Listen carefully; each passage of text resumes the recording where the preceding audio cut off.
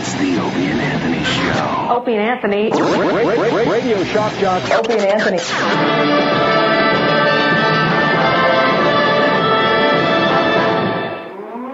In the world of radio shock jocks, the biggest are Opie and Anthony. These people say shocking things that border on offensive in order to entertain their audience. I refuse to sit here and think that radio has to be nice. Why? Why does radio, out of any other medium, have to be nice? We are being now held to a standard where we have to be nice and make people feel good. Go screw! Radio bad boys, Opie and Anthony. Controversial radio personalities, Opie and Anthony. Infamous DJs, Opie and Anthony. Talk show radio hosts, Opie and Anthony. Opie and Anthony. Opie and Anthony. Radio shock jocks, Opie and Anthony. Opie and Anthony. Shock jocks, Opie and Anthony. Shock jocks, Opie and Anthony. Opie and Anthony. Shock jocks, Opie and Anthony. Opie and Anthony. Shock jocks, Opie and Anthony. There was some dude who liked horses and liked the radio show and named his horses after us. And then let them starve. And let them starve? Great. Kind of like what we're doing to the listeners, starving them of entertainment. They are sick freaks. Bobby, please look. There's one part we want you to see. That's easy. Oh, you okay?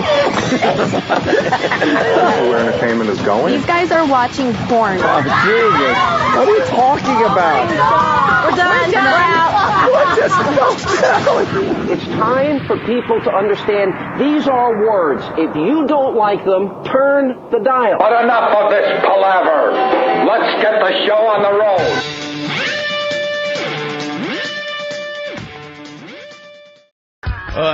We're back with the Opie and Anthony program. I'm trying to eat. Huh? I'm trying to eat. Jimmy just fucking set me off in bullshit. Yeah, well, you annoyed me too, so I guess we're human. No, it's bullshit, bro. Say what you want to say, but I'm not some idiot. You're annoyed at me, I'm annoyed at you. It's life. Basically, he thinks we blew off Sean Rouse last week. Because no, you. I didn't blow off Sean Rouse. What happened? Huh? What happened? Yoshi's here and the dude from Slap Happy, and Jimmy's like a little up to, are we going to get him on the air? I'm like, yeah, eventually we'll get him on the air. I'm not like, whoa, let's stop the show and get these guys in immediately. And he's like, well, you know, you have a tendency to make people wait outside, and then they eventually come in, and then, you know, blah, blah, blah. Tough shit. Is that the way I did it? Did I just whine at you like that? Yeah, you did whine at me. Yeah, and then you're like, Sean Rouse came all the way up here to do the show, and then you don't even thank him at the end of the show. Yeah, you don't. Like I had a personal problem with Sean Rouse? I didn't say you had a personal problem. I just thought it was something that Sean Rouse opened up for you in Atlantic City. You asked, you know, you want Sean on the show Monday? I'm like, yeah. I didn't know he was driving you said, hell yeah. Yeah, because I like the guy. I think the guy's a really funny comic. I met him when we were on hiatus in Dallas. He's a really funny guy. We've never done the show with him. So I said, yeah, sure. I didn't, first of all, know that he was driving 2.5 hours north just to do the radio show. Second of all, we booked him last second. We had a lot happening that day. So then you're like, well, you didn't have to go to the Joey Paisano phone call. Well, first of all, that's a judgment call. I don't talk like that. That's a judgment call. I went to the Joey Paisano call, and it was good radio. It was about gambling and addiction. You thought it stunk. No, I didn't say it stunk. If I thought it stunk, I would tell you I thought it stunk. I didn't say it stunk. What'd you say? It could have waited till the next day because it wasn't something because he was only here for one day. I didn't say it stunk. If I thought it stunk, I'd tell you that. Then you sit here and try to make this happen. See, that's not a valid argument. If I disagree with something, then don't ask people to voice their opinions. Dude, I have to make judgment calls every fucking day. These guys, everyone produces stuff for us and throws it in front of Anthony and I. And then Anthony and I pick away and go, well, we'll try this, we'll try that. Right. Well, this guest is here, we'll try that. All right? And that's how this show works, always. I understand But you think there's some kind of underlying thing that we're purposely making people wait outside the studio. No, I don't. Sean Rouse came in. I never we talked to him for 10 minutes. You think I think that because I don't think that. Yeah, don't you say did. I would say it.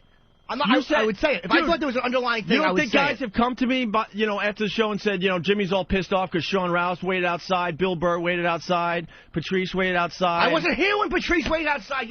How are you saying that? I wasn't here. You see, you're making this up as you go along. I wasn't here, Ope. It was all right. It was Bill Burr then. Bill Burr, you complained. When did he wait outside?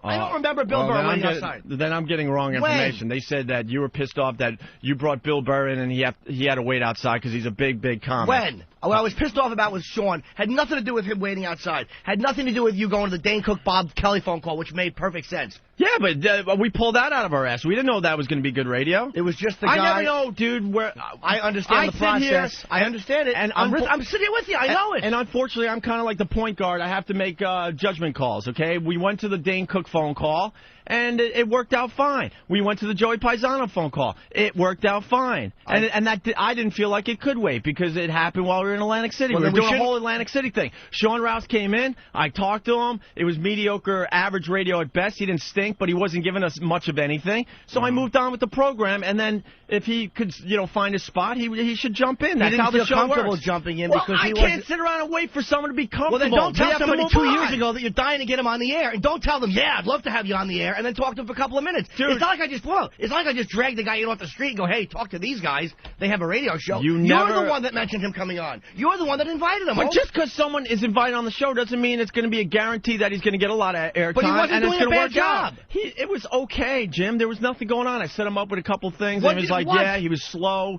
As far as the rhythm of a radio show, he was just trying to figure it all out. So we sat him over there, and we moved on with the show with other things. And you don't even thank the guy at the end. That was a total blow-off. So what does that mean? I was blowing someone off? It was rude. Don't fucking say blow off. That's what it is. Well, you're misquoting me. That's bullshit. You're saying I complained about Billy Burr and Patrice. I wasn't even here when Patrice first came in. I don't blow off people that I like. Sean Rouse, I like. I didn't purposely blow him off. You can call it whatever you want. That means at the end of the show, I probably ran out of time and forgot to thank him. There was a lot of shit going on that day. Okay, so we talked to him for a couple of minutes, didn't talk to him for the rest of the show, and then didn't thank him at the end. Nothing. Just like, you even said at one point, hey, we're hanging with Chris Jericho. Understand he's a big guest. That's how it works sometimes. The guy is sitting right here. That's how it works. The guy is sitting right here. That's how it works sometimes. Okay, that's how it works. That's not a blow-off. What is How many times in the old days did you come in and it was dice and we got to you when we could? Understandable. That's how it happens. When I was a regular on the show. So next time, But you'd never ignore me. You would always say Jim Norton's in studio. So what do you think the problem was, Jim? I think you should have at least thanked the guy at the end. So you think I had some kind of personal problem with Sean No, Rouse? if I thought that, I would say it. I don't think So that. what do you think the problem was? It was just a bad decision, and I said that to you off air, like, I mean, because whatever. I didn't say you don't know how to run a radio show. You don't. I didn't say that. You're funny and you're a good part of the show, but where I sit, you don't know what's going on. I don't try to know what's going on. You're the boss. We all know you're the boss. I have to make calls all the time. I don't want to be the boss. And sometimes, unfortunately, it's going to work out like the Sean Rouse situation. Oh, well. Well, then don't ask people to give you input if you don't like the input. I didn't. You said it. Now, many times you say, hey, let me know what you think, and blah, blah, blah. Many times you said that. I didn't. It came out because you have something in your head, like you have a problem with some of these guys waiting. You're like, no, well, I don't have a problem with people waiting. Is Yoshi and the guy from Slap Happy coming in? I'm like, yeah, eventually, but personally, I'm getting sick of all the porn bullshit. Right, and you said that yesterday, and the two you're like, people, come on, man, Yoshi is a funny comic. And I'm like, well, get to him eventually. And the people we had yesterday gave great radio. So, yeah, but you don't know. I've had a million porn stars on the show that stunk. So Amanda Pete stunk. You're not sick of celebrities, are you? You never know. She was awful. Yeah, I didn't want Amanda Pete on the show. I could care less about Amanda Pete. That was set up by the booker. Oh. That's why we went after her and talked about her stupid, awful tits. I don't care about Amanda Pete. The fucking movie came out, the reviews are in, and the movie stinks. Well, who cares? Whatever. But you don't know. You don't know what you plunk down the phone, you get a guest in here, and you hope for the best. I know all that, but if somebody says something like, hey, man, I would rather do this or I didn't like this, you can't go, hey, look, you don't sit where I sit. That's a cop-out. It's like, don't pull cop-out. It is a cop-out because if you thought Sean Rouse wasn't really fitting in and stuff, you're part of the show. You could have tried to, get him more involved. I didn't feel like he wasn't fitting in because you run the show. I know that. I'm not stupid. It doesn't mean I can't say something I didn't like. Dude, but if it's not going in a direction and you think you could help out, then you jump in. Then that's your job to jump in. So, it's my job to jump in. But hold on, but off air if I say something, and it wasn't like a nasty fuck you remark. Off air if I say something, hey, don't do that, you're going to piss me off. It's like, you can't have it both ways. Don't tell me you can jump in or you can do this and then not say anything off the air because I don't come in as early as you do and I don't know where you sit. You can't have it both ways. You could jump in at any time. The Sean Rouse thing was average radio at best. Anthony and I can't sit here and wait for radio gold from Sean Rouse. No, I know. I'm talking about... You know how many people out there were killed for 10 minutes on this radio show? He got 10 minutes. It was okay. Next time he's in New York, we'll throw him on again if he's not too pissed, Jimmy. And we'll see what happens next. He didn't say anything. And then we'll see what happens next. I just watched you, the guy come in and not get 10 fucking minutes on the show is a long fucking time. You're right. All right? You did him a great favor. So what am I supposed to do? Thanks for coming in, Sean. It was nice to have you. Should we do a Barbara Walters fucking interview with him for a half hour? Common courtesy, a guy you've invited on 2 years ago, to go, hey, man, thanks a lot for coming in. How about that? I said thanks off air. No, you didn't. Off air, I said goodbye to the guy. All right. Okay, off air, you say goodbye to him. So I have a problem with Sean Rouse. I never said you had a problem with Sean Rouse. Stop misquoting me. Stop misquoting me. Then what's the big deal that he didn't get a proper goodbye on the air? You're insane. I'm not insane. What's just the rude. big deal? You're the one that you were raving about what a great comic you think he is, how you wanted him to come on. What is rude about forgetting to say goodbye to a guy when there's nothing. Dude, when there's so much shit going on. What was going on? Chris Jericho is here. I think we had something that we had to do after the show, you know. Make sure the show ends on time and in a nice fashion. That's a lot of shit going on? Dude, I don't know, dickhead, because I don't know what was going on that day, fuckface. Oh, don't get all angry and yell. You can't say you want me to voice my opinion and then get so pissed off when I voice my opinion. You're insane. I'm not insane. You are insane. No, I'm not. You're insane at times. No, I'm not. So Sean Rouse didn't get the proper goodbye. Oh, well, it happens. Okay. It happens. Okay. You know? Okay. You can sit here and try to figure it out. See? You can. Because you have all these opinions how it's supposed to work. All these opinions? I fucking never say things I don't like on the show. Let's get Yoshi in. I never have problems with things that are going on the show. We'll get Yoshi in eventually, no problem. We'll fit him into the show. If you would have said that, I never would have even thought about it. You didn't say that, though. What did I say? I don't know, man. I don't know. The porn shit. It was a big thing. You didn't go, yeah, man, we'll get to him in a little while. Okay. That's bullshit. I said we'll get to him eventually. It's bullshit? It's not bullshit. You didn't say it like, if you would have said it like that, I didn't say that we're not getting these guys in. I'm like, yeah, we'll get to them. But I'm not obsessed with porn like you and Steve. Like, oh, God, more porn people. You know, you guys get all excited. Can't wait to get your pictures and stuff. Who cares? Who cares? We're trying to do a fucking radio show. I know what we're trying to do. I'm sitting here across from you. I understand that. I understand you're trying to do a radio show. I know that. Jim, you're fucking pissing me off. It's bullshit. You're pissing me off, too. When you say, you know, that I blew someone off, that is bullshit. Okay. That is simple bullshit.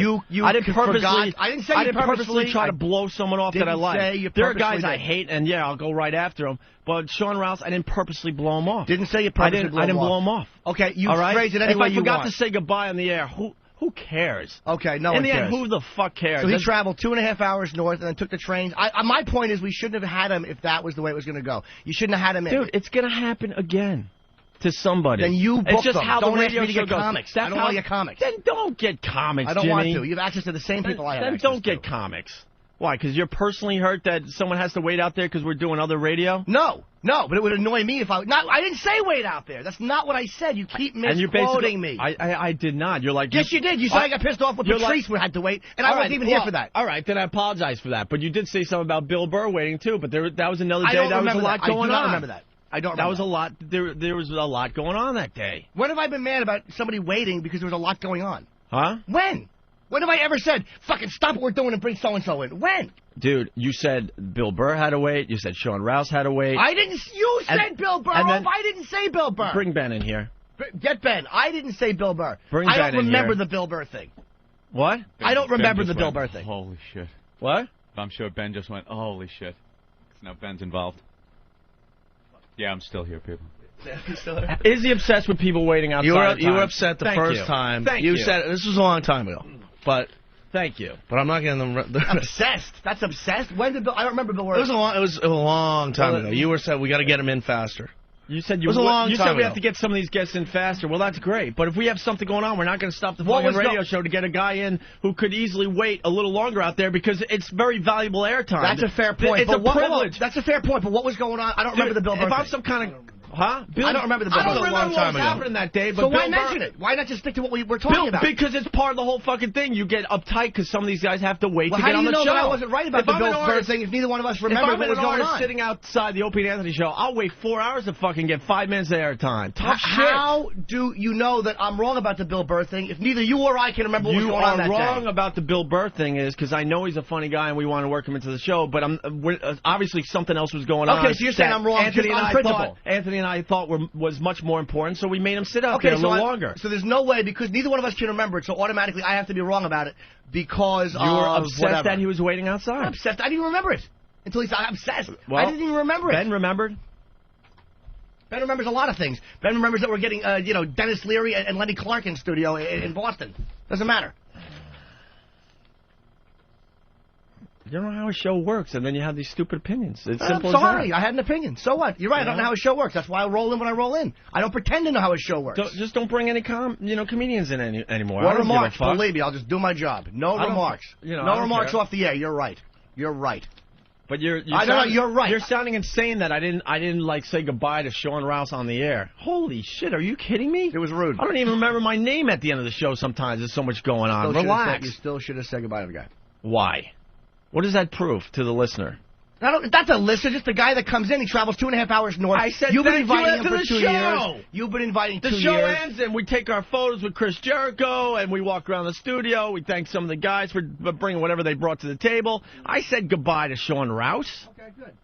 Good. I said goodbye to Sean. Okay, good. So I didn't do it on the air. That's the big deal? No, and you know that's not what I'm saying. Yes, you know that's not what I'm saying. Then what is it? Because you just blew him off. You didn't address him at all. Hey, we're hanging with Chris Jericho. Don't say I blew him off. Okay, it's the words that bother you. Stop with the semantics. Whatever you did, he just sat there. So, it happens. It happens every day on this show. It's happened a million times on the show over the years. And have I ever complained about it? Have I ever said to you, blah, blah, no, yes or no? No. Dude, it started because of Yoshi and Brandon outside, and I'm like, oh, and I'm like, yeah, we'll get to him. You're like, well, I don't want him waiting out too long. That's not the way it happened. Why'd you even invite him in? I'm like, we'll get to him eventually. You didn't say we'll get to him, and I panicked. That's not the way it happened. That's dishonest. It's not the way it happened, dude. It's not the way it happened. Whatever, Jimmy. Okay. Whatever. Not the way it happened. Whatever. You got to calm down. I'm very calm. You got to calm down. You really do. Hey, look, you're the boss, brother. Everybody knows you're the boss. I'm not challenging that. No, that's not what I'm getting at. Of course that's what you're getting at. No, of course it's not what I'm getting at, Jimmy. Of course it's not. You know, we all have a say in the show, and if you thought something was going on with Sean Rouse, you could jump in and try to make it happen. It wasn't happening.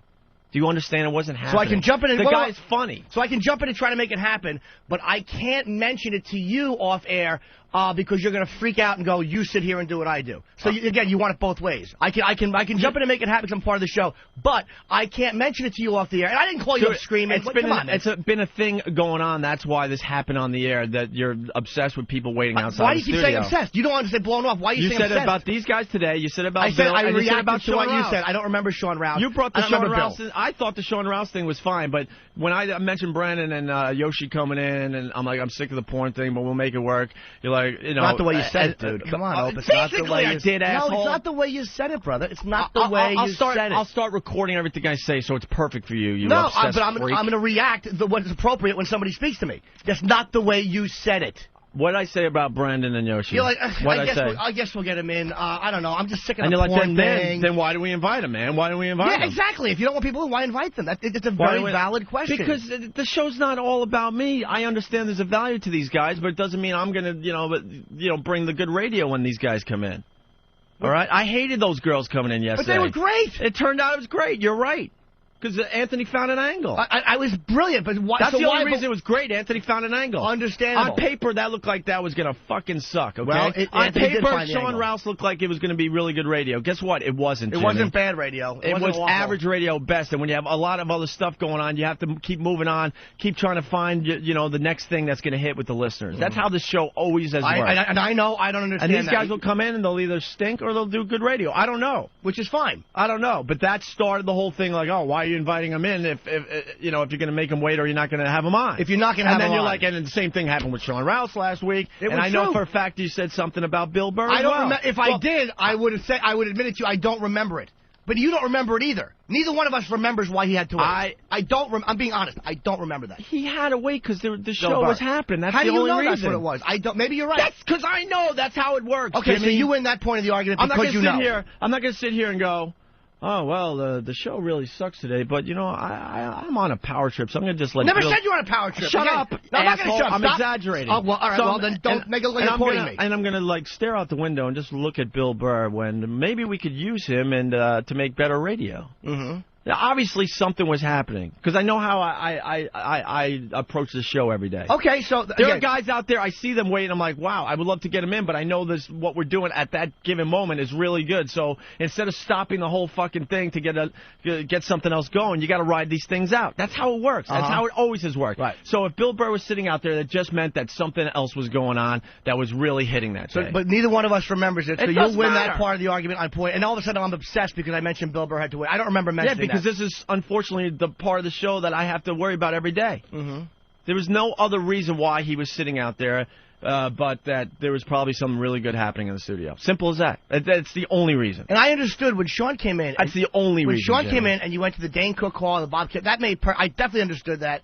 It was what happened once he was in. You're still not getting it. I get it. No, I comprehend it. I don't agree. No, you're not. I get it, You're still not getting it. That's arrogant. I do get it. I just disagree. We could have went to the Dane Cook phone call, and that could have blown. You're like, well, I understand why we went there. Really? Why? Because that could have sucked. No. Bob, you want to ask me a question? Let me answer it. Bob's a regular on the show. I understood why you're going to it. The guy got hurt. Dane's calling in. Dane's the guy we wanted to get on the show. You've been saying you wanted Dane on the show. Then we got Dane on the show. I definitely understood why you went to it. But just because we wanted both those guys on, that could have sucked. It could have, but I understood why you went with it. You're making my point. Jim, I understood why you went with that. and Dice, there were times they gave us shitty radio. Just because Dice is coming in doesn't mean we're going to have great radio. Understandable. No one is saying that. So for you to say, I understood why you went to the Bob Kelly call, really? Yeah. What if we went there and it sucked? I still would have understood why you went there. All right, and you don't understand why you went to the Joey Paisano call. Not saying I didn't understand. I'm saying once Sean was in studio and talking, and you wanted to make that decision, that's your call. Okay, fine. But then to not address him at all for the rest of the show. My God, we should find the Sean Rouse audio. Through going to break. We should find the audio. You're asking me, and I'm explaining to my point of view. From going to break and saying, hey, we're hanging with Chris Jericho, not even mentioning the guy, and at the end of the show, not even thanking him for coming in. That's what I was talking about. Tough shit. Okay, that's your answer. Tough shit. Shit. I say what I say, you say tough shit. Did I thank him after the show? I don't know what you did. That's all that matters. You say you did. That's all that matters. I'll believe you. Because we developed these relationships for the radio show. Okay. If I forgot to thank the guy at the end of the show, tough shit. Okay, it tough happens. Shit. Okay, I say what I say, you say tough shit. It happens. Okay.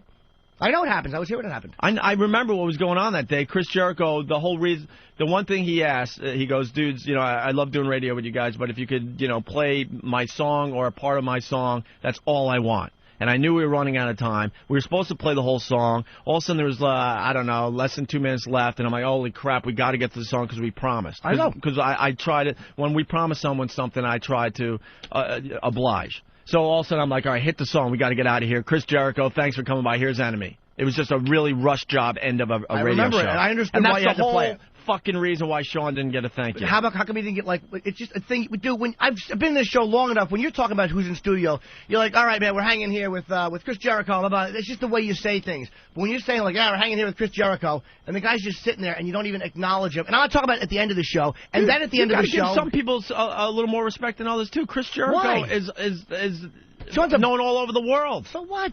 And he came in. I know you guys like Jericho and he's a good guest. And eventually, maybe we would have got back to Sean or not. In that case, we didn't get back to Sean Rouse. I'm not even talking about getting back to him. Oh, my God. But don't say, hey, you can jump in because you're a part of the show, and then the other thing, get really pissed off if I say something off air.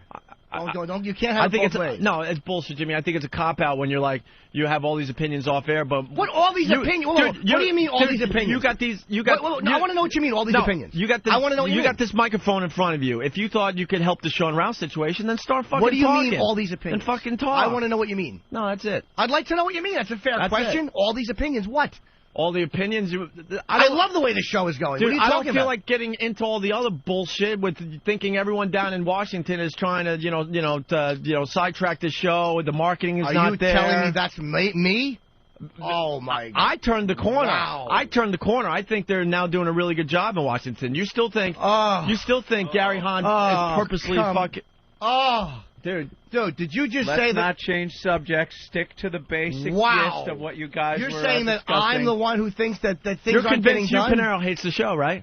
I'm not convinced that Hugh hates the show. I know for a fact that he likes the show, okay? I know for a fact. Show. Are you really on the air trying to throw me under the bus with Hugh Pinero? Well, now if you want to fuck around, Jimmy, let's fuck. I'll fuck around. Let's fuck around. Go ahead. I say what I have to say on the air, always. All your opinions, right? Yeah, my opinion is this, that they are worried about the show. I've been saying this since day one. It's wrong now. Well, let me finish my opinions. That they're worried about the show. It's wrong. And I was right about the advertisers coming up the premium. I was right about that.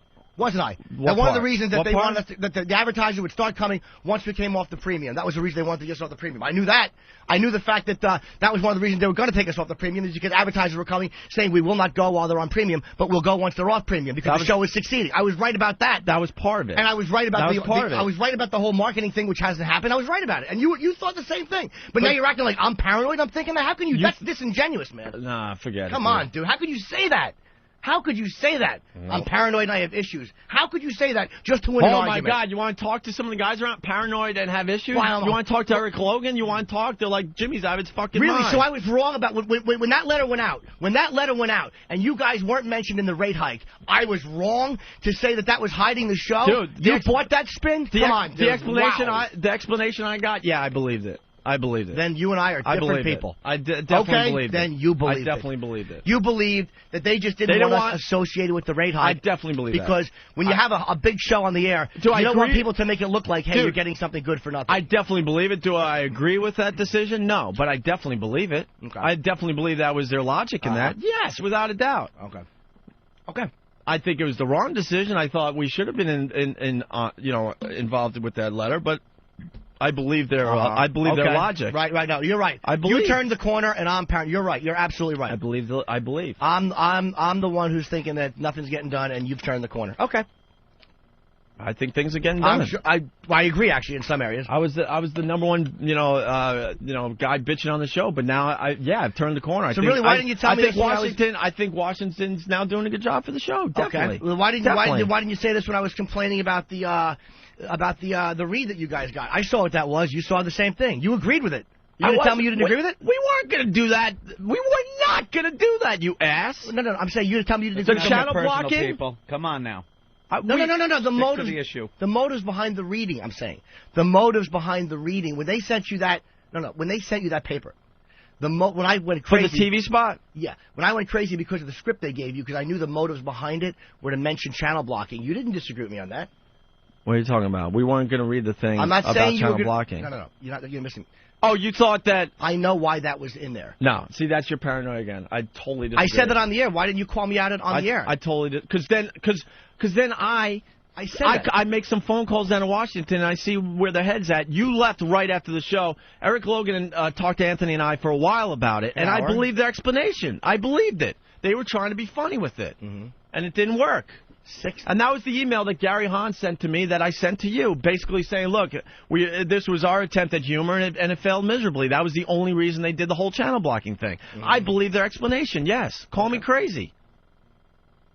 I totally believe it. Okay, good for you. I totally believe it. Absolutely. Actually, you might be right. But I totally believe it now. The fact that you would actually at the point you made a good the other day you made a good point, but then I'm like, all right, well I got to call Washington and see what this is all about. Just the fact and the explanation they gave me, I believe it. The fact yes. that you would make it look paranoid that I've been pissed off at the way certain things go is mind-boggling to me. It's mind-boggling to me. You got to calm down a little bit. Don't. There's some paranoia. You were still bitching about the advertising for the show while we're in the papers that day. Yes, I was. We're on the back page of the New York Post on the sports section, a really nice ad, and that day you were still bitching about the marketing. And I acknowledged the fact that was good. You said you like about that stuff, and I'm like, yeah, you're right, that is good. That was good. I was talking about the TV commercial and the dialogue in the TV commercial, and you know that's what I was talking about. I was talking about the dialogue they gave you, that little thing about, maybe they were going for a humor thing. If that had been one or two of the lines, I would have definitely understood that. But the fact that every single line mentioned channel blocking. You're the one that was saying no one's running this channel. We didn't get this stuff sent to us. I totally agree with that, too. But we're taking care of that situation, too. How can you say that I'm the one who's thinking that we're not getting done? They went with this angle of channel blocking. So then they had 6 or 7 different versions because they thought that might make for a good spot. That's all that was about. And had they had one idea. They had one idea. Like, you know what? These guys talk about channel blocking in a sarcastic, dry way. This could make a good TV spot. They were absolutely wrong. But I would have agreed with you. That was the only motive. That was the only motive they had doing that. And I truly believe that now. Well, then you know what? Because I talked to everybody down there. Okay, then this is unless they're all if you're right, fucking with me. If you're right, then this is the case then of a guy who's been caught cheating on his wife 8 times. And one time he comes back with glitter on his collar, and it's legitimately there because he hugged a relative, and she thinks he was cheating again. He goes, no, I wasn't cheating. It's the same type of a vibe. So you can't call the wife paranoid for thinking the husband cheated. Jimmy, I'm involved with these guys in Washington a lot. I encourage you to talk to Eric Logan because you do. I do talk to Logan. I like him. You don't talk to him a lot. I talk to the guy every day. And I'm just saying, some of the things you have problems with, you should get on the phone with him, and you'd be more at ease, is what I'm saying. What are you saying that I have problems with that's so crazy or paranoid? I don't think the show's been advertised properly. They were afraid of the show, dude, and I was right about that. They were taking a slow approach. I understood that. Believe it or not, I understood it from the beginning. Oh, my God. This show in October, I didn't want the whole fucking country to know about. Anthony and I were getting our chemistry back together. I was okay with no national spots. I really were. Dude, you're making it look like you're comfortable with the way things have gone, and I'm this crazy person who's screaming for more. Come on, dude. We've all screamed and yelled and had our problems here. You were yelling 2 days ago. Huh? You're yelling 2 days ago. Because I didn't know. You brought up a good point, and then I'm like, wow, you might be right about this. Okay, sure. But then after the show, I called and I got an explanation. I believe what they had to say. And you also believe the explanation of why Open Ant were not mentioned in the XM letter. Completely believe it. Just because you didn't want to be associated with the rate hike. I don't agree with it, but I completely believe their logic in that. So it wasn't that they're a little afraid of the show, and maybe even justifiably so, considering what's happening. If they're still afraid of the show, they would just keep us on premium. Don't you get it? No, because of advertising. No. Because certain sponsors want to come aboard the show and just be a part of it and have us go out and do things. No, wrong. I think that they realize the show is moving in a different direction. We don't have a lot of advertisers to begin with. No one, there's not a lot of guys jumping on board, and the rate for a commercial is so minimal. They're not going to make any money anytime soon on that. They're just not. The advertising guy said that the advertisers want to come aboard. They want to be a part of the show. Sure, that's we're on basic. That's part of it. That's once we're on basic. Well, then how come you make it look like it's not part of it? You that's just one part of it, though. But if they were really worried about the show, they would just keep it on premium and let it grow that way. Okay, so you think that they've been very comfortable with the show and they've been pushing the show properly? And I'm this crazy person who doesn't think that. Honestly, no. I think things have gotten better, though. I never said they didn't. I think they wanted to take a very conservative, slow approach. Did we agree with that all the way along? No. Just the fact that in the beginning, I didn't really care because in the beginning I didn't care because I didn't think we had a product that I personally was proud to show the whole country in TV did spots. Care, dude. I'm talking about from January on. You did care, and when Howard announced he was going to Sirius, all of us thought like, all right, now you got to push this show because we got to be in a position to fight or whatever. You know, and we wanted them to push starting January. Starting January would have been nice. It didn't happen, but now we're in April, and now we got a big push happening. So it's a little slower than we wanted. Yeah, I agree with that. I agree with that. But from October to January, you know, this show wasn't ready for a national platform. It just wasn't. Okay, Anthony and I took 2.5 years off. You're saying you agree with that, but in the beginning of this whole XM tangent, you're making it look like I have all of a sudden been this problem who's complaining about XM irrationally, and that these guys Anthony, I love Jimmy, being here, and you know that, Jimmy. Yeah, but you don't acknowledge the good things that are happening in Washington. Of course I do. Not a lot, bro. Not like a what? lot. You're always always looking for the other side of something. Why there was the channel blocking, script. Why we weren't mentioned in the letter. And I was right both times. No, maybe channel blocking way one thing, but I was right about the other one. No, you're not. Okay, then you agreed dishonestly. You agreed with me dishonestly. No, I'm not going to explain again. When it came up on the show, you brought up a good point. I'm like, whoa, yeah, we got to look into this. And you're 100% right about that, 100% right. But then I wrote some emails. Anthony and I talked to Eric Logan, and I'm completely satisfied now that they were just trying to make a joke that was just dumb. Possible. Dumb. Why were there no other options? Had there been other options, I would totally believe that, but there were no other options. Because when you're making a TV spot, you're like, all of a sudden something hits you. Like, well, I think this would make a great TV spot, so let's get 6 or 8 different versions of this and then record it, and we'll pick the best one. But then Ant and I jumped in and said, no, this is just not funny. It's not working. I totally believe it. Completely now. Completely. Okay.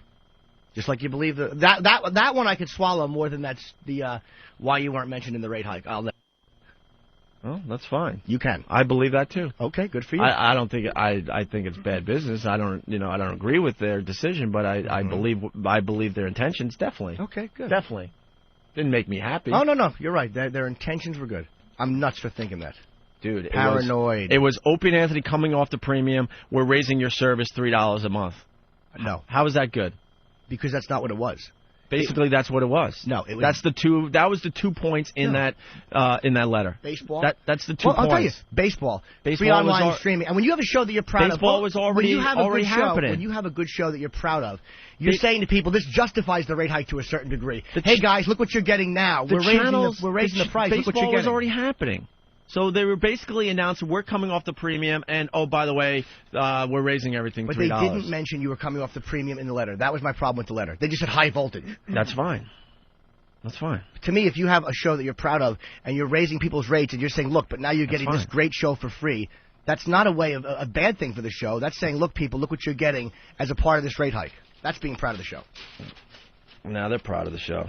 You have no idea. Okay. Then I have no idea. You don't. You don't. They're definitely proud of the show. Okay, good. You know?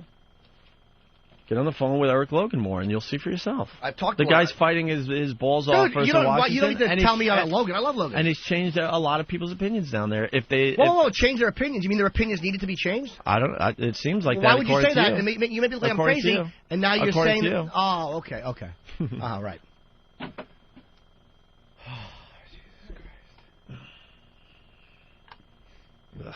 Yeah, I feel the same way. Just the fact that gears got changed in mid-argument to a whole new argument just is too telling. I didn't change gears. There's obviously tension between you two that's been simmering. That's all I see. That's what I see. And no, I'm not jumping on anyone's side in this argument. I'm being questioned here. Where's Anthony jumping? I'm not jumping. I'm not getting between this. But obviously there's tension here. You know. I know Jimmy very well. I know Opie very well. I see some tension. I know Jay Moore very well. Jay, we'll get you in a sec. I'm sorry. I don't want Jay Moore waiting. Ooh. I'm kidding. Jesus Christ. I'm sorry. Sorry, bro. Well, now I know what Opie's talking about. You don't call people back. You don't call people back. Yeah. So, you know. You guys obviously have to have a little powwow, perhaps off the air. I hear a little too much personal shit my general thing to not think there's a little more here than meets the eye. This is my general thing. Simple as this, okay? And call me an asshole, call me wrong, that's fine. But this is, believe it or not, I'm having a really. Oh my God! Oh Jesus, Jay! Jay Moore's completely naked. Jay Moore just got completely naked. He's standing in front of the window, completely naked. and I think it's getting hard too. Jesus Christ! Tell him to put his pants on.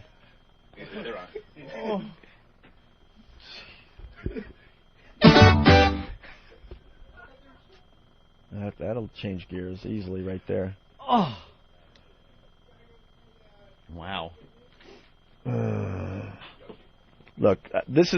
I'll summarize, and you could call me wrong, whatever. But believe it or not, I'm having a really, really good time with this radio show. A really good time. I'm having more fun in radio than I've ever had. Okay, and I just get from Jimmy at times a negative vibe. When it's always like point out the negatives, point out the negative. I'm just saying, dude. And if I'm wrong, you can call me out. And there's, well, I'm not gonna, whatever. And I get a negative vibe. I get the calls, and the frustration and stuff. And sometimes, this is all I'm saying, sometimes I wish you would also just point out a lot of the positive things that are happening. You do focus on the negative a lot. That is so sociopathic, I almost don't know how to respond to it. Holy crap. Of course I'm negative, and I point out the negatives. But to think, when I've agreed that this is more fun than commercial radio ever was. And I love doing the show, and I love. I'm talking behind here. The scenes, dude. There's always this negative vibe of what this, that, and this is and coming. This is coming from me, who's a complete asshole a lot of times, and a negative person. Then you should have told me that instead of saying, "Hey, man, I really like the way in the conference calls you speak your mind and you try to get shit done about the channel name change, and all that stuff." You're coming from two different points of view. We haven't had a conference call in 4 months, dude. We haven't had a conference call in 4 or 5 months. How about the Club Soda Kenny situation? Was I negative about that? That just got resolved 2 days ago, bro. We all agreed on that one. Whoa, how am I the producer holding up a "Let's move on" sign? Ben trying to be the producer. Jay here. Let's go to Jay. Jay. Move on. Talk about this later. Cute girl outside. It's a cute girl out there. Jay got naked. You guys obviously need to, sit down and chat off air about things. I know both of you very well. I know both of your personalities very, very well. And I just see a clash going on there. That's for sure. I know Jimmy, like Opie says, Jimmy brings up a lot of the negative stuff and a lot of, he's always talking to people in D.C. about the problems that we're having. That is, first of all, that's just inherent in Jimmy's personality, is to point that stuff out. And the way he does it, is it abrasive? Sure. Is it in your face? Yeah. That's Jimmy. That's the way he does stuff. I sit there and I have seen huge improvements over the course of the past couple of months. Things have definitely gotten better. There's still a huge problem. I refuse to pay that Club Soda Kenny bill. I refuse to pay bills that they keep sending me in the email. I'm not paying those things. Are they advertising more? Sure. See if that lasts. Your personality is what your personality is. I've been with you for 10 years doing this show. I know what it's like, and you've come leaps and bounds, over the past couple of years. But to see you and Jimmy in the same room for a set amount of time, which is the past few months that we've been on the air, I just see I see problems. It's the way both of you are. There's, blame me if you want, but I'm just trying to get... Not blaming No, not you, Anthony. I'm just saying, I'm just trying to get the negative vibe as much as possible out of my life. And I still get a negative vibe from Jimmy at times. And if I sent you down that road, then fine. You didn't send me down that road. I'm telling you right now on the air, I don't want to hear as much negative anymore. Then stop saying as much negative. I'm saying right now, but as we move forward, okay? I said, if I set you down this road, then You didn't set me down. I'm 36, dude. You didn't set me down any road. But I don't want to hear it as much anymore. Okay. I just don't. I Okay. want to enjoy my life. Dude, I'm not talking just about the radio show. I'm talking about my whole life. I'm trying to get a lot of the negative vibe out of me. I'm trying, okay? And I just don't want to hear as much anymore like I used to. I used to really get into it. I don't want to hear it as much. That's all I'm saying. That's all I'm saying. Mm-hmm.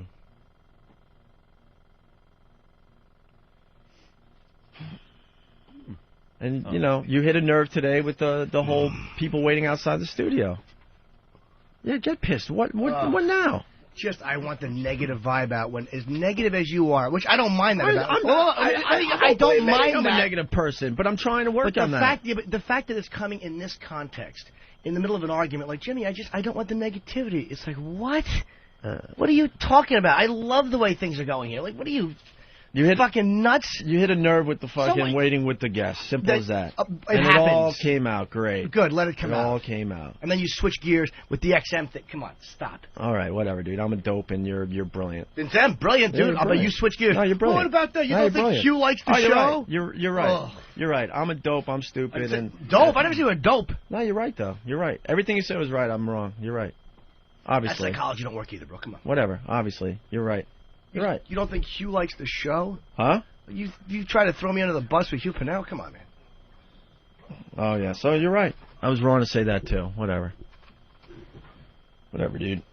If you want to fight, it gets ugly. That's how fights always work. Whatever. So you can point out that I quote, try to throw you under the bus with Hugh Pinero. Dude, I'm never going to win. You're the boss, man. I know that. Hugh Pinero isn't going to fucking fire you because I said something like that on the air. So I don't fucking think he's relax. Going to fire me, dude. I'm not worried about him firing me.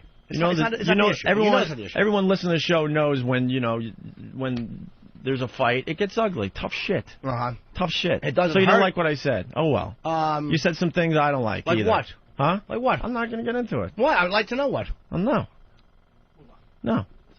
Because then it'll be another 20 minutes. So you're right. I'm wrong. There you go. Will that make you sleep better tonight?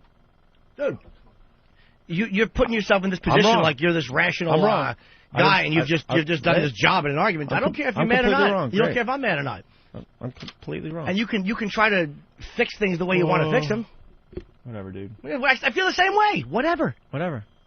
That psych shit that works on broads doesn't work on me. I don't care. Fine. Don't care. I don't care. Good. When you say you don't care, you care. Yeah. Ben, any suggestions, Ben? Besides your move on sign? Can we move on, please? Jesus Christ. We have been on this for a while. Yeah, we've been on for a while. Jay's here. Let's go. Let's take a break and go to Jay. We're back with Norton and Friends. Is that funny at least? Are you done? All right, thanks. Are you done?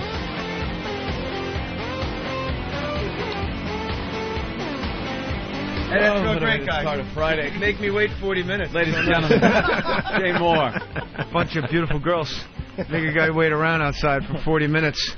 What's up, Jay Moore? Naked. Who was it? Roush? Who? Rouse? Sean Rouse. That guy's never had more press in his life. I never heard of him, and I'm a fucking comic. This guy's been talked about for 2 hours. This guy should come in here and tongue your bag. Well, who's Eric Rouse? Sean Rouse. Eric Logan, Sean Rouse, 2 different people.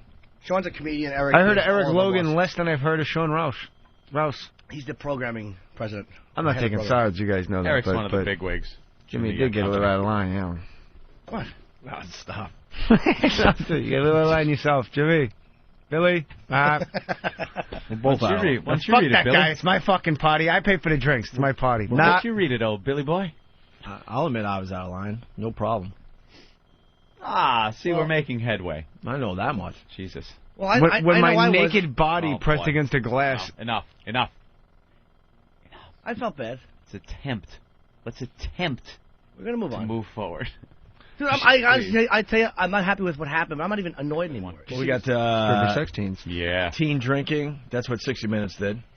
Yeah. They know what works. They always condemn, shows like ours when we touch on things that are like, oh, this is awful. Talk about sex and teens and.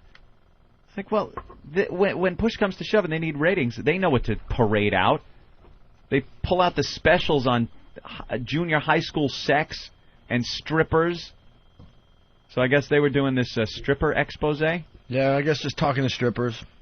Great. Getting to know them, you know. Because they have so much to say. Fucking strippers. Let's go with the first clip here. A lot of people think the dancers are all either sexually abused as kids, or there's something wrong with them, or they're partying all the time, or they're prostitutes, or they're drunk every night. Yeah. Word Up by Cameo playing in the background. Was Word Up. Was it really? Yeah. Well, that is the... Am I the only one paying attention around here? Dude, this show the wheels fell off hours ago. Jumped track. We're just trying to, get to 11 o'clock. Who are you kidding? He's glancing up. I'm looking at my watch. What's fucking... The train jumped the track. Girl worked in one of Daddy's clubs, Lady E. The wreckage hasn't stopped rolling.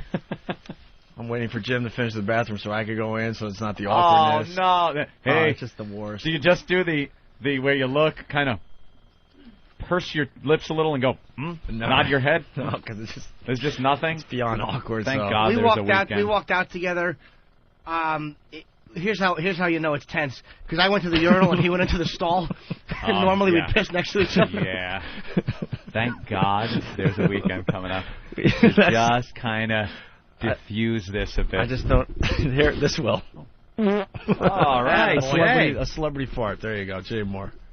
No, I just got a really bad headache now, you know. Do you? Really bad. That's my own problem, though. How do you feel about the Jets getting Doug Jolly? Jesus, Jay. Jeez, that's a bad one, dude. God, yeah, well, it's a fart. Yeah, but sometimes they're not bad. Yeah, sometimes they're really good. Sometimes the inside of your ass is like potpourri. But sometimes they don't smell. They're never good, but sometimes they're just nothing. Mm-hmm. Is that a show promo? They're never good, but sometimes they're just nothing. Right. Opie and Anthony. So what do you got planned for the weekend? I don't know, really. Yeah? Probably going to Long Island, I guess. Yeah? Mellow out for a while? Yeah, sure. No, not hanging out? Doing my sets. No, he's got the big, Jimmy's doing the big HBO thing next week. Yeah. Because that's going to be the next stupid speculation. Monday and Tuesday. You going? Monday and Tuesday. Yeah, I'll go. It's not that. It's not a fucking... I understand. It isn't a deal breaker or anything. I'm the voice of the people, Opie. It's just one of those things, and, we'll work it out, whatever. It's just... What's your pilot? It's a special. It's a half-hour stand-up. No, he's doing the HBO on Tuesday. So here's the speculation that's going to start. Jimmy's not going to be here Monday and Tuesday. It's because he's getting ready for HBO. Oh, no, now there's going to be all kinds of speculation. Of course there will. But I told Dope yesterday I wanted those days because I wanted to get my sleep, or I want to sleep late like I was always doing. That has nothing to do with what happened today. Not Trust me, we totally get it and understand. If we didn't say that, though, and all I of a know, sudden we that's show why I up want on to say Monday, it. There's no Jimmy here. That's why I want to say it, because stop. Should have done that. And now they're taking sides. Enough. Just just relax. That would have been really cool to come in, not acknowledge that Jimmy's not here, and not even talk about Jimmy. Not mention it. Not mention it. Nice. Oh, boy, they would have. Bill Burr joining us again in studio. He did a good job on the show. Yeah, he's very funny. Bill's fun. Yeah. All right. And I thanked him properly, by the way. Stop it. Play the goddamn audio. Put you both in the ring, give you both a fucking beat, and let you fuck each other. Oh, get blood off my contract. You're used to that. But like what you're on right now, what's that? Oh, this is instant feedback. This is people instantly commenting on the show, and boy, is Pat it from been Monaco's even not funny in print. It has been very entertaining all day long. A lot of Pussy Metallica busted? references. Yeah, I know. Coming in. It'll be fine. Let's all relax. Don't. Dude, I gotta interrupt. The Photoshops are coming in. They are really funny. It's me and Jimmy looking really angry in the background, and you're sitting there, and the caption says, "I love you both, so I want to make this right. We'll need a porch and some marshmallows." It's chasing Opie. Yeah. That's funny. Smart-ass pricks. Let's go to Kentucky. Dexter, what's up? Hey, guys, how's it going today? Hi, Dexter. What do you think? Hell, sounds like y'all having problems in there. Oh, what's up, man? Sound like y'all have problems in there. What do you do, psychologist? I'm a damn truck driver. Oh, okay. What's up, Dexter? Hey, first-time caller, buddies. I've never called before, and I've used to listen to Howard all the time. And since I got XM about a week and a half ago, I've turned y'all on and enjoy listening to you all. And as far as that damn dragon wagon goes, why don't he go to a rest area and get ass raped by Pickle Park Pete? Ooh, old Pickle Park Pete. I remember the Pickle Park Pete. That's the gay guys that hang out at the truck stops looking to maybe Fucking service the faggot. guys for a little extra money. Wait, or you what'd can you call say, him fucking Dexter? faggot. He's a fucking faggot. Wait, I'll say. Is he cutting out? What'd you say? Fucking dragon wagon's a fucking faggot. It sounds so Baloney natural lips coming out of that Yeah. mouth. You just picture a young Baloney boy in lips Wyoming over tied there ought to a to fence. get you But he'd say that to a gay guy. I don't mind. You're a fucking faggot. That's fine with me. Fine with me. I don't care what you fucking faggots do. Everyone is saying PSE is porn star experience. Oh. Is that Oh, possible? really? I never heard that. Maybe it is. Hey, Jim. Please, Jim, you there? I'm right here, sir. Won't you just go over there and give Opie a big old kiss to make up? Guys, it's enjoyable. Love listening to y'all. All I'm right. punching the hell out. I got to go do some work. Thank you, Dexter. Dexter will be fine. Bye, sweetie. Opie and Anthony Show. But enough of this palaver. Let's get the show on the road.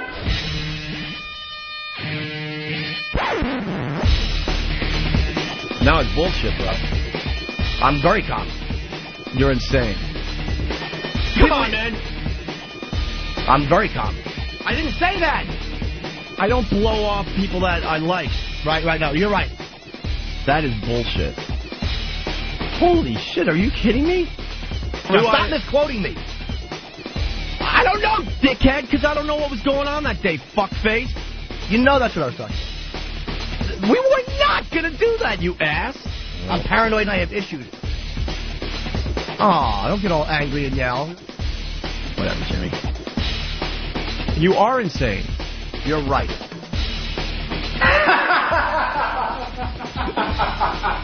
That's terrific. That's terrific. Stop whining. Quiet. Stupid! You're so stupid! Stop with the semantics. Well, you got to calm down a little bit.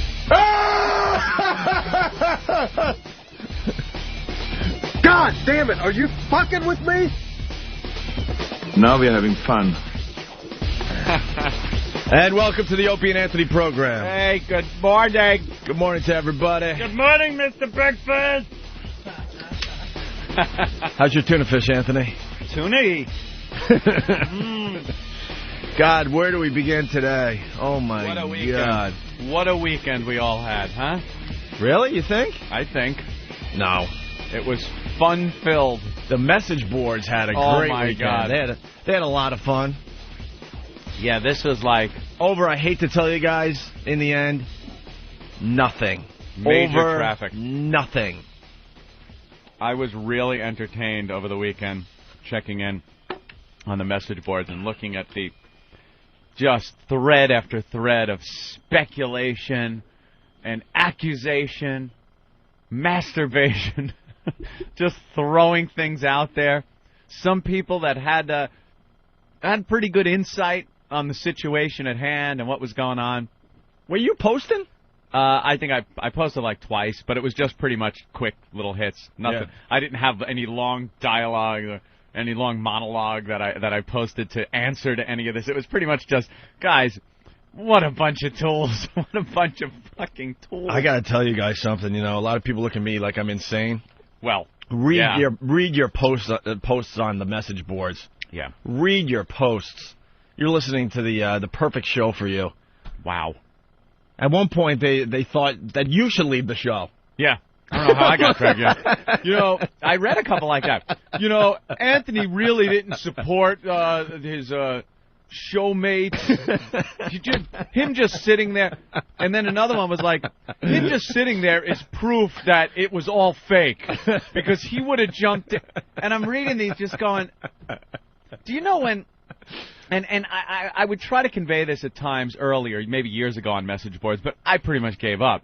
But do you know, and I'm talking to the people out there and some of the people that were posting and all this, do you know when you absolutely know something to be true because you were part of it, and then somebody says that it wasn't true? Right. Do you know the feeling of what an asshole you get looking at the person that, because it's you. It's you living it, you know it to be absolutely true. And someone saying, no, it wasn't true. Do you know how you feel about that person? How stupid they look to you because you are absolutely sure of what happened? That is what it was like reading some of these posts.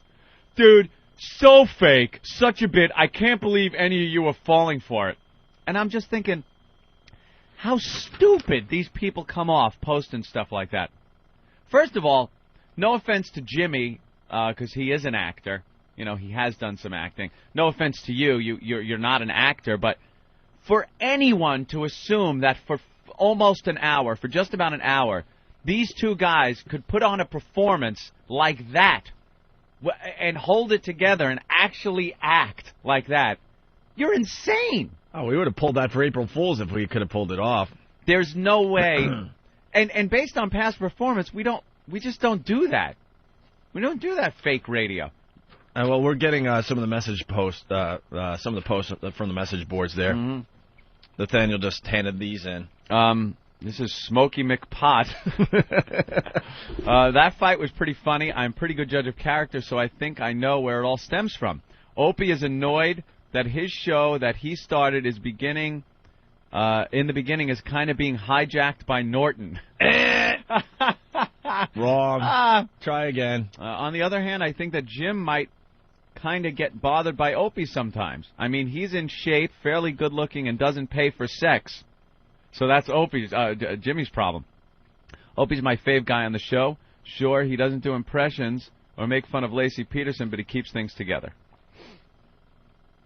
This is Ack, I guess. I must say, after listening, I could swear it was real, but taking everything into consideration, I think at this point I'm 50-50 in favor of it being a bit. Oh, God. Taking into account Opie's recently talking about smoking pot and the fight being replaced with a Tommy Chong bit. See, here's the you guys are assholes! God, they look into everything. Did you see the post where they looked into the song that was played after the fight? Oh, the Nine Inch Nails song? The Nine Inch Nails song. Right. Dude, they were like, dude, did you hear what... Jesus! Shit's going down, dude. Did you hear the song? Oh, it is in there? Cool. Also, his now positive stance with XM would be part of that gag, like when you're high and you're just positive about everything. Playing the hand that feeds from Nine Inch Nails coming back from the break sounds like a little cue. They're screwing with us, because at that point the argument was over, and I don't think Opie would have taken a jab like that at that point. Opie, did you know Nine Inch Nails was being played? Yeah, and I was, at the time, because after the fight, I mean, did you play it? Oh, yourself? no. Did you know it was coming up? No. Of course not. Of course not. That's more people speculating and posting that have no clue how things work in here. We pick a lot of music that we want to play coming out of break, and then the guys in the booth, I don't think they even purposely played it. It was just coming up randomly, and that it just happened to go that way. Right, Derek? Ben actually picked it. So maybe Ben was messing with the audience a little bit. I must say it was fake. They if it was fake, they are the greatest actors. They were so quick back and forth and pretty much never hesitated, and it sounded exactly like those intense fights you have with family or friends. Because it was an intense fight with a friend. And the more I think about it, here's another one from Dupree. The more I think about it, the more I blame Ben Sparks. Ben just threw his arms up in the air. Like, what would I do? His gossip is probably what started a lot of this in the first place. Opie brought him in to verify that Jimmy had problems in the past with some of the shows. Who knows if Ben is right or not? It's pretty obvious that Ben and Jimmy don't like each other very much. It's pretty obvious, dude.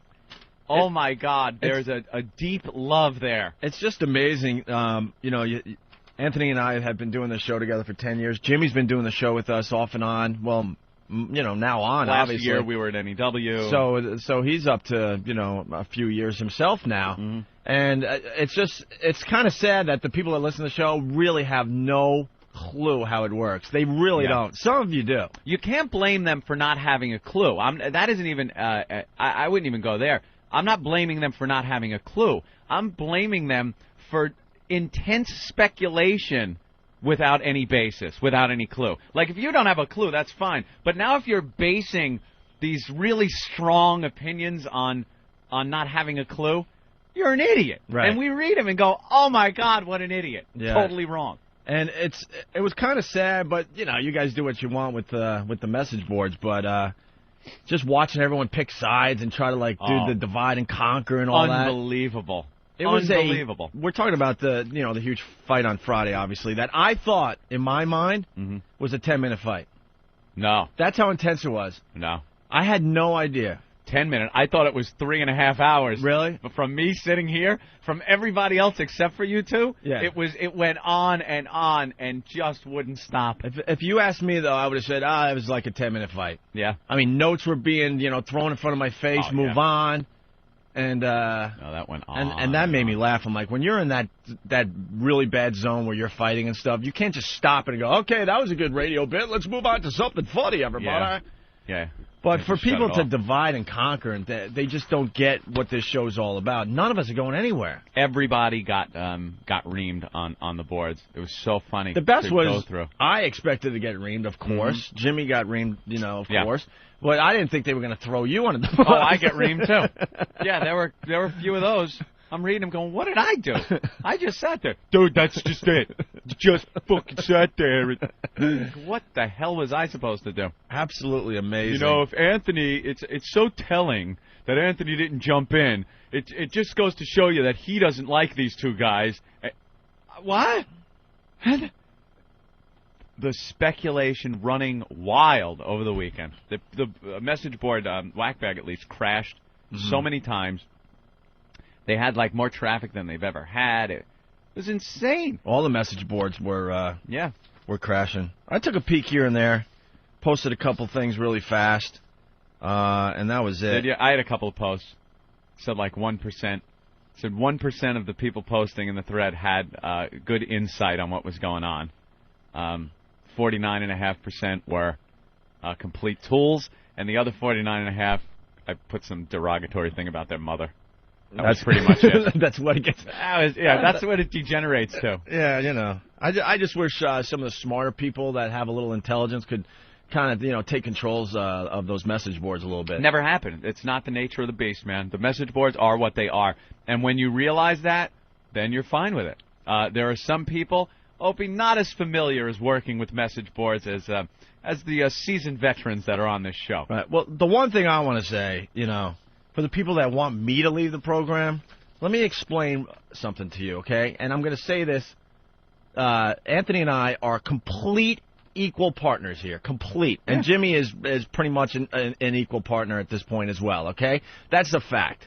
But the reality is this whole show was my vision, like almost 20 years ago. Do you people understand where this show started from? Yeah.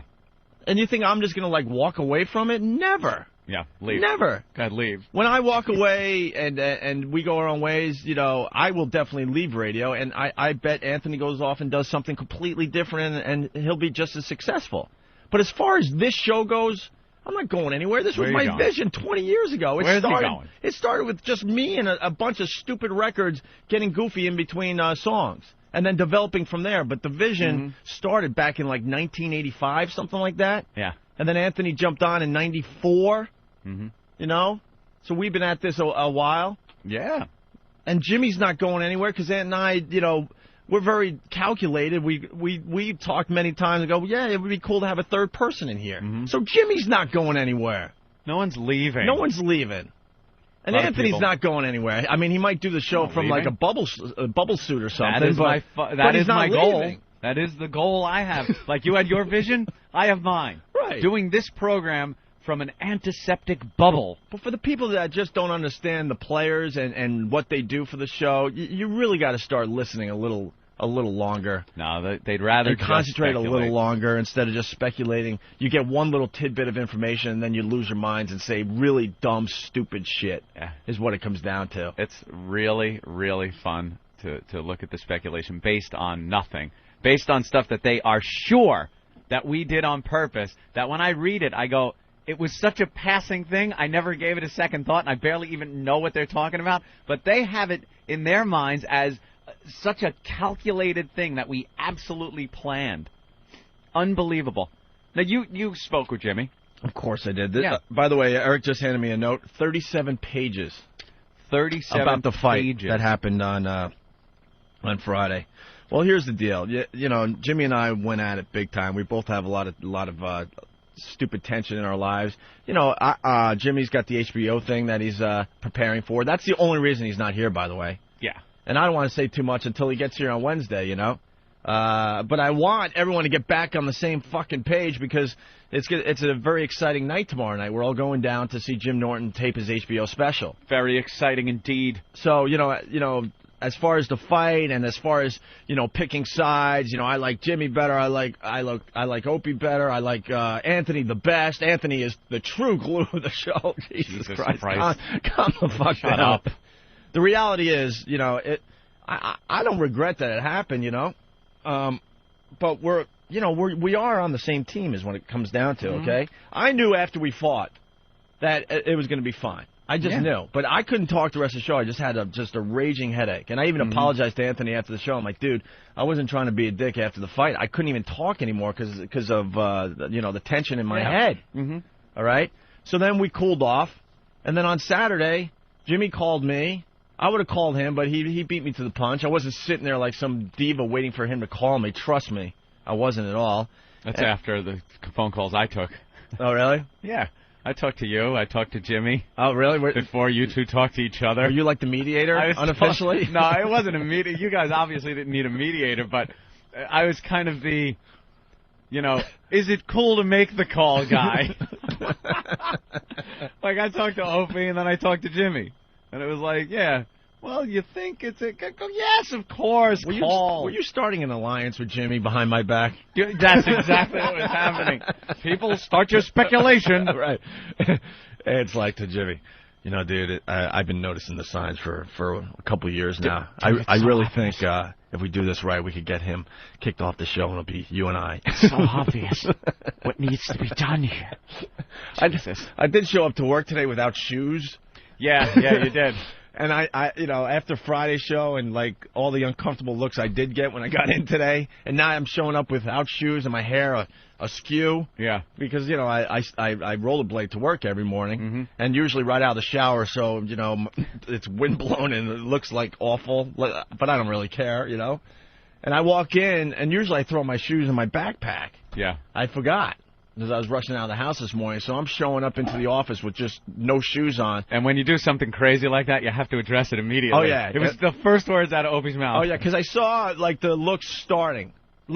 Just starting. I'm like, all right, I got to squash this one right away before one of these guys secretly posts on the message board, he's now showing up to work without shoes. I'd assumed you took your blades off and you were in between, taking the blades off and putting your shoes on. I go to Anthony, dude, don't think I'm crazy. I just forgot my shoes today. It's going to be a little awkward walking around the office trying to do a radio show and without shoes. I said, you think I think you're crazy because you don't have shoes on after Friday? So that was the whole thing, too. It was like, yeah, I'm crazy because I washed my hands after Tippy Tom is in the studio. But after Friday's display, yeah, I'm the crazy one.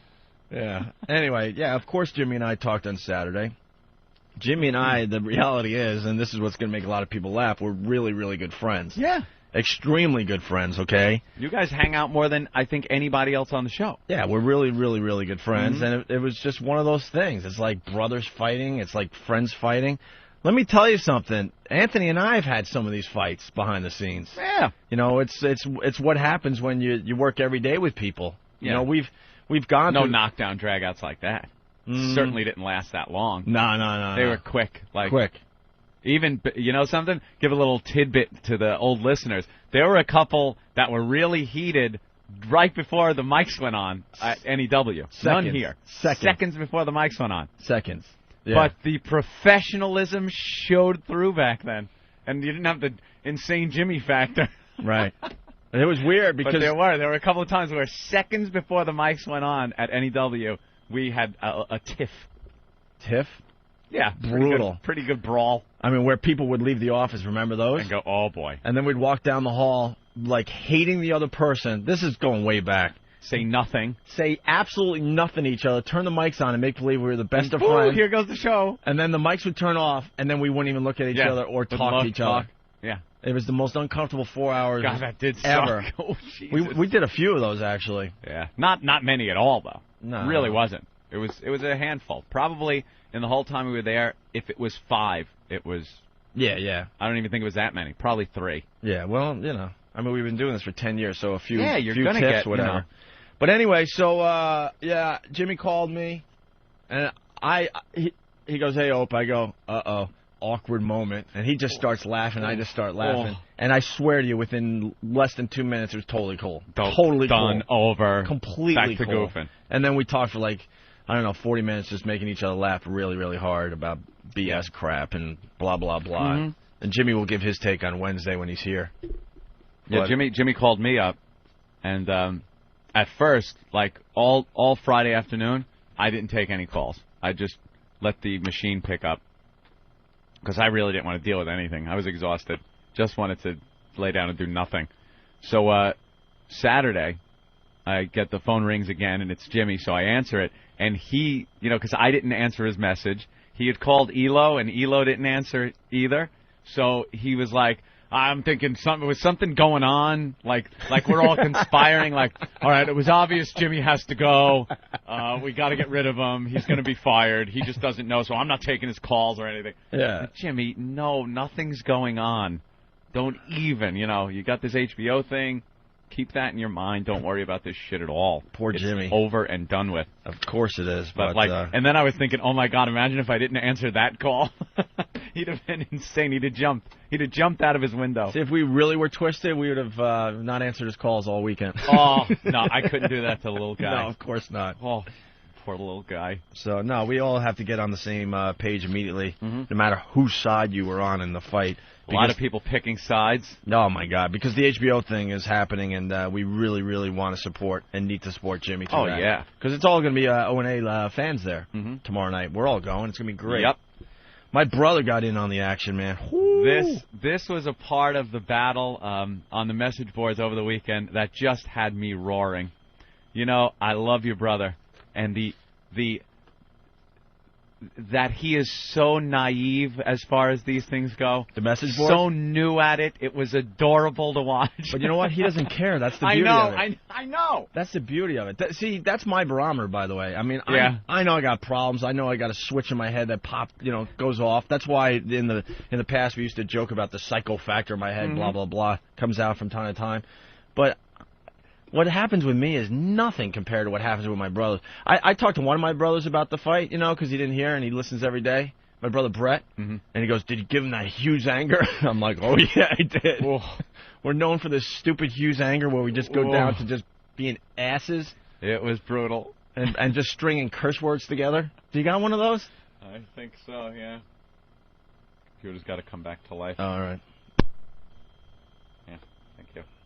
What was that? I don't know. Oh. Oh, good. It's rebooting. Oh, it's rebooting now? Yeah, computer locked. All right. Well, That's Anthony... good. That's good. I should take that and smash it. Ooh. That's what I should do. Ooh, that's outrageous, Anthony. I'm crazy. I'm wild. Isn't that good? Why should you have to log? Can't a computer sit next to me for 3 minutes and not go into some mode where you have to enter? I have to come down from the ceiling on wires like Mission Impossible and not hit the lasers that are going and turn it back on. Why can't it just sit there? I don't know. Oh, Opie, this isn't negativity. I don't want you to think I'm being negative. What's going on with that, Mars? Why did it all of a sudden shut off? All right, he's figuring it out. You're playing with the Jimmy. Oh boy, Ooh, that's not a good sound. That's never a good sound. The Jimmy Opie soundboard that somebody put together. Right. I give props to the guy. He took all the fun, a lot of the fun clips from the argument and put them on a soundboard. Right. And over the weekend, me and my girlfriend were laying in bed with the laptops, just having an argument with each other with the soundboards. I love it. Whatever. That was the condescending part of the argument where Opie would go, "Whatever. Who cares? Who cares? Who cares? Whatever." and then Jimmy, Whatever. Whatever. Who cares? Whatever. I didn't say that. I said goodbye to Sean Rouse. Mm-hmm. I don't blow off people that I like. That is so sociopathic. I almost don't know how to respond to it. could be my favorite line of the whole argument, by the way. When Jimmy paused there before sociopathic. No offense to Jimmy, but I looked at him when he said that. I wanted to just strangle him. I'm like, Of you're course. calling me that? Are you insane? You wanted to strangle each other. I know. Whatever. This disgust, whatever. The disgust, whatever. Listen. Whatever. Whatever. Whatever. You see, you're making this up as you go along. I wasn't here, Ope. Now stop misquoting me. You are insane. You are insane. It's great. Great soundboard. Anyway, yeah, so your brother got on board. Oh, yeah, you want to go there first? You know, your brother will always come to the other brother's defense. Mm-hmm. But as far as message boards go, it's impossible to make any headway. But he doesn't care. That's why... I know. I understand he wasn't trying to make any headway, but it's so funny that, like, there comes a point where you just don't even do this anymore. You just throw your hands up and go, I got to accept this as a barrel of tools. Right. You know? There's a couple of people that have insight. The rest, just idiots. And he addresses it, and it's very funny. Yes, my brother Elmo. So someone posted, I'm just trying... Well, it's a quote from me. I'm just trying to get the negativity out of my life. What a bullshit line from Opie. I have to explain that a little further. We made a conscious effort just before vacation to stop with the negative bullshit toward XM. Mm-hmm. And we knew we had to turn the page, get on the same page with the company, and move on. You know, because the company came to us aggressively and said, look, we understand all the problems you guys are having. We're going to make it better for you guys. We're going to redo the whole studio, which they did, by the way. Mm-hmm. Okay? So, I mean, I'm biting my lip and trying not to be, you know, Mr. Negative Asshole. As I'm trying, at least, okay? Just because I think it's time to move on. I think the listeners are sick of hearing us bitch. I really do. You know, we had reasons to bitch, but now it's time to move on. Simple as that. That's what I was trying to say with that, okay? So the guy goes, what a bullshit line from Opie. So my brother goes, you're a fan of the show? You do not know Opie personally. You don't know a damn thing about him. This is a very important point that many people on this board miss. My bro can defend himself, so he doesn't need me. But I will say his statement about eliminating negativity from his life is absolutely true, and it reflects his attitude of positive thinking. He specifically, and my family in general, have had a seemingly unending negative streak the last couple of years. A lot of things that the fans know nothing about. He channels all his energy into doing a great show. To sit there and call him a bullshitter is beyond the scope of reality. It is a completely disingenuous statement from someone I can only assume is an utter moron. Why don't you ask yourself, what do I personally know about Opie? If the answer is not a thing, then do us a favor and shut up. So then this guy writes, whether any of us know him or not, he fucking disintegrated yesterday in front of the whole fucking country. Maybe he was just being an ass, something he seems to try real hard to do. But still, there's no excuse for him to treat Jimmy like he did. Regardless of what kind of radio show it is, Jimmy's right. An acknowledgement of thanks should always be given on air to guests. And Opie just said, tough shit, what an ass. The whole thanking Sean Rouse got blown way out of proportion. I was the one that wanted him on the show. I think he's a beyond funny guy. You know something? The basis of the argument was nothing compared to the argument itself. Like, I didn't even really give the basis of the argument that much thought. Right. And then when I did, I kind of saw Jimmy's side of it and all, but being familiar with the show because I've been sitting here for 10 years, I understand what it's like. The guest comes in, especially a comic that isn't like, Eddie Murphy coming in and, sitting down and waiting. They're going to have to wait until they come in, depending on what's going on. Some of them get brought right in, some of them don't. Yeah, if we're talking about something or we have a subject that we're going to get going on, even if we don't, put it this way too, even if we don't have material that we're just ready to go to, we kind of want to get something started before we bring people in so that they can then become part of the show and not sit there and do their act. Right. They have to be able to come into something that's already stirring a little bit. And join the environment. Right.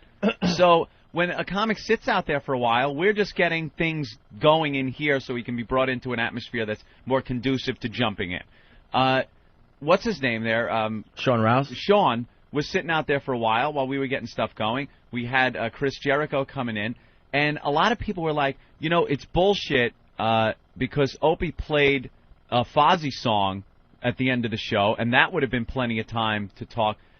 Chris pretty much said he wanted that Fozzy song played.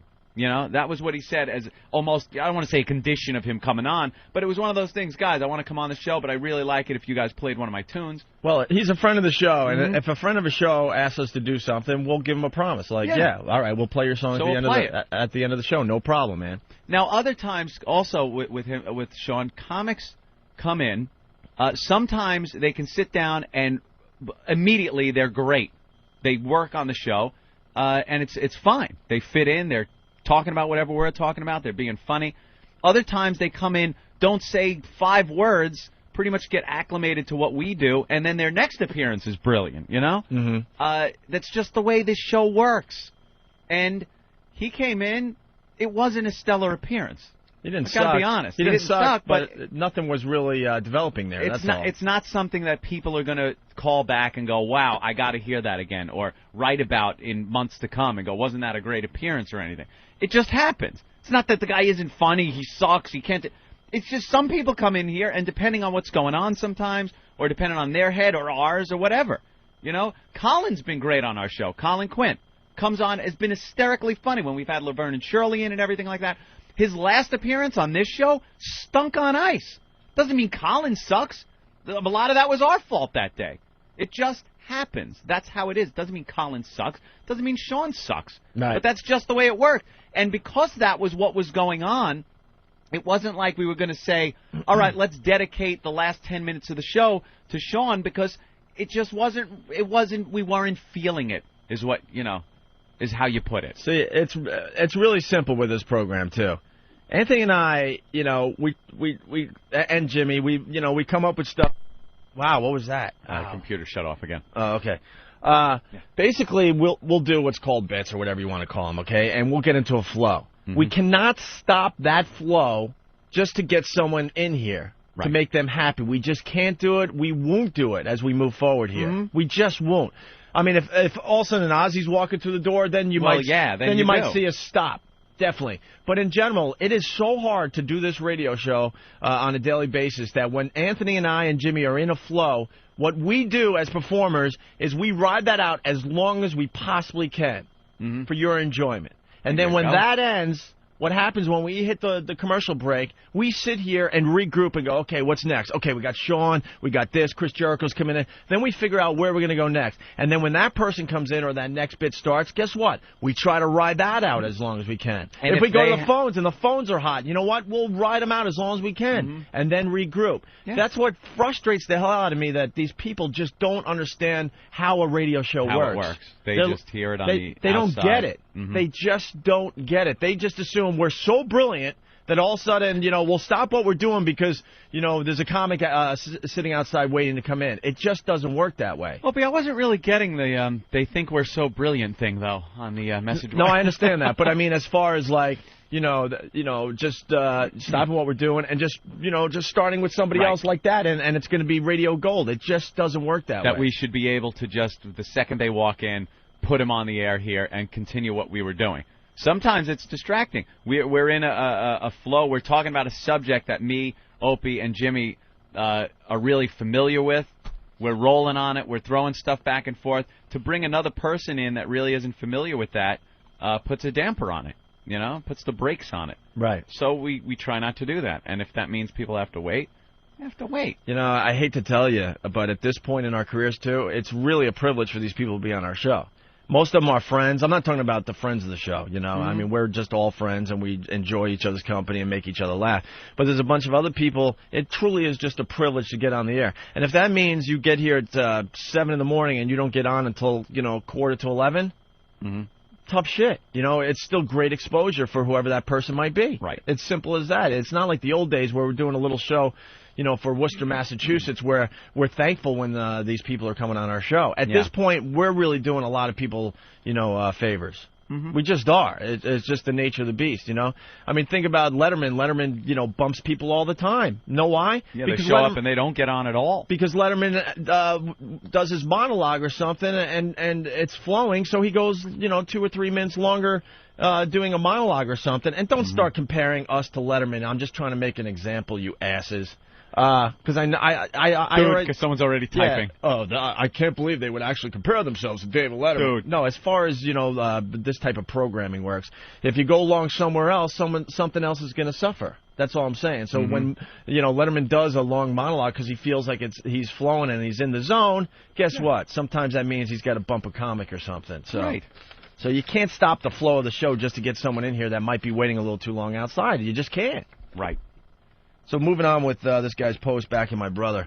What an ass. Okay. It reminds me of the intro they used to play where it had that quote from Opie where he said, "We are just dicks." Almost like he's proud of being a dick and he needs to shout it out from a rooftop. Hey, look at me. I'm a dick. He needs to quit trying so hard to be a prick and do the radio show. It's like lately he's forcing it and it comes across as fake. Again, I don't know him personally and don't care to, but he fucking lost his mind yesterday. Oh, and before you tell people to shut up about Opie and how hard his fucking life has been, how about taking a look at how he treats people on the radio show? Fuck Opie, he can take a few shots. So my brother writes back, "Listen, prick. Did he even read my fucking post? What an ass. You're talking about Jimmy and how hard my bro's fucking life has been. What a complete tool. None of your stupid comments had any bearing on what I posted, so why the F did you quote me? If you don't know Opie personally, then don't say shit like, I'm just trying to get the negativity out of my life. What a bullshit line from Opie. It's a pathetic statement by an obvious asshole. Very simple. Obviously, you're such a freaking moron that you just want people to pay attention to you. Well, I'm paying attention to you. You're a dick. You know it. I know it. And the world laughs at you when you walk down the street." Pat from Unaki says, "Does Elmo realize he's probably arguing with a 12-year-old?" Yeah. Good one, Pat. Good one, Pat. Well, what are you gonna? All right. And then, I mean, my brother was all over the message board. Oh, crazy. Guess. Here's another post from him. "Yeah, let's see who the little douchebag is, you fucking tool. If you have such a bad opinion of my bro, then turn your XM in and go elsewhere, asshole. Little whining jerks like you make me laugh. Your life is so utterly pathetic that you try to be big man on a fucking message board. What a dick. You're laughable. At least other people are discussing the incident as normal human beings. Go away. No one will miss you. That is for sure." Oh, well. So anyway.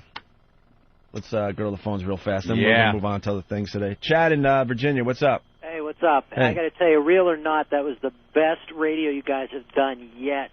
but I want to know why XM cut it out of the replay. I got up at Yep. 3 a.m. this morning to listen to it, and I had to listen to Tommy fucking Chong I know. Well, I got to explain that. Big controversy there. punching out. Here's the deal. After the show Friday, I just had an awful headache, and I just left the building. Because I wrote that in one of my posts, like, oh, you couldn't even stick around to, like, try to work things out. No, my head was hurting so bad, I just had to get out of the Everyone area. got out of here. Yeah, we all just went our own ways, okay?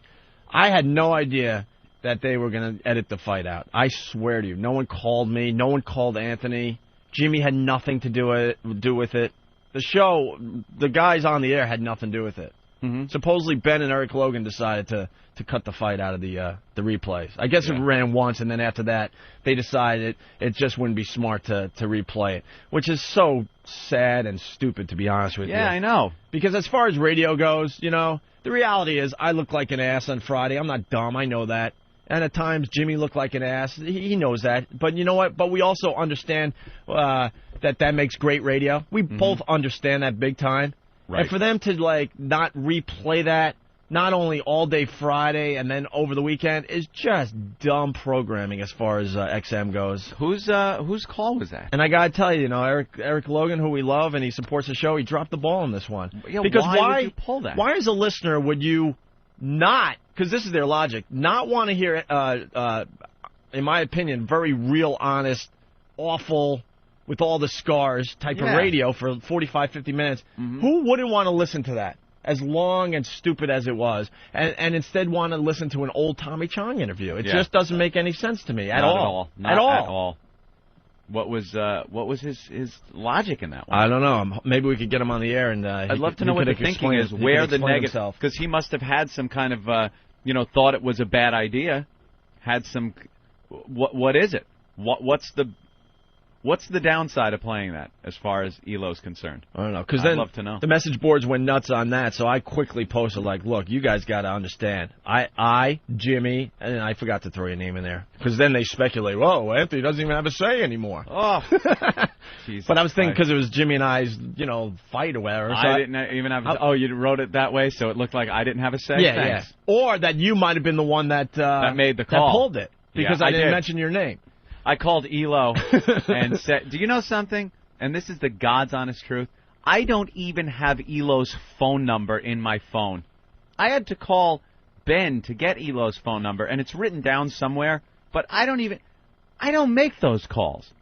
Because I don't want to talk to management. I like ELO as a person. I like ELO hanging out when we go out to dinner. And like he's the anti-Bob Eatman at dinners. He's fun. His conversations are entertaining, and I like ELO as a person. But as far as work-related stuff, I cannot be bothered talking to any of them. I don't want to talk to them. I don't like to. And when people speculate as to who is who's superior here in our little show world, me and Ope are equal. There's not going to be any decisions made without consulting the other one. And on all aspects of the show, we're equal. But Opie, for some reason, I don't even want to use the word enjoys, but you do seem to enjoy. No, I used to. Dealing with these people more than I do. I used to. How this happened was, I was the, quote, experienced radio guy, and then, Anthony came aboard, and he was very green, but had unbelievable raw talent, and now, I'm talking 10 years ago, now it's like, I was a diamond in the rough. Now it's like we're completely equal, but Anthony didn't really know how a radio station worked or how radio in general works, so... Happy to be there. So I took on the role as, the go-to guy. And for some reason, 10 years later, I'm still looked at as the go-to guy, and I'm trying to get away from that role. Yeah. More and more. I really am. I don't enjoy it anymore at all. I don't know if it made the air, but because we were fighting during the breaks and stuff too Friday, and Jimmy's like calling me the boss and stuff, and that drives me nuts. I don't want to be considered the boss. I really don't. That's why I told Jimmy and other people, like, if you have a problem, then you go to the bosses, or if you had a problem with how Sean Rouse was handled on the show, then jump in. It's not my call.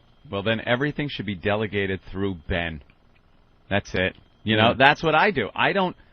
because I don't enjoy dealing with upper management of Right. any corporation, and that's just been me throughout my whole life. I don't like bosses. I never have.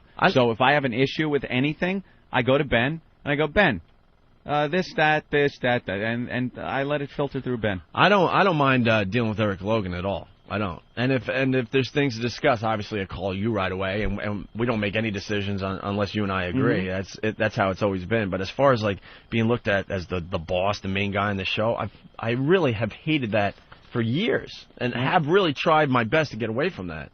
Yeah. You know, I don't know why it's still looked at that way, but whatever. It's because you're the guy that does, you know. But, I mean, just a horrible call by Washington to edit the fight out. I mean, the negativity was just, you know, two really good friends just ripping their heads off. Yeah. And Jimmy even admitted to me on Saturday, he's like, dude, I've had these knockout, drag-out fights with all my friends that are close to me. Yeah.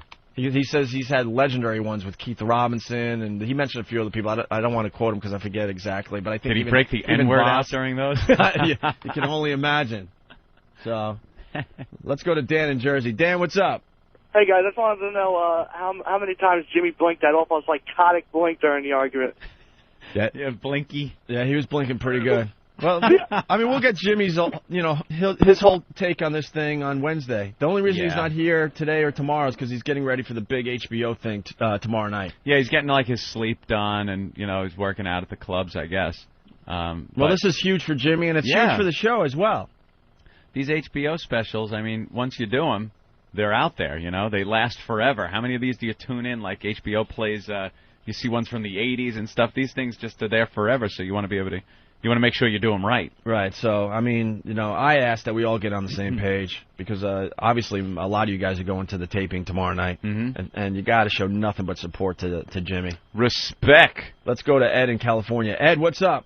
Hey, guys. Hey. Hey, I just wanted to let you know that me and a bunch of people out here, we were talking about the last week because we've only been listening since you guys came on in October. We actually paid the 6 cents a day. Right. And I have to say, hands down, it was pretty much the best week you guys had on XM. I have no idea about your NEW days. Never listened to you then, but it was by far the best week. And well, we got a lot of audio from our NEW days on oavirus.com, so you can do a little catching up in your free time. Yeah, there's some great stuff on there. Overall, I mean, and you know, you're right. It was a little rough in October, going through November. You know, but you guys caught up. But man, it was fantastic last week. I mean, overall, just you know, who you brought in, what happened, you know, stuff that was said, you know, yada, yada, yada. It was just, I was crying over the weekend. It was so funny, man. I listened both Saturday and Sunday. Oh, that's cool. No, it sucks. On Friday, we were having it was setting up to be another really good show, too. Yeah. And then Jimmy said something during the break, and I don't know, a switch went off in my head, and the weird thing, a switch went off in his head at the same time. You two were both. That's it was rare. One of those, the perfect storm happened, you know? It was one of those things where... And another factor, because I wasn't planning on going there, and he wasn't. Because there are times, because Jimmy and I are very close, and our personalities are such that we're both like psychopaths, really. You're both insane. And there are times like Jimmy will have a problem with me and give me a quick blast, and I'll back down like, whoa, okay, yeah, you make a good point or whatever, and I'll do the same to him, and he'll back down. But for some reason, it just was like two Rams ready to go. And then you brought up another point over the weekend, the fact that and I never do this, I left the studio. So I wasn't even here at the beginning of this to maybe say... Oh, you would have squashed it. Yeah. Because guys, we're going back on the air. Deal with this after the show. What happened was that we go to commercial, and Jimmy was excited about Yoshi and those people, you know, the porn people being here, and I made just a side comment like, oh God, more porn crap, because we're really trying to figure out what we could do with the naked chicks and the porn on this show, and that made him say, oh man, you can't make them wait like you did Sean Rouse, and I went, what? And at that point, you left the studio. I left the studio. Before that, actually. Now, I went out because my root canal dentist had been talking about how he wanted to come in and watch the show. Oh, that's right. Your dentist was out there. So I walked out to talk to him, and I never leave the studio. So I walked out and missed the whole beginning of this argument. And by the way, it's great. The dentist, this first time he comes in to see the show live, he was shell-shocked. He left. I didn't even get to say goodbye to him. He was looking through this window, dude, shell-shocked, like, oh, my God, is this what goes on this fucking show? So now he's got this image of the show that it's just us killing each other and getting on the air. Hi, how you doing, people? So when I walk back in, you guys are already fully involved. Way involved. Way out of control. I couldn't put it out. I'll be honest. I think the best stuff was said off air, unfortunately, because it was the beginning of the whole thing. Mm-hmm. You know, and then we just jumped in when we got go back live. 2 seconds of trying to fake it when those mics came on. Well, you can't fake it. No. I mean, we turned the corner a while ago. You can't fake shit on the radio. No, but it didn't even, like, you guys didn't even try to keep it off the air. No. And it was like, hi, we're back. You know, Jimmy. Right. I do blame you, because I think if you were in the studio, you would have squashed it. Yeah, it's my fault. You would have squashed it, like said, hey, before it got to that point of no return. Guys. Every fight has that point of no return. Point of no return. You know, you're starting, and you could stop, but then you hit that switch, and it's over. And I think you would have been able to stop us. No, so let's talk about this after the show. Everything's fine. I walked back in the studio not more than a minute later, and I was like, oh, my God, what did I miss? How the hell did this flare up? Yeah. Yeah. Well, at least I got to eat my sandwich. And the dentist... The dentist right away? Dude, I was looking out the window at him while you two were going at it. Yeah. And he was just like, oh, my God. I saw the look on his face was, oh, my God, is this what goes on this show? You know? It was so uncomfortable to sit here also in my little seat. I'm just trolling instant feedback. People, I know. You know, Anthony, what are you doing right now? They're talking to you. Yeah, they're talking to you through the screen. Like, oh, nothing. I am just sitting here hoping this is a bad dream. You know what sucks when you have one of those in front of a lot of people? I'm not even counting, like, the audience. But, I mean, I couldn't even look at anyone after that break. I couldn't look at Jimmy anymore. I could barely look at you. No. I'm like, these guys just think I'm a fucking lunatic, It man. was just... trying, and I looked and went, oh, my God, we have, 2.5 hours of the show left. Right. And just knew it was going to be a long 2.5. All right, let's go to Keith in PA. Keith, what's up? Hey, Opan. What's up? Hey, man. Hey, guys. That, I think that happened to a lot of us, man. I had just got out of my car and went over to switch it to my PC at my desk, and I'm sitting there going, what the hell just happened? I know. What did I miss? What's going on? We were all in a really good mood Friday, and like I said, the first hour was a pretty good hour, and we were ready to really have another one of those stellar shows, and then, man. Yep. Oh, guys, I'll tell you what, though, it was compelling radio. The only thing, and the favor I have to ask, and I don't know whether you can accomplish this or not, but, man, I'm telling you, I joined Whackbag, and I've been a fan since AAF days. A buddy of mine used to tape you on cassettes, ship them down to me so I could listen to it. That's how big of a fan I was at that point. Very cool. It was very cool. And I've been a fan that long, and I never joined Whackbag, because obviously the Internet came along a little bit later. I finally joined Whackbag in March. I put one post on Whackbag, and I'm a frickin' piece of meat for piranhas. They went after me because I said, it's just friends having a fight. Don't you people have anything better to do? They don't. We got to get these people jobs, man. They don't have anything better to do than to talk about you guys all day long on Whackbag. He said they don't have anything better to do. That was his mistake. Yeah. You could say, it's just friends having a fight, and then people would have said that. But the second you say, you guys don't have anything better to do, then you're going to get pounced. Is this true? Has Elmo been suspended from Whackbag for 2 weeks for bashing other members? 2 weeks suspension. My brother will be just fine with that. My God. It made him feel good, I guarantee it. Oh, yeah. Well, for a brother doesn't want to log on and just read, like, bashing of his brother. That's my barometer, though. You don't think I left here Friday going, oh, my God, you're really losing it, dude. I mean, I'm having this inner conversation with myself, right? Yeah. And then I see what my brother does and stuff like that. I'm like, okay, I'm still cool. I'm still all right. I'm not ready for the mental home yet. You're insane at times. Here's I actually have a clip on the Opie Jimmy soundboard. All right. It's just you better say Jimmy versus Opie soundboard. Yeah, you better give him top billing so no one looks too much into it, right? Here's the only clip of me on this whole thing. Holy shit. And that says it all right there. My tone, what I said is exactly how I felt. Is that the only thing you said? The only thing. Because I really don't remember you even talking during that 45, I had a couple of little things trying to keep you guys on track. I really don't remember. But they did a better job keeping that train on track in Japan than I could ever keeping this argument on track. Here it is. Holy shit. Holy shit. Just an exhausted, holy shit. I want to go home. Holy shit. 2.5 hours. All right, let's go to Cigars and Scotch from whackbag.com. I just want to make sure I'm getting everything straight before I post. So Opie suspended Jimmy for 2 days. Till Wednesday, right? You All right. suspended him. I want to know. The reason he came in barefoot was that it's symbolic that Jimmy should walk a day in his shoes. Oh, wow. All right, I want to know whose side you took, bro. I was leaning heavily towards Jimmy until I heard Yoshi on the air. And then I was back to Opie. Man, dude, if that wasn't some kind... Even if it meant nothing, did you feel any kind of... like you were exonerated a little when Yoshi was put on the air Friday and completely bombed?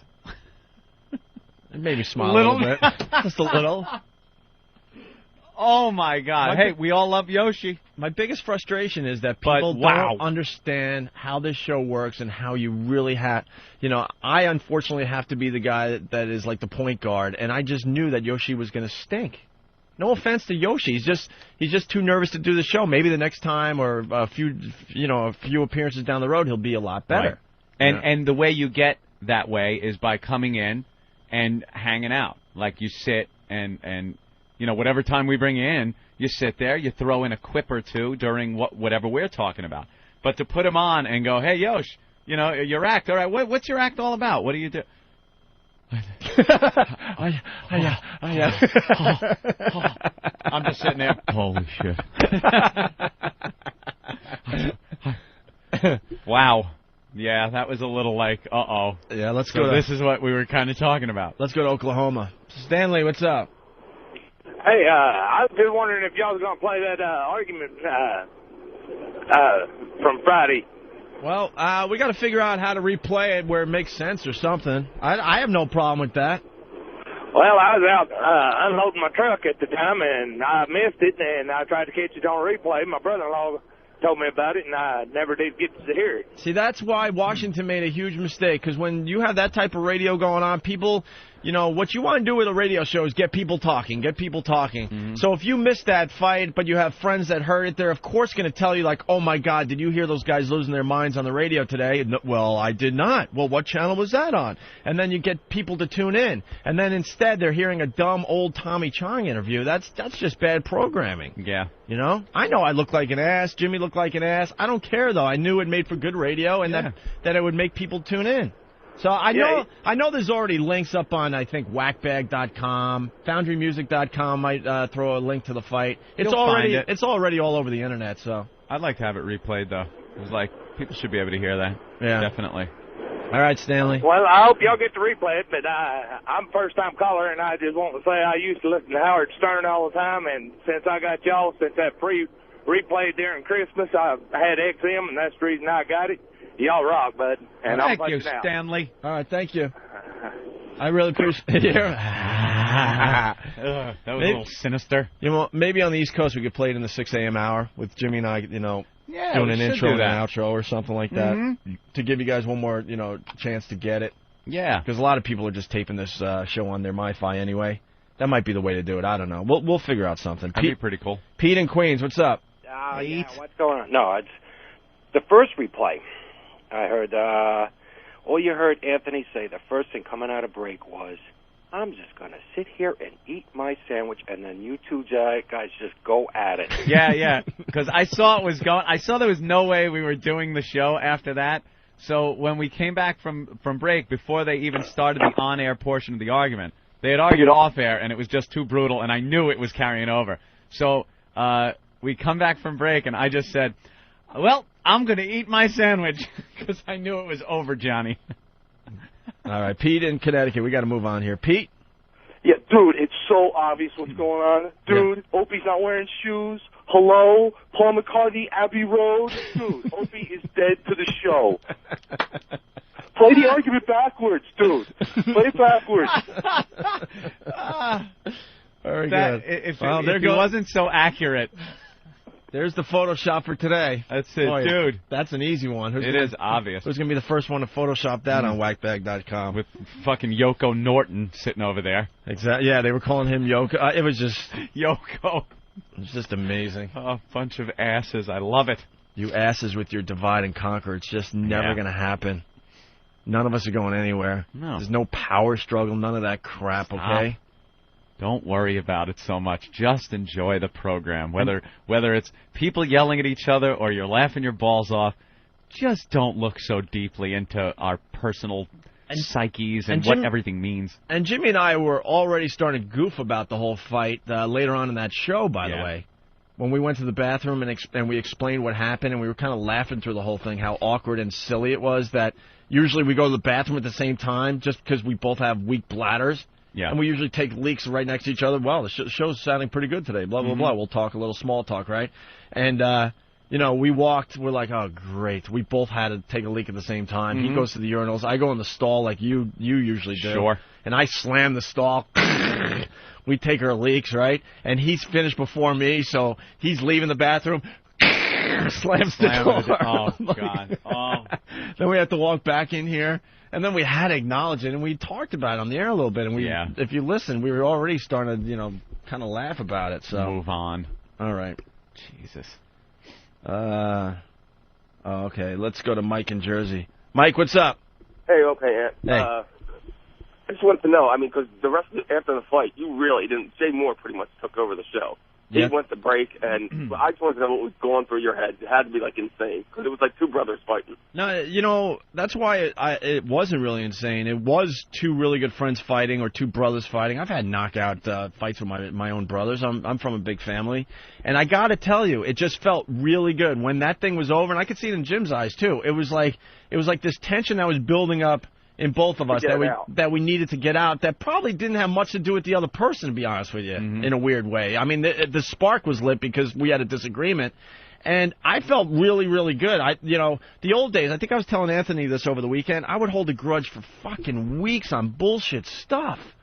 And after the fight, I just was like, I felt really good, but the problem was I had a really, really bad headache. Really bad. And I just couldn't even focus or concentrate anymore. And that was the only reason. I even apologized to Anthony. I'm like, I told him over the weekend, I'm like, Ant, I didn't purposely mean to, shut up the rest of the show, but I couldn't concentrate because I had one of those headaches where you can't even, see almost. Yeah. Where it hurts, where the light hurts. It was almost like a migraine. It was cool. So I apologized to him because I'm like, I didn't mean to, throw you in that position to, totally just try to make something happen. That was cool. But it worked out, I thought. Jay with the porno guy, and I took some of that porno home. Yeah. Some of that, the facial stuff. Oh, my God. Watch the whole thing. Yeah. It's, just brutal. Glazed donut face chicks. Oh, the Baker Dozen thing? Yeah, and there was one with one of the girls, and I couldn't even watch it. She had a martini glass. Oh, no. Yeah. Oh, boy. 10 guys, actually 12 guys. Oh, boy. Into a martini glass. Oh, boy. Yeah. Chug a lug. Let's go to Danny in New York. Danny, what's up?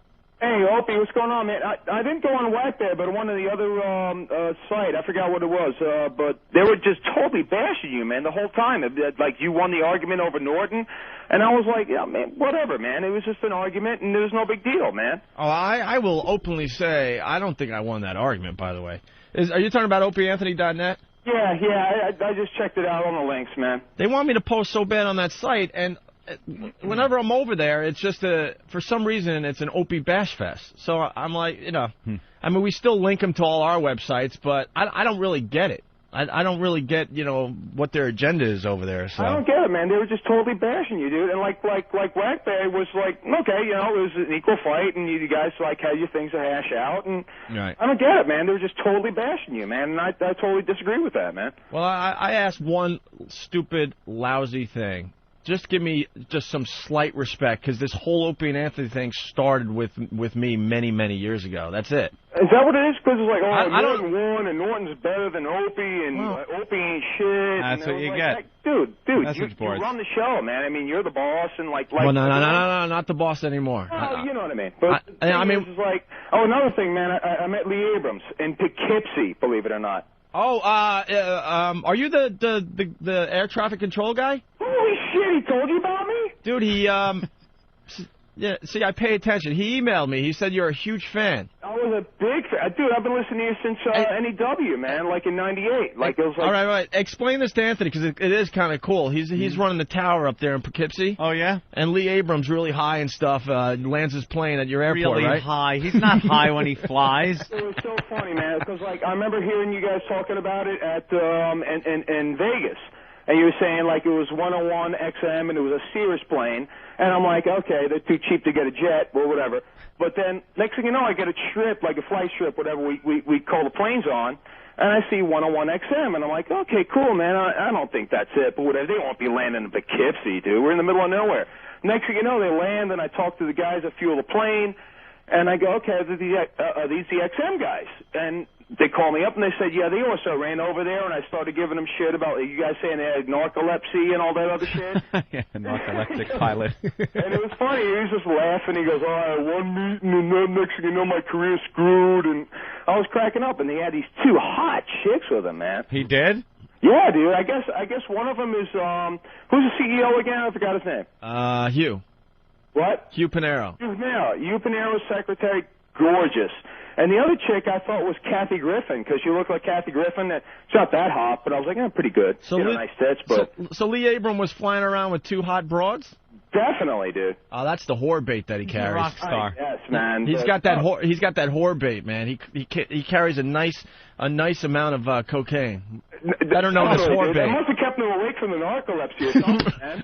Well, he gave me his card.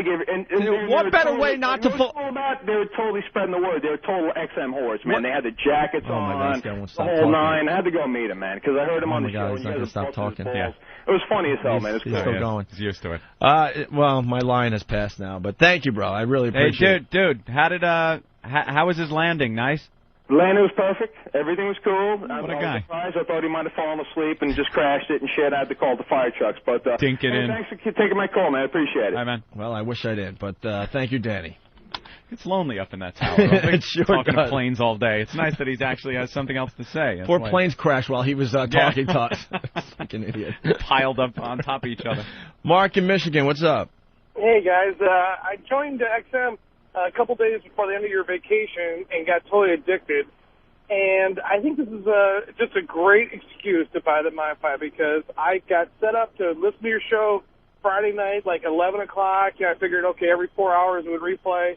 And I was so bummed I missed. And now I turn on at 7 in the morning and I missed a great show. So you're right. XM blew it. We all want to hear it. Somehow in the last 2 weeks I've become part of a family if you have it. And I just want to tell you that I appreciate it. I love the show and it makes my mornings awesome. All right. Thank you, Mark. Yep. Yeah, I mean, I got to tell you, Eric Logan knows better. He really does. Yeah? He knows how this radio works. When you got controversy like that, two guys going at it, it's going to make people talk. Look what happened to the message boards. I know. And to not to rerun it is just very bad programming. It's extremely bad programming. I'd love to hear from him, like, why? What was his reasoning behind it? Why would it have been bad to replay that? To squash the controversy and throw a Tommy Chong interview at you? Oh, come on. How is that better? It isn't. Really? It isn't. All right, we should take a break, I guess.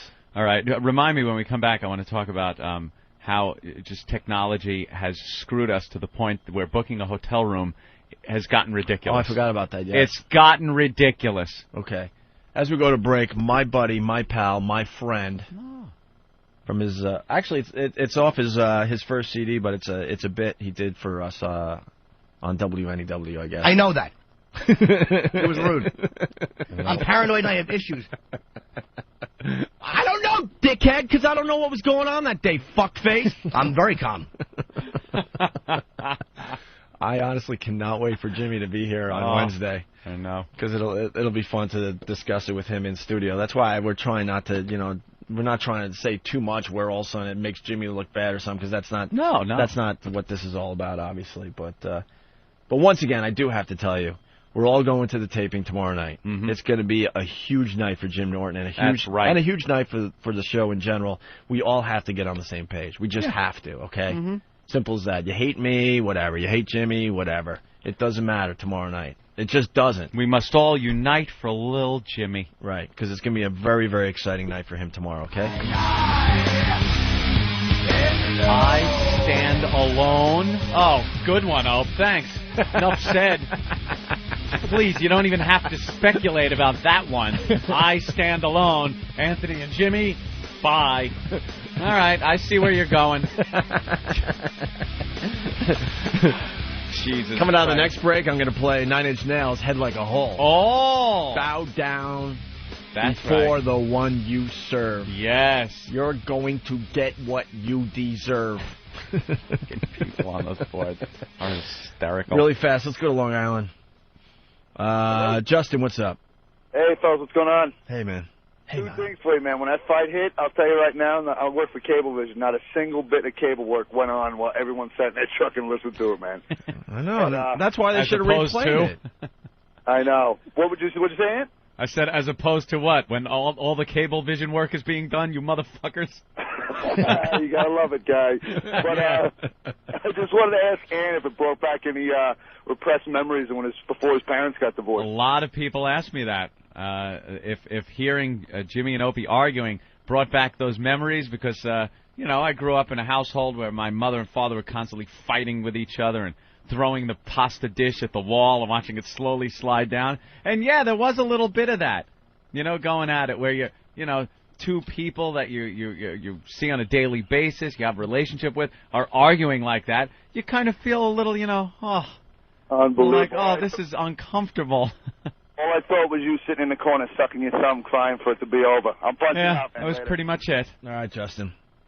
So, we're all going to the taping tomorrow night, the Jim Norton HBO taping. Mm-hmm. And we're going to change our schedule around a little bit? I think we're going to try to do the show Wednesday, 9 a.m. to 1 p.m. East Coast time, which means all you West Coasters will be live in Morning Drive Wednesday morning, looks like. There you go. For you guys. Throw them a little bone. So on the East Coast, 9 a.m. to 1 p.m. on Wednesday, so we can sleep in a little bit, because it's going to be a really late night tomorrow night. Yeah. All right. Steve. Yeah. What was going on in your mind on Friday? That crap was going down. Yeah. Oh, Jesus. Well, we talked. You and I talked about this on Friday night, and it was. I think Anthony and Ben and I looked at each other, and we knew exactly what was going on when it was happening. I mean, there wasn't really a whole lot of. Thought going on. There was like, all right, it's happening. Because everybody in these situations, you either talk about what's bugging you when it's bothering you, or you bottle it up and you let it stew, and eventually there's someone says one comment, and it's basically the straw that breaks the camel's back, and that's when everything comes out. That's a good point, by the way, which you made too.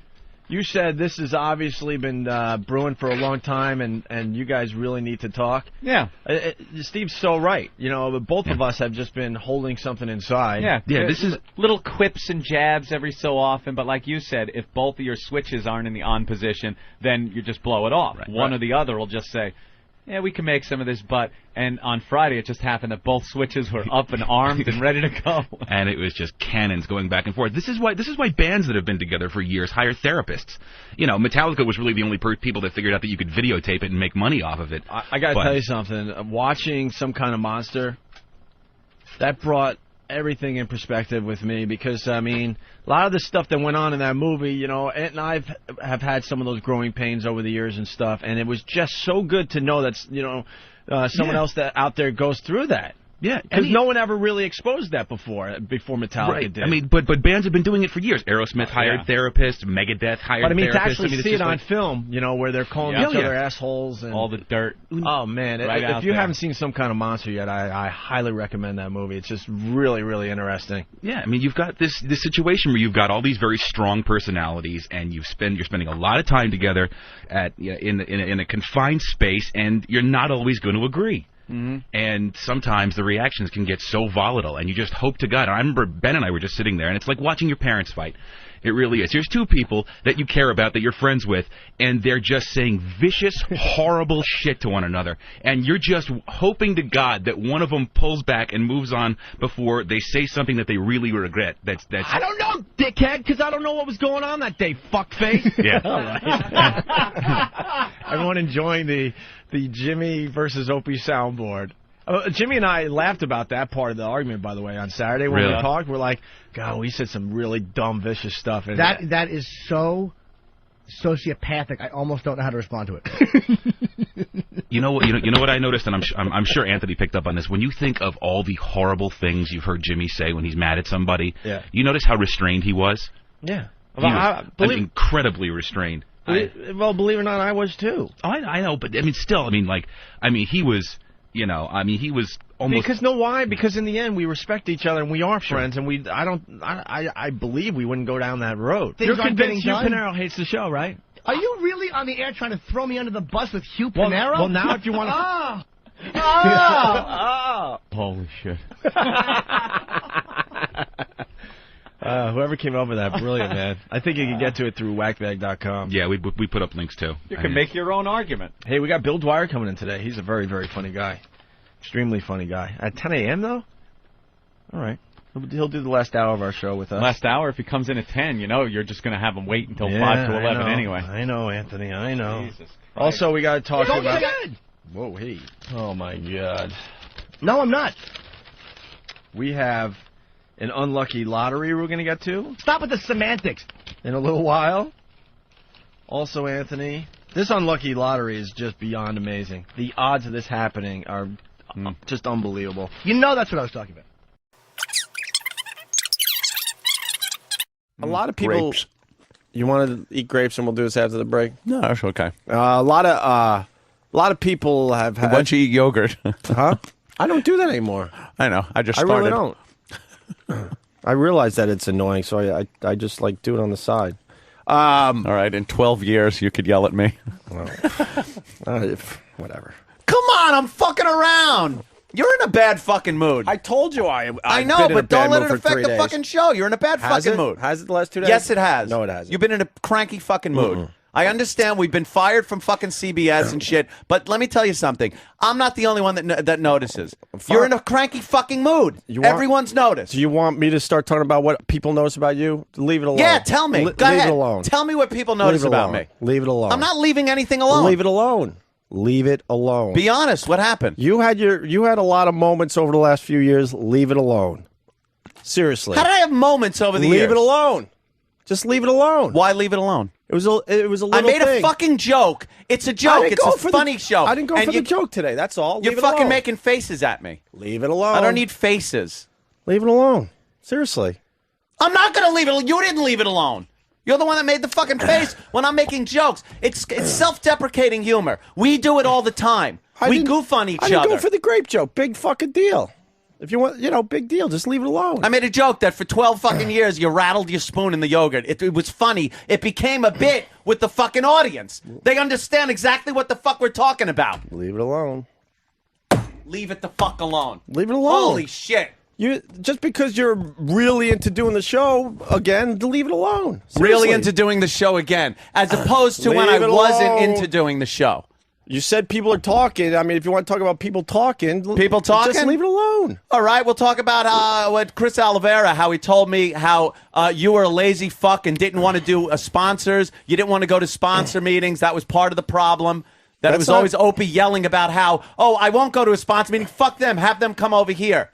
And the reason Danny Bonaducci is still in Philly is because the guy, apparently, even though he's got shit ratings, works his balls off and goes to every fucking meeting he's told to go to. We went to every meeting. We did. Yeah. I think I sat in that fucking room a lot more than you did. No. What? No. What? No. Who went to every Apple fucking meeting? That was your thing. My thing. You were supposed to be there. You know they just wanted to look at our fucking stupid faces. You want to compare that shit? Stop. You know they just wanted to look at our stupid... I'm just bringing shit up.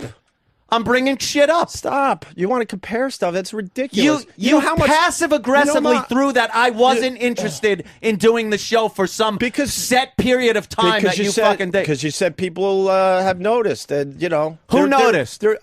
Who noticed? I'm just saying. Give me a fucking name. I'm just saying it works both ways. Give me a name. Who noticed? It works both ways. Who noticed I went through a period where I didn't want to do the show? Was that Opie's interpretation during one of your miserable phases that I didn't want to do the fucking show? Don't worry, dude. This will be over soon. You go your way, I go mine. Trust me. That would... Trust me. I could bring up the fact that you've mentioned that 80 fucking times in the past couple of months. Because that people have noticed too. Hey, how come Opie keeps bringing that up? Because that's really going to happen. Why? Because it's just time. Why is it time? Because we've done everything. We've done everything? Great radio. But it's time maybe to move on to some new challenges. Is it? Yes. Yeah, I think so. Well, you brought it up enough times. I think so. Perhaps you want to. And it has nothing to do with... I actually enjoy coming in here and doing a show on a daily basis. I don't bitch about every fucking, everything that goes on. I try to keep it fucking light. When you're... dude, when I'm what? When I'm what? When you're not distracted by pal talk, your phone. Distracted? When you're I'm fucking doing that. I'm reading pal talk. I get lines off of it. When you've missed a lot of shows. Missed a lot of shows. Dude, I love a you've count. Missed a lot of shows. Yeah. When I'm sick. Sick, out on a date, all sorts of fun stuff. Playing in poker tournaments that were more important than the show. I mean, stop. Holy shit. Who fucking took off Monday to do what? What'd you do? Personal day. What's a personal day? You're allowed to take took a off. personal What'd day. you do? What'd you do? What was so important? What was more important than the show? What I did, Anthony, was I went down to Philly to celebrate my father-in-law's 50th anniversary. That's so important. And I went to a benefit for a cop who was shot and killed. Oh, and yeah. And I took a personal day, and I openly said it was a personal day, that I needed a day off, because the big party was Friday, but we had to do a gig at Comics for the Funniest Listener, and you couldn't be there because you were sick. Yeah, I was sick. I didn't want to be there because I had something really important to do. You could have got your ass there. Trust me. Holy fuck you, man. I couldn't have gotten there. I was sick. You could have got there. You asked me, so I'm telling you. I was fucking sick. Who are you to tell me I could have gotten there? You could have got there. Yeah, sure I could have. I was the one that really needed the day off. I was in bed. Were you? Yeah. I was fucking sick. I had a fever and the flu. Great. Yeah. I was sick. Yeah. Yeah. Who's the one that's always saying you shouldn't come in sick anyway? It gets you sick. But you're sick every day. Every day we got to hear about how it's another fucking problem you got. I'm not sick every day. Every day? What did you just tell me today? I think I'm getting sick. I think I'm getting sick. Do you realize every day you say you're sick or your back hurts or something? Let's stop doing this. I don't Why? care. I could go do something else. No, you couldn't. I certainly For this? I could do something else tomorrow. What? Do another radio show, whatever. Good. Or sit out a year. I don't care. Really? Yes. You're going to spin records again? Oh, you're going to make fun of me? No, I'm not making fun of it. Like I didn't making fun of me. At least I'm not saying you didn't fucking want to do the show. Like I wasn't successful on my own. I'm only successful if I spin records. Did I fucking say that? I'm saying my whole problem with you is very simple. I don't hate you. I don't dislike you, but we're moving in extremely different directions, and it is going to be close to time to move on. That's all. You know something? I've always come in here. Dude, you went through a period that you were not into the show as well. Not into the show. And for you to sit here and deny that is ridiculous. I'd love for somebody to identify that. And if you want to really talk about how many days I took off compared to you, it's not even comparable. You got to take the wedding out of it because that's once in a lifetime thing. But all of a sudden you decided that you had to be in a poker tournament for 2 days and you missed the radio show. There was no reason to be in a poker tournament for 2 days. It was a personal day. You didn't work it that way. You was like, oh, I'm down here. We didn't even know you weren't going to be doing the show until last minute. That's the difference. When I say that I'm taking a personal day on a Tuesday for the following Monday, yeah, that's setting up a personal day. But when you sit at home and wonder, well, is Anthony coming back to Atlantic City to do the radio show the next day? That is much, much different. Much different. Well, that's because I just. And then when you went on the day with Jill, which turned out to be really good radio. But we didn't know you weren't coming in the next day until literally hours before you weren't there. That's the difference. Yes. Okay. There's two. Whatever. I don't need to snip back and forth. I'm going to defend myself. Let me start where we were instead of where we ended up. You got snippy at a fucking joke I made. Yeah, because I told you Monday or Tuesday that this whole losing a massive part of our audience is really frustrating. And I even said, look, I have to work through this emotion and get back to a place where I need to be. I'm not okay with what happened. I'm not okay with what happened. You think I am? Do you think I am? I'm not saying you are, but I explained to you why I might be snippy and a little on edge. I'm really frustrated and really pissed off at what happened. No shit. And how we were treated. Exactly. Okay? Well, that's something we can agree on. But when we sit in here and I'm making the same jokes that I make. But to take the lame shots with Chris Olivero and stuff, I could go down that road with people and stuff too. Really? Yes, I can. Mm-hmm. I got phone calls. Wow, Anthony was out today. Yeah, he was. Yeah, the out thing. Okay, wow. There was a lot of Anthony is outs. Yeah, and they were last minute outs. Yeah, they started harping on. I've never called you last minute and said, guess what? I'm not going to make the show. Never. It was always in advance. Like, guess what? I'm not going to be here. Well, that's when I get married. your I'm not going to get strong suit, here. I guess. When I take a personal day. All that stuff. Well, that's your strong suit. I guess it's one of my weaknesses that I took off a couple of days without mentioning. It was more than a couple of days. days. I was going to be off. It was more than a couple of days. Well, what am I going to say about that?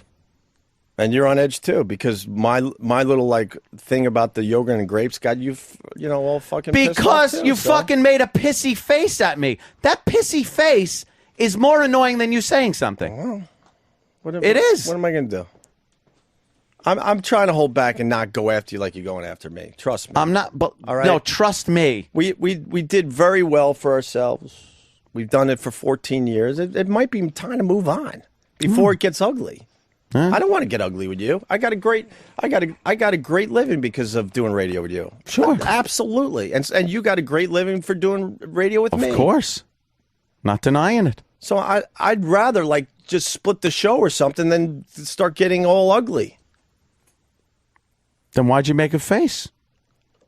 It was a lousy face that I've done a million times. It's a bunch of things. No, I know that face. That you do that could have set me off easily. I know that face. So you finally hate the face. Great. No, I know that face means that you're pissed, and that was a joke. It was a legitimate fucking radio listener understands this bit joke. It wasn't a personal jab at you. What you did to me was a personal jab because the listeners didn't see the face. All right, so that's what I'm talking and about. It sets you off because this is a lot deeper than dumb yogurt and dumb grapes. It did because it was it's what it is. It's a lot. It's a lot deeper than that. A stupid face or you making fun of my yogurt. It's a deeper thing. It built up. Let's at least be honest. It's with each built other. up. We're extremely different people going in different directions. You don't understand me. I don't understand you, which is fine. I mean, at times it makes for good radio, but. Long term, I don't know if it's going to be healthy, and I don't want to. I don't want to get ugly and start fucking attacking you. That's why I'm holding back. I'd rather like just fucking holding. I'd rather figure out an exit strategy and figure out what happens next. To be honest with you. All right, write out our contract and then fuck it. A year and a half. Should be it. Year and a half. Can't take a year and a half. Oh, sorry, I didn't mean to make the face. See that passive aggressive bullshit? Oh, okay. It is. What would you call that? What would you call that? That's a snide, smart ass fucking remark. That was a little joke, actually. All right, then I'm wrong. That was a little joke. Then I'm wrong. About the face, by the way. Okay. That was a little joke. All right. That was a joke. Mm-hmm. We'll take a break so we could eat. My stomach hurts. Right. Shut up. Whatever.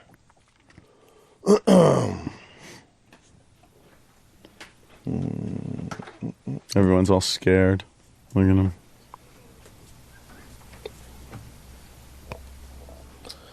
Please. Yes, you rock. Want to do some South Park audio? Let me see it. Oh, God. No. I don't trust you with it. It's really good. Ooh. South Park audio. Yes. He's shaking. His hand is Look shaking. at him. Put your hand out. Nervous fruit. Put your hand straight out. Two men up. Oh, fuck. Two men are fucking arguing. Act like you have a fucking set of balls. Why did you just lick me? I didn't lick you. I smelled you. Yeah. Because you're dripping gravy. You're delicious. And by the way, Danny suggested the stomach hurts line. Had it killed, I would have kept it. It's a bad time for it. Look, you're feeling the same stuff I am. It's obvious, so. I'm pissed. Yeah, so? I'm pissed. Guess what? And it works both ways. There's things you do I'm not happy with either, okay? And I'll just keep it at that. I'm pissed at the situation. I don't really want it to get ugly, but You don't think I there's know exactly- There's things that I do. I'm not stupid that you don't like. Guess what? It works the other way pretty much equally. Pretty much equally. What do you think? I think I'm perfect and that people much aren't annoyed with okay? certain things I do? But of I'm not course. going to pick apart and name names like you did. I think that's pretty fucking lame. I trust me. The stuff that they say about me, trust me, there's people that are saying stuff about you. I'll just keep it at that. I know what people say about me. I know what people say about me. I mean, to bring up I don't go to salesmen. I do a lot of bullshit behind the scenes all the fucking time. So that was pretty fucking lame. It wasn't fucking lame. It was lame, It dude. was being open and honest about certain fucking things that you do that was pissing me off. And the face so we're thing not brought back- it out. So we're not back in Philly because of me? Really? What? So we didn't get back on in Philly because of me. I didn't For real. say that. You sort of suggested that, didn't What? you? When? What'd you say about Philly? I didn't mention Philly. Yeah, you did. You said... No, I didn't. You certainly did mention Philly. I mentioned sponsor meetings. In Philly. No, I did not mention There was a Philly at all. mention in there. No, I did not mention Philly. Did he mention Philly, Jimmy? I think so, but I don't remember. What did the I say? It was something about being on a Philly. I honestly don't remember the context. No, it said Danny Bonaducci was the one that was apparently working his ass off with the sponsors. I didn't say anything about you losing a gig in Philly. We worked our asses off with the sponsors. We absolutely did. Well, that's what I told him. And the whole thing about we were in a unique situation. So the only thing I ever said to those guys is like, could you make it easier and bring some of the sponsors over to here instead of making us, after we're done over here, walk back over there? It was ridiculous. All that was about was trying to work together and guess make that it easier posed a for everybody. problem. Well, no one told me. And I didn't yell at him or nothing. I said that it just logically would make sense to, bring these guys over here from time to time just to make it easier.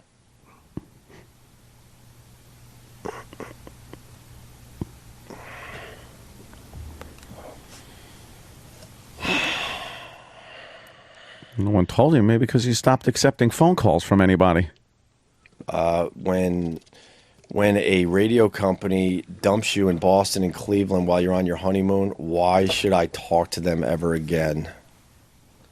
You didn't think the writing was on the wall at that point? Of course it was, but you know. And stupid Bob going, well, you should do lunch with these guys. For what reason? They made their decision months ago. Oh, I know that. We've been around long enough to know that.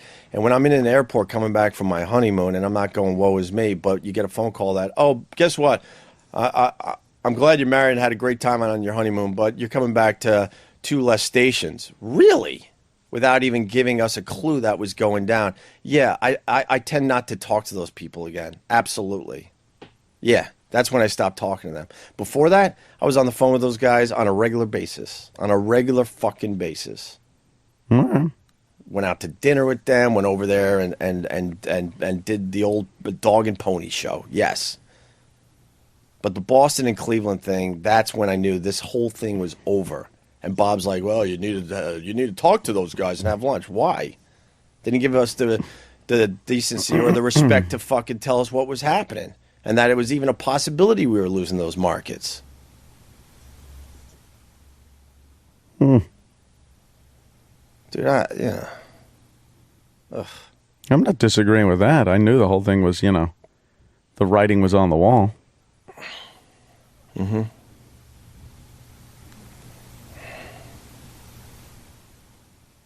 Everyone's a little cranky. Yeah. That's what it is. I think. Mm-hmm.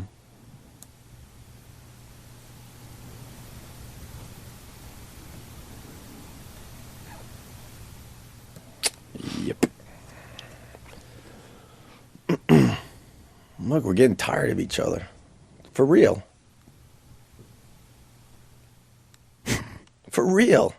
And it's not a, I could attack you, you could attack me. I know that.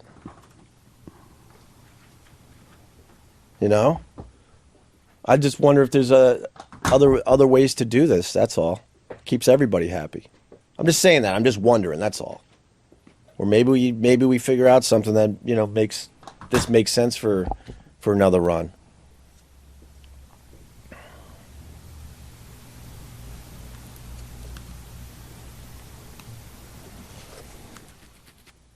It's easy to attack you. You could attack me. That'd be great. But I don't really feel like going down that road. I know I have an amazing life and a living because we hooked up. I know that. Oh yeah. So the last thing I want to do is sit here and like pick apart everything that I think you have done. And you could do the same. I'm not even going to attempt to go, I'm right, you're wrong. We could so do that back and forth for hours. There's things that I know I've done that, frustrate you and piss you off. But it really works both ways. Well, of course it does.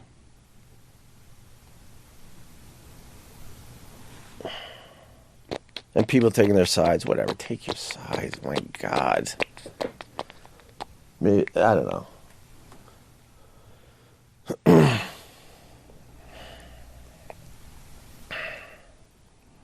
You want grape?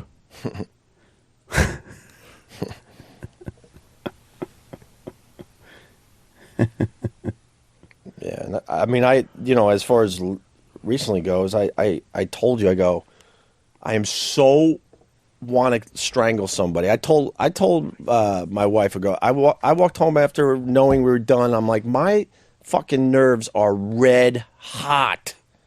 I was like so frustrated. Mm-hmm. So fucking frustrated. And I told you, like, I got to work through this. Because the one thing I am trying to do is at least, like, in the past, I just, like, would do my shit and people like, what the fuck? But now I try to explain it to people, like, I'm frustrated.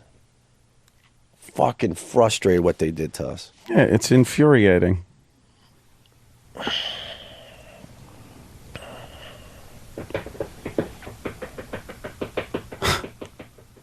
People. Who gets custody of Jim? That's funny. Little Jimmy. Go to the foster home. These two idiots will be fighting Fuck it out you. who gets stuck with me. You take them. Right, Look, I'll take less money. You take them. You have them. You have them. You have them. Send them to the foster home. You have them. You have them.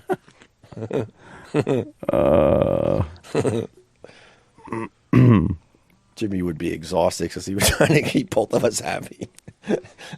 I know. I'd be fucking like jet skiing, two coattails. We had see who does better, and then the other one I'd fucking kick right in the ass.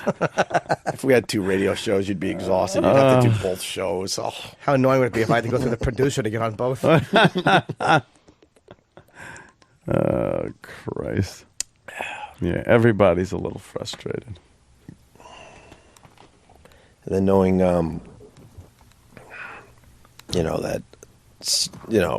whatever. There was opportunities for the company we are still working for, and instead, same old, same old.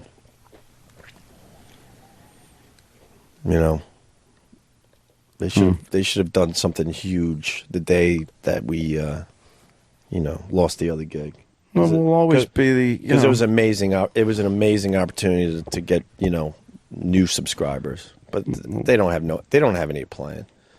We'll always be the pieces of shit at SiriusXM. Yeah. Always be the pieces of shit. Not worth the respect that they should give us. Not the big fucking, Messiah, God over there. We're just fucking, we're the bastards of the company that got taken over. Merger, please. If you eat another grape, you're dead. I was feeling my grape. All right. I was tapping. Don't even attempt. Tapping my grape. Don't even attempt it. Seeing if they're ripe.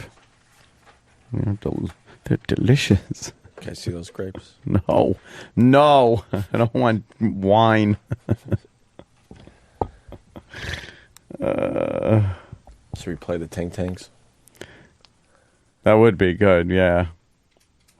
It's a happy song.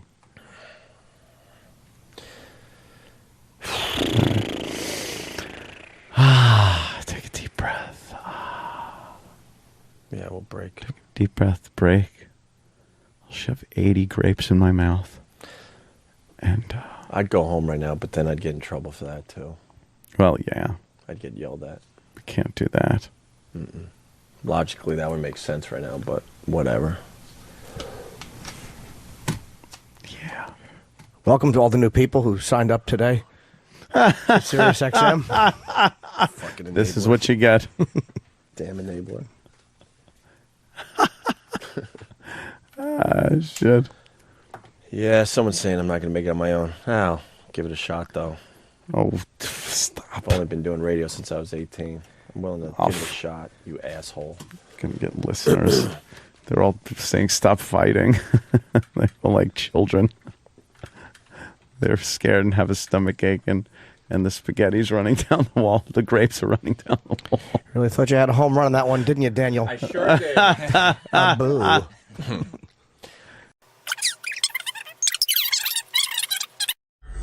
The year 1994. From the murky banks of terrestrial radio, a new hope begins to rise. Opie and rock. They are radio shock jocks known for setting up outrageous stunts. People sure are listening.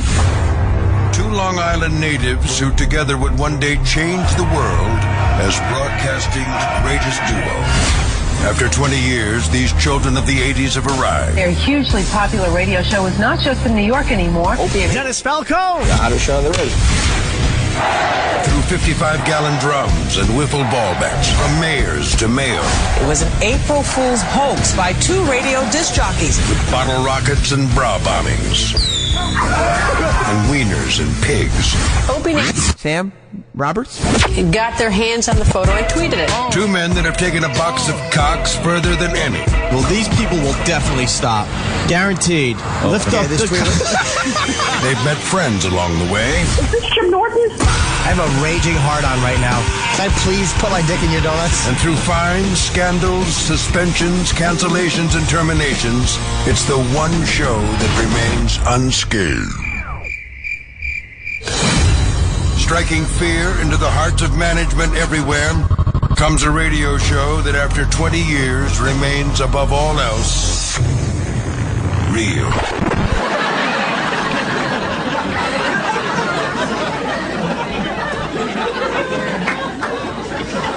Okay.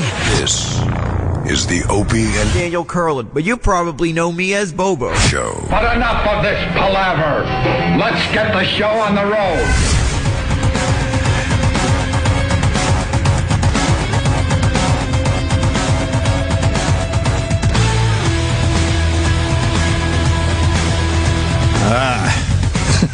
Good morning, everybody. Where do we begin? Hi, Jimmy. Hi, Hope. Good morning. How are you? I'm okay. How are you? I'm delighted to be here. I've been better. Yeah, me too. I love that we're traitors.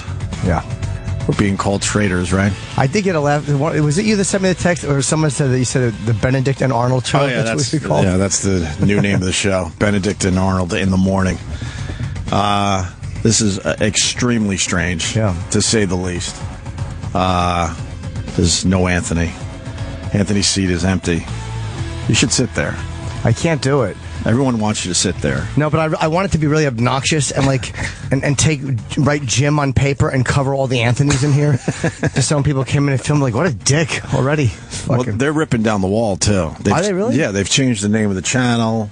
They're ripping down the walls. They're pretty much, changing everything, and they want us to go along with that. What are they calling the channel now? What is the temporary name? I don't know. They gave it. I remember it was a good name. It really sparkled. I like the name that they went with. SXM or SMX or what? Like SiriusXM Talk. Yeah. Oh, that's cool. It really has a nice pizzazz to it. I think they want us to save the channel, but they got rid of Tim Sabian. They got rid of Anthony. They changed the name of the channel. They got rid of all the archives and then said, go have at it, boys. Yeah. We're in a horrendous spot. Yeah. We're in a horrible spot. We're in a shitty position. Here's what it's like. We were having a threesome. Right.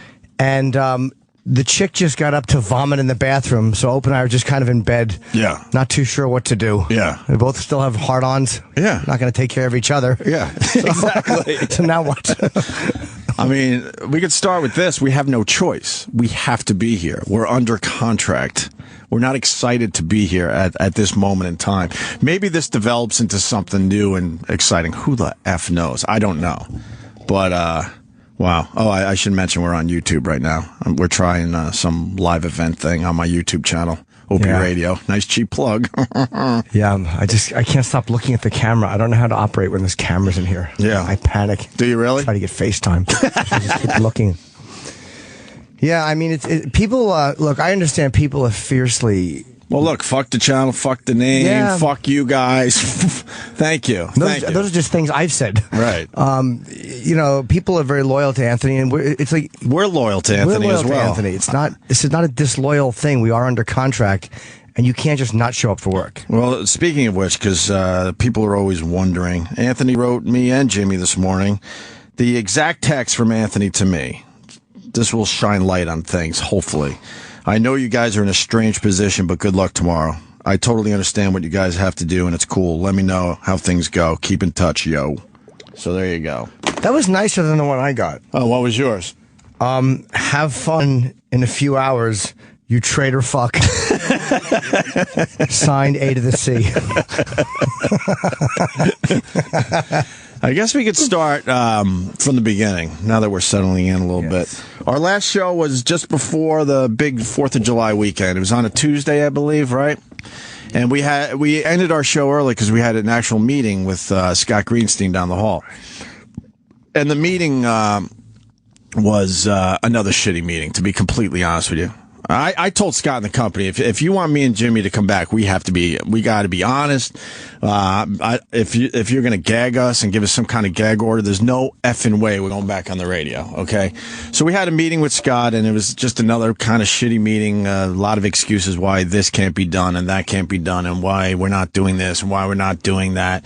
And we all left that office kind of bummed out, and we were just kind of mingling around outside the building, just kind of talking and going, God, man, what is it going to take to, get these guys on board with us in the radio show, right? Right. You mean this is before we went on vacation? Yeah, yeah. Know. Okay. It was right after our last show. Which, by the way, if E-Rock could pull the audio, Jimmy was the last person to talk, I believe, and he said, "This is our last live show," and something in my gut just sank.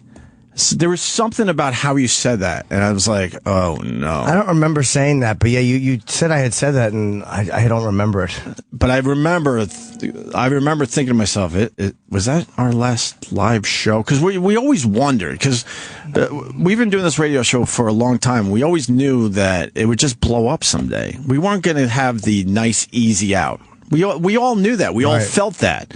We just didn't know how it was going to happen.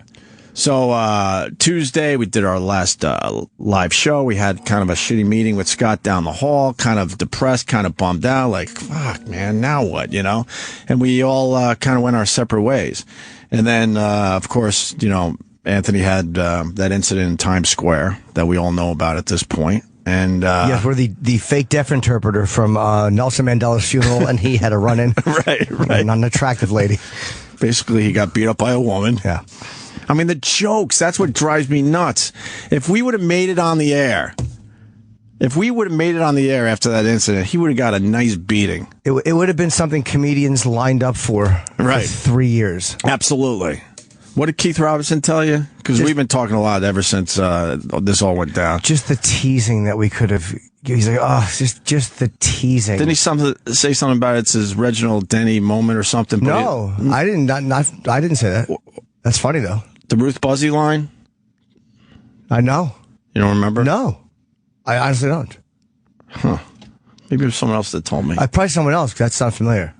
Maybe it was Bill Burr. You talked to Bobby or Bill? I did talk to Bill Burr. It might have been Bill Burr. Okay. Oh, I thought they told you, too, that basically, it was his Ruth Buzzy moment that he got beat up by Ruth Buzzy.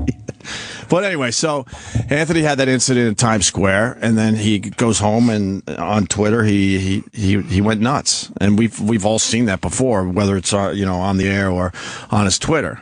But I got to be honest. When I woke up Wednesday, did it happen Tuesday night? I'm trying to get on my Tuesday night, yeah. It was right. So Wednesday morning, I wake up really early, around 5:36 in the morning every weekend, and I always check, your Twitter. I check Ant's Twitter and all my friends, and I read Ant's tweets, and I said to myself, I swear to you, I said, oh my God, we're fired. that needs to be said. There was just something different about it.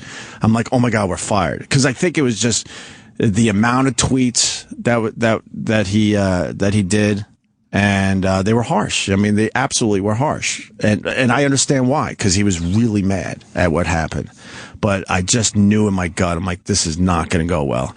Even though we, work for a company, as much as we bitch, they give us a lot of freedom on the radio. They've never really told us not to do anything. It's all the behind the scenes stuff that drives us nuts. But we've had a lot of freedom as far as our radio show goes. But just the culture we live in, I'm like, this is not good, man. This doesn't feel right. I said to myself, we're fired. We're so fired. What were you thinking when you? Well, I got a text from my ex-girlfriend, we're still friends, and she just sent me. She's like, what happened with Anthony? And so, like, whenever you hear that, you're like, oh fuck. Right. And she's like, did he get beat up by a woman or hit by a woman? Right. And then I went and saw the tweets, and it's like, again, I'm not surprised in the morning when I see that somebody has tweeted late at night. But there was one or two that I was like, oh man, like, oof. Right. And I actually texted Ann about something to see, I was like, are you okay, first of all? Like, right. Because I couldn't tell if he'd gotten fucked up or not. Right, of course. And then I got really nervous once it hit, like, the first blog or whatever. I was like, that's not good. And then I sat there. I saw it hit the first blog. And then I saw it just grow. And we've been there before. I'm like, oh, man. Because you just know when it just goes viral in that way, companies get really panicky. Because they're not used to getting phone calls from newspapers asking questions like this. Like, they're not, like, they're regular. They come to work. They're not used to, like, Page 6 calling them or somebody going, can you comment on this? They're like, on what? Like they're not, that's not what they're used to doing. Sure. But I want to make it perfectly clear. Ant was pissed off, and when you're pissed off, which we've said many times in this radio show, you say horrible, awful things. But with that said, I just knew it was different when I woke up and read those. I'm like, man, I don't know if SiriusXM is gonna deal with this in the right way, in my opinion, which is to just kind of ride it out and see what happens. And he said harsh things, but he didn't do harsh things. Like, it was really the thing that and this is where the press, I was annoyed at the press, because if they go with the angle that you always know they're going to go with, maybe it's just what they do for a living and it's how they make their money. But the fact was that he didn't, like, if I had a pistol and that happened, I would have pulled it in sheer panic, and he didn't. Right. And, he didn't hit the woman back, right. Which I don't know if I would have hit her back, because I would have been might have been afraid of getting the shit kicked out of me or getting cut with a box cutter. Of course. But I would have reacted I probably would have reacted differently on Twitter, but I would have reacted much worse in the situation. Right. I would have done something really, truly, like, imagine if he had punched that woman in the face or done something harsh physically to her. That's what the story would have been, and he would have been in trouble for that. It was like, I wish that the press had concentrated more on the fact that, like, all right, yeah, he said some shit that I'm sure if he could go back, he'd go, okay, I want to reword that. Right. Or rephrase. Even if you wanted to say what he wanted to say, sometimes you go back, you rephrase. But I wish they would have concentrated on the fact that he did not do anything fucking violent while he was being struck. Of course. To me, that's an important part of the story. Oh, absolutely. So then, like you, I texted him as well to make sure he was all right. It seemed like, there was no real injuries or anything. But he talked about his eye was a little messed up. Yeah, he sent me a photo of the fact that he had gotten clocked in the face a couple times, and you could definitely see something had happened to him. So then the thing started growing, and I'm just like sitting there, just hoping. But I just knew in my gut, because we've seen this, unfortunately. I just knew, and then then I got the word from our agent, who I haven't talked to in months. Yeah. That they fired Anthony. I'm like, what? Meaning, why didn't they fire all of us? Because our contracts are connected. Yeah. In that way. So they could have fired the whole show. I'm like, wow, that puts us in a fucking extremely strange position. So then obviously I got on the phone with Anthony, and we talked, and the conversation was very lethargic, to be honest with you. It was just like, fuck. It was almost like, we both were just exhausted by the trip we've been through in the last, 10 years on satellite radio. And And it was like, well, let's just see what happens. We've been through this before. Let's see what happens. But once again, if I'm going to be honest, there was something about that phone call like, man, this just seems different all around. You know what I mean? Just seems different for whatever reason, you know. I mean, people could say whatever the fuck they want, but the fact is me and Ant have been getting along very well lately, and the radio show was on a tear, you know, leading up to the incident. So then we kind of hung up and just, you know, both just sat there trying to figure shit out. And then I got the call from the company saying, you know, we're continuing with you and Jimmy. And I'm like, well, how the hell is that going to work? How is that going to work? You know, it needs to be said that we're under contract, and people are just walk out, just tell them to go fuck themselves. But I don't think people understand fully, you know, what being under contract means and what breach of contract means. Yeah, and the nature of this, and it's like I gave the fans who were tweeting even really harsh shit at Opie and me, and a lot of you guys tweeted some brutal, like, you know, fuck it. I understood it. Like, Yeah, I understand where the energy's coming from, but I blocked 20 people total in 2 weeks, which is not a lot. Right. It's like, that's usually a daily block for me. Right. But it's like I understood people were very frustrated, and they just wanted something. They wanted us to come out and say something that would just make it okay and concrete.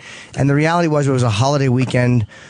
I didn't know we were actually going to make it back on the air. Right. And you guys have to understand something too.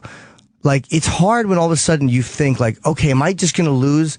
Like, I have a 25% of a year's salary coming. Like, is that just gone now? Do I have to just all of a sudden go back on the road on dates that I didn't realize I was going to have to fill? Like, I'm panicking because of myself too. You guys have to understand we have our own financial worries. Of course. I mean, I do well in life, but I don't have, I can just step away money and not, you know. And I do way better than Jim Norton. Yes, he does. Financially.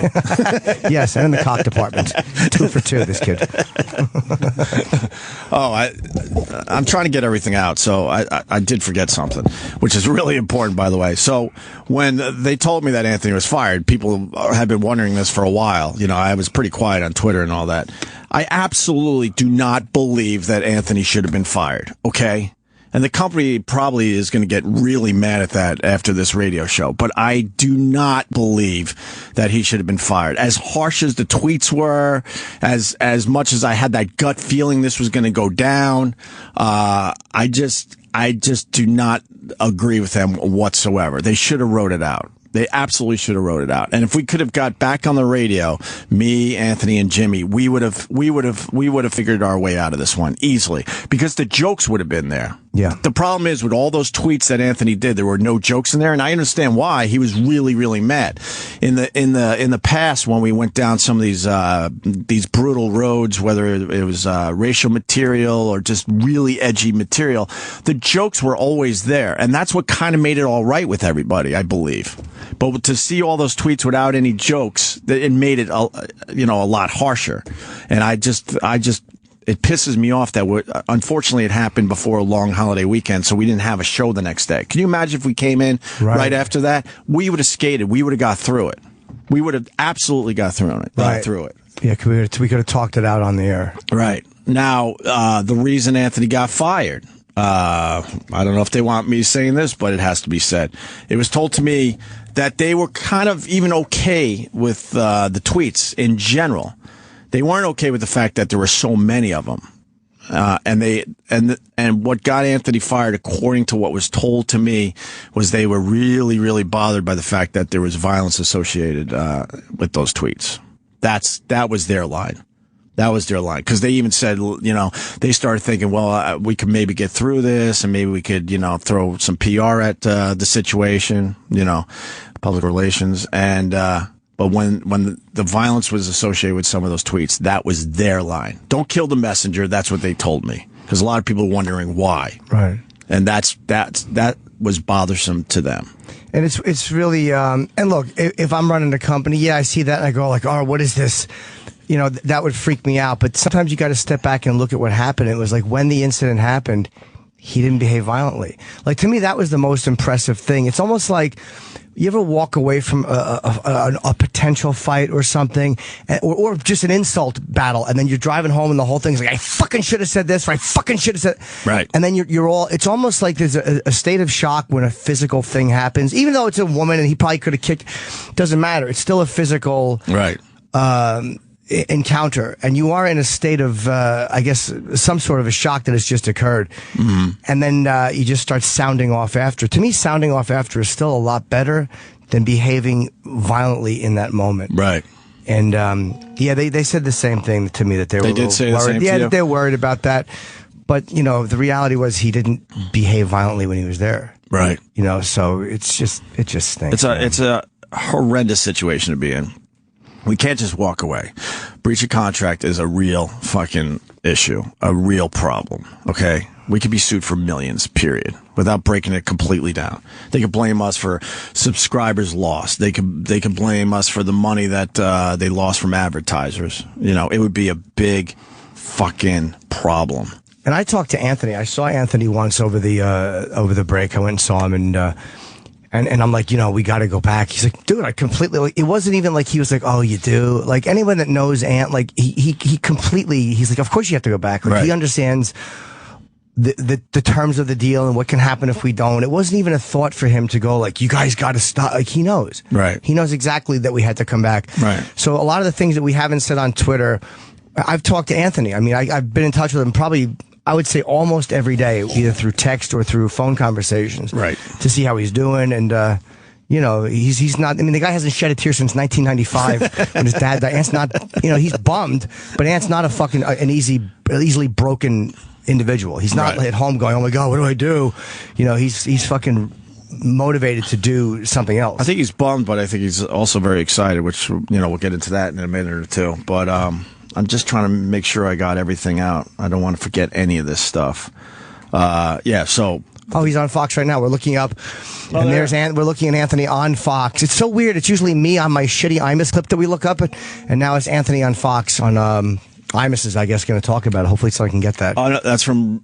Oh, yeah, that's from It's Red a Red Eye Eye clip, yeah. All right, It'd be funny if Imus threw him under the bus. After all the defending Imus that Anthony did, if Imus just was like, all right, he deserved to be fired. Right. I can't do Imus. So then the company kind of wanted us to go right back on the radio. I'm like, are you crazy? You know, we need a week to just digest what the hell just happened and try to figure out exactly, you know, what we're going to do and how to handle this, you know? Now we move into the podcasting situation. So when me and Anthony talked, we've talked a few times, and we've talked a bunch on text message as well. This needs to be said. We have had no conversations about podcasting after the incident. We've kind of talked about it as maybe an option after this contract ends. There was, I don't even know anymore. There was a lot of interest in, you know, this radio show as the contract was coming to an end. And when we had those conversations after his firing, not one conversation about, hey, let's just move on and podcast together. Okay. With that said, Anthony has set up this whole podcasting thing. But I'm not involved in that. Jimmy's not involved in that. I've had no conversations with that through Anthony or our agent. Okay, and I think it's pretty obvious. And hear me very carefully. I think Anthony wants to go it alone for a little while. I really believe that, and I'm all for it. I think it's going to be a great thing. Because I see these people on Twitter, you know, just beating the shit out of us, going, "Why don't you guys quit and just join Anthony live from the compound?" If you kind of read between the lines of the interviews he's done and, you know, his TV appearance, I know Anthony enough. I pretty much could say this. He wants to do this alone for a little while, and I think he's very excited about it. I really do. Yeah, I mean, he's setting up his live from the compound. He already has this set up, but I think he's going kind of further and making sure that to get it, whatever you have to do to get that type of thing started up. Right. And he seems very motivated to do that. So, yeah, kind of the same thing. I mean, and I think me and you had the conversation. I've had so many conversations. I thought you were the one who told me the No. thing. But you made a pretty good point. Like, I had my solo thing for a while. You've had your solo thing for a while. And I think he's kind of excited to have his solo thing for a while. For a while, whatever that means. It might be a few months. It might be a few years. I don't know. I can honestly say we've had no conversations about podcasting or joining him at his house for Live from the Compound. And the fact is, like, I know a lot of podcasting people in that business. So if I was going to do the podcasting with Anthony, I certainly would. I have a stable of people I could talk to immediately to set it up, the way I think we should set it up. I wouldn't go to Anthony's house to podcast. That would be crazy. That'd be insane. What we show up every morning and step over bodies to get to a studio downstairs in the basement? It would be literally like getting Martin Sheen up in Apocalypse Now when they had to give this mission every morning. You gonna close the goddamn door, buddy? Hands half nude. Yeah, everyone has these fantasies and like, okay, this is how it's gonna play out. No, I'm not driving out to Long Island every day to podcast from Anthony's house. Nothing against Anthony, his house, or podcasting from there, but it just wouldn't work for what we want to do. We would need to, if we were to go down that road eventually, we would have to build a studio somewhere in New York City where all the action is. We would have to. That would be your best shot at getting guests and all that as they come through. So that's my thoughts on that. I really believe he wants to go it alone for a little while. Yeah, I mean, it is weird when everybody has their own solo thing, because being part of a team is always, like, I mean, it's a great way to go because you always have a partner. Right. And it's a tough way to go because, like, individuality is hard. Right. Because you're married to each other. Right. It's like, and I thought bands break up all the time and then get back. It's not unusual for a lead singer to go out or whatever, to go off, and then all of a sudden, an album later, they're back together performing again. Right. So I don't feel like, wow, we're never going to perform together. I can't even think that way. Right. That we're not going to perform with Anthony again. I can't think that way. It's just too fucking depressing. Oh, I certainly don't want to think that way. This is just, I'm hoping this is just another, another chapter in the book. But, I mean, the best thing to do is try to be honest. And I have known that guy for 20 years, and how he's setting up Live from the Compound and how he's been talking in interviews and such. I think he's really excited just to go it alone for a bit. I'll jump on there, no problem, down the road, say hi or whatever. But I don't, we had no conversations about, just taking all this to podcasting after he was fired. It was sort of a thing we were, kind of talking about before, certainly. Yeah. And we just don't know no one knows where to go from here. This was one, like, there was no contingency plan for. Like, there's always like a second, like, all right, well, if this happens, we can do this. If that happened, no one saw it coming. I never saw it coming where one of you guys gets fired for something that occurs off the air. Like, I always thought it was going to be, okay, the whole show is gone. Right. Now what happens? It was something on the air. Right. Or me who gets canned. Right. I never saw this.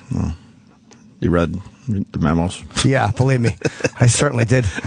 And I think a lot of people, the hardcore fan base, they probably saw this playing out where you and Ant would have moved on together. That's the weird part. Well, I was panicked. If anyone was, I thought I was panicked because a lot of times I was like, he's gonna walk, meaning you, and I thought that was gonna be the end of the show. Right. I'm like, he's gonna fucking quit. Right. Like, I would get nervous when that shit would happen. Like, all right, now what? Right. Because I never saw it like, okay, well, then me and Ant will just move on, or me and you will just. It didn't occur to me that was going to happen. It felt like, all right, that's the show. Right. I'm pointing to and where Ant would used to sit. Right. And now I'm a part of that show. Yeah. Not I want to create a new one.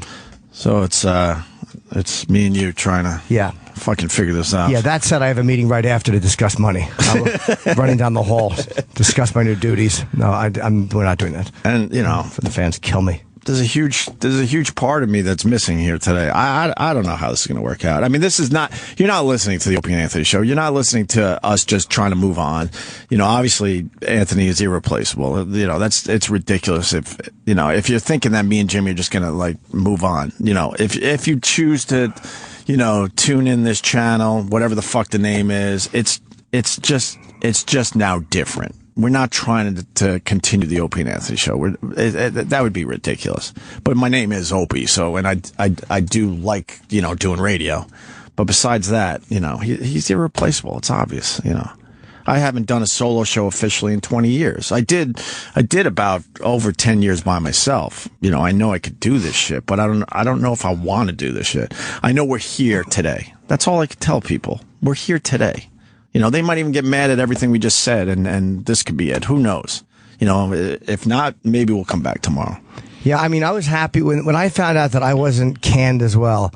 I was relieved. Okay, at least until October 4th, or whenever exactly the deal. Right. I know I'm okay, and I'm collecting, you know, not just collecting a paycheck, but I mean, I'm going to be okay financially until that point. So yeah, I mean, I don't look beyond that. I'm not saying I need to do this here forever. I'm happy to be here until October, and you said it before, but you can't just walk away.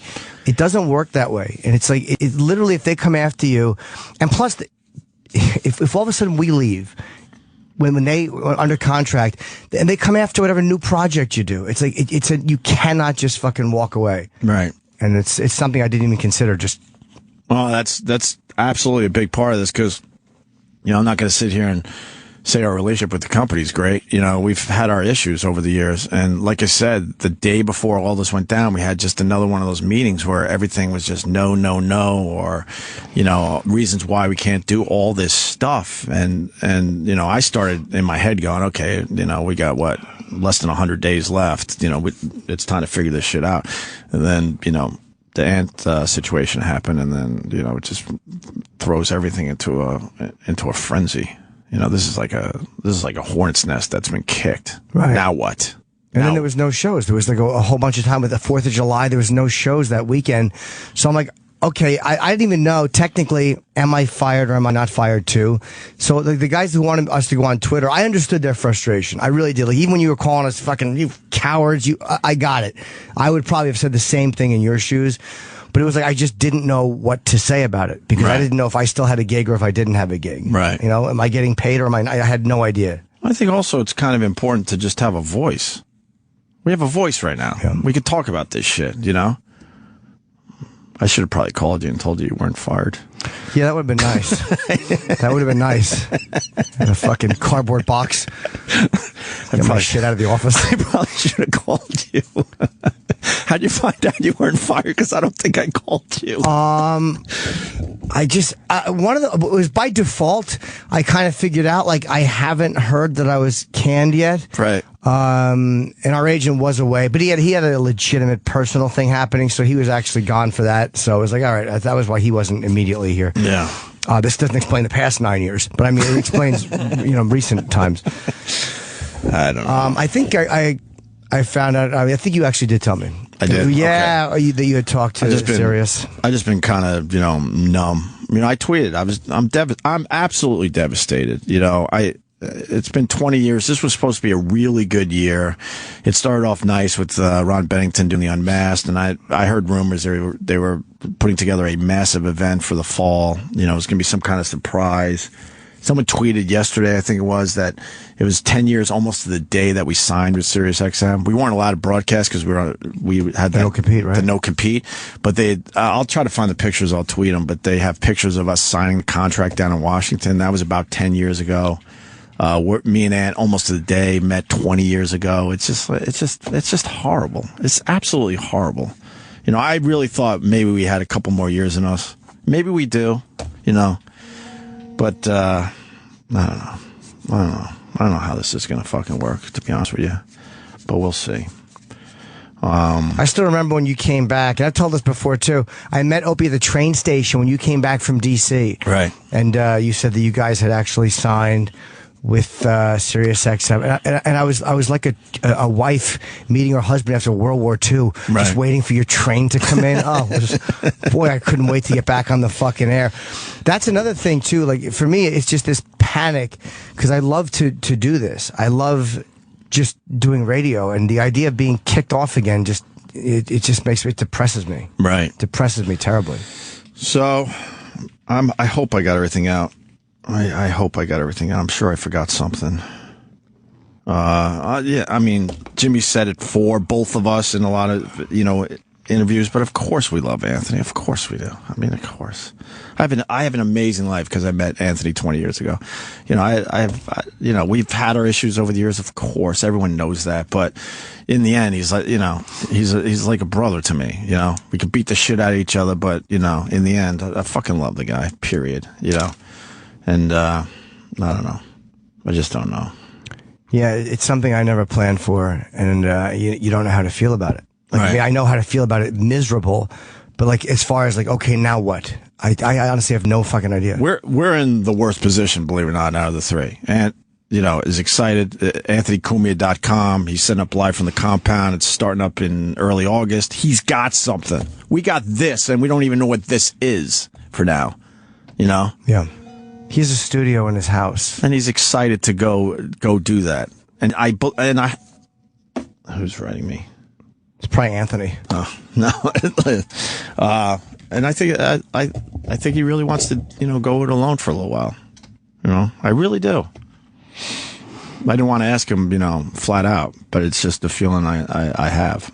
Right. So. Yeah, I certainly don't want to ask that because I don't want to hear the answer to it. Well, no, you would probably hear, no, man, no, you know, but. Yeah. But we're not in the planning stage of what he's setting up, and that makes it pretty obvious to me that, you know, he wishes us the best, and we certainly wish him the best, and then down the road, maybe we could put this whole fucking thing back together. Who knows? Well, weirder things have happened, and I'm not saying that just because that's something like my aunt would say, but it really is true. It's not that unusual that you ride things out for a little while and then things work again. Right. And I went to his. Well, let me go with that point for a second, because we have examples of that. You know, we got fired by CBS Radio. Oh, why are you darting around the room like that? I'm listening to you. Oh, okay. I was actually thinking of an example as you were talking. You were going to give those examples? No, not at all. But I have a better one when you're done. Oh, better example. Is it funny to bring it all together? Oh no, but it's just a good example. Okay. We were fired by CBS for Sex for Sam. Obviously, everyone knows that. And Mel Karmazin hated our fucking guts. Fast forward a couple of years, they rehire us, you know, to take over for David Lee Roth, not Howard Stern. David Lee Roth is who we replaced, and we did okay with that. BCN, when we were up in Boston, hated our fucking guts. We ended up working for them in, you know, afternoon drive and morning drive. And then the merger happens, here with Sirius. They didn't like us at all and brought us into the fold. So these are people that fired us and hated our guts, and then we ended up working for them. So I don't know. And people may not find this encouraging, but in 1979, not to make it all about Ozzy Osbourne, a little band called Black Sabbath fired Ozzy Osbourne, and they replaced him with Ronnie James Dio. Mm-hmm. And who would have thought that a mere 35 years later, they'd have a new record? So for all of you people out there, you just hang in there for 35 years, and we will have finally get the band back together. Yeah. Fuck. I did talk to Scott, and he's been civil toward myself. I could say that much, civil, and I got the inkling that the door isn't completely shut. They're not happy. I just have a feeling that it might be just slightly open, slightly. Yeah, for whatever that means. Well, I went to the shindig, as it was, on July 5th. Right. And it doesn't do on the 4th. It was quite. I went late 'cause I had shows, and I was afraid it was going to be really sad. But Ant's is one of those guys, man. If you know him, he was. I'm sure he wasn't happy, but he was fine. Like, right. He's not a fragile person. No. He was drinking. There's probably about 60 people at the time I got there, and a lot of the people had left. Right. And he's like, man, I'm just gonna, move forward and do what I got to do. But he wasn't like. But he pushes his emotions down so far that I think they're in his big toe at this point. Yeah. Okay. Yeah. I think he is kind of, bothered by this like we are. Yeah. But he's also excited. I was driving home really depressed from his apartment. I was really sad when I left his house. But, but by the time I'm like all fucking sad in the car, he's still running around his house with this giant cock out. Like, he's, I'm not saying he's not upset. He is upset. Right. But he's not like, I was just sad because I'm like, this fucking amazing chapter is closed. Like, fuck. But yeah, it has to. Like I always knew that this would stop, and I didn't know how. And I'm like, oh, okay. At least now you have your answer. That's how. Like that, and not that that's supposed to make anybody feel better. I'm just telling you what I was thinking as I drove from his house. Right. Now you know what happens. Now you know how it ends. I forgot something else that when me and Ant were talking right around the time he got fired. He did tell me, he goes, I was getting sick of that place anyway. I'm like, well, but we're still there. But he goes, I was getting sick of that place anyway. So, all right. Everyone has questions. Was the phones of people calling? A little bit. A little bit. I thought they all canceled their subscriptions. Yeah, I'm sure a good amount of them. Listening for free. Yeah. Thanks for your support. Really appreciate it. It was loud and clear on Twitter how much you supported me and Jimmy, even though technically we had absolutely nothing to do with this. I was just minding my own business, enjoying the 4th of July weekend. Yeah. We had nothing to do with this. Fuck. You want to take a break, I guess? Whatever you want to do. I don't even know. Do we have any production? Do we have? We should definitely chat with people at one point. Yeah, too. no, we'll take a break and then we'll go right to the phones. And we're not really screening them at all. I mean, whatever you want to say, you can fucking say. We have production? Yeah, I mean it's fairly similar to the intro. It's in the same vein, but it's production. Okay, we'll be back. More Opie and in a minute. Actually, maybe more than one.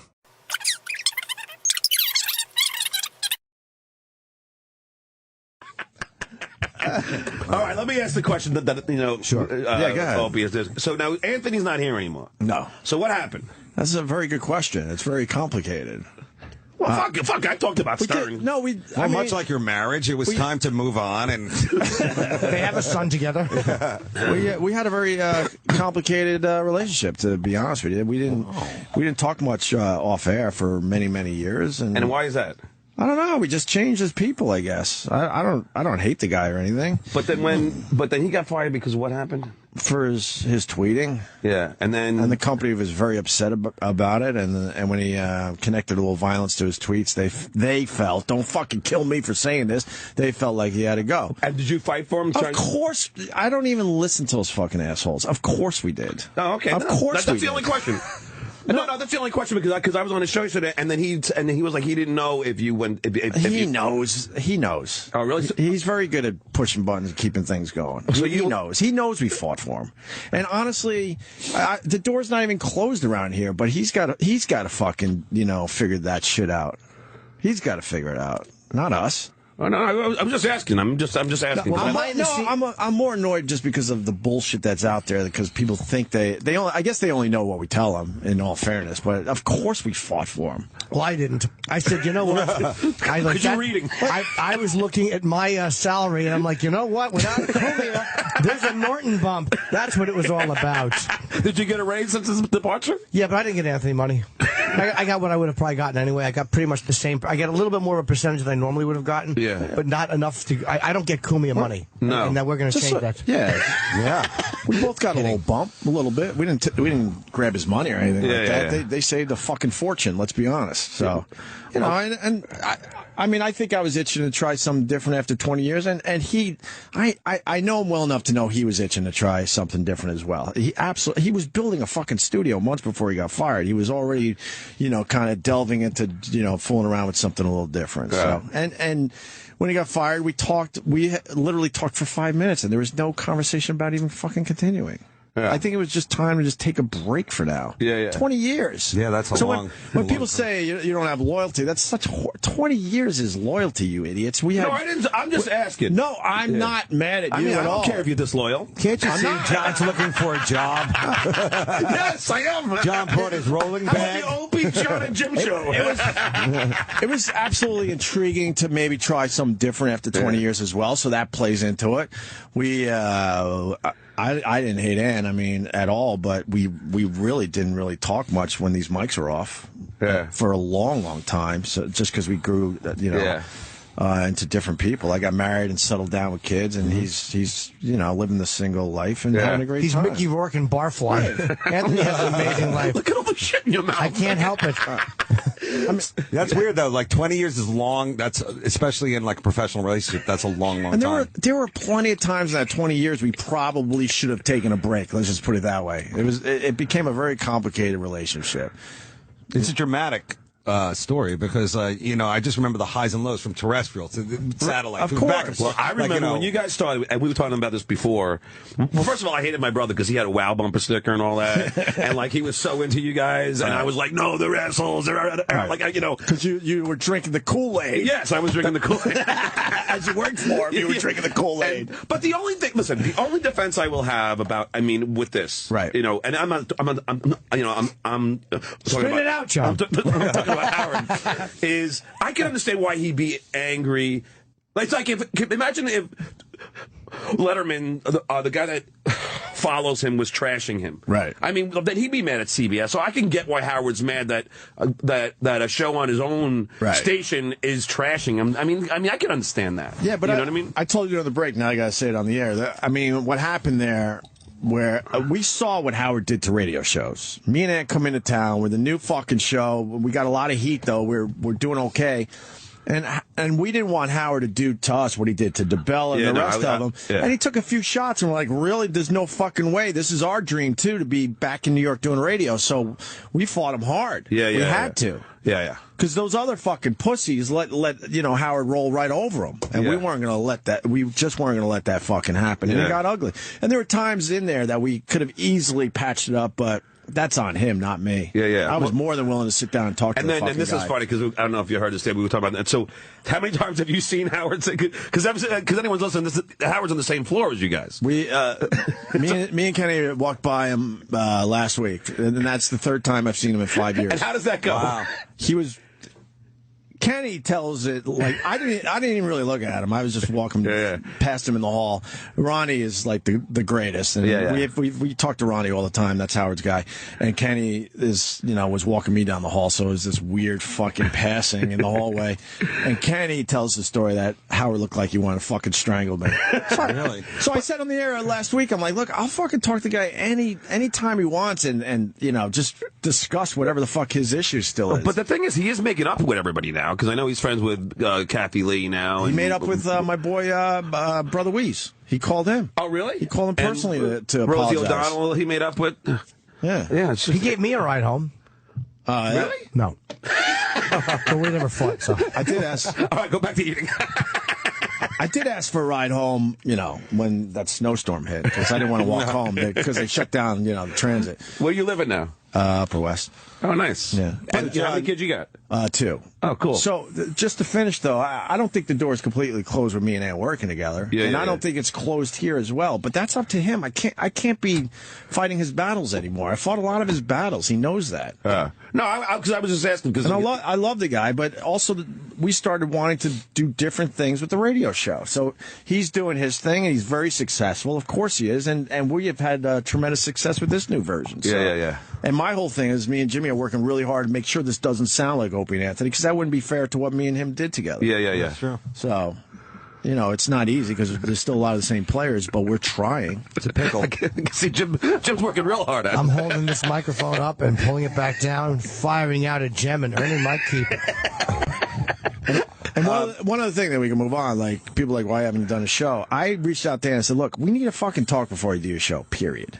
Get a beer or dinner. Yeah. So that's on him. And then he made fun of I need to fucking have a beer or dinner before he comes on my show. Yeah, I kind of do. We had some things that we should talk about a little bit. So you guys have some? No, nothing major. We just grew apart and we weren't talking when these mics were. That would be compelling to listen to, though. Yeah, because I don't think you guys would throw each other under the bus. I would talk about that shit on. I mean, if the first time you speak is live, I think you know each other well enough that nobody would throw each other under the bus. There wouldn't be any. I don't think so at all. knows you. It's like you're not gonna kill each other. I think that you would hash things out, and it would be very interesting. I started doing stuff on the show he wasn't really into, and to be honest, I wasn't into a lot of the stuff he was doing near the end. So. Well, I think you need a neutral party to make sure it doesn't get out of hand. John, Yes. I think you would be a great. I think I you would be be a great perfect. Jimmy Carter for this one. Yeah, I heard you guys get along really well. We're getting along, it seems. So maybe you should be the guy. Well, I you know what? Can I do it? Sit down somewhere in Staten Island, something northern Italian. No, it'll be perfect. We'll bring Artie Lang in. And we'll figure out all sorts of problems. David Trell keeps playing cards until that guy goes home.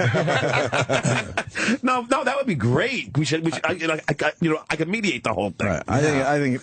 I don't know. I don't think Ed likes confrontation in general, and but I don't see him really, defending me and all that shit. He kind of lets these assholes continue with their bullshit. When one lousy thing from him would make a huge fucking difference. We've supported him on this show. I've promoted it. We say AnthonyKumia.com. Go there and subscribe. All that shit. So, well, like I said, it's fucking so weird, complicated. But I'll tell you it's weird because I was telling my brother about this when because he picked me up at the airport. And I'm like, I know you guys didn't talk that much off the air. But he goes, he's like, I find it so hard to believe because you guys were so great on the air together. That's why Jimmy came on board in the beginning, because me and Anthony weren't talking at all. And I'm like, and I was trying to quit in 1999. I was like, I want to go do something else. And my agent's like, do you understand how much fucking money's on the table? They're about to syndicate you everywhere. I'm like, I don't care. Yeah. Because Ant just stopped talking to me. But he was going through a major life change. I'm not putting any of this on Ant, by the way. I'm just talking about it. Hey, listen, it's just like me and Howard. I think the guy's incredibly fucking talented. It's an incredibly talented, funny fucking guy. But in 1999, I was ready to walk. I'm like, I'm going to go just do something else. And then my agent's like, is there anything we can do? This is crazy. You know how much money's on the table? I go, well, we're working with this new comic. Jesus. Yeah, young Jimmy. Well, this is Jesus. This is Jim. This guy is like, I haven't seen a guy like this since Artie. I know. What was your name back then? Jimmy Norbit? Norenstein? So Jim was on my first tour? Huh? Jim was on my first tour. I was. That's how I met John. I did not know that. Jimmy was on the first Stuttering John and Friends tour. It was me, Jimmy, and Modi. Okay. And Melrose Larry Green. I know John longer than you guys. Yeah. So my thought at the time was, well, let's bring Jimmy on. He's funny as fuck. The listeners love him. Yeah. Let's bring him in as the third guy, and then me and Ann could talk through him and continue the show. Oh. Now I have to ask you a question. But then we got to more of an understanding where we didn't have to do that anymore. When they realized that I hated both of them. Like it clicked pretty much right away. What was the issue that you guys didn't talk? What was it? I mean, there's got to be something. No, that's the sad part about it. There's not like a he fucked me over, I fucked him over, none of that shit. He was getting a divorce. Yeah. And like his whole life fucking changed. Yeah. And I was blown off pretty good right away. Oh, really? He stopped really socializing. So poor Jim, he was kind of the kid. There were rumors I didn't like. There were rumors I didn't like his girlfriend and stuff. That's not true. Yeah. It's just fucking. No, I don't know many of these rumors. The only thing that I did say, because I did a show yesterday, was I was going to ask you if you guys had fought to try and keep him. Of course we did. Yeah, and that was the only thing that I. But it was so complicated. Then it also was enticing. Well, maybe we'll continue and see what the fuck happens. Yeah. Plus, well, if you guys do, I could use a job. And, the thing with these guys, and I've stated your case pretty well, John. I've said this to Opie. I've had the thing of watching them like Ian, like you said, the kid. I'm kind of in the middle watching, not in the middle like they pit me again, but just watching a married couple in a way. Yeah. Kramer versus Kramer. And very different people. Both remarkably different people. We started not really understanding each other and where we were coming from. Yeah. But like I said, I'd love the guy. I would do radio with him again. Absolutely. Both people very committed to their views of things. Like, it's hard, like, whenever you're in a relationship to go, like, oh, okay. Well, excuse me. I that's me that did that. Like, it's always easier to find but that's what people do. I mean, I do it too. Every person does. But I think the listeners really enjoy the dichotomy of the opinions and the perspective and all that kind of stuff. And that really what makes compelling radio is like strong opinions. You're full of shit, Dave. I'm sorry. I'm just telling you right now. I'm trying to get our show going. Oh, okay. It was really amazing, though. Then we turned the mics on, and we're like, the chemistry was there. Yeah. So we should have probably just walked around 24 hours a day doing a radio show. Yeah. We would probably be very close friends still. That's like bands. Bands have that thing where, like, they don't hang. I think it just but they happens play. after 20 years. I'm not blaming him, but, after... You're a But broadcasting he's legend. even closer to me, and I heard it. You did hear it? Yes, that's right. I apologize. How did That's Opie right. and Anthony start? See, that's my curiosity. More interesting, how did they end? Yeah, it's good. We're on hiatus right now, Larry. I don't know if you know Anthony's that. not here. You mean we're not on? We are, but We're I'm Jim. on. I'm not Anthony. I'm Jim. Yeah, Anthony's gone. the Opie and Anthony show's on a bit of hiatus Wait a minute, after who am 20 I here years. Opie, you hear it? That's Opie. I'm Jim. That's Nikki. Yeah. And that's Sam. You know how you said I should listen? You should read. I mean, That's a good there's- point, Larry. There's a name missing Wait a minute. on the wall. Hold it. Yes, Larry. Hold it. Stop. Wait, as Mel Brooks would say, whoops, hold it. Stop. Okay, all right. It's just Opie. Yeah. Well, And Jim. And Jim. But why isn't your name up on the wall? Because I didn't want to. Anthony was my friend, and I felt that I didn't want to jump in Anthony's grave and call and like, hey, now I got it. So I'm just here on Opie's show, like I was here on Opie and Anthony's show. What happened to Anthony? Well, come on, give me the straight story. You used the F word. Tell me what happened to Anthony. Yes, as well as Anthony was out one night and he got he was assaulted in Times Square. He was taking photos and he had got into it with a black woman and she punched him in the face and he didn't hit her back, but he went home and I guess he thawed out after a while and he went on Twitter and blasted her on Twitter and said some perhaps racially insensitive things. And the company didn't do anything at first. They were just letting it ride. But you know how the press runs with it, and they always take the wrong angle. So instead of focusing on his nonviolent reaction, the dog shit press focuses on the fact that a shock jock said naughty things. Right. And then the company, the press is calling for a reaction. And then the Washington Post and the New York Times are calling for a reaction. And they go, well, they're not reacting, so I guess they agree with what he's, And so the company panicked and fired him.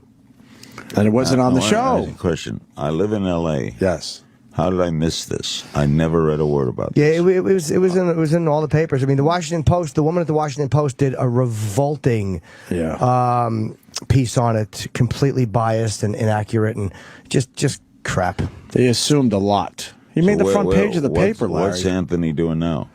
He's doing a show from his house. Yeah, he has his own show called the Anthony Kumia Show, and he has like a professional. He's a better studio than we do in his house. And It's a podcast? But he has video and everything else going on. No, it's not a podcast. It does podcast, but it's a live, actual. Who carries it? He has his own server Ustream and his that, own yeah. website and everything. Yeah. He's doing it himself. Does he have guests and everything? Oh yeah, he would love to have you, Larry. Yeah, he'd send a car for you and everything. You want to go on his show?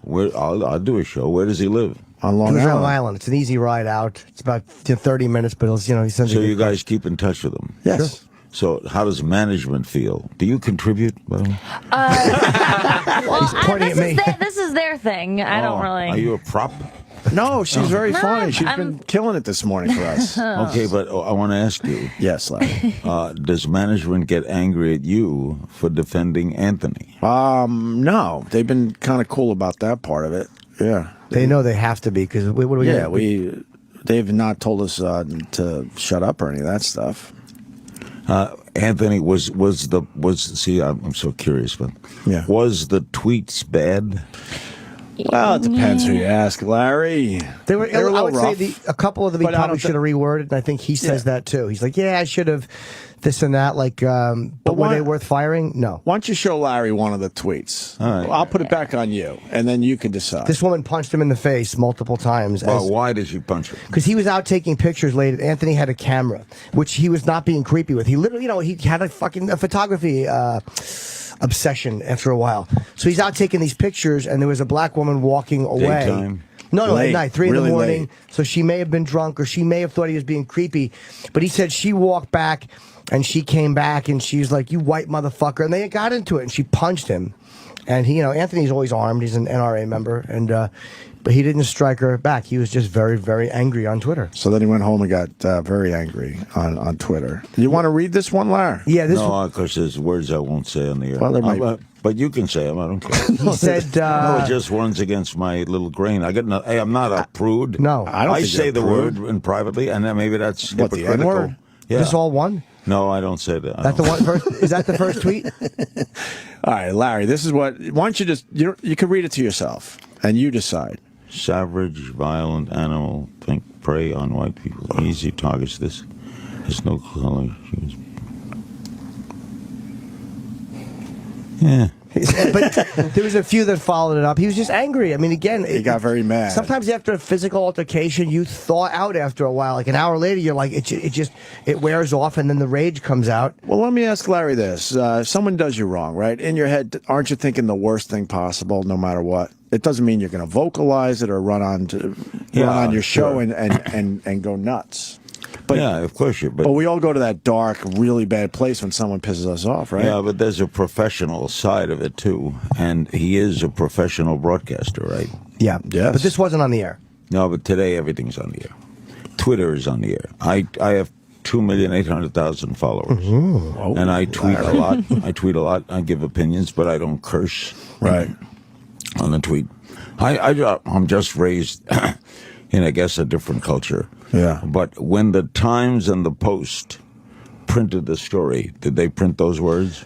Well, it made the rounds. They beeped some out. It made the rounds, Larry. They beeped some out. And it doesn't look as good in print, even though he put it in print. But also, Anthony is not hired he's a guy who would go on certain rants, and everyone knew kind of where he stood.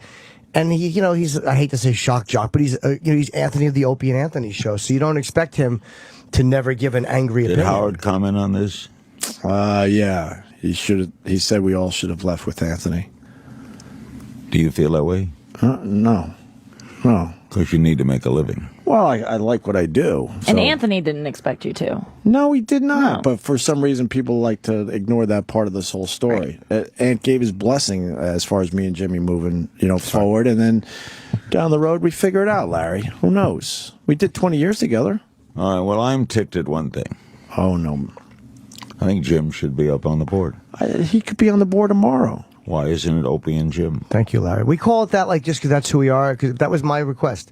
Not for any bad reasons, but to me, it's Opie and Anthony, and I'm very loyal, and I'm here with Opie, and I'm happy to be here, but I'm on Opie's show or I'm on Anthony's show. I won't step in. I can't replace him. I'll give you a Sharpie. You can put it right on the wall right now. Hey, Larry, go up there and How write great would that be? Go ahead, Larry. Opie, do you guest on Anthony's show? Not yet. I have not.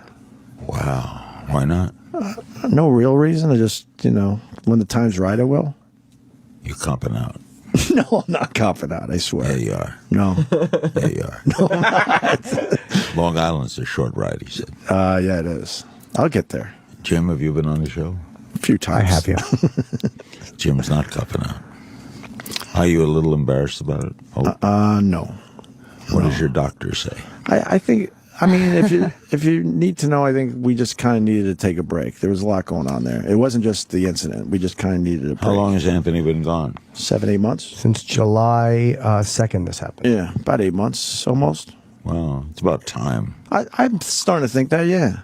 It was a long 20 years, Larry. We just kind of needed to take a break. Would Sirius let Anthony come in as a guest here? I believe so, yeah. Why don't you do that?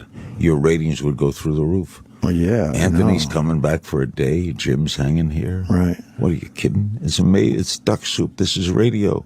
Are you getting me back for the hard-on question? No, I'm saying that could work. Right. You bring him back. I think that'll happen. I think he'll come back. We'll talk. We'll have a good time. I'll go on his show. We tweeted at each other a couple days ago. That was fun. I tell you, it's a different world to me.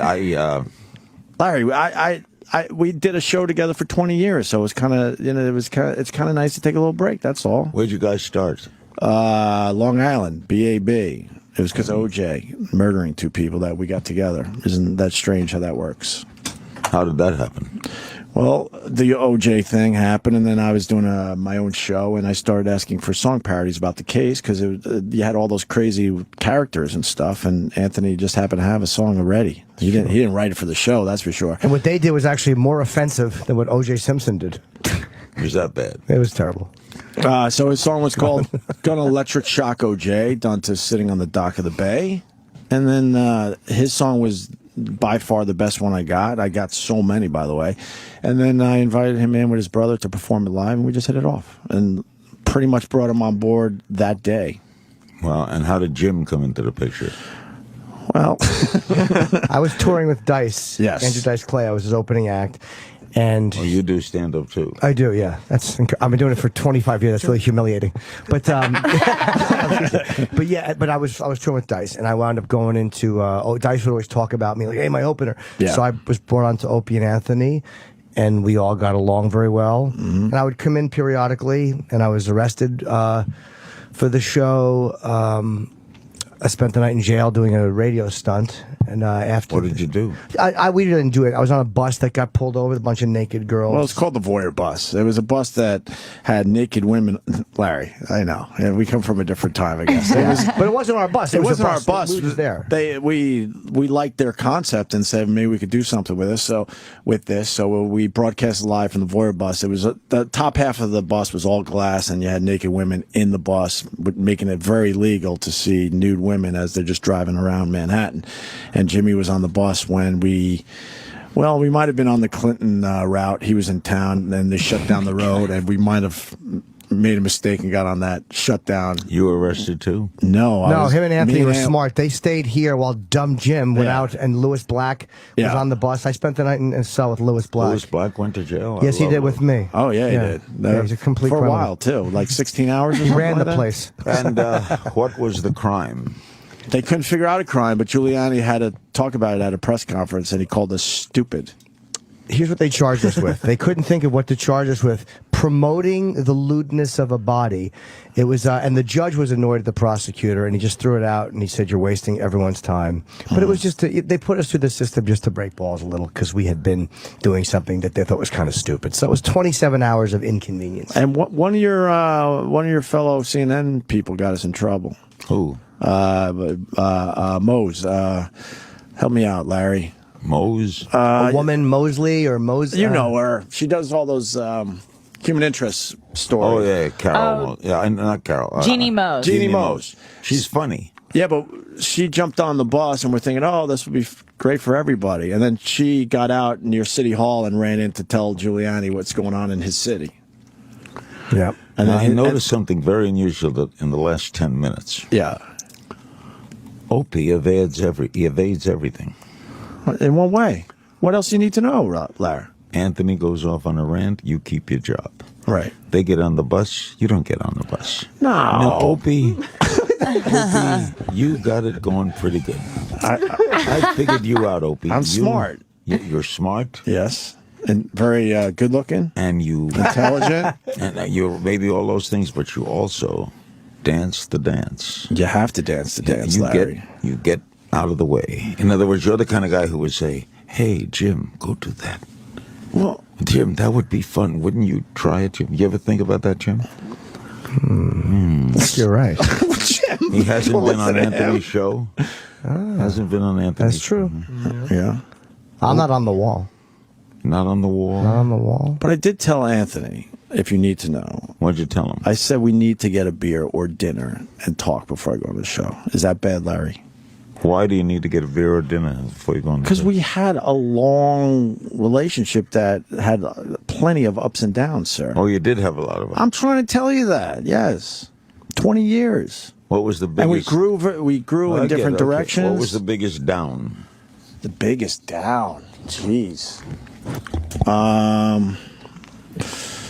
Nothing. Jimmy, help me out on this one. I'm going to guess it's when their sexual relationship went awry. It might have been. That would do it. Yeah. They were fighting for top position. It's hard to say. I think that what happens with two personalities is and this is with any two marriage, neither personality understands exactly what they're doing to annoy the other personality. And I think that eventually when things get to a boiling point, both people know the other guy has done something. Right. And they know intellectually that they've done something, but it's hard to connect with what have I done to make this situation. That's part of human nature, and I think that was a big part. And I certainly don't want to skate in front of Larry King. The biggest down probably was that we lost our friendship a long time ago. So you worked together without being friends? Yeah. Well, he's my friend, but non-practicing. I don't hate the guy. But you didn't socialize? No, that went away a long time ago. When that the show ended, you went your way, his went his. Yeah. You didn't have anything outside the show when it ended. Absolutely no nothing. relationship. Did that bitterness come across on the air? At times, yeah. We had it out a few times, and then if you could, listen really closely, you could tell the days we couldn't stand each other. In all honesty, I didn't notice it a lot, though. Like, they were really good at covering. There were times where I would find out they were mad at each other, and I'm here every day, and I didn't even notice it. Yeah, but the mics went on. We had the chemistry still. It was the strangest thing, but I lost my friend a long time ago. What if you were going and I'm not, because these assholes out there will spin it, I'm not blaming him. We changed as people. I can't put my finger on an incident that made me stop being friends with him. It just happened. Did any one of you ever walk off? Yeah. It was mostly it was mostly me. Usually, I would get frustrated, walk off. Really? Yep. So Opie took a risk. What do you mean? Oh, you helping me out finally, Larry? Yeah, management might have got mad at you. Oh yeah, I put myself in some bad situations by walking off. Absolutely. And then I would have to go and talk to them and. What kind of stuff would make you walk off? Just out of frustration, because we weren't communicating. Notice how. That's why Jimmy started on the show a long time ago, because we were about to sign a huge syndicated deal for a lot of money, Larry. And I told my agent, I think I got to leave. It was like 1999, 2000. And he's like, you're crazy. You know how much money they're about to, put on the table. And we were working with Jimmy. And I'm not downplaying his talent. He deserved to be on the show, but we weren't really looking for a third guy at that point. And then I figured that maybe me and Anthony, I could talk for him as well, could talk through Jimmy to keep the show going. And being that there was a lot of money at stake, they knew they could bring me on for very little of it. That's cute. Now you notice I want to give you a lesson on talent. Yes. We, through my unique ability, have turned this show today into an examination of Opie, Anthony, and Jim. I'm Notice the way to I you. subtly went into that. Well, we got someone saying I'm a liar, though, Larry. You want to? Anthony, you're on the phone. Let's go to John in New York. Go ahead, John. Hey, how you doing, guys? Hey. I don't actually believe the story is all that true. What part of it? Well, let's just say that Anthony was fired for Facebooking or whatever it was, calling this girl an animal. Is that correct? Tweeting, yeah. Tweeting some things that management had a problem with, yes. Okay, but the fact of the matter is that what separates man from animal is ability to reason. So she didn't reason. He had every right to call her an animal. But why? What part of the story here isn't true? We're not saying management was right. We're just saying what they did. Right. Well, they didn't defend him the way they should have. He didn't do anything wrong. Well, John, did he come up to her and start taking pictures without... No, she was walking away. No, yeah, he was taking photos of other things, and she assumed he was taking pictures of her and attacked him, as far as I know. I see. He took pictures. I think she heard the click of the camera and assumed something shady. Right. But she came back. He has pictures of her face when she's coming back, but by then he knew there was a confrontation It's happening. like I understand Alec Baldwin. Right. Why he gets ticked. Well, he gets harassed all the time. Yeah. And so I can see someone being angered at someone taking a picture of them without saying. Yeah. But she assaulted him. Why wasn't she arrested? Well, he didn't report it. You're Well, right. he You're should right. have. I mean, that's his job. Yes, but where's the he's part given that's up not his- true, though? No one's lying, sir. Right. What are we lying about? Because that's...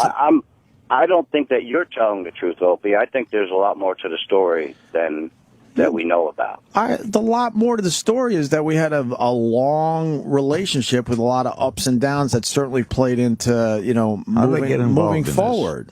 How did I came here as an innocent little man? Because to be a guest for you're a little while? naturally inquisitive and great Correct. interviewer. So I turned this thing around. You didn't certainly I? did. You're very smooth and nice when you ask the questions. and Right. You're great. So tune in here tomorrow for the Larry Show. Exactly. Opie and Larry. Well, no, there you go. The wall has been changed. Thank you. There it is. And Jimmy. Right. I mean, Put it over there, too. Attaboy, Larry. Thank you. Larry, the show could have easily broke up way before it did. 20 years is a nice run. Sure is. I certainly, could see a possibility of it reuniting someday. But it was just time to kind of move on for a little while. That would be nice. Opie and Anthony reunion. Right. And as far as, I think if there were other points in our career where this thing happened with Ant, I probably would have left right away. Yes. But things became very different near the end, too. and Okay. and that's certainly played into it. You're right. You know, Right, okay, that's we were fine. getting fired all the time, Larry, and it was never a question whether the other guy should go or not. We always went together. But in this case, that's why I think people are a little confused because I didn't go right away. But that answer lies within a very long relationship we had, and I can't speak for him, but I feel like I can. I think. Do you think he's listening now? I'm sure it'll get back to him. No, sure. he'll listen later. I don't think Anthony is up at this hour if he doesn't have to be. Right. He's not going to get up in the morning. How's management treating you here? Pretty good, yeah. Because they've acknowledged me when I've been right in front of them and I've waved and yelled hi. Otherwise, they don't. Who runs the place now? I don't know. Jim Meyer is the Jim president, Meyer, right. and Scott Greenstein is the Yeah. is Jim Meyer's the CEO, and Scott Greenstein's the day-to-day so guy. Opie. Yes. Hold on, sir. Yes, John. Go ahead. I just want to say that's fine. I just thought that there was more to the story, and there is, and it'll probably come out. But I knew it wasn't just that one incident. That's all. Not really attacking. I think that's as honest as I could be. If it happened years ago, I probably would have left right away. But it was, I think we were both sort of looking for different things and had frustrations towards each In other. other words, time had come. I think It is 20 years is a great run. Anthony was building a studio in his basement. I think he was thinking, there's other things I want to be doing. Right. Okay. Well, I think Larry's right. He should come back for one day. That would be great. Oh, that'd be easy. Yeah, I think we'll get that done. Thanks for calling, John. All right, guys. All right. Take care. All right, John. Let me say How hi. much more do I have here? Because I got to go do Jenny McCarthy. I don't mean to sound like Yeah, no, come on. You're getting to the bottom of things You here. started this, Larry. You're not going to get anything done on Jenny's show. Trust me. This is where you're. Oh, I got to do that because I got other things to do. All right, but we need you, Larry. Let me take one more call. Bob in Mississippi. Bob. Yeah, hi, Hope. Man, your story's changing, buddy. When this all came out, when Anthony was leaving the show, Right. you acted, and Jimmy too, like you were all, heartbroken and crestfallen, and would have done anything you possibly could have done to keep him around. And now the truth is coming out that this was kind of your way to get rid of him. I mean, Oh God! It wasn't my way of getting rid of him, and of you course, just said that the relationship played into it. well, it played into the fact that I didn't just leave with him. Yes, but I was heartbroken. It was weird how that ended. How it ended that way. Hey, Mississippi, he didn't get him fired. Right. It had nothing to do with Ant getting fired. If that's what you're trying to say. Oh, you know that you didn't have to leave to make your point. All you had to do was put your weight behind this, and Wow, we would still be there. That's actually not In true. other words, he's saying if you had said he No, goes, I go, we didn't you have- would have think they sent you. We didn't have weight. We didn't have weight, sir. They would have said, "Take care." They absolutely would have said bye. Really? Yeah. Yes. Without a doubt. Absolutely. They were fucking not happy. I got an earful of shit. Jimmy, I'm not sure if you I only talked to Scott once. I got an earful of shit, yelling and screaming and such, and then I'm in a position. Well, what the fuck is next here? Because I knew I wouldn't mind going and doing something else. Jackie Gleason once said. Thanks, Bob. Thank you. Jackie Gleason once said, "If you think you have clout, you have clout. If you think you don't have clout, even if you have clout, you don't have clout." We have a little clout. So it's all in perception. We have clout now because we were able to reinvent ourselves, me and Jimmy, and keep this thing going. And they're pretty happy with the results so far, Larry. So you could go in there and say, "I want Anthony back." I don't know. What do you mean? I don't know. I don't know. You have clout. That's the answer. Oh, just like that, because I have clout, then I could do that. That's what clout is. All right, I got clout then, I guess. Don't look at me. I'm a cloutless zilch.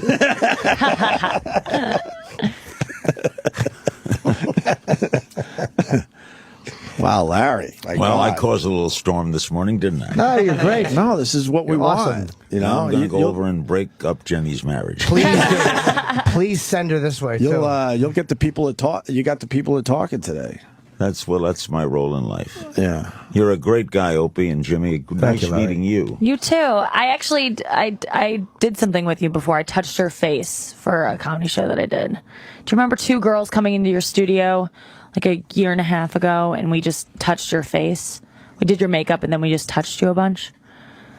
It was really weird. Why wouldn't you remember her touching your face? She's Larry beautiful. King. Everyone wants to touch Oh, please. Happens to me a lot. Yeah. Really? I get down the street, and especially late at night if I'm taking pictures.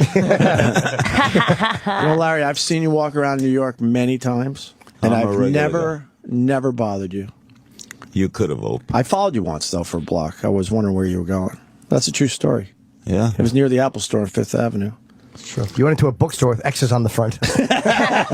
And then I knew it was a little creepy, and I turned around and said, "What are you doing? That's stupid." And I left walked you alone. by when that store opened. I knew Steve Jobs. Right. And had interviewed him when he started Apple. Yeah. But I was walking by that store, and the guy told me, "Hey, Larry, come on over here." And they gave me the key and told me to throw it away. Wow. And that store never closes.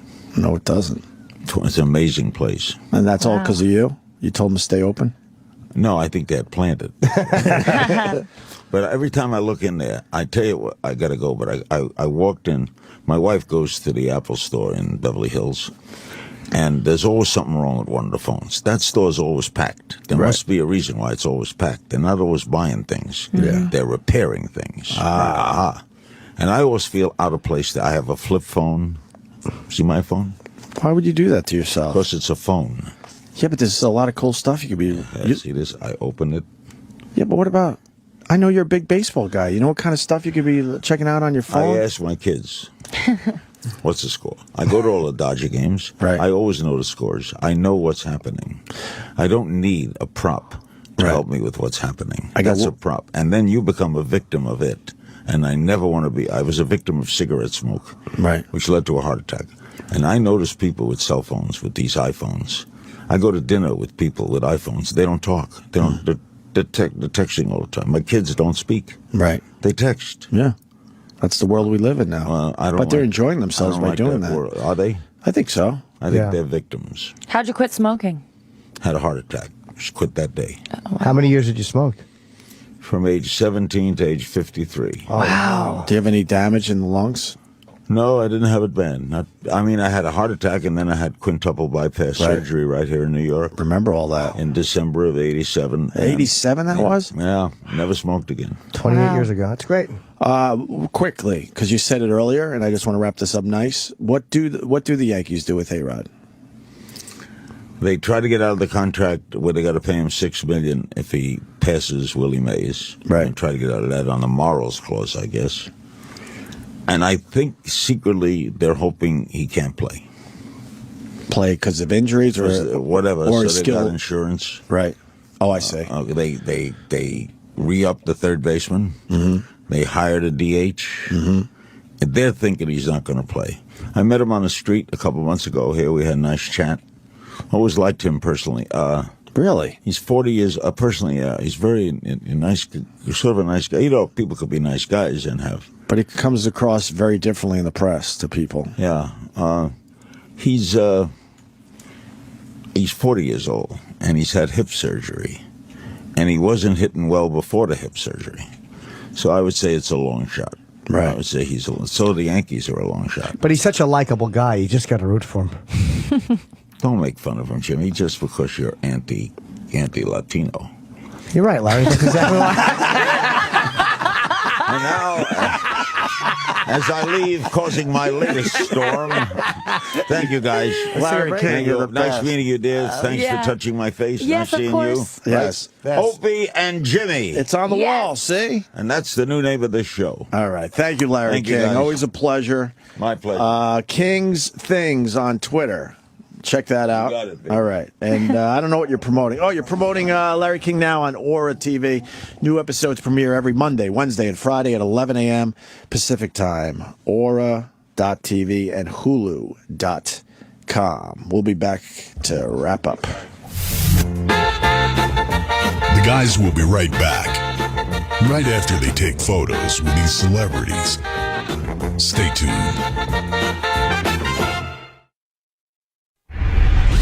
This is Opie Radio. The show is back. Back to wrap up. Thanks for nothing, Larry King.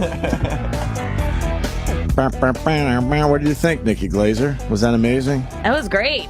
Yeah. I wanted to say, but I think it's a little too, like, I feel like you guys are like Lennon and McCartney.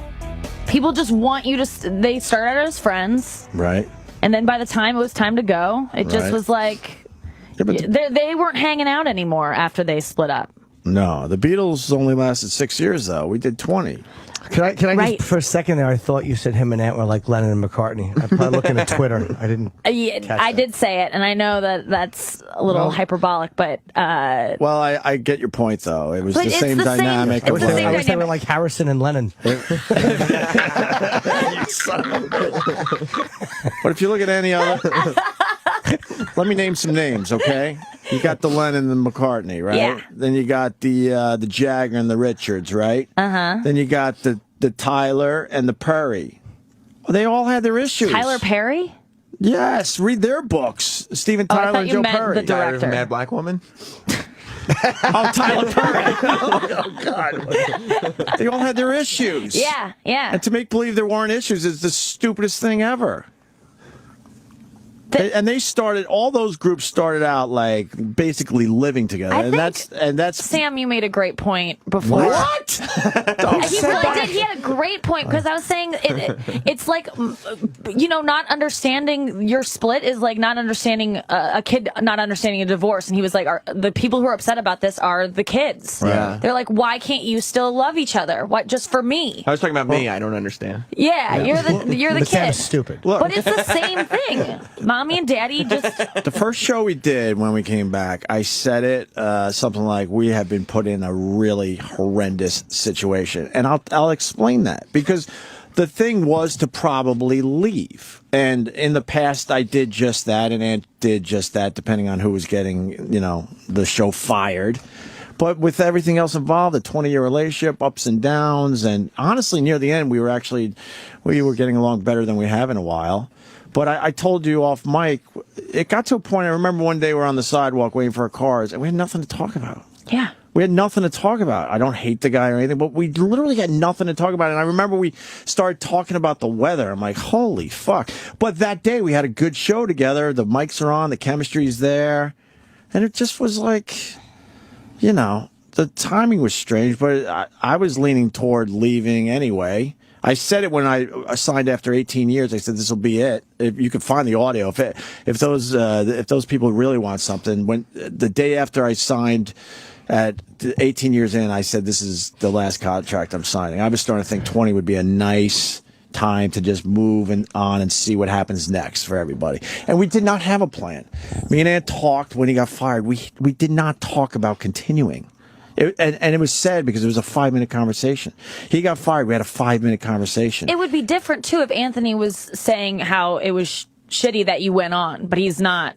He went on. He was. He set up really quickly. Okay with it. Yes, and he gave his blessing. Yeah. Yeah. Do people think he's just saying that? No, he didn't. No, he didn't get along with me either. Are you kidding me? This isn't a one-sided thing. The just fact kinda that you're grew not apart. talking is not, or not like really talking right now, is not due to the fact that No, we you ta- kept the show. Well, you still we talk, but the not- fact that you're not friends and you're not going on a show and everything like that. No, Just I yet. feel honestly, I just feel a little too strange to do a show right now. That's it. Yeah. I'm not making a statement or anything. I just feel really weird and strange about it. That's all. That's all it comes down to. Yeah. You know. And I. Why do you feel strange? I don't know, because we weren't. Because that's even more intimate over there, and we weren't talking on any level. Right. And then I would like it to be something that's pretty impressive when we finally do something. It's going to be too heavy right now. I think it'd be weird. compelling. I've said that too. Yeah, like, well, I think it'd be We'll very figure it out. compelling to hear you guys talk. You don't, because you're not going to say anything horrible to each Right. other. No, It'll I be don't like think a regular so, conversation. But I did reach out and say, look, before I do your show, because he invited me once so far, and I was like, before we do it, we should sit down and just talk about, everything that's gone on. We've texted a little bit to each other. Yeah. Had a little Twitter thing over the weekend. What were you That was tweeting fun. about? I was just goofing off a little bit. It was fun. Everyone said the chemistry was right there. On Twitter? Yeah, it was amazing. Wow. No, I mean, I shouldn't probably say finally, but I was getting a lot of shit because Ant wasn't invited to the Patrice thing. I had nothing to do with that, and it was Bill Burr and Anthony. And Bill Burr, I know Keith, who works for Anthony, reached out to Bill Burr about why isn't Anthony invited to the benefit. And all Bill Burr said was, he's got my number.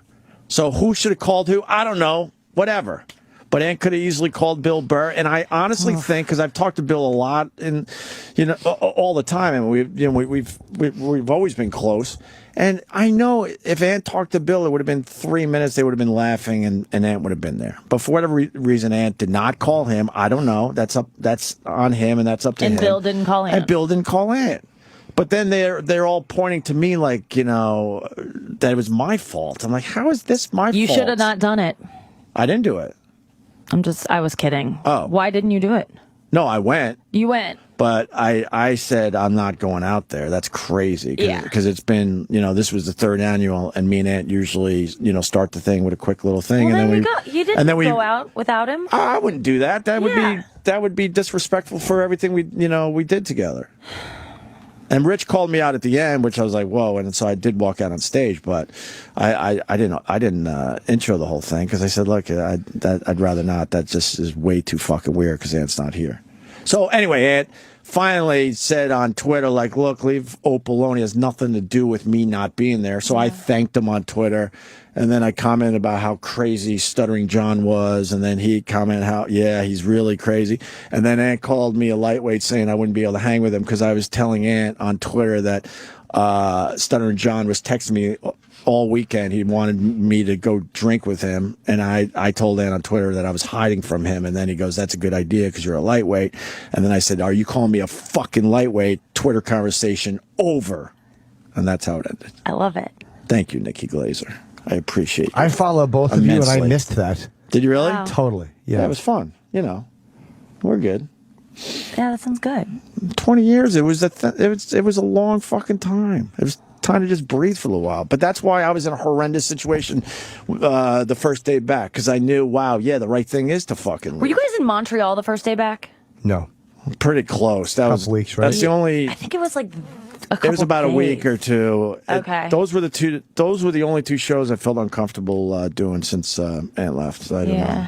They were all right, but I personally think we probably should have taken a little more time off, but we did not. And that's that. But I guess we're supposed to stay together forever for people. Yeah. Why couldn't you make it work? We did though through all that. I don't know. I just don't get it. All Why that you success, didn't stay and we weren't even really talking, about all the great success we had together. But you were a team. Yeah. And the friendship wasn't there anymore. But you stay together for the show, for the sake of the fans. Absolutely. Well, I mean, no, money too. Come on. I mean, the money, the fame, the success, of course. Yeah. Of course. And all the other things that have eluded me. Of course. I don't hate the guy or anything. I can't even point to an actual incident where he pissed me off so much that... Honestly, I think it ended in the best way it could have, or this kind of transpired the best. I don't know. I guess. He's doing his own thing, you're doing... Yeah, and his is doing very well. He's not mad at you about that. That's the big thing. It's like if he unless he's lying, I mean, he doesn't seem to be one who he's not lies. lying. No, he's not mad at us. Yeah. He misses being here. Mm-hmm. There are times I certainly miss him being here. Absolutely, and that's how it is. I don't know what else to tell people. When some people call me disloyal, it's like 20 years is disloyal when we didn't even have a relationship outside here for a long, long fucking time. And it could have easily ended many times before that. If you want to call 20 years with one person disloyal, all right, whatever. I'm not going to change your mind, I guess. But that's just stupid. People grow apart and need to, move on and do different things. And I go back to the phone call. We did not have a plan to continue. We just did not. He said something like, no, I guess we'll just figure something out someday. I was like, all right, well, yeah, fuck. And then I assumed we were getting fired anyway. Right. And then that was not the case. So. And then we had other people here, too, that we had to worry about a little bit. We have a huge fucking staff. And I still like doing this. Yeah. Do you think most people are angry? Most of your fans are angry about this, or is it just yeah? Nope, not even I think close. And that's going to piss I them don't off. see how most people don't understand this. That's going to piss them off, but no, Right. it's a very small number. Yeah.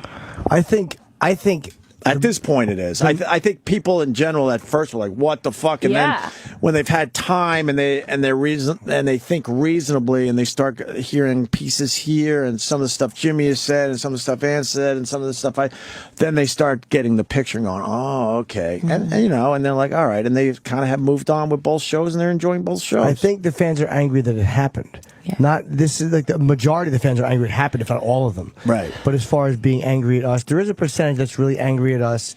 Some I get why they're mad, and I've seen shit they've written, and I'm like, I understand that, even though he's wrong. I know why he'd think that. Like, there's certain things that have gone on behind the scenes. There's no way the guy posting this could know. Right. And then there's other ones that even after they hear part of an explanation, still want to stick with the same narrative. So some of them are being dicks. Right. I think a lot of them are just frustrated. Like the ones that are still really mad at us, I think a lot of those guys are just being dicks. They have an agenda. 75% of them, though, I think are just frustrated and want it to be the way it was. Right.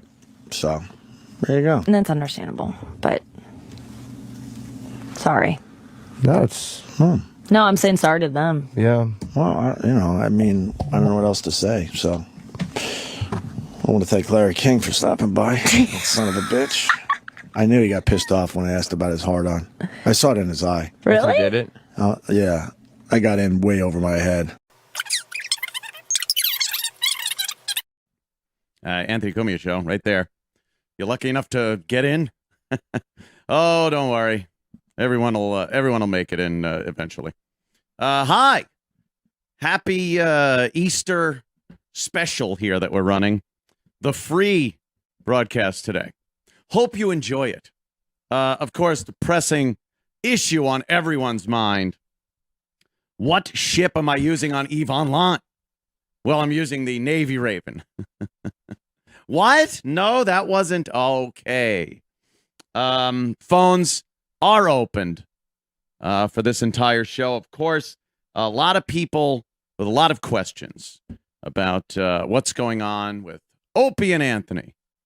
The Opie and Anthony show, juggernauts of broadcasting for just about 20 years. That ended last July. I then put this together with the assistance of some very smart, talented, creative, motivated people. And now we're doing this.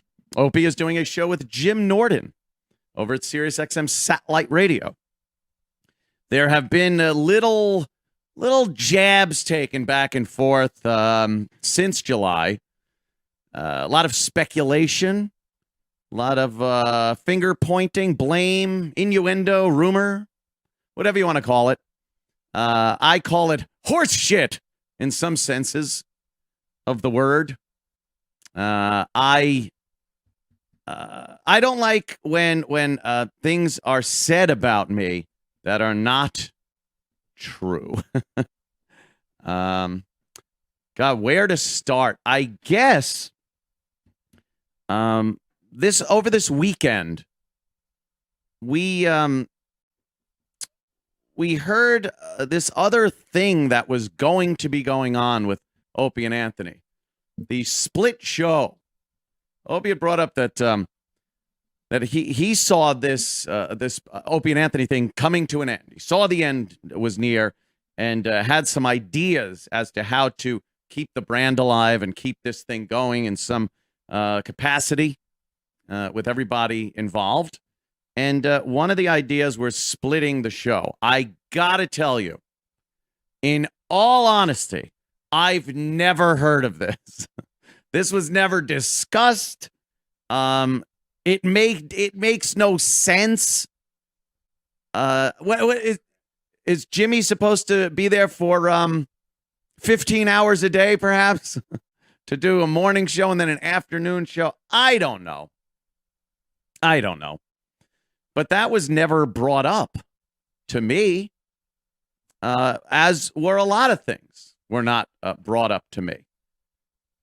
I heard from Opie many times since I've been fired on his show, on posts, Facebook or Twitter or what have you, that the end was near. It was obvious the end was near. We hadn't spoken off the air for 10 years. I heard that one too. And I won't argue the point that, boy, we really weren't talking very much.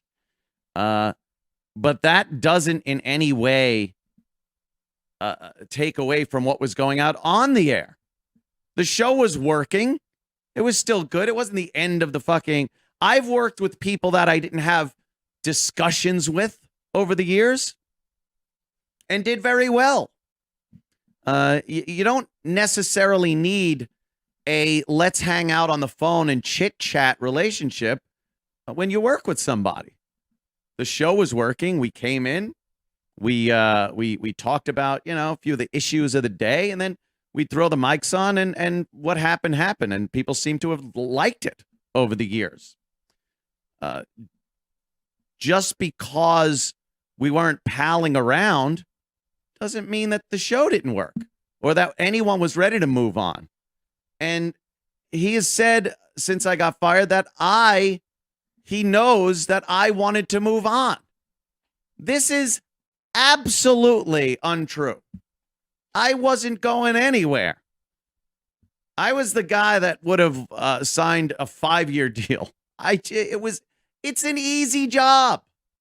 You go in, you make some jokes, you talk about shit with your friends, and you go home after a ridiculously short amount of time. And then you make a ridiculous amount of money. That's the job. How could anyone find something bad in that?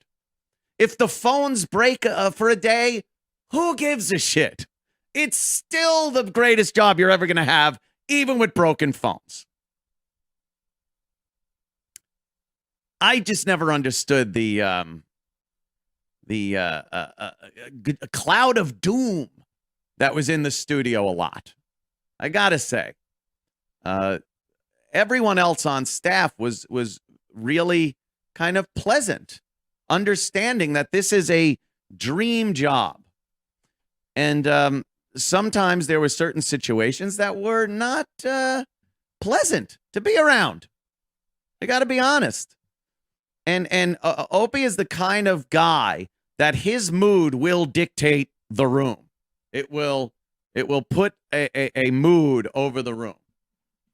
If E-Rock was in a bad mood, who gave a shit? We'd call him out on it. Jimmy's in a bad mood. It would rile things for a second, but then Jimmy would make a joke about it or something. It always seemed if Opie had a problem, it would permeate the studio and permeate the mood in the studio and make it rather difficult to transition back into having fun and having a good time and doing radio, doing the radio that we wanted to do. So when I hear things like I was ready to move on, and he could tell that the end was near, and not a hint. I was never ready to move on. And every contract negotiation, I wrote about this on Twitter, every contract negotiation reached a point where everyone was waiting to see what Opie would do. And look, I'm not going to sit here and go, hey, everyone's contract negotiation tactic should be this, that, or the other thing. If that's what he felt was a good negotiating tactic, fine. But maybe an explanation to everyone else, like the staff and his coworkers and things like that, might have been nice because we sat there in the dark.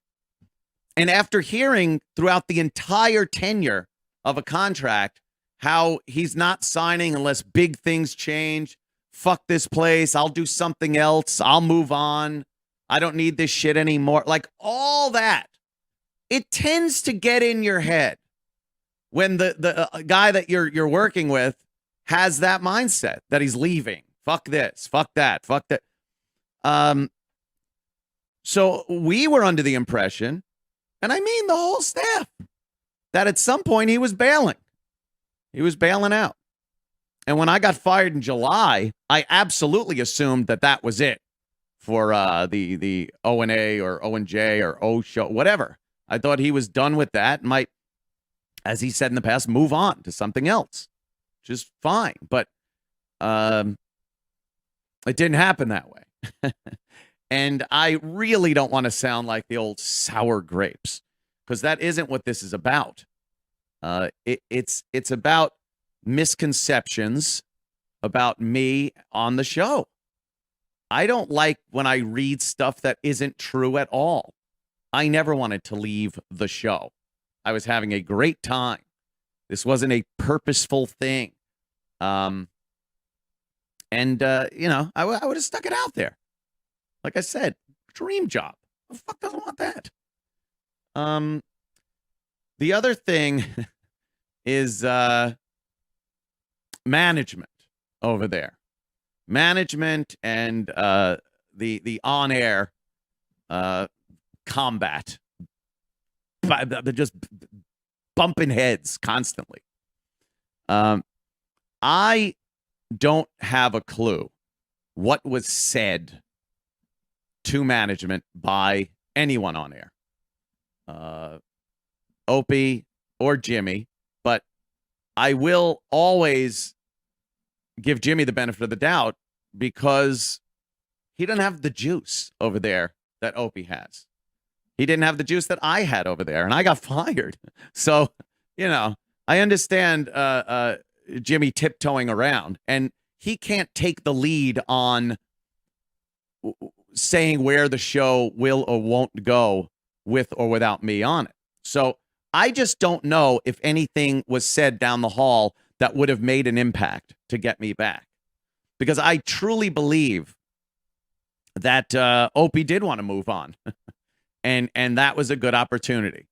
So I don't know. I've heard many times when people say, hey, what the fuck? What'd you do? Did you go in there? Did you say something? He goes, look, you guys don't know, but I fought behind the scenes. And then people go, well, what'd you do? How'd you do it? I don't know. I don't know. And the onus is always on me to make a phone call, I guess. I don't know why I'm the one that always has to make the phone call. I've read so many tweets over this weekend since this whole thing started. Hey, Anthony, why don't one of you guys just pick up the phone and sort it out? This isn't a pick up the phone and sort it out thing. This isn't something that just popped up over the weekend. This is years in the making. And I don't understand for how much I haven't picked up the phone. He hasn't either. And I think there are a lot more opportunities where the guy that still has the gig should call the guy that got fired. You know? I mean, I've sent the ghoul, Bob Eatman, a liaison over there to SiriusXM to see what the deal was, what was going on. And believe me, I'm persona non grata. Not welcome. You see this? It means not welcome. I'll cut off your Shylock nose. I'm not welcome. It's not up to me. The ball was never in my court, as it were. So I don't know what happened, but I have said, and I have tweeted this.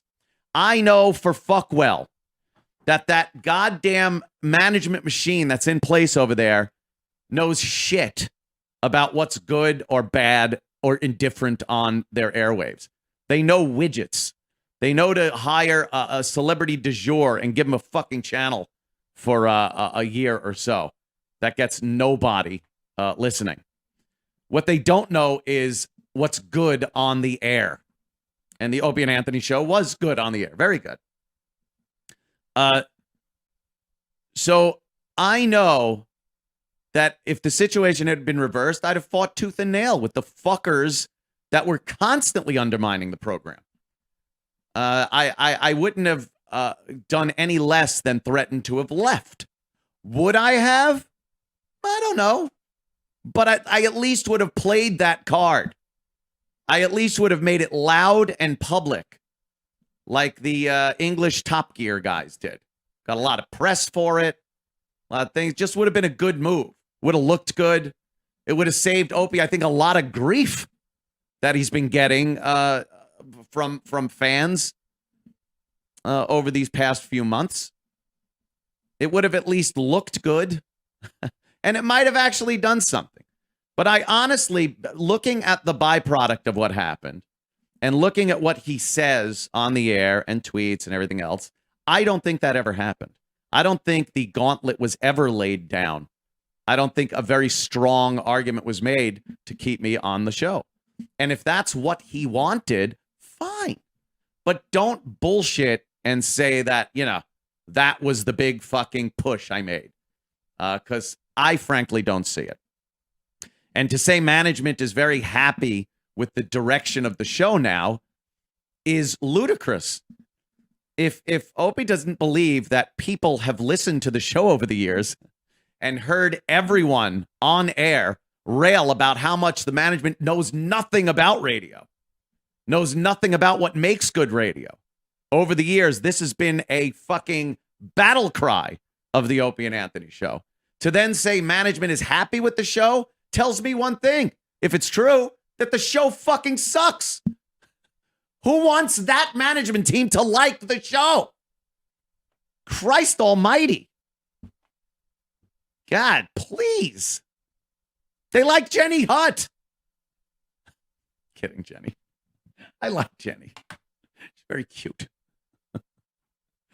But it's all of these hypocrisies and these confusing little signals that are being put out there. I want nothing more than to just let people know what the fuck the deal is. And, they could deal with it themselves. I don't want to get on the phone with Opie and have some kind of a 1950s Doris Day fucking split screen conversation from our bed with our slippered foot up in the air back and forth as we discuss things. Ain't gonna happen. I don't want to sit and have a beer with him and discuss something. What? Why? And it's not a radio bit to put it on the air. It's just an honest airing. I think we owe it to the people that made us successful to not go behind some closed door because we have a fear of what? Airing our dirty laundry? We've done it for years. We've aired the fucking dirty laundry of other people, ourselves, everything. So, what are you afraid of, Senator? What is that? Ace Rothstein. I'm here. What are you afraid of, Senator? Come on my show. What the hell is he doing? He's juggling? Let me juggle. Oh, Christ almighty. It just, I guess it got very tense with the Opie and Anthony show at NEW. But that was that at least had some type of reason, if you could believe it or not. Me and Opie and our respective girlfriends / wife, my wife at the time, were very good friends. We used to go out in Huntington all the time. I barely remember having dinner alone back then. It was usually with Opie and Sandy and me and Jennifer. And it was, it was great. It was a lot of fun. Very, very new, back in New York after the Boston debacle and shit like that. And it was very exciting, new, and a bright broadcasting future in the #1 market and back home again. It was fucking thrilling. I think it's the only reason I stayed married for so fucking long after that because, it was kind of a distraction. When the marriage ended and I hooked up with Melinda, and, he could say what he wants. There was a problem there. He had a problem with my girlfriend. We had a great foursome relationship between me, him, his girlfriend, and my wife at the time. And I think busting that up, there was resentment. His girlfriend still was friends with my ex-wife, which, put him in a weird position. I get that. But the way my girlfriend was then treated was abominable. I mean, like a second-class citizen, piece of shit. and it was directly disrespectful to me at that time. And I wasn't going to have it. But I took it for the preservation of the show. And you'll notice this is a thing that weaves its way through this story until July of last year. Not rocking the boat, not fucking saying anything. As they call it on Reddit, I don't know who brought this up or made it up, but it is one of the most brilliant things I've ever heard. Walking on Greggshells.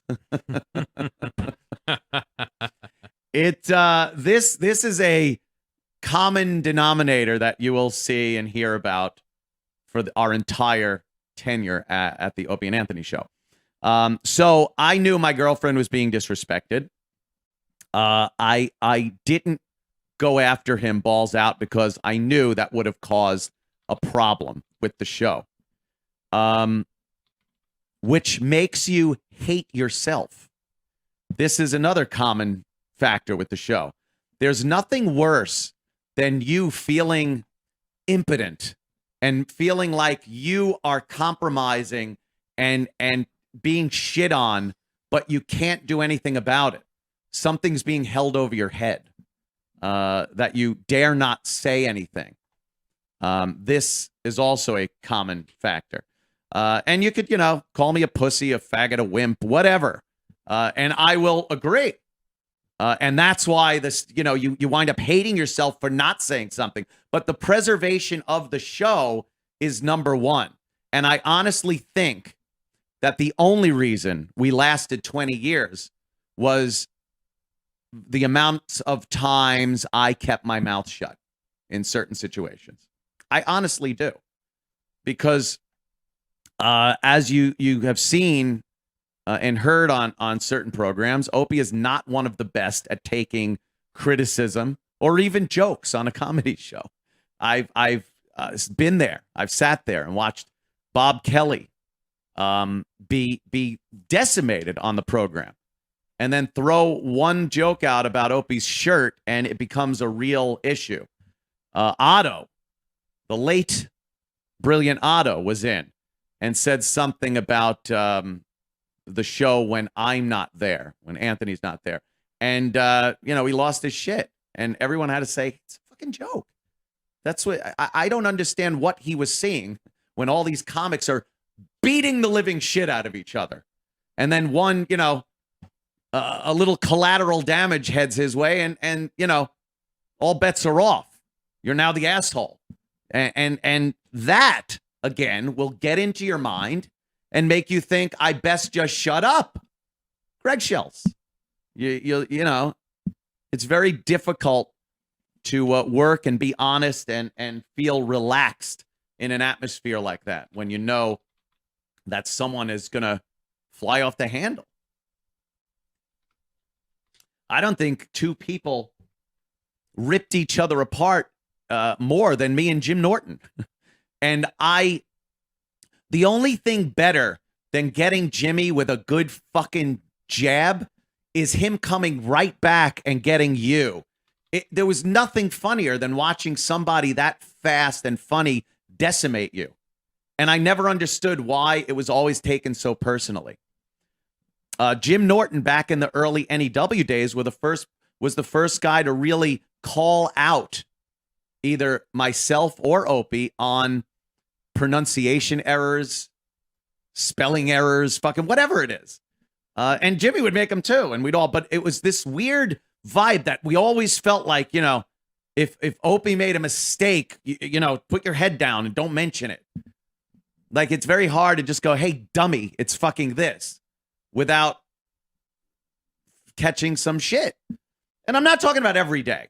I'm going to try to be as honest and open here. There were plenty of instances where, Opie was sitting there and getting caught up in the fray, and he was fine with it. And that was great. But it was that weird, you don't know which way it's going, the uncertainty of it that really used to get people. And, you didn't know which way it was going to go. So I didn't want to say anything early in that whole thing with me and my girlfriend. And that started building the whole thing. That's really where it started crumbling a bit as far as our off-air relationship went. On air, amazing. Some great shit. I'll never say the O&A show wasn't good because of anybody. It was fucking great. It did very well, very successful. But then the tensions behind the scenes started building up. A lot of people that left the show start bad-mouthing Opie. It just would happen.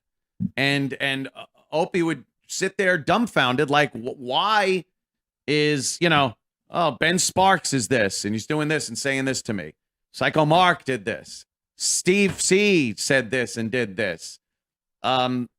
Rick Delgado, that it was just everybody that left started bashing him. And I feel weird being put in this position. Like I'm the latest in this line of people that have had a problem over the years. But people have had a problem over the years. And there's this underlying superiority that needs to be put in place when Opie's involved in something. It's me and Jimmy heard it all the time, and believe me, I'm not implicating Jimmy in any of this. Jimmy has nothing to do with what I'm saying and what I'm doing here today. Believe me, but Opie has told me and Jimmy, I've been in the room when it's happened, when certain instances come up and we've had a little tiff or something like that, where Opie's like, look, I'm not your fucking boss. I'm not your boss. When his opinion would hold more weight than anyone else's.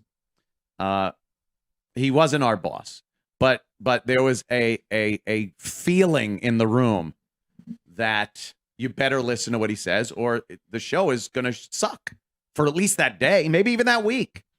Maybe that week there'd be no eye contact because you said something or did something. I hated that. It was bad enough with management. We didn't need anyone in the studio giving us grief, looking at us sideways, not looking at us at all. It put a pissed mist over the whole fucking studio. And it was not a fun environment to be in. Again, this wasn't every day, and it wasn't maybe it was an even split. I don't know. But there always seemed to be a problem. And that problem was never the problem. It was how much he got pissed off at the problem. The phones are broke. Mars, the phones are broke. Let's see if we can fix them next break. We just won't take a call. And then maybe you could come in and...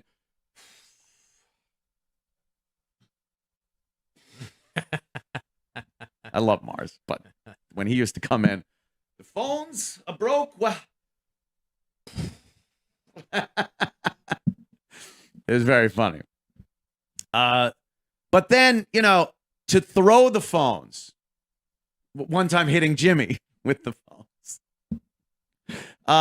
and then be like, this place, and it was like, now you've escalated the problem. We could do the show without the phones. But now we can't really do the show with you in that mood. And that permeated the whole thing. So this, obviously, shit like this would carry over off the air. I didn't want to be part of that. I didn't want to be part of that off air. I could deal with it on air. You hear me. You hear me deal with it on air. There's no shortage of clips of me dealing with Opie in a bad mood on the air and trying my damnedest to avoid those rocks and get back on fucking track. It would just happen. But that kind of carried over. I didn't want to do the hangout afterwards. And our lives were changing, very much so. The married, having kids and everything. And fucking God bless him. I'm not even kidding here. I'm not fronting, as you kids sometimes say. I honestly wish him the best like that. It's great. That's what he wanted. A fruitful life, wife, kids. You got it. I never understood why so angry all the time. Why so angry? I yelled a lot. I yell a lot on the show. But if you listen to those, it's usually followed up with me laughing at myself for getting so mad at nothing. Or Jimmy would turn around and go, "What are you yelling about?" And I'm like, "I don't know." And it was fun. It was like self-deprecation, I think, was such an important part of the Opie and Anthony show.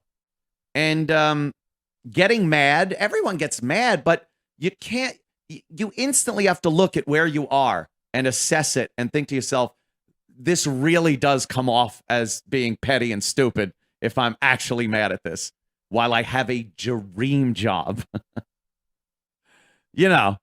7 fucking figures to sit there for 4 hours a day. You can't ask for more than that. Even if you were getting dicked in the ass for that kind of money, it would still rule.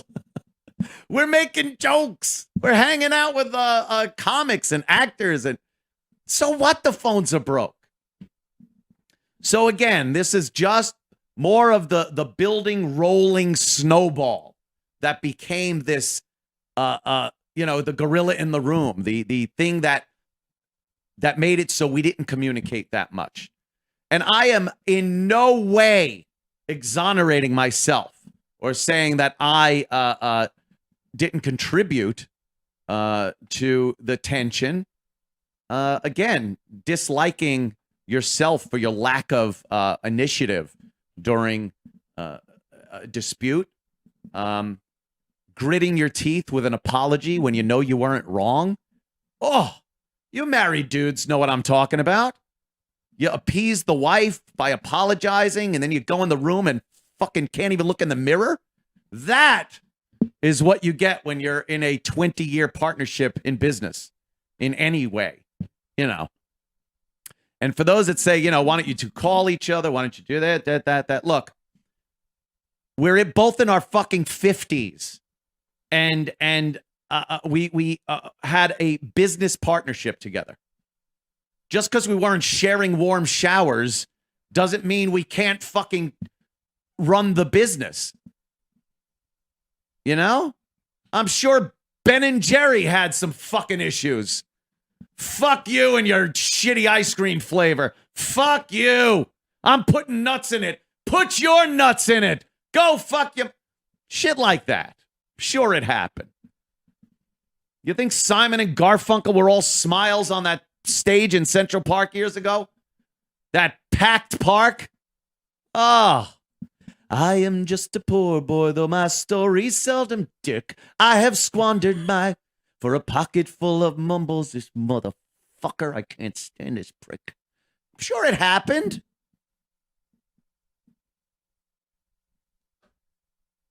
It just happens. But there's no need to feel like you got to pull the plug or not go to bat for the business. So we work up through NEW. We get fired from there. And then we end up at SiriusXM Satellite Radio. Jim Norton's aboard by the NEW point. But now we're the three of us going into this new venture together and everything. And it was, again, very renewed, very exciting. We were back from the dead. And that was very cool. But again, the ham-handedness of Opie a lot of times would cause this resentment and detriment. I found over the years that Opie has a very hard time dealing with people, just being a people person. There are basic things that I think most people know to do and not to do, and to have a good working relationship. I literally had to tell Opie once, and again, the Greggshells walk, I had to go like, oh, come here, man. I understand, stuff. And I know they're interns and stuff, and but people don't like being snapped at. I had to say this. Because he'd be like this, like, yeah, we. And then an intern would come running. It's like, people don't like being snapped. Like, that to me is something you should just know. There's a self-awareness you need. And I would see these things, and I'd be flabbergasted a lot of times. I just never knew where that came from. But that is that mindset there. And if it was a, hey, I just care so much about the show that I don't care about, what people are feeling in this. I need to get this show. If that was the case, fine. But especially when we got over to Sirius, not so much the XM portion, because that was a whole different animal. But when we were doing the K-Rock thing and the Sirius thing, after the K-Rock thing, the XM K-Rock thing, and then over to Sirius, we all just fucking dropped the ball. I'll be honest. There was barely any show preparation going on, if any. There was nothing going on. I mean, you'd get the usual sheets from the staff, which were great. They'd have, things that were in the news and sound clips and stuff like that, which were great. But we never did any real prep. My prep was listening to 1010 Wins on the way in. And if a story, struck my fancy, I'd talk about it. I think as far as winging it, we were probably the best in the business. But with just a tad bit of preparation, it could have been better.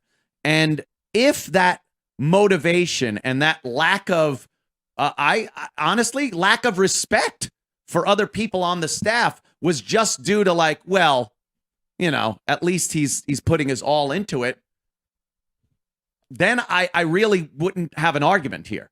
It's like, that's how people handled it. Imagine Louis C.K. with everything he's doing, that hands-on approach he has with his show, and a staff member going, wow, Louis is really a prick on set or here. You'd say, look what he's doing. How about looking at the credits of his show? It's his name, half the fucking names. The hell is he doing? Is there with a flute doing the music? But, we all got very lazy on the Opie and Anthony show. One thing I didn't realize until I was booted out the door and had to do this program, and it's all based on what I look at and read through, and the staff comes up with, and we look at it beforehand, come up with a bit or a storyline upstairs or something. That's kind of when I realized, wow, I really did just kind of fall into this complacency over at the O&A show. We all did, as I say. So there was really no reason for that just abuse. I don't know how involved Keith wants to get in this, but Keith had a short tenure as the Club Soda Kenny for Opie. Now, this isn't just to fucking shit on Opie. Believe it or not, this isn't a let's shit on Opie thing. I want to try to convey to the people what was going on behind the scenes of the show like this. And the only way to do it is really get in there and realize the personality that we were dealing with and how much conflict can be made just from a personality glitch. Then that has nothing to do with calling up the person on the phone. It's just an innate personality. His, mine, other people on the staff that just, they're a little combative with each other. That's all I'm trying to say. So Keith, at some point, what year was that about, Keith? What are we talking about? Which incident? It's when you had to, pretty much be the Club Soda Kenny. Well, I filled in for Club Soda Kenny a lot after when we got to the Sirius thing, when Kenny retired from his job, and then I would fill in. And it was, look, tense. It was tense. And I think the worst out of all it was the time when there was a snowstorm, and I was driving up the Wantor Parkway, and something hit something in the road. My check engine light came on. So I text you. I stopped. I picked you up in the truck. I said, do you mind if I go with you? And that was the time we were supposed to go and I was supposed to pick up Opie in the morning because that was Kenny's job. Yeah. And I texted him to tell him I was going to be there. I was coming in with you. And then we pulled up in front of the studio, and that was at K-Rock. Mm-hmm. And he was getting out of a cab. And I still had plenty of time to go get him. And I said, hey, I was just coming to get you. And he's like, what am I even paying you for? What are you doing here? And I stood there and I was like, he's like, why don't you just go home? He was going to send you home. And I looked at him. I'm like, what? You know, and that was it. I mean, at that time I was a sergeant in the police department. I called Kenny and I told him, I'm like, yeah, I'm not doing this anymore. I'm not going to be treated like this. Yeah. Because I said, look, I reached out to you. And he goes, no, you didn't. And that was the time we used BlackBerry Messenger and you saw that it was red. And I said, I let you know I was coming. And he just chose to treat me like shit. And I wasn't going to deal with it anymore. I didn't feel that, after so much that I felt I contributed to the show from 1999 with everything we did, that it wasn't right to be treated that way. And there wouldn't have been any homeless shopping spree or mustard. You brought mustard in. Oh my God. I'm a crap. Like stuff like that. There has to be a self-awareness that people have. Like, wow, let me try to see how people are seeing me. And let me try to figure out why everyone that I have worked with in the past always shit talks me in some capacity afterwards. That maybe there isn't this weird cosmic connection between all of the people that have left and said some shitty things. Maybe look in the old mirror, as they say. And I'm not innocent in all of this. I know that. I pulled some shenanigans over the years that had pissed people off. I know that. But there's just not this constant running theme of being disrespectful and angry and nasty to people that you work with. And again, this is something I didn't want to deal with outside of work. So there was no socializing. Why, Opie said over the past couple of weeks, well, we barely talked in 10 years of doing the O&A show. Well, explain why. Explain why we haven't spoken. Don't just throw shit out there like that. Don't just throw shit out there like I fought for Anthony. Tell how you did it. This would help you. This would help you from the haters that are out there hating. And you know what I hear? The hater's going to hate. The player's going to play. You know what you should do? Shake it off. You just have to do a little, self-assessment and see what is pissing people off. And that did it. That was really it was very difficult to communicate with somebody that was just, man, I don't know what it is. I don't know. A lifestyle, the money, I know there was like an ambition to be bigger. And that, I'll be honest, that carried over with me also. We had a great run at NEW. I think the pinnacle of our careers were when we were syndicated around the country and over on NEW. It was FM radio. And, that was huge. It was huge. And I think there was a lot of self-doubt after we got fired and had to reboot on satellite radio at that time. Satellite radio was for rejects and any celebrities they would give a channel to. And we were damaged goods, and that's how we ended up over there. So it was very humbling at that point. But some people just refuse to be humble.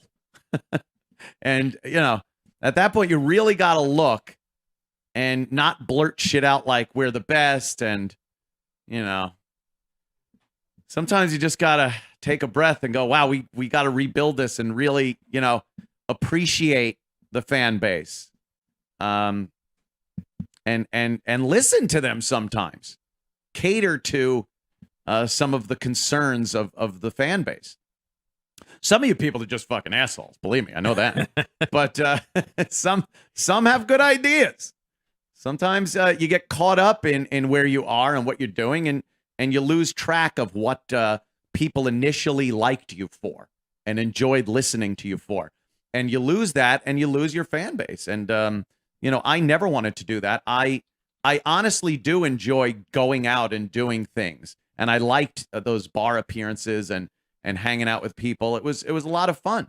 And I do blame SiriusXM for a lot of that because they just stopped letting us do things.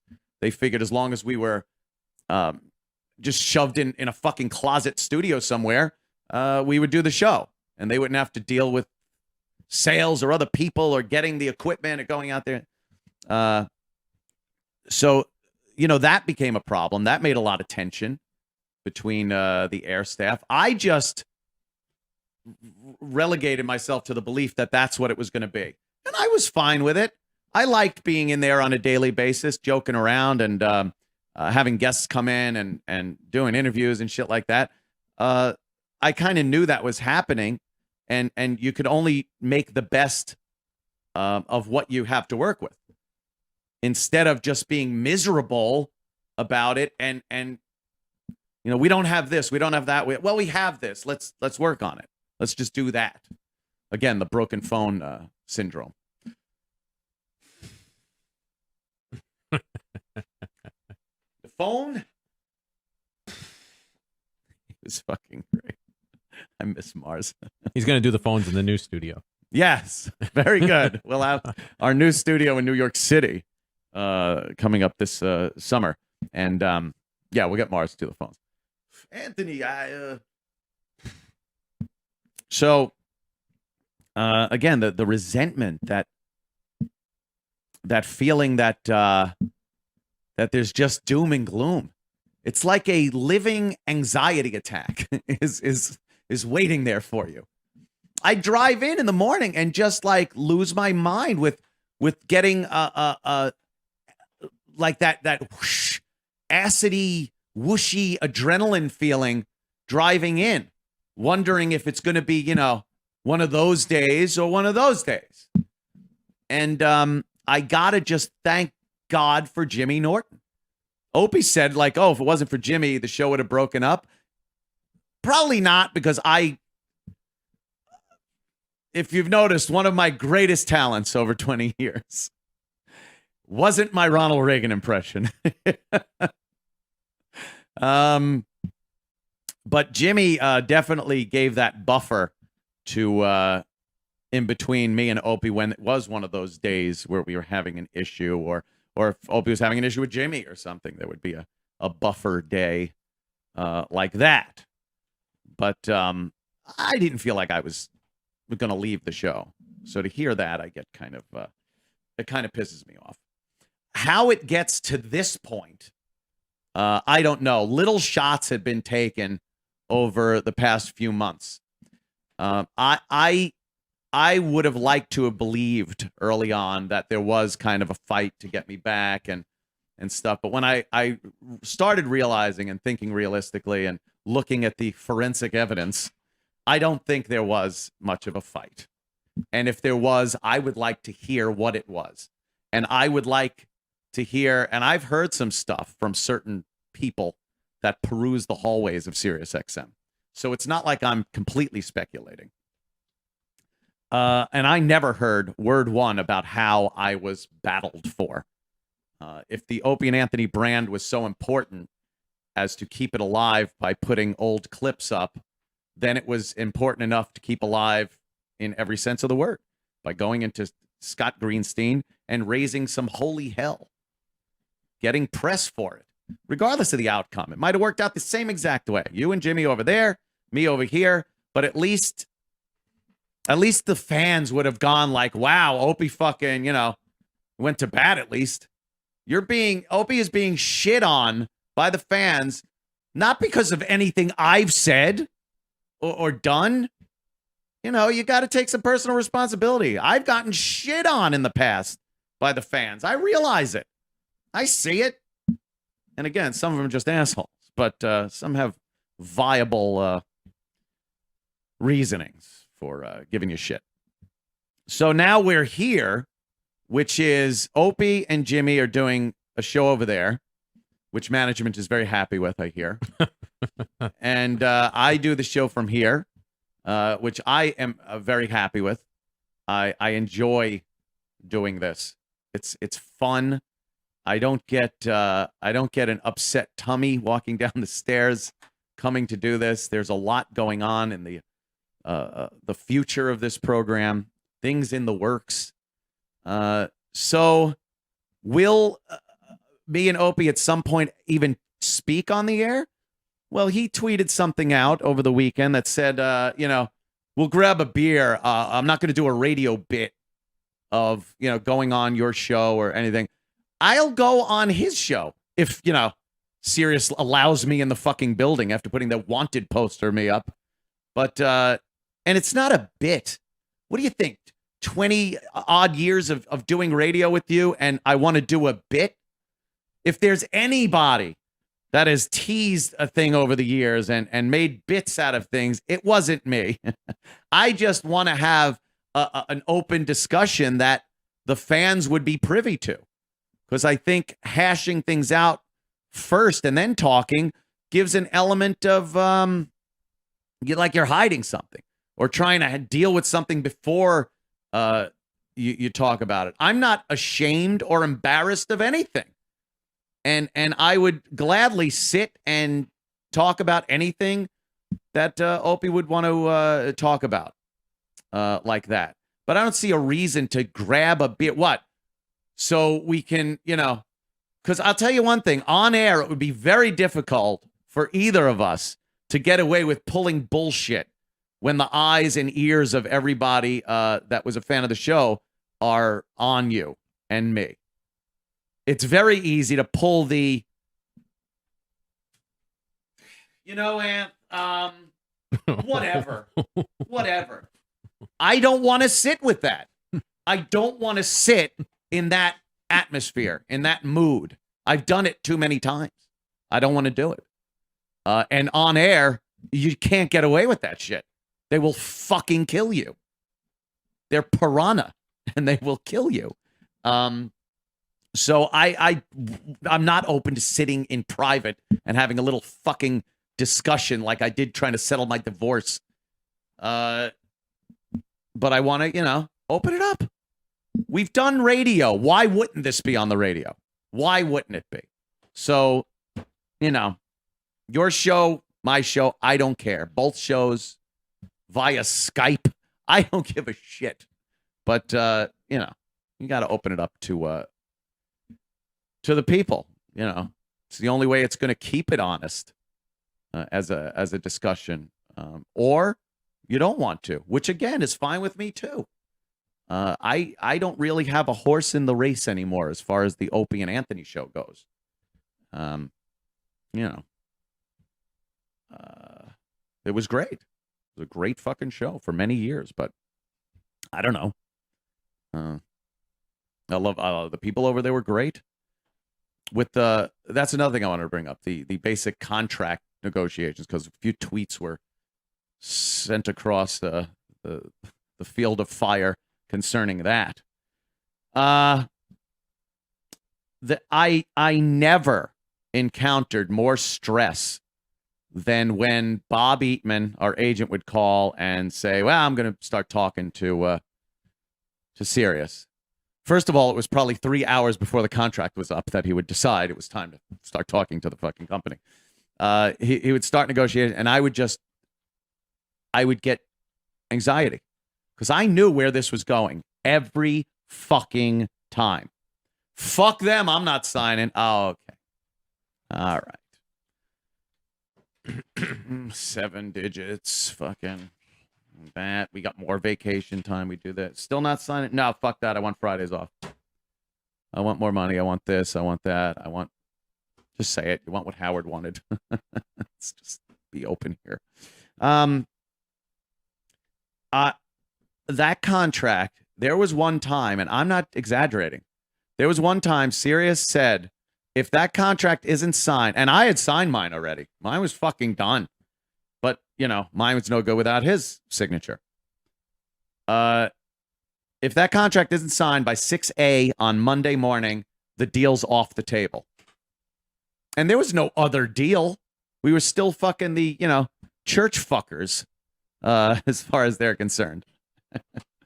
And he signed at 5:59. And that's not a move that's going to, management isn't sitting there going, wow, that guy. Wow, what a set of balls on him. God, he's amazing. No. They just probably went, look, he signed. Whatever. Did you get more money because he waited till 5:59? No. You know what we got? Aggravation. The O&A show isn't just and wasn't just O&A. Or even Jimmy. It's a bunch of fucking people depending on that.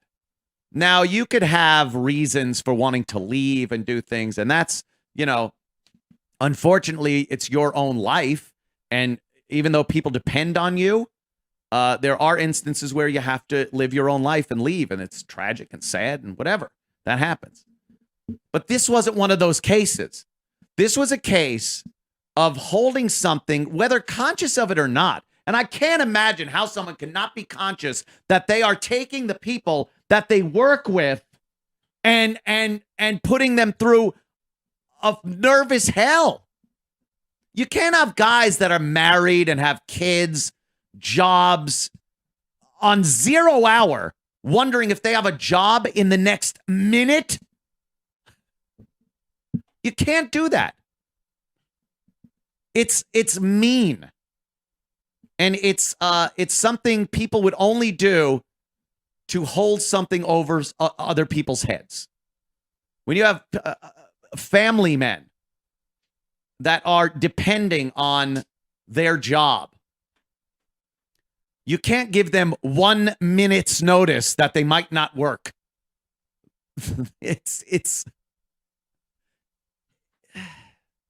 But again, there's none of that self-awareness. That kind of shit makes people mad.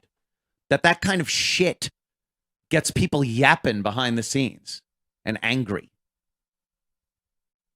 I can't imagine someone not being aware that those actions are fucking with people's heads. I want to say, though, when you did come home, if I was here taking care of stuff, you never showed it when you came home. Wow. It was every contract. What the fuck is he doing? He's going to blow this deal for us. It was constant. I wanted long deals. He wanted short deals. I knew this was a great gig. I knew no one's banging our door down to give us other jobs as far as radio jobs went and shit like that. And no, they weren't offering us a 5-year deal at the same fucking salary for 5 years. Some of the contracts were backloaded where you'd have the same salary for 2 years and then it would go up the 3rd year. But the 4th and 5th year with like the big raises, they would be loaded like that. They call them backloaded contracts. And I was fine with that, knowing I would be there. Why sign something for 2 years with an inconsequential little raise, hoping that in the 3rd year, you're gambling, hoping that in the 3rd year, someone comes to have a bidding war with you? Because if they're not, they're going to fuck you on year 3, just like they did on 1 and 2. Lock in for 5. And if something happens, you could sue the shit out of them for the rest of your deal. It's a contract. That's how it works. But this, again, what does everyone want? I'll do the other thing. And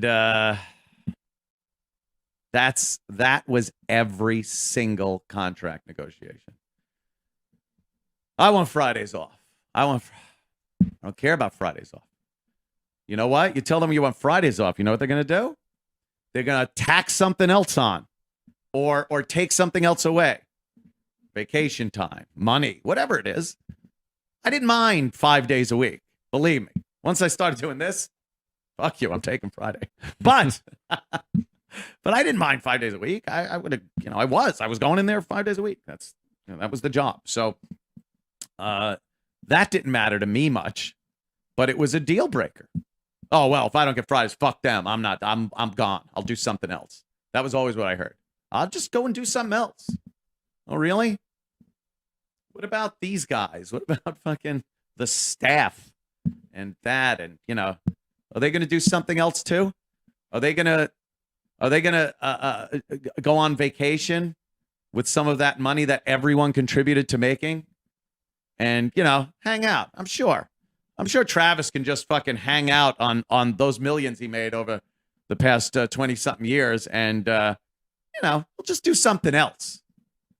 Lack of awareness. Lack of fucking being self-aware was one of the most frustrating things. And I'll tell you right off the bat what the only problem Opie had with me was. That occasionally I would come in with a bit of a headache. All right. I did understand. Those hangover shows were probably not the greatest things, but I gave it my all. Our foibles, our crosses to bear, what have you. But,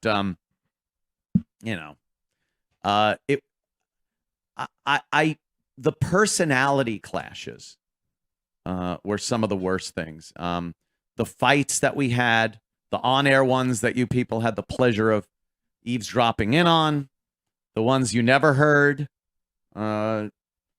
always biting the lip and just wanting to put the show back together and let's get back on track.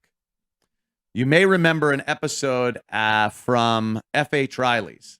We were all hanging out. It was busy. I tweeted something to the effect of, holy shit, I can't get a seat. I'm waiting here for a beer. Like just kind of trashing the staff there. And it was, believe me, it was tongue in cheek. I'm not sitting there shitting on his restaurant. But, oh my God, did he fucking unload. He unloaded on me, decided he wasn't going to show up for work. 3 days, he just didn't show up for work. Didn't answer the boss's phone calls, didn't do anything. I was dragged into Scott Greenstein's office and told, you best fix this. If he's not back on the air, you're in trouble. What the fuck? I'm the one that's here. I'm doing the show. But that's the kind of that Greggshells walk. Even management knew to do it. Can't tell you how many meetings I was in with management, phone calls with management that dealt with, and I'm sure Opie had a lot of phone calls with management about me. I'm not fucking, don't even try to think that I'm not saying he spent a lot of time with management on the phone about me. I understand that. But if he wants to go off about that, he's got a show. But they all knew, well, all right, how do we handle this? Have you talked to Greg about that? No, not yet. Oh, we got to call him. And it was always this, oh, boy, kind of a thing. There's no way to run a fucking business, go through life. Jesus. It was awful. Should we take some calls? People want to know things. Here it is. Boink. Hi, this is Alex in Indiana. How you doing, you queer hater? I knew you were going to bring that up. Of course. Go get you some no queer pizza. Could I have a pie? No queer. Hold the queers. Yeah, that made our state look real good. What's up? Well, I guess, I just have, you kind of answered my question, but I guess you could clear it up just a little bit. I mean, I think everybody here has worked with people they've had issues with, sure. But I guess my biggest question is, I get that you weren't hanging out off the show, off the air, having a beer every other night, but I guess I just don't understand with millions on the line why you're not talking more with Mr. Hughes about your contract situation. And I guess from what I'm understanding, what you said the past hour, first of all, I'm going to go on record as anybody who refers to themselves as a businessman regularly as an ass. because I own my own business, and I know a lot of people who do, but we never refer to ourselves as businessmen. Dude, That's just kind of something. You sell that, weed. Relax. Relax, businessman. You're drunk. I happen to own a very famous pizza joint here in Indiana. No, Oh, do you? And I'm taking a long vacation with this $8,500,000. Very good. All right. Well, yeah, that's my question. So I'll hang up and listen. All right. Thank you, sir. Why didn't we discuss contracts more? I think the last contract we really discussed that we were very into and stuff was the first real big NEW deal. I remember being in a hotel room. It was Bob Eatman, the ghoul himself. He actually opened the window and stuck his head out, and people thought it was a new gargoyle on the outside of the hotel. Thought Bob was a decoration. So that was very exciting. It was big. The numbers we were hearing were unbelievable. It was one of those, like, is this really happening kind of a thing. It was very exciting. A lot of fun. After that, subsequent things, and after the firing and then the negotiations with XM, it was barely negotiations is what it was. They know they don't have to negotiate if there's no other horse in the race, if I may say that a third time. I got copies of the deal. He got copies of the deal. And Bob got copies. And it's like, okay, we're going to make changes. And we'd have phone calls. We'd have like conference calls, the three of us. And it's like, okay, we're going to change this, paragraph 2 and section 5, and we're going to do that, and we'll ask for this and stuff. So there was a communication with the agent going on about that. But he was never happy with the deal and always trying to get more, which is fine unless you realize that that ain't gonna fucking happen. The deadline is hit. It's done. This is a take it or not take it thing. And if it is a tactic, if it is something, even if it's just to piss off management, then let everyone else know. Let everyone else know you are signing this deal, but you're doing it at 5:59, so that no one has to worry that if the rest of the day is going to be spent on the unemployment line. You know, it's things like that. So we did discuss the deal with our agent. We never really had any of these sit downs. And it was usually whenever we did have this impromptu conversation about the contract, it was always something negative. Like, oh, I want this, or, you know, we're not doing that, or I want, you know. It's not just, okay, here, we got this money. Here's a raise. Here's this. Here's that. I don't know. Maybe I just was a lot easier to make happy on that goddamn contract. I have no idea. Let me see. Allison. Ooh, it was about Allison. How you doing, Allison? Hi, Anthony. Hello. How are you? Pretty good. How you doing? It's been a crazy afternoon. I'm actually just curious, is the book deal off the table at this point? A book deal? Yeah, the book deal. You know, the one that Opie always talked about, the book deal. I would love to write a book about these experiences. I think I could get a little more in-depth and, you know, maybe draw some pictures. Hand illustrated by Anthony Kumia. But do you think that he's still on board for that? I don't think we'd ever get a mutual book. There was one contract negotiation that was going on that I got so fucking pissed off at, because I'm sitting there like I have a good gig. I have a good job. It's great. And then 1 minute it's like, yeah, okay, we're signing. Bob would call me like, Anthony, I just talked to Opie. It looks pretty good. It looks like we're gonna sign this. And I'm like, oh, thank God, you know, get this fucking over with. And then Bob would be like, he'd call back a little later and go, all right, now he wants this. Fuck!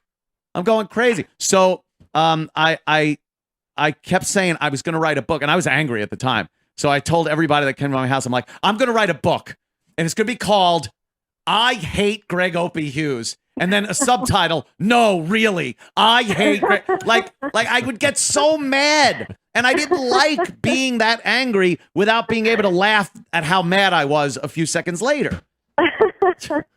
So a book deal, perhaps. I think a combination of my exploits out in California and the radio. We'll figure something out. Thank you, though, Allison. Allison. It's all about Allison up until, the model. The model with the kittens. Robin.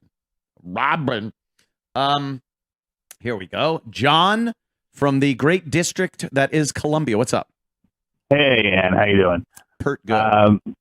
First of all, just as an aside, I mean, I don't know why you wouldn't want to work out your contract with somebody who has the brilliant logic of 5 years at the same salary with no raise, or get a raise every 2 years. I mean, do the math.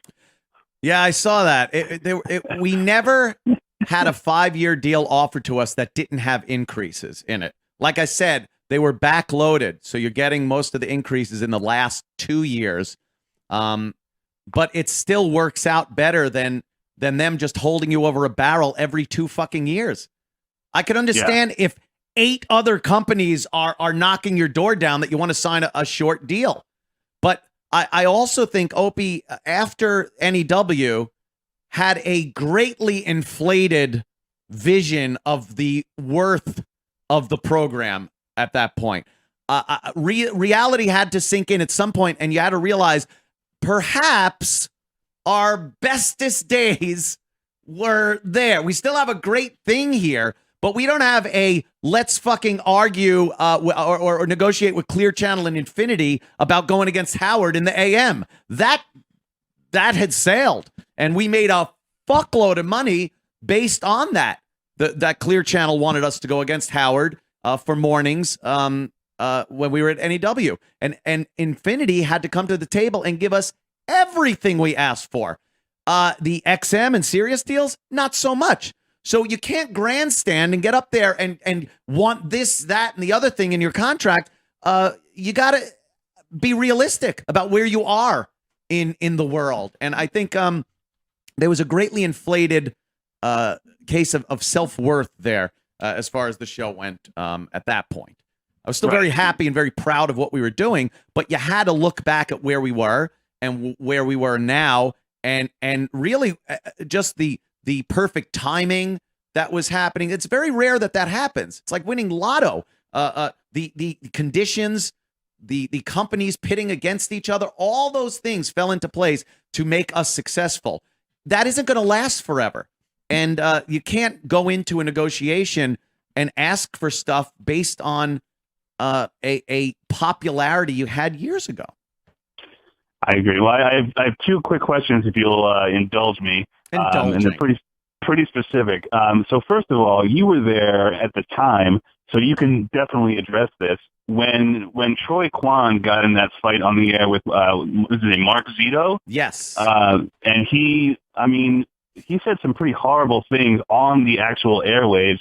And quite frankly, I kind of thought that he would get canned. And then Opie said that he did all this shit behind the scenes to get Troy's job saved. Did that actually happen or not? Yes, it did. We both fielded phone calls after that happened. We liked Troy, thought he was very good for the show, talented, fun guy, fit in well with the show, and they absolutely were firing him. We went into Scott Greenstein's office to be told, well, he's being fired. And we unloaded on him and told him, no, that's not going to happen. You cannot take so many people away from the show. Even Danny Ross, who, me and him have had that falling out.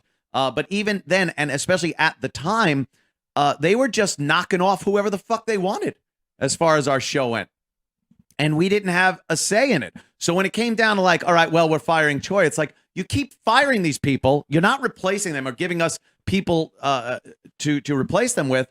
You're not doing this. No, he's not fired. And if you think he is, we're fucking, we'll take a vacation. We'll fucking walk. We'll do whatever. We really put our asses on the line for Troy. And that's all I wanted to see as far as my fucking job is concerned, was half the effort he and I put forth to keep Troy Kwan on the fucking air. But he wanted Troy there, and I honestly believe he did not want me there anymore. So, I think that's the only logical conclusion you can come to. What other conclusion can I come to? That he went in there, guns blazing, fucking telling him that he's not going back on the air, and then comes back on the air and says how management loves the new show, and that we have 20,000 new subscribers since December? That's a blatant fuck you to me, by the way. That really started the tipping of me wanting to bring a few things up on this program, was when Opie said, management loves the show. Hey, we're doing great. 20,000 new subs since December. In other words, 20,000 people that didn't want to hear his shit. His meaning me. Like that to me was an insult. Have you heard Esther Koo on the show?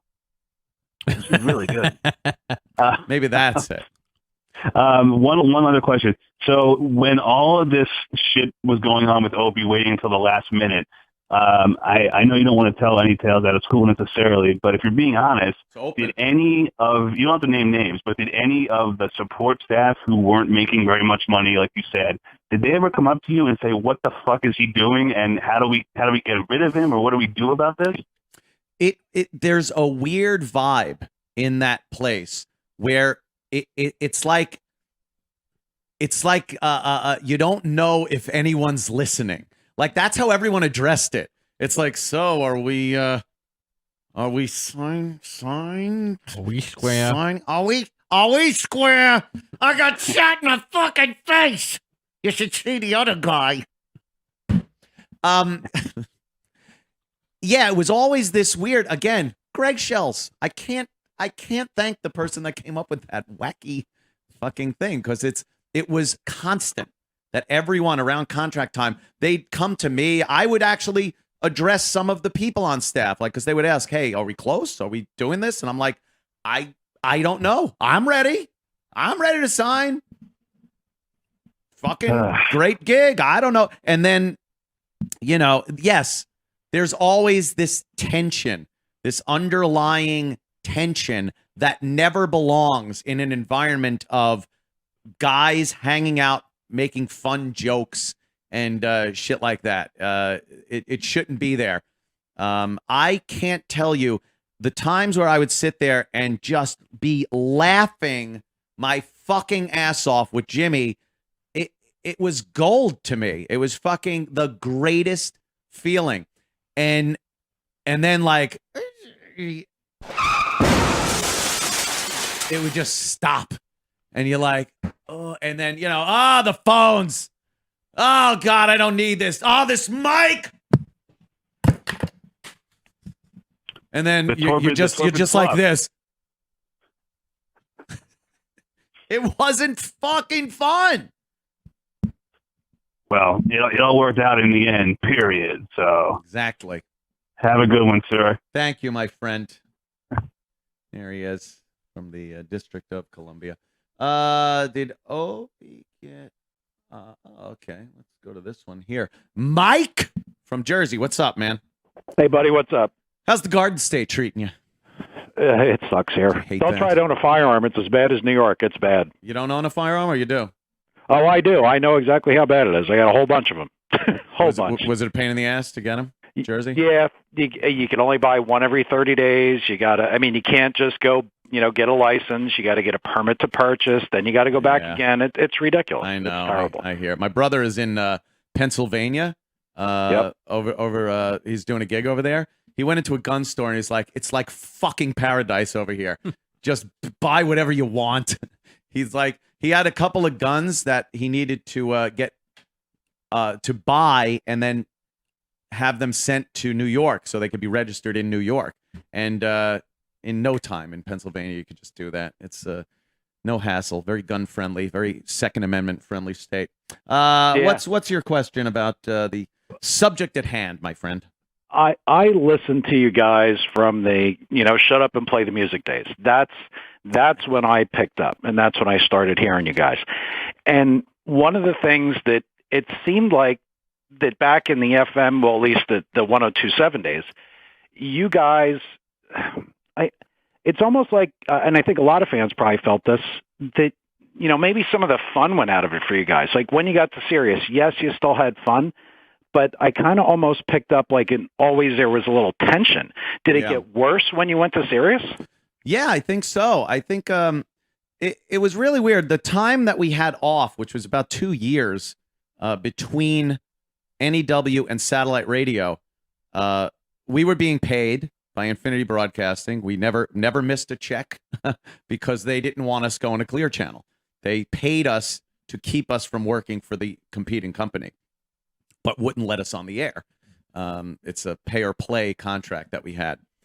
So we were making money hand over fist, but we weren't able to do radio together. I think during those 2 years, a lot changed in our lives, and it made we weren't as close. No one's really to blame for that. It's whatever it is. When we came back, again, we were very excited to be back and doing radio, but that uphill battle also made it stressful. We weren't getting the attention as quickly as we wanted it.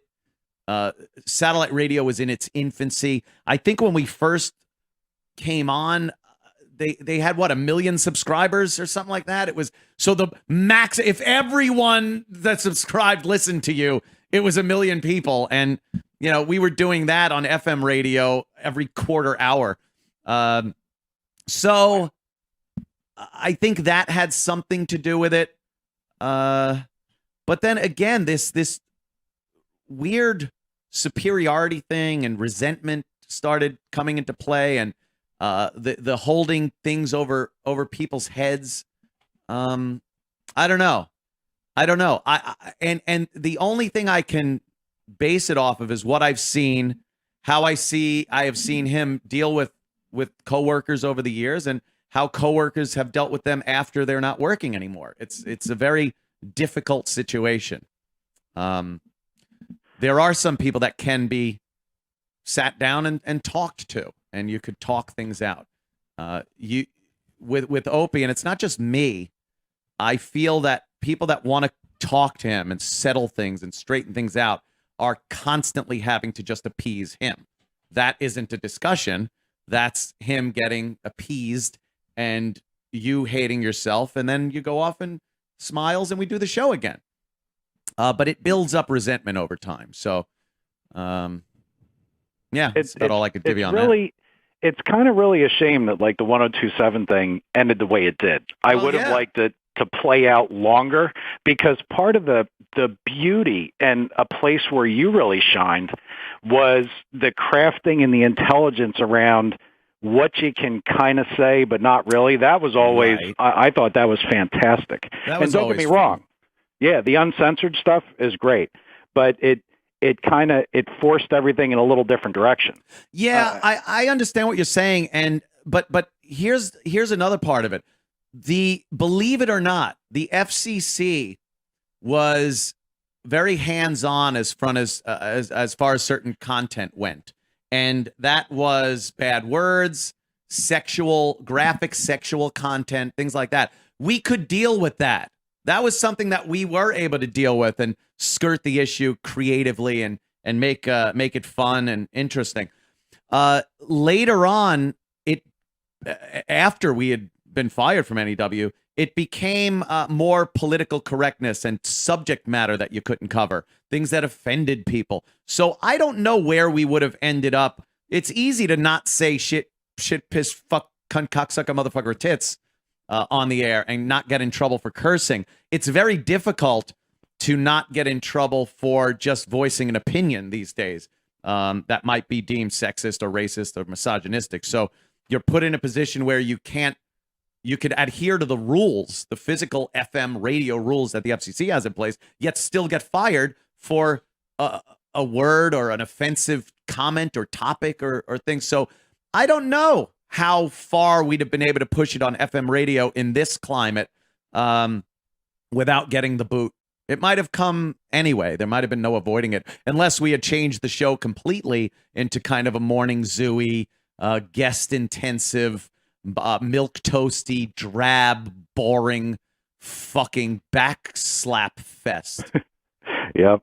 Well, I got to tell you, I've always enjoyed both of you guys. probably like a lot of fans. I have too. Probably enjoyed you guys together more. I do still kind of listen to both, more to you than Sirius. Love Jimmy. I mean, who doesn't? I don't know. Little imp. Yeah, who doesn't? Wonderful boy.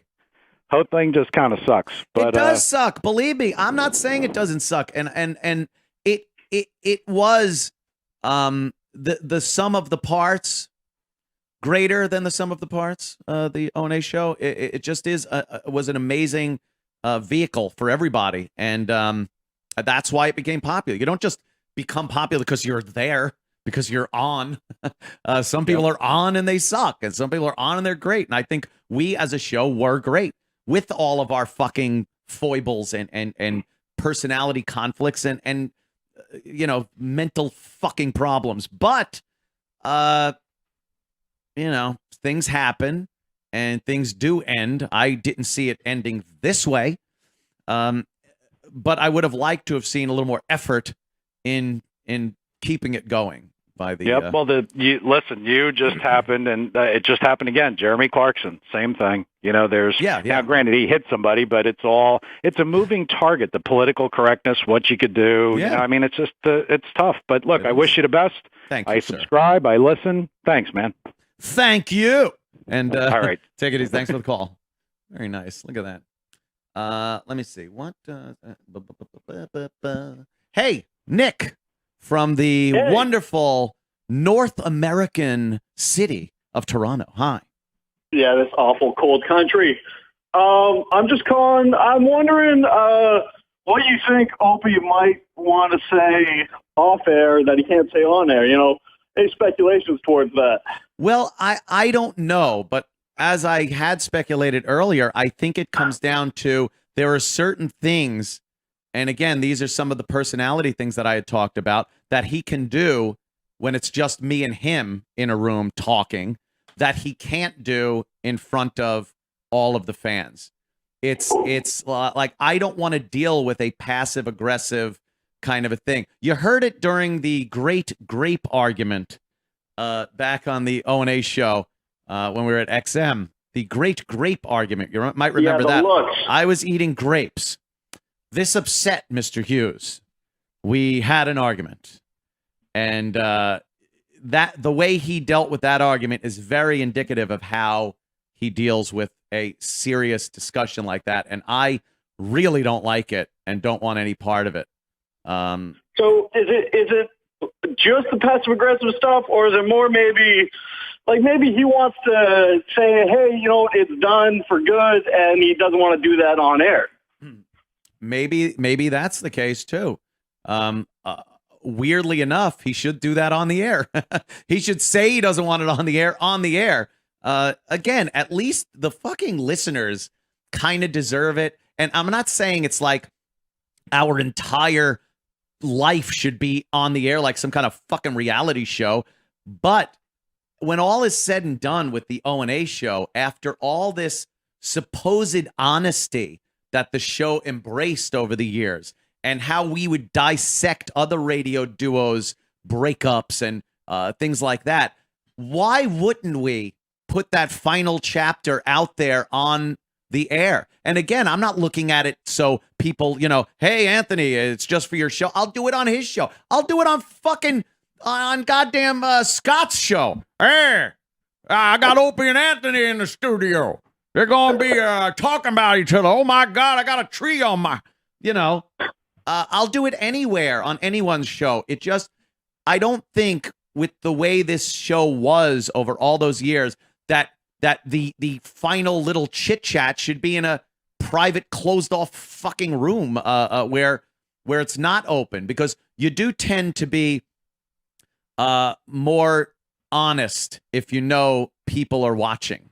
And you know, I'd agree with that for sure. Yeah, and people that know us for so long, they know our personalities. People that have been listening since the NEW days, you're not going to pull a fast one on them. I read through a lot of shit on the internet about the show, especially on Reddit now, and it's astounding how wrong some people have everything. But it's equally as amazing how absolutely perfect others have it. And it's those people that know us through years of the show. It became like some kind of a retarded family member where they can sit there and look at it and know exactly what is being said, what's being felt by everyone involved, how they're going to react. They remember what was said fucking 10 years ago and pull it up. It's just how it is. Some people nail it. And it's quite entertaining to read, by the way. I see. Well, I'm just wondering, because I run my own little podcast myself, right?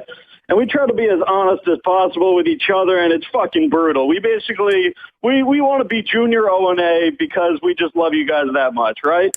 Now my question would wind up being is, if I'm the Opie in the situation, which it honestly looks like it's going that way, how would I avoid being that? How would you avoid getting into this situation on your podcast? Well, no, what I mean is I don't want to be the Opie kind of guy. So from your point of view, how would you, keep from becoming that? How to be more honest about that kind of thing. Look, I'm obviously not the person that should be assessing anyone's mental health. I have my own issues that, they're my own issues. But what I've seen affect people over the years has been a lack of understanding of other people's feelings, a lack of understanding of your own image in other people's eyes. It's sometimes very hard to try to imagine how people see you. I believe over the years I've been respected more than I haven't been by people that I've worked with. Again, I have my faults, but I really try to make people happy and keep the misery to an absolute minimum. I think self-awareness, be aware of what you're doing to other people and consequence. Not always, you don't have to always take the other person's side, especially if you have a viable argument, but don't force people to capitulate based on holding anything else over their head or being this pseudo superior to them, because it only breeds resentment by everyone over the years. So good luck with that. I like that answer. You think I could plug my shitty own little podcast? Do it up, my friend. It's withapologies.net. I hope everybody checked it out. Oh, I thought this was my brother. No. I'm kidding. I love Joe. He's going to be on this very program Thursday with my sister. We're doing a sibling show. There's going to be a lot of pictures and videos from our past, and we're going to talk about Uncle Joe and the great ice cream sandwich, you bummers, and when my brother dressed my sister up as the woman from Psycho, as Norman Bates as a woman from Psycho, and when I was taking a shower and ripped the curtain open and started trying to stab me, and I almost died. Believe me, a lot of fun stories with my brother Joe and sister Dawn this Thursday on this show. So we're looking forward to that. Thanks for the call, man. Thank you. Talk to you. Yes. Bye. Talk to you. Talk to you. A lot of people also wanted to hear about the Bennington thing, Keith. Of course, you posted a amazing graphic that would make an amazing shirt. Can I run with it for a couple minutes? Please run with it. I will sip water and enjoy the Anthony Kumia show. All right. So back when you would go through these negotiations and you would come home and we would bullshit and stuff like that, one of the things we always talked about was if Opie wasn't signing again and Fez was going in the direction he was going, that the Ron and Anthony show would be something everybody would want to listen to. It would be huge. And those opportunities never arose. Once you started doing this, and we started hearing rumors about Fez, about that he might not continue working, we were out to dinner one night. It was me, Anthony, Bob Eatman, and a couple other people, and I was sitting next to Bob, and we were discussing, the future of this show, things that were going to happen, and I said, well, the thing everyone really would love to hear is the Ron and Anthony show. And he sat there, his mouth was open. I wasn't sure if he had a stroke or if he needed the Heimlich maneuver, but he looked at me and he said, That's the greatest idea I've ever heard. Okay. After dinner, we get in the truck, and I said to Anthony, how the fuck has this man never thought of this? If this is the greatest idea, because he represents everybody. Yeah. That was December. January, we went out to California. We went over to visit Bob at his house. We were sitting in the living room, and Bob said, I've got this great idea, the Ron and Anthony show. And I was like, looked at Anthony, and I was like, motherfucker. Where the fuck did that come from? Fast forward another 2 months. This is about a month and a half ago. On a whim, I text Mr. B. And What kind of phone is that? A whim? I have an iPhone. Yeah, it was. What did you use? The whim? Who puts out the whim? Thank you. It's that kind of comedy that just. It is that kind of comedy. Keeps the. And I texted him and basically said, about Fez retiring, and he should look into coming over with us. Yeah. I didn't hear from him for a couple hours, and then he sent me a text, and he just wrote Sirius, not the company, Sirius with question mark. And I looked at my phone and I said, holy fuck. And I said, do you have a couple minutes to talk? So Ron and I got on the phone and I pitched him, and we talked for about 10 minutes, and he was very interested in it. And we then set up, I hung up with him. I called Anthony. I said, holy fuck, you're not going to believe this. Ron has an interest in working with us. So we set up a dinner. Anthony, Ron, and myself, we went out to dinner. And that was the big rat story that we kind of joked about, because we went to Sparks Steakhouse and had the huge union rat outside. We were a little late, and Ronnie's like, what is this, union busting? The union guys were a little mad that we were going in there. Yeah. Hey, what are you doing? Shut up. Yeah. So we had great meal with him. Oh, yeah, left our asses We up, spent too. a lot of time talking with Ron. And after we left there, we kind of weren't sure where we sat with him. We were sitting there, and we kind of talked, and on the way home, and a couple of days later, he reached out again and said, you guys got me really thinking, and this is a good possibility. So Ron and I then went to lunch one day, and we sat and we talked. And let me tell you something: when you sit with Ron Bennington and you talk with him, and we sat for about 2 hours, it's amazing. Yeah. And the man stares through you. It's like he doesn't look away the whole time he's talking to you, and you're sitting with greatness, because He's a pro, man. He is He's the best out there. Unbelievable. Hey, Fada, he's the best out there. Yeah. So again, we talked about things, and there were legitimate concerns, like anybody else that had concerns regarding leaving there, coming here, how much crossover there was, how many people were already here. Yep. Continuing to have a presence on Sirius. Yep. And there were a lot of different things that he had concerns about. So we talked them out, and one of the things I suggested was, well, you know what? What if you were able to still do like Ron Bennington interviews over there and work with us? And he was like, wow, it's a great idea. Yeah. And again, I spoke with Anthony. We talked. We ended up going out to lunch again. I ended up going out to lunch with Ronnie and with myself again. A lot of lunches. Yeah. There were a lot of lunches. You want to talk about a man who can eat? God damn it, he got us for quite a bit of food. But anyway, so to kind of bring it home, as we were talking this whole process out, and he had an interest, and then it came to the point where I was to go to Bob to speak about this. And listen, I apologize to Bob, but we kind of kept it from him for a little bit because it was something we weren't sure we were going with. It's like when Mike kept something from fucking the consigliere there. There you go. But sorry, Tom. This whole time behind the scenes, I had to put everything on hold with this show. I had to put the app on hold. I had to put the website on hold. Live events. I had to put. You see the graphic that was for T-shirts. I had a dozen different graphics. I want that T-shirt anyway. It's amazing, regardless of how we do involve Ronnie in this on this platform and with this show. That is a kick-ass shirt. Yeah, and all these things were in anticipation of Ron possibly coming over here. Yeah. So when I spoke with Bob and talked to him about it, and he spoke with Ron, and they spoke with Anthony, and then look, I don't know how he negotiates, what he does. He went to Sirius.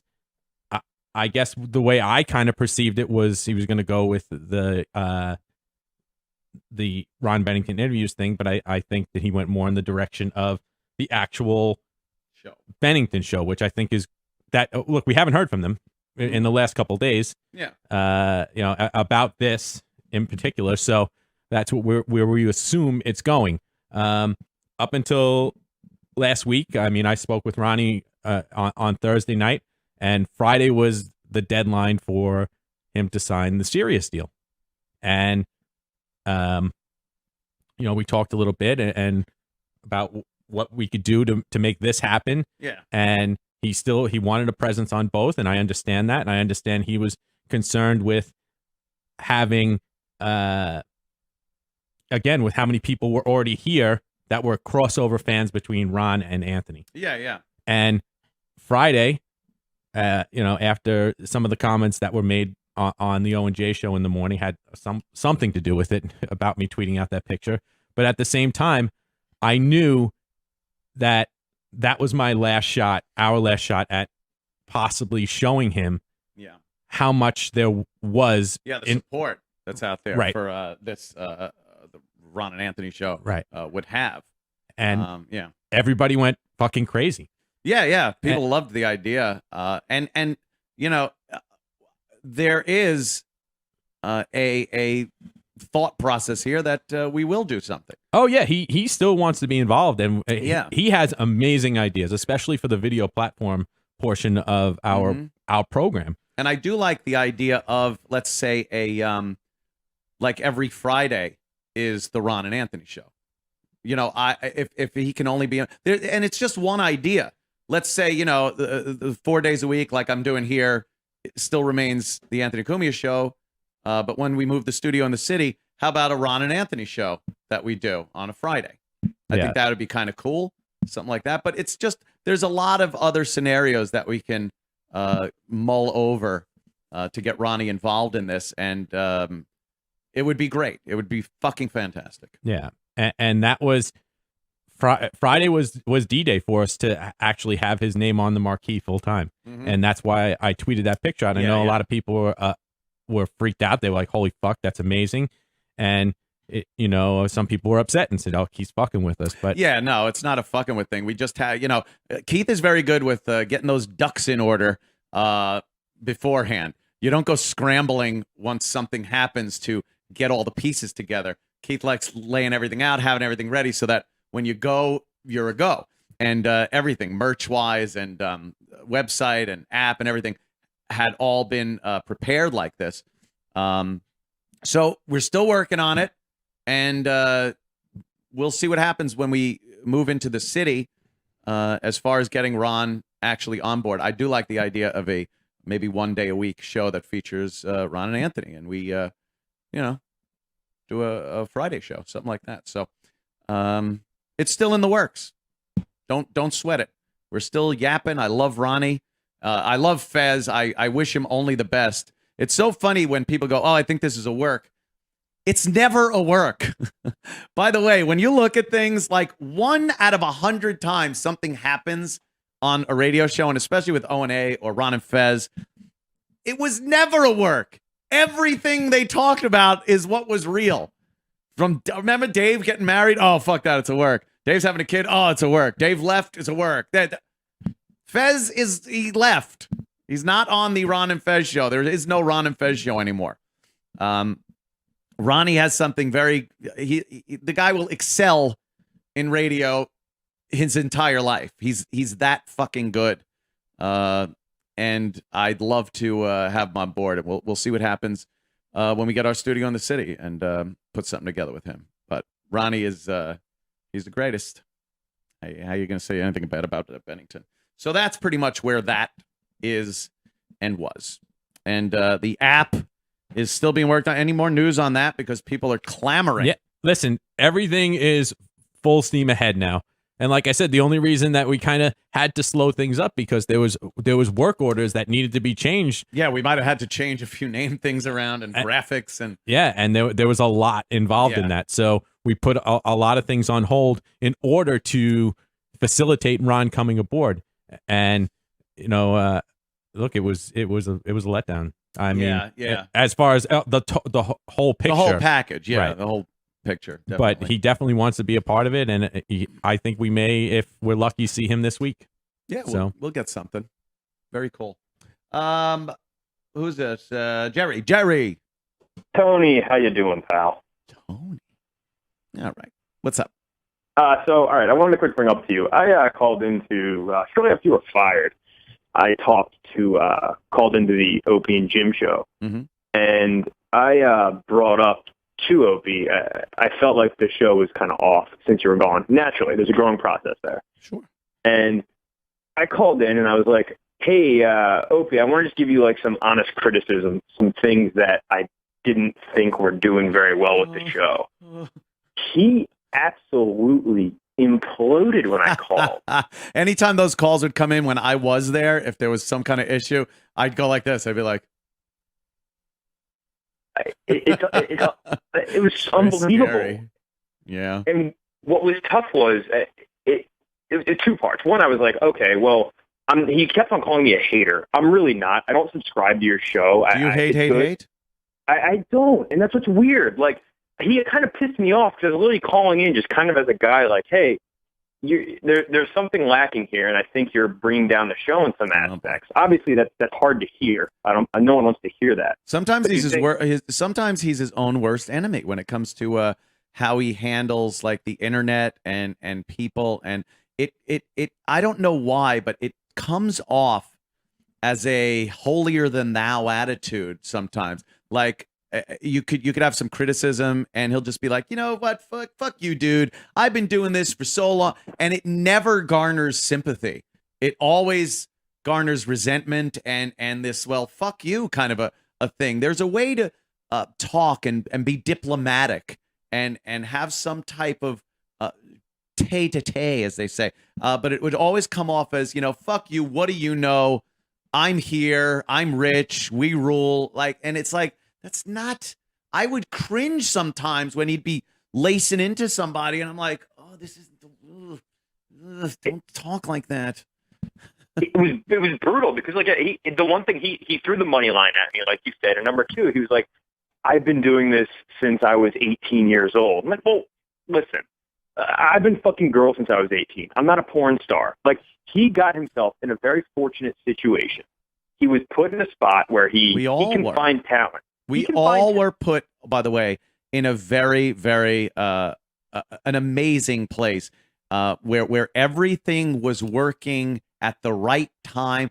I'm not just saying it was me and Opie and then Jimmy, and that would have been effective and we would have been great no matter what. Everything had to work out. There's a delicate balance of timing, the humor of the day, the administration that was in the fucking White House at the time. Like, all of these things came into play to make us a popular show. And you can't take any one of them for granted. And I never did. But there was always this, like, you know, you got to be humble about it. You can't just get on and start lambasting somebody about how great you are and look where I am and look where you are. And it just comes off when the contribution has been so vast by so many people and circumstances. You can't just call someone out that you are in this place. Count your blessings, consider yourself lucky, and be a little more humble. I agree, and I'll tell you what, with Opie and where his positions were, I'll tell you what, he's probably one of the best people in terms of finding talent out there. The people he brought to the forefront, from the comedy standpoint to bringing you, to bringing Jimmy, all the guys out there with podcasts now. Yep. I don't know fully how involved Opie was, but he knocked it out of the park with them. He's a PD with a microphone, and he's terrible with the microphone in his hand. Like, there is a PD mentality there, and if there's one thing I learned doing radio, it's that I hate PDs, and they usually are detrimental to what you want to do creatively on the air. But there's a balance there. They're there for a reason, I guess. But don't try to be the PD when you're on air, because again, that building of resentment over the course of the years by trying to be the boss, trying to be the leader in that. And just, I think very quickly after just a few short years, that whole I've been doing this for this many years thing lost any of its validity. I think me and James Norton learned very quickly what the business was about and how to do radio. So the tenure that you have became inconsequential at that point, but it was still being held over everybody's heads. So, Yeah, yeah. I hear you. Do you have any thoughts on Bam Margera? I'm not getting into that whole personal thing. I don't blame you. I don't blame you. You guys on Reddit have run with it. Have a field day with it. Let me see. Hey, who's this? I can't read that. From AC? Hello, Anthony. What's up? This is Nucky Thompson from Atlantic City. How are you? Nucky, how you doing? I'm doing splendid. How are you? Pretty good. I've noticed from seeing how you handle certain personal conflicts. Is that a better way to do it? How you usually dealt with conflicts? Well, perhaps Opie needs a good talking to, if you don't mind me saying so. Really? From who would you recommend? Maybe Chalky White? Well, Jimmy Darmody. Jimmy Darmody, yeah. Okay, I could see that happening. That would be pretty cool. They could maybe discuss things. Well, when he tried to prevent me from doing my duty, I corrected him. Wow, you are really crossing over here, Nucky. It's Nucky Thompson in The Shining. Very good, you ghoul. We'll probably be down there. I think July 10th, Jimmy Norton is going to be at the Borgata. And I want to go down there and see Jimmy and maybe play some cards. You should absolutely come down. All right. I'll let you know. You could meet up at the casino and we'll play a few hands. Well, I had a question as well, Anthony. Oh, certainly. I wanted to know, were there any serious talks about getting Jimmy on the show prior to them re-signing with SiriusXM? Oh, that's a very good question. Nucky, I'm going to let you hang up your old-timey telephone, that one where you held something to your ear and talked into that, and you could listen on the Victrola for what I'm going to say. Thank you, though, Nucky, from checking in from Atlantic City. I always enjoy Nucky Thompson. I think the first time I addressed the Jimmy Norton issue, people were a little confused. I don't think I was clear enough. When I said I wanted Jimmy for the show and I was trying to hire Jimmy for the show, that was before they re-signed and before I knew they were going to re-sign. I never tried to wrangle Jimmy away from Opie as far as doing the show, and Jimmy's his own person. He'll do whatever he feels is necessary for his own career and life and whatnot. He was under contract, so him leaving immediately wasn't in the cards. But yeah, I would have loved to have had Jimmy, and I did make some motions. But once I found out he was going to sign with Opie, I wasn't trying to outbid to get him or anything like that. I think a lot of people had the misconception that I was trying to, pull some wrangling and steal Jimmy from Opie. But again, he's his own person. He makes his own decisions. But once I knew that they were going to continue, I wasn't going to try to, get that going.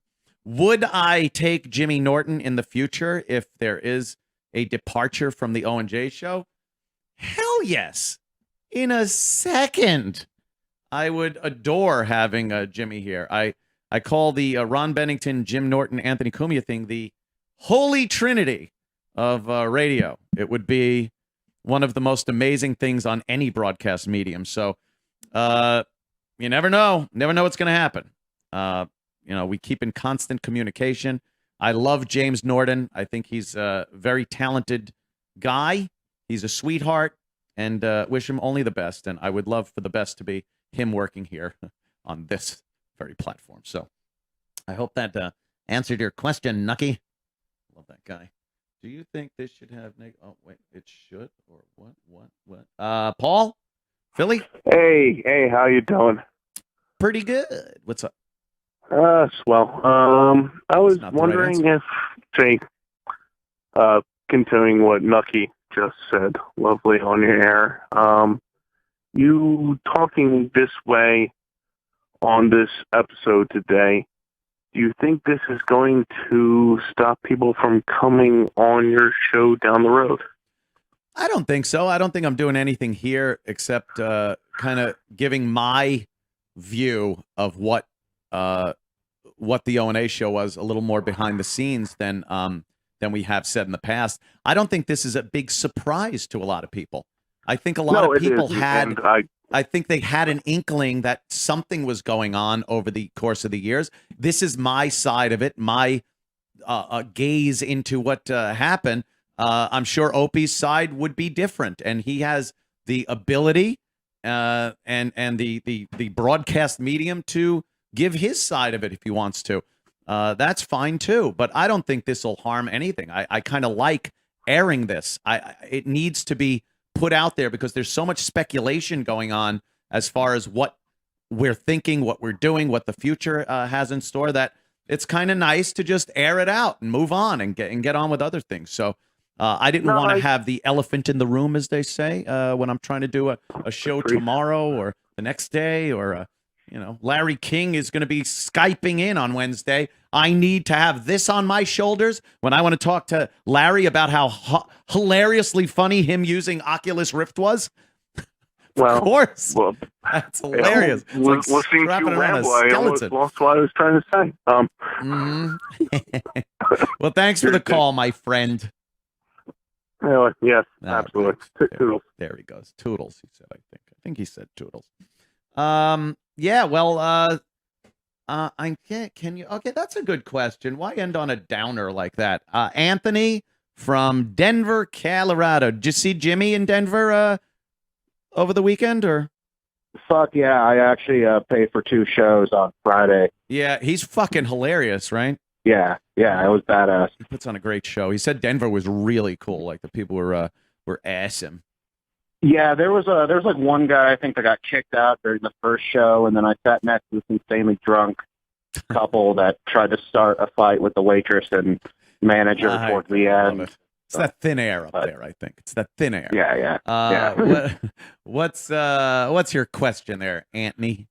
Well, I always kind of think that, since it is a partnership and you guys did all those years, so, there's a lot of bad stuff that, or not necessarily bad stuff, but I kind of want to know, like, can you think of any kind of stories or anything where you have, like, a really good memory of Opie? Like anything? No, of course. Oh, my God. Early on, especially when we were in Massachusetts at WAAF, those, even though they weren't the most lucrative years of the career, and I was very nervous with what I was doing because it was brand new, and that might have been why it was so fun and exciting. But it was fun and exciting, and it was all like good times. Both of us knew we were building something. We knew we had something very cool that had the possibility of getting much bigger, and it did. But those little club gigs that we used to do, like Club Cadillac, and going to Worcester and fucking shows at the Worcester Centrum, and just building a fan base, taking the rock bus out to the parking lot at like the Rage Against the Machine shows. Like all of those things are great, happy memories of doing that show. And those are impossible to recapture. But I look back fondly at them and think they were some of the best times ever in my career, even though I said not the most lucrative. I wasn't making much more than I was making when I was in construction, but I was having a damn good time. We were building something together, and I think we both were a little more grounded back then. We weren't taking anything for granted. We knew we had our work cut out for us to make a name for ourselves, and that's how we conducted the show and business accordingly. Later on, and probably that popularity and the money and everything else, you start taking things for granted. You start getting lazy, slipping up a little bit, and really thinking who you are sometimes, and that needs to be checked ASAP, or you're going to cause some fucking problems. So no, there were amazing, great times. I remember instances, not just like ideas of when we would hang out. And it was always just laughing our asses off, having fun. Jay from Framingham was a great friend of ours, and we kind of all just hooked up, and we'd go to a bar and just laugh our asses off, out to dinner, Little Italy over there, the North End in Boston, and just all those things. And it was a great time, and I did wind up missing those after a while. But again, like any relationship, those first few months or years, depending on what the relationship is always going to be the best, and you're going to remember the great times. And then she's going to yell at you because you didn't take the fucking garbage out. So thanks for the call, bro. Thank you very much, man. Thank you, man. Good show. There it is. There it is. That's about it, I would gather. I would like to talk to you, though, about FanDuel. Can I do that? I think I can. Hang in there, people. Major League Baseball season. It starts, today? I think they're playing today. Correct. This is the year that the Cubs will win the World Series, based on Back to the Future 2. So maybe you could go to FanDuel.com and make that work for you. Fantasy football. What? Fantasy baseball. You owe it to yourself to check out FanDuel.com. FanDuel, changing the way people play fantasy baseball right now, is your chance to win just as the season kicks off for just as low as $1. You sign up now at FanDuel.com, and they're the leader in one-day fantasy baseball for real money with immediate cash payouts. Immediately. With FanDuel, you don't need to play all season long. No. You play today, you play tonight, you win tonight. No long-term commitments. No getting stuck with players you don't want. With FanDuel, you pick brand new team every day if you want to. You could play for just one day, the whole season, whatever. It's up to you. Just sign up right now, though. That's what you got to do. Sign up, FanDuel.com. Even if you're just watching a game at home, why not make it a little more interesting, right? By playing FanDuel while you're watching and trying to win some bucks. Last week, I told you about Joe Watson. Who's this Joe Watson guy? Apparently, he won over $30,000. And here's another guy who's loving FanDuel, Eric Hoffner. Eric Hoffner from California. He turned a $125 deposit into $62,000. Now he can buy all the water he wants out there in California. You bunch of thirsty bastards. FanDuel.com. Think you got what it takes? Sign up now. Absolutely. FanDuel paying out over $2.5 million every ding-dong day. But in order to win, oh boy, you got to sign up right now. FanDuel.com. Click on the microphone right in the upper right-hand corner. Use the code Anthony. That's my name. There's that microphone. Look, you finally get to see it. FanDuel. It's going to match up to $200 when you sign on. $200 deposit. Just sign up, playing fantasy baseball. But the offer is only good for the first 50 people who sign up using the code Anthony. Do that. FanDuel.com, code Anthony. Our own Bobo is our guinea pig as far as FanDuel goes. We're going to see if that mental case can actually make a few bucks, turn a few bucks on FanDuel.com. And they're going to be starting up Anthony Kumia show league, so you can play with Bobo. I like it. So you can play with Bobo. That's nice. We wanted to get to mail today, but that ain't going to happen. We'll do that. We also have our most offensive song contest. We have a winner. We have the prizes, Yes, but can we announce that tomorrow? Yeah, tomorrow we also have Peyton Sinclair. Rat picture. Sexy. Oh, boy. A picture of a girl. For you people just fucking sapping off the freebie, that's Rat, and he's incapable of punching up a picture of a girl very quickly. We think he's a mo. Don't try to order pizza in Indiana, you mo. But, all right. Ooh, pardon me. Look at her. She's coming in tomorrow? Yeah, with Ralph Sutton, who does the Sex, Drugs, and Rock and Roll show with Yes. Big J. Okerson. Absolutely. There tomorrow. That'll be fun. Larry King is Skype on Wednesday. And then the sibling show on Thursday. I'm psyched about this. My brother Joe and my sister Dawnie going to be coming in. We're going to sit at the table out there and run through some memories of the Kumias when we were growing up. It should be a lot of fun. They're very cool. My bro insists to hang out with. Hope you had a nice Easter. I did. Went over Aunt Fran and Uncle Tony's, had a great time. Thank you to them. And I want to talk about, maybe we'll get into this tomorrow, that Scientology documentary that's on I HBO. watched that too. Holy fuck, that's good. If you get a chance to see it, see it. Mental patients. And the people that came out of it and are like, I can't believe I was doing that. It was like they were brainwashed. Yeah, that It's was amazing. a good one. Very cool. What is it called? Clear or Going Clear? Going Clear, yeah. Going Clear, like fucking clear stuff out of my peckah. Fuck yeah. All right, Chip. Miss Jimmy doing Chip. Yeah. It's always You know, the number one question that didn't get answered that I wanted answered today was, how come you didn't fight for Garrett when you guys got over to Sirius? You let him rot there at fucking guy. Because All I the was making my stories I bones. heard. I was making my bones when you were still banging cheerleaders. No, yeah, you went. Wait. Did you get fired the same day, or did you get to hang out for a while? Over No, there? I got fired. You got blown out. Sex for Sam. Everybody So else. I got like 6 months pay or something, you know. Nice. What'd you do? Fucking sat at home and stressed out, and eventually had to go to the emergency room because I was like running out of unemployment. No job was coming around, and no one was like. I hung out with you and Melinda a bunch, but Yeah, we went out a few times. Frenchie's restaurant and shit like that every so often. yeah, but everyone else I would call and they'd be like, "Oh yeah, no, they brought you up, but we don't know." And then all of a sudden I heard there's this guy Sex Bagel that they're talking to in Florida. Ah, and fucking then after I heard that name, I was never talking. Nagel, you got nagled. But you I got also- fucking nagled. I got a job at Sirius like Yeah. a month before, so everyone was like, "Oh, he's got a job." So Yeah, you ended up. It was so weird because I remember when we got the job and I walked in there. It's like, the fuck is Garrett doing here? Okay, you're working with were you with Jay Thomas right from the get go? No, it's Alex Bennett and Lynn Samuels. Alex Bennett, Lynn Samuels. Oh God, how is that? Hey Garrett, that fuck voice of hers. Holy shit. Let's just shit on everyone today. Why don't we? Well, I love having Garrett here. For you that don't know and that are enjoying the free Easter/Passover broadcast of the Anthony Kumia Show today.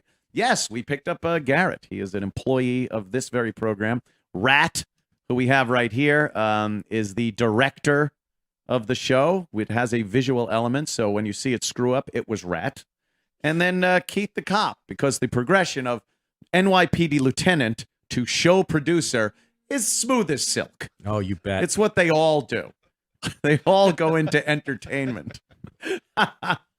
I don't know. And listen, thank you. I want to say thank you to everybody that did come today. Yes. We crashed the server.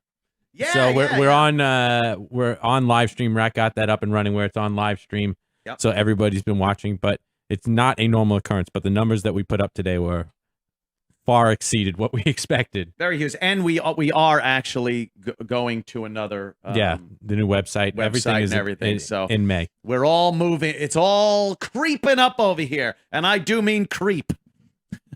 Just look at it. I'm a creep. We're gonna go hit the pool now.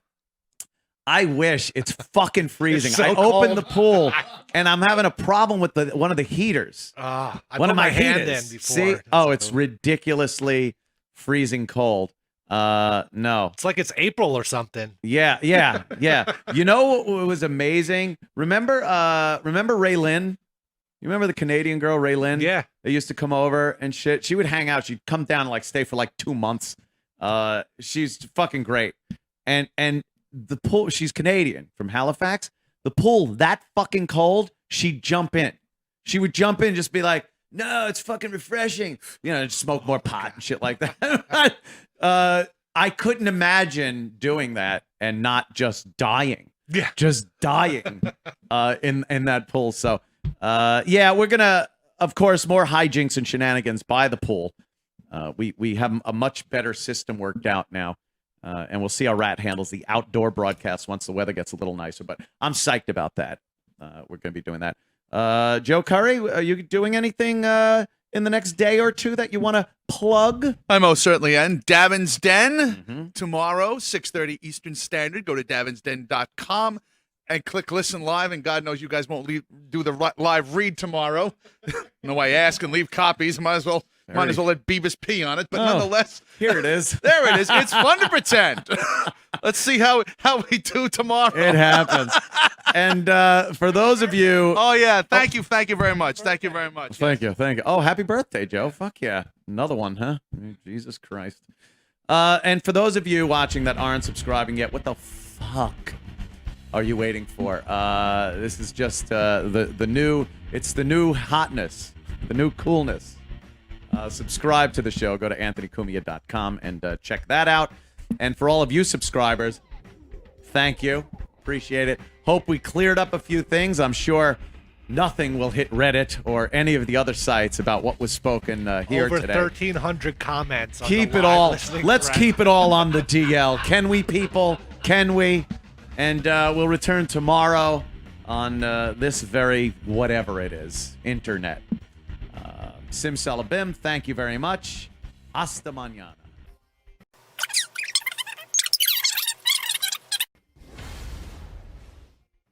And good morning, Queen. You're my best friend. Good morning, Jimmy. Hi, buddy. How are you? I'm okay. I'm all right. How was Denver? Denver was better than expected. Yeah. Yeah, I thought it was going to be a complete bust, and 4 of the 5 shows were oversold. Nice. So it was my best trip out there by far. Feedback was great on it. A lot of people tweeting me saying, holy shit, Jimmy's killing it here. So Yeah, Jimmy did okay. Chip got tremendous ovations. Really? Literally fucking Chip Chipperson does better than I do on stage. Whenever I'm having a slow moment, I just yank Chip out. It fucking makes them happy. And they eat it up. They do. Very good. So, I just want to move on with my fucking life and my career, but for some reason, Anthony will not let me do that, which is extremely strange to me. He spent 2 hours on his show pretty much trying to destroy what I've done in radio, what I've done with the Opie and Anthony show, kind of destroy me as a person. And honestly, I'm saddened by it. I feel bad for him. I think it was completely pathetic. I had nothing to do with his firing, but for some reason he will not leave me the fuck alone. Period. Since he got fired 9 months ago, he's been passively aggressively taking shots at me on podcasts, allowing people on his show to trash me, manipulating the haters out there. And, finally he decided to go public and tell the world what he thinks about me. That's pretty much the facts here. I knew for many, many years that Anthony, disliked me immensely. I knew for many, many years he was manipulating people behind the scenes to also dislike me immensely. I tried to talk to Anthony about our issues over the years. I tried. I mean, I got problems. I got issues. Yes, of course. Of course I do. I've also try to, take care of those issues with therapy and other things. The fact is, me and Anthony have not had a relationship since 1999. That is a fact.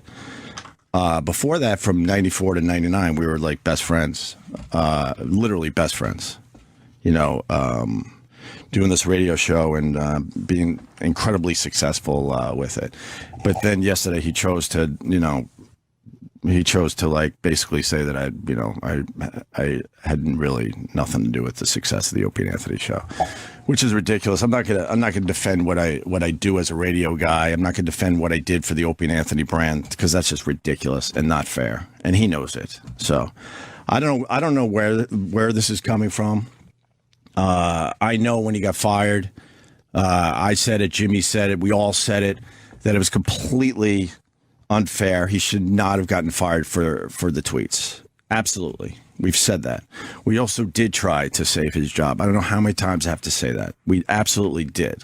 Okay. Even with the fact that I did not have a very good relationship with the guy. And like I said, Friday, it would be crazy on my part to not defend him and try to keep him here, because the Opie and Anthony brand was so strong no matter what kind of relationship me and Anthony had. My thoughts were this: the show was absolutely coming to an end. We were definitely in very, very different spots as far as what we wanted to do with the radio show. So my thought was, as we were coming to the end of a contract, that maybe it would be time to split, but it would be time to split maybe here. It was a thought I had. Let's just split up the show. I could do my own thing. I could more than hold my own. Anthony could more than hold his own. And then, of course, Jimmy would be stuck in the middle, which would have been fun to see what the fuck, how that would have played out. There was no guarantee that this company was going to keep me and Jimmy or anyone else here. There was none whatsoever. None. And with that said, once again, me and Anthony never talked about continuing. Never. So I don't know where this is coming from. I don't know why he has to, take it out on me. I have no idea. If Jimmy or anyone else wants to maybe pipe in, that's fine. But the fact is, everyone decided to stay. Everyone. Not one person left when Anthony got fired. The whole staff behind the scenes, Jimmy, everyone decided to stay. They all had, decisions to make in their mind. And in the end, everyone decided to stay. So to say that I'm a tough boss, yes, I absolutely am. I have to get things, done. I mean, this is a huge radio show with a lot of moving parts, a lot of people that work on it. Yeah, I had to be a tough boss at times, and people absolutely didn't like the things I said and did. And I actually, over the years, did take notice of that and tried to adjust the way I do talk to people and adjust the way I manage people. I'm still learning and still trying to do a better job with that. But what Ant did last night, excuse me, I only slept like an hour, was just completely and utterly uncalled for, period. I reached out to the guy on many occasions, said, look, we need to, get a beer. We need to grab a bite to eat. And he decided he wanted to try to do it on Twitter over the weekend because I finally just kind of had it with the passive aggressive shots and stuff. So I actually was trying to have fun with some of the hate that was coming my way, and then he jumped on board. It was all about I guess how I handled negotiations over the years. The fact is, I always was very close with negotiations with management and my agent. At this point, I can negotiate my own contract. I just know how to fucking do that shit.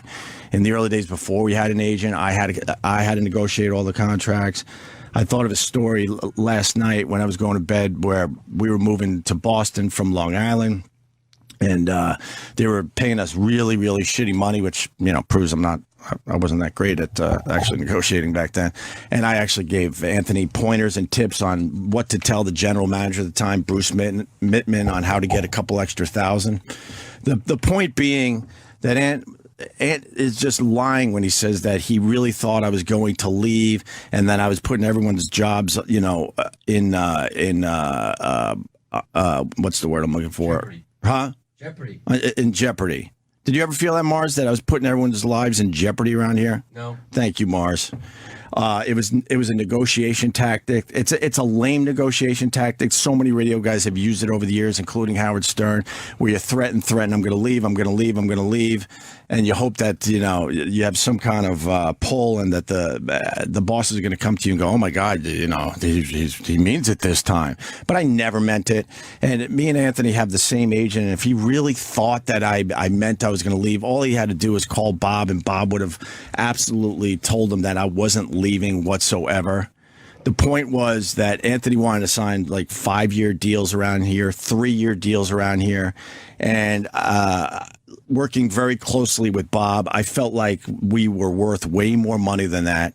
When we came to satellite radio, we were very, very damaged goods. So even though we make a great living and we made a lot of money when we came to satellite radio, it was nothing close to what we deserved and what we were worth.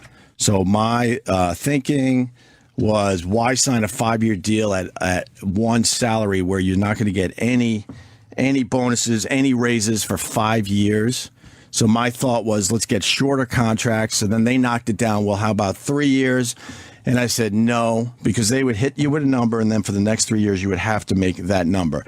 My thought was, well, if we could get it down to 2-year contracts, then the third year would be a new contract. I hope people could follow this. And that would be almost a guarantee that we would at least get a bump up. And it worked beautifully. We started signing 2-year deals, and the first year of every 2-year deal was a nice raise for everybody. So I don't know what he's talking about as far as, fucking with everyone's livelihood with contracts and stuff. I knew exactly what I was doing. The fact is, Anthony did not get involved with negotiations. Our agent would fly in from L.A.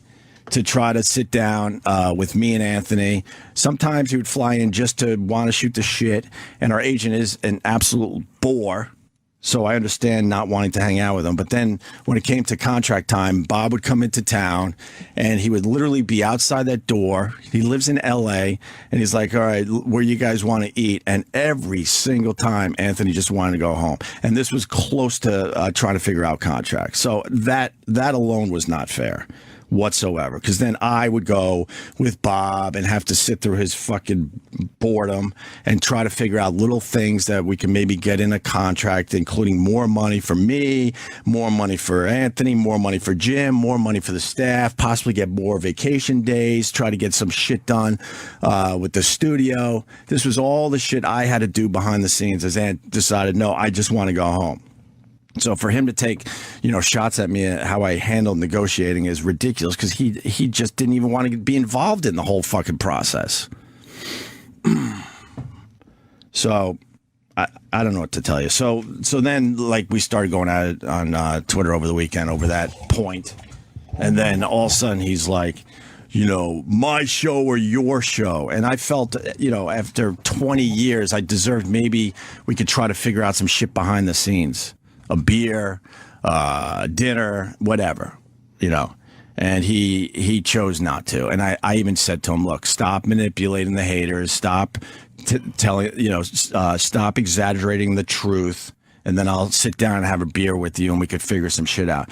Because the fact is that they don't even give a fuck Ant was fired anymore around here. But that's on him to figure out how to come back here. I know they didn't give a fuck after a few months.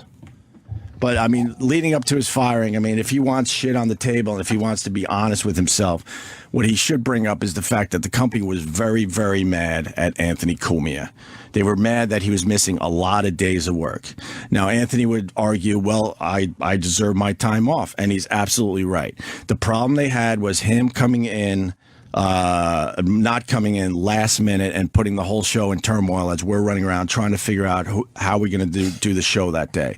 Because the point is, I could do radio with anyone, but I need time to at least, set up my guys and set up people who want to come in here and do radio with. They were really annoyed by that he was missing so many fucking days or coming in late. He could only blame traffic so many times before the company's going to, raise their eyebrows and go, what the hell's going on with this guy? Why is he missing so many fucking days?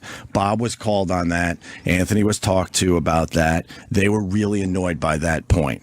Secondly, they were also very, very annoyed with the fact that the race rants were going on day after day after day, and they were worried that someone out there, a blogger, was going to take a soundbite of what Anthony said, put it online, and fucking it would be blown out of proportion.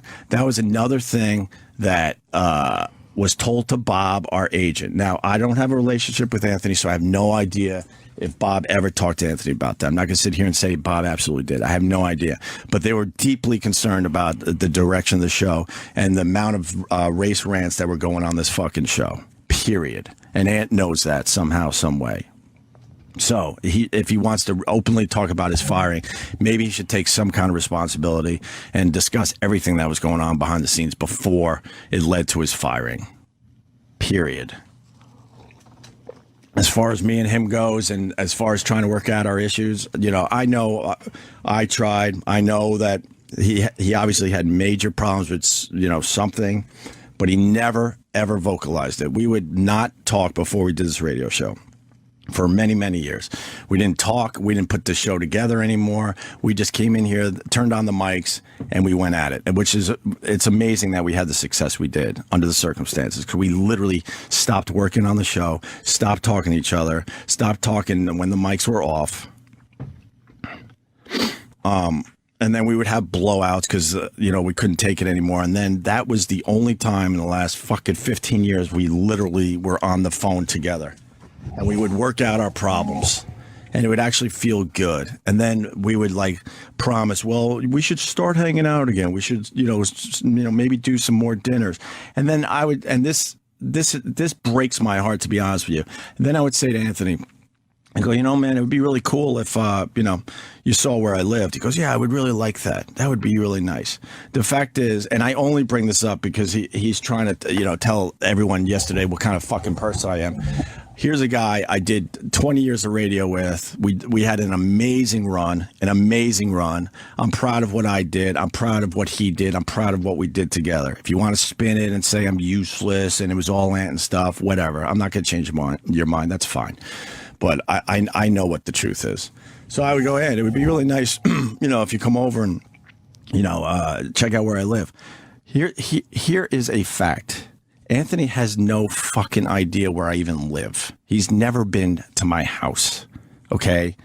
I've been in my new house for 8 years. He's never fucking seen my house.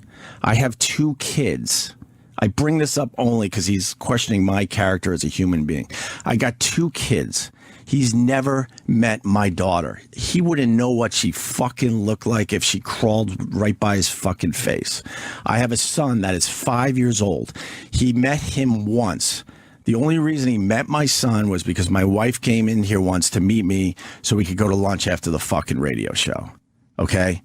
This is the type of shit I was dealing with behind the fucking scenes. So for him to, try to question my character and question me as a human being is completely and utterly ridiculous. When I got married in Philly, it was a 3-day event.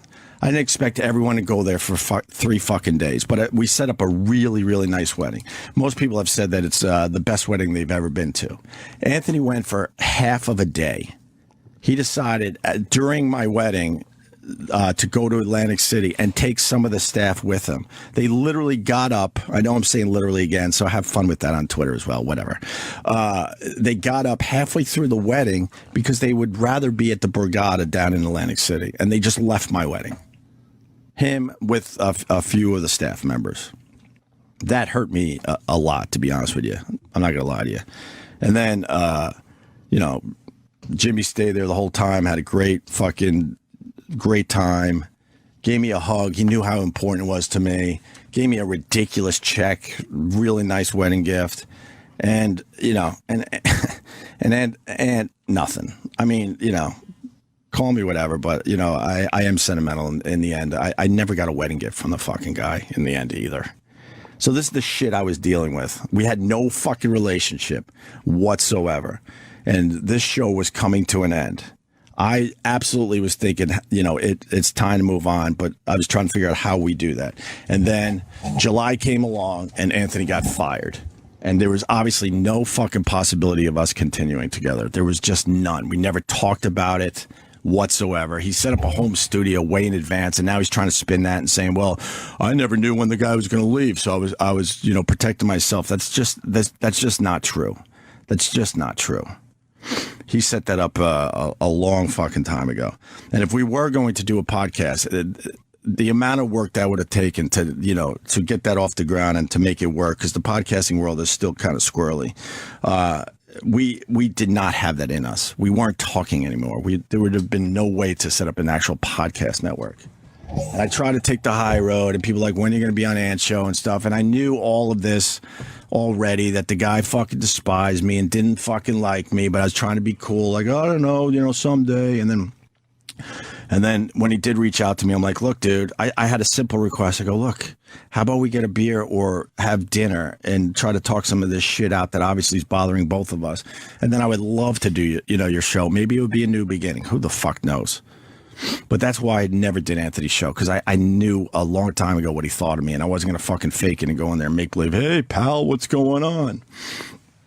So, yeah. So I guess the other point is, he always did the radio show without me, and he's got it. So I don't understand why he won't just move on with that. I don't get it.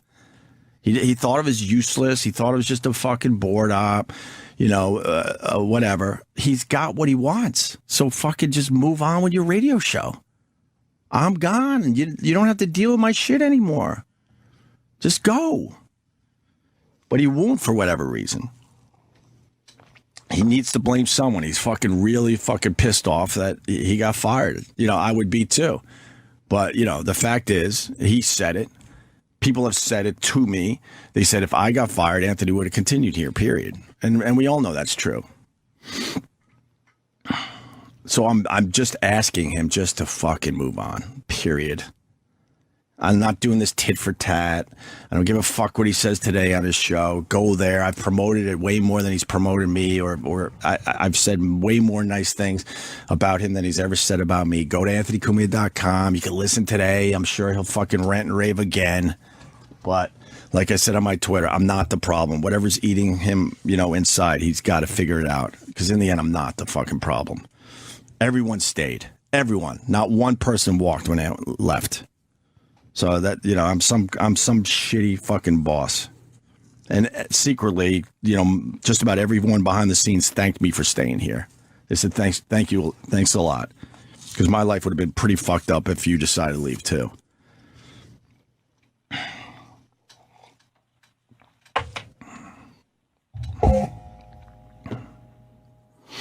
So, yeah, I'm devastated how this turned out. Absolutely, you know. I wish I could say something differently. You know, I wish. But the fact is, me and Anthony fucking don't like each other whatsoever. Period. And I'm glad he finally is, you know, showing the people that, because he was hiding behind that for a long fucking time. So in a weird way, when he went off yesterday, I was very, very relieved. I'm like, there you go. Thank you. Thank you for finally, you know, admitting it.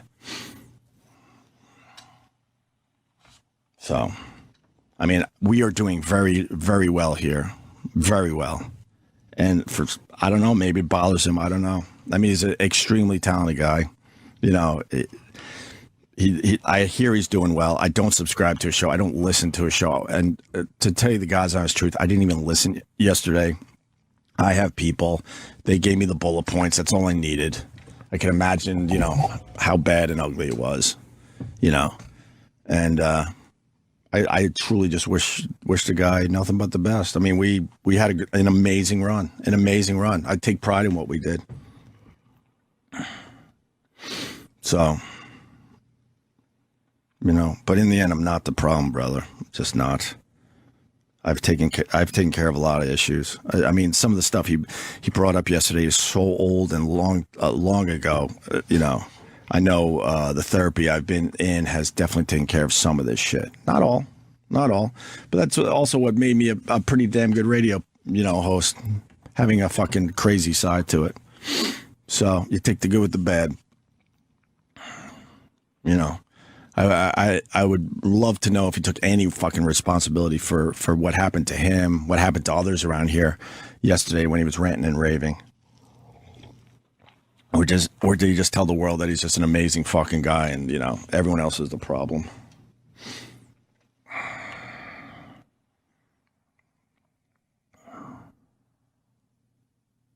Anyone? I mean, this is a discussion you two should be having. So there's nothing no kidding. Yes, I'm just saying there's nothing I'm going to say.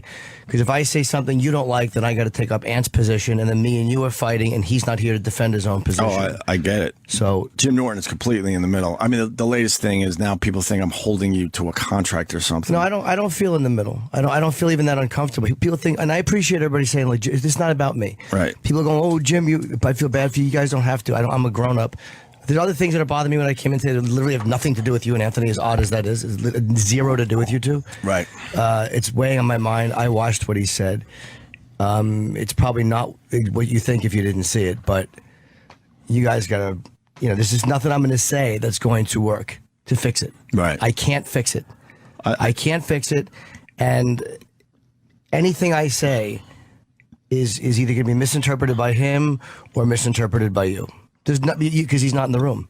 Right. I would rather have you guys had this discussion on the radio together. I did not want to do this on the radio. I did not want to do this on the radio. These are fucking deep fucking wounds that cut extremely deep. You know, and everyone talks about how Ant doesn't like conflict and this and that, but then in the end, he causes like incredible conflict. I didn't even want to fucking respond to what he did yesterday, but obviously I was pushed into a corner again. You know, I reached out to him a bunch of fucking times, even after he got fired. He's got text messages from me saying, "Hey man, what about a beer? Let's try to talk." I said it on Twitter when he was like, your show or my show. Let's not do this on Twitter. Man, we have great lives. That's what's so ridiculous. He did what he did yesterday for 2 straight hours from a state-of-the-art studio in a multi-million-dollar house. We have great lives because we got together. The first time I saw Ed's house before we got together, he didn't even have a car. It was on blocks in his front yard. It was a shitty rental. He was using the company van to get around. We have great lives. So what? Now you have to fucking try to destroy me? Are you kidding me? We were great together. You could downplay what I did for us and the brand all you want. I'm not going to defend that to anyone. I know how good I am on the fucking radio. Period. And I also know where I'm not that good, to be honest with you. I was never supposed to be the funniest guy in the room. Never. I will jump in and say he never said, and I did watch it last night. He never said you weren't funny or you weren't good on the radio. He never said that. He said that I was a program director with a microphone. He was talking about, and this is where I don't want to get into because I have to take it. He was talking about the attitude sometimes you have in studio, but he wasn't talking about Opie isn't good on the air. Opie didn't contribute. He never said anything like that. Right. He never said anything like that to me personally. I did lie about one thing over the years. Like when I started going to therapy about 6 or 7 years, I kept saying I went for my mom. I actually went for Anthony as well. But I was trying to downplay that because that sounds like it makes you sound kind of like a pussy, to be honest with you. But the fact is, I had issues growing up with my mom that really affected me as an adult, and it was finally time to take care of that. But also, what pushed me to therapy was I couldn't handle him anymore. I didn't know how to talk to him anymore. I didn't know how to get to him anymore. I learned growing up that you yell and scream when you have a fucking problem. As you notice, I'm not fucking yelling and screaming. But I didn't know how to get to him to at least talk about our issues and try to figure shit out. It was driving me nuts. And it definitely influenced my mood. It definitely did. Other things certainly as well. But, I don't feel as trapped or moody since he left in July. I feel kind of free, to be honest with you. Because we just did not fucking communicate anymore, and we had no fucking relationship, and I did not know how to break through that. I just did not. Whether it's my fault, his fault, our fault, that's fine, but I did not know how to do it. Maybe I just didn't have the skills to do it. But Lord knows I tried. He knows the conversations we had when things got really, really bad, and we finally had a fucking talk, and we would yell and scream, and we would get some things done, and it kind of felt good.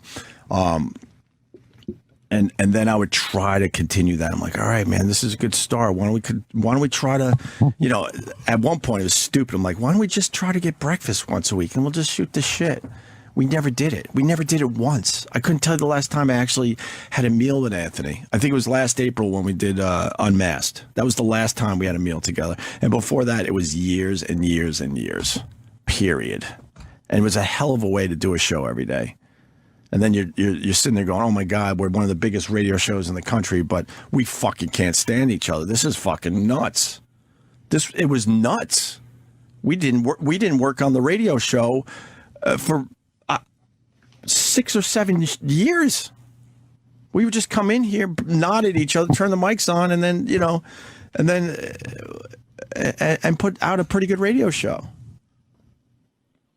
We did 20 years. Our chemistry was amazing for 15. The last 5, our chemistry wasn't that good whatsoever. It just wasn't.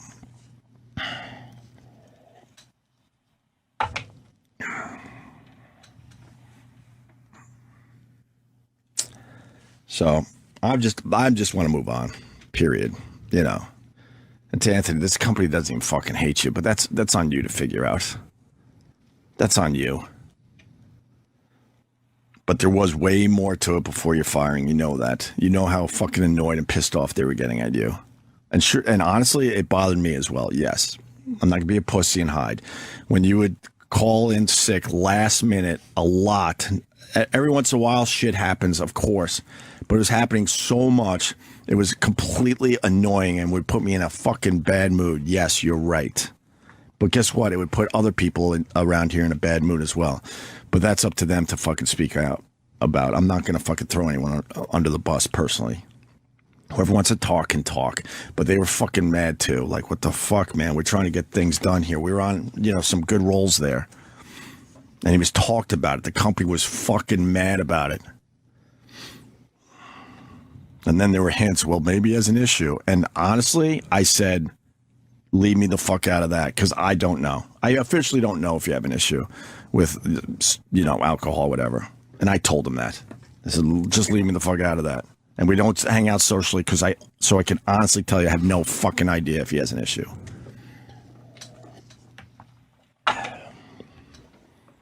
So, I'm not perfect. I got my things. I know it. No one has to tell me. I get it.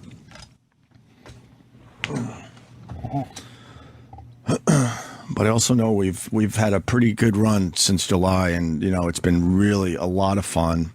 I think people are enjoying themselves around here. I know listeners are happy in general. I know the company is happy, which I guess makes me a company man because I'm happy that the company I work for is happy, whatever.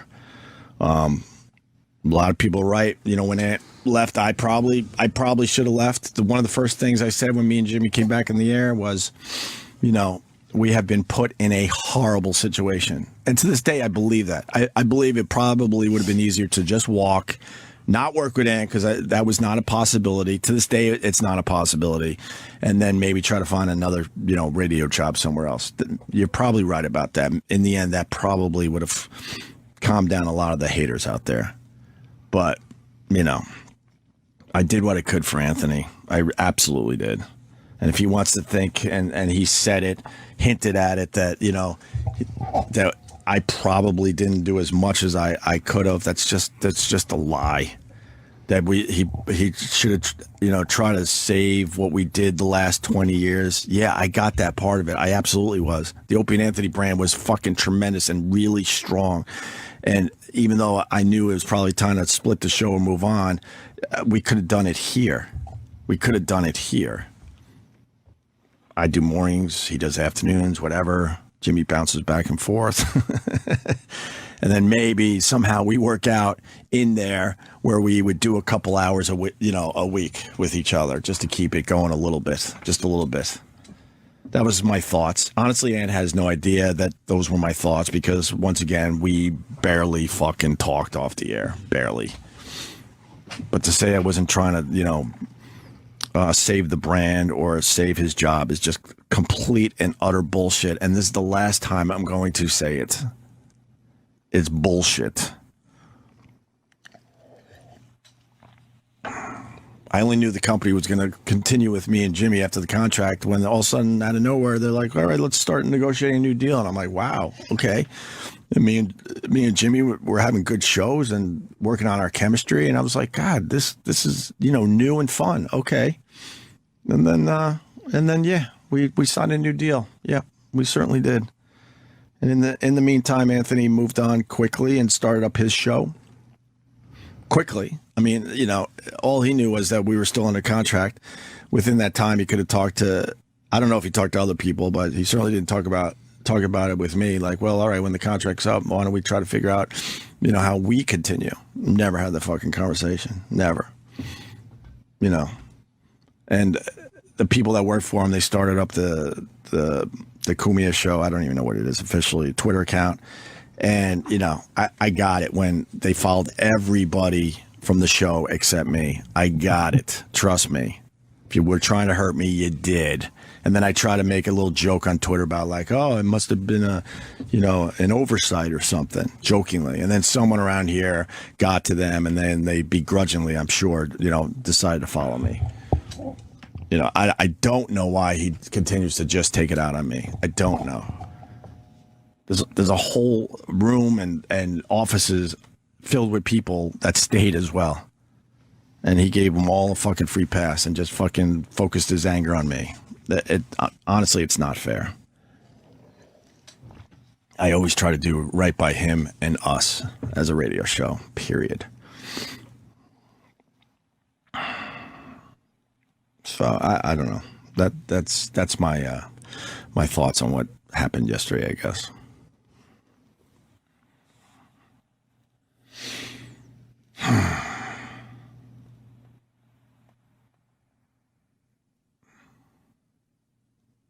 Should say fucking not worry about it. Yeah, that's what I'm trying to do, George. That's what I'm trying to do. I'm trying to just move on. We had a great run. And then, after yesterday, he's made it impossible to ever do a radio show with him again, to be honest with you. I don't know how I don't know how I even think about doing another radio show with him. There were a ton of fucking low blows.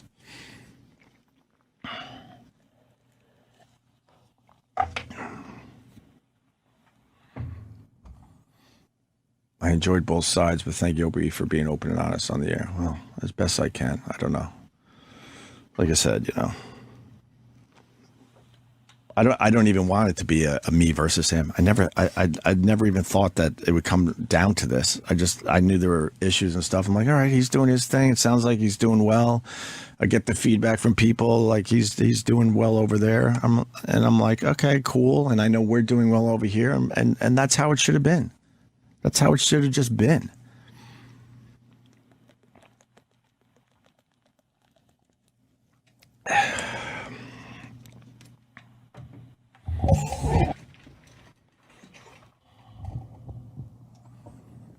But it's ridiculous. I mean, we're both multimillionaires, and we're gonna fucking go tit for tat. Really? We don't get along, and that's okay. But we have great lives. Fucking great lives.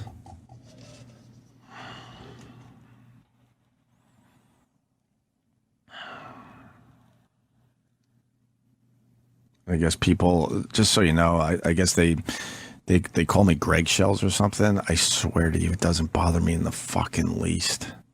Doesn't bother me in the fucking least. Go back to all the lies you guys all started about me and my family. Do that. Because the Greggshells is just ridiculous. What does that mean? Like, people are scared. People are scared when they're around me. Good for them. It's not scared, no. It's not a scared thing. What is it? That you're the boss. Yeah, I didn't want to be the boss. I never wanted to be the boss. Anthony chose not to be the boss. I never wanted to be the boss. There's your headline. But when me and Anthony got together, I was the one that had, all the knowledge in this fucking business. Anthony is extremely funny. I'm not going to say was or any of that shit. Anthony's extremely funny and extremely talented. But he didn't know the first fucking thing about radio.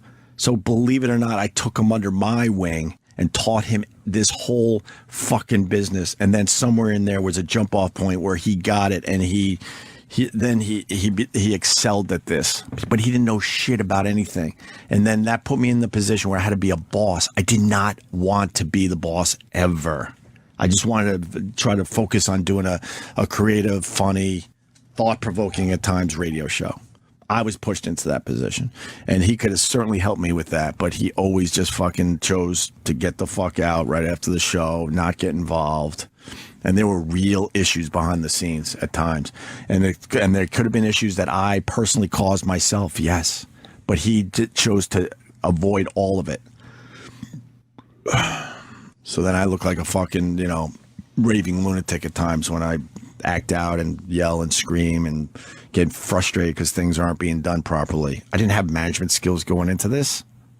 I'm just saying that's what it was. Your mood kind of dictates the mood of the room. Whether you want that or not, that's what that is. Sure. You know what? I mean, there are times your mood does too. There were times Anthony's mood does too. Yours much more. I'm not shitting on you. I'm telling you the truth. Right. That's the truth. Right. But I certainly don't feel that anymore. I don't. Okay.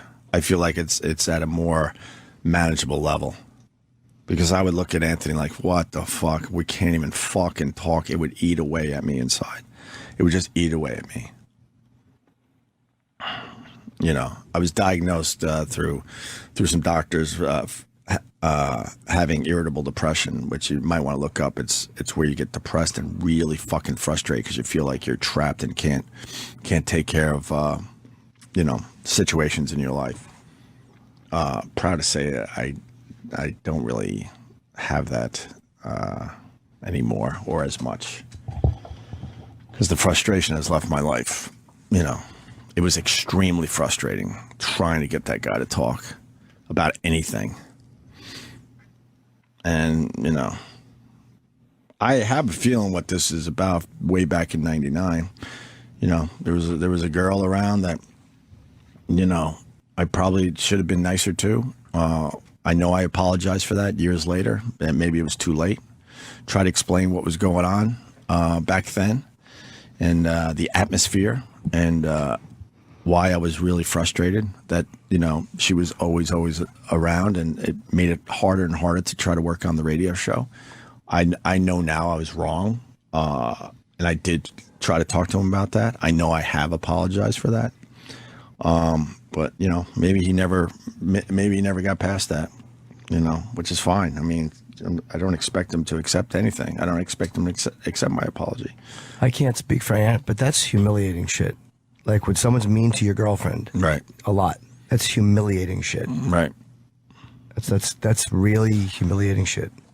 Yeah, I get it. I mean, but we were also trying to do a radio show, and she literally would just be in the studio the entire time, and we weren't talking anymore. And now I'm like, oh my God, now I'm competing on air just to talk to the guy to try to, you know, figure out what we were doing that day. And I was really frustrated by that, and I handled it wrong. You're absolutely right, Jimmy. You're absolutely right. I handled it wrong.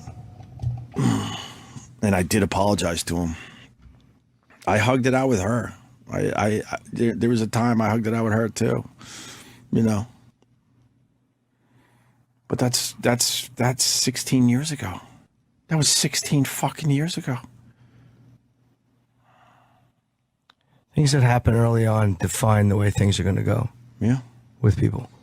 And when stuff like that happens, and you feel, I can't speak for this, where I'm not going to pretend I know what Anthony thinks about everything, because I don't. But I know that stuff like that defines our relationship between people. It's real hard to fix that stuff.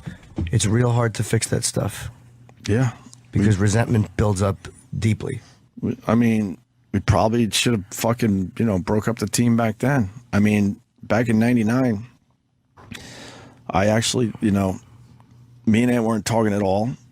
She was always around. Maybe I, you know, unfairly took it out on her. And I called my agent. I said, I'm done. I'm leaving.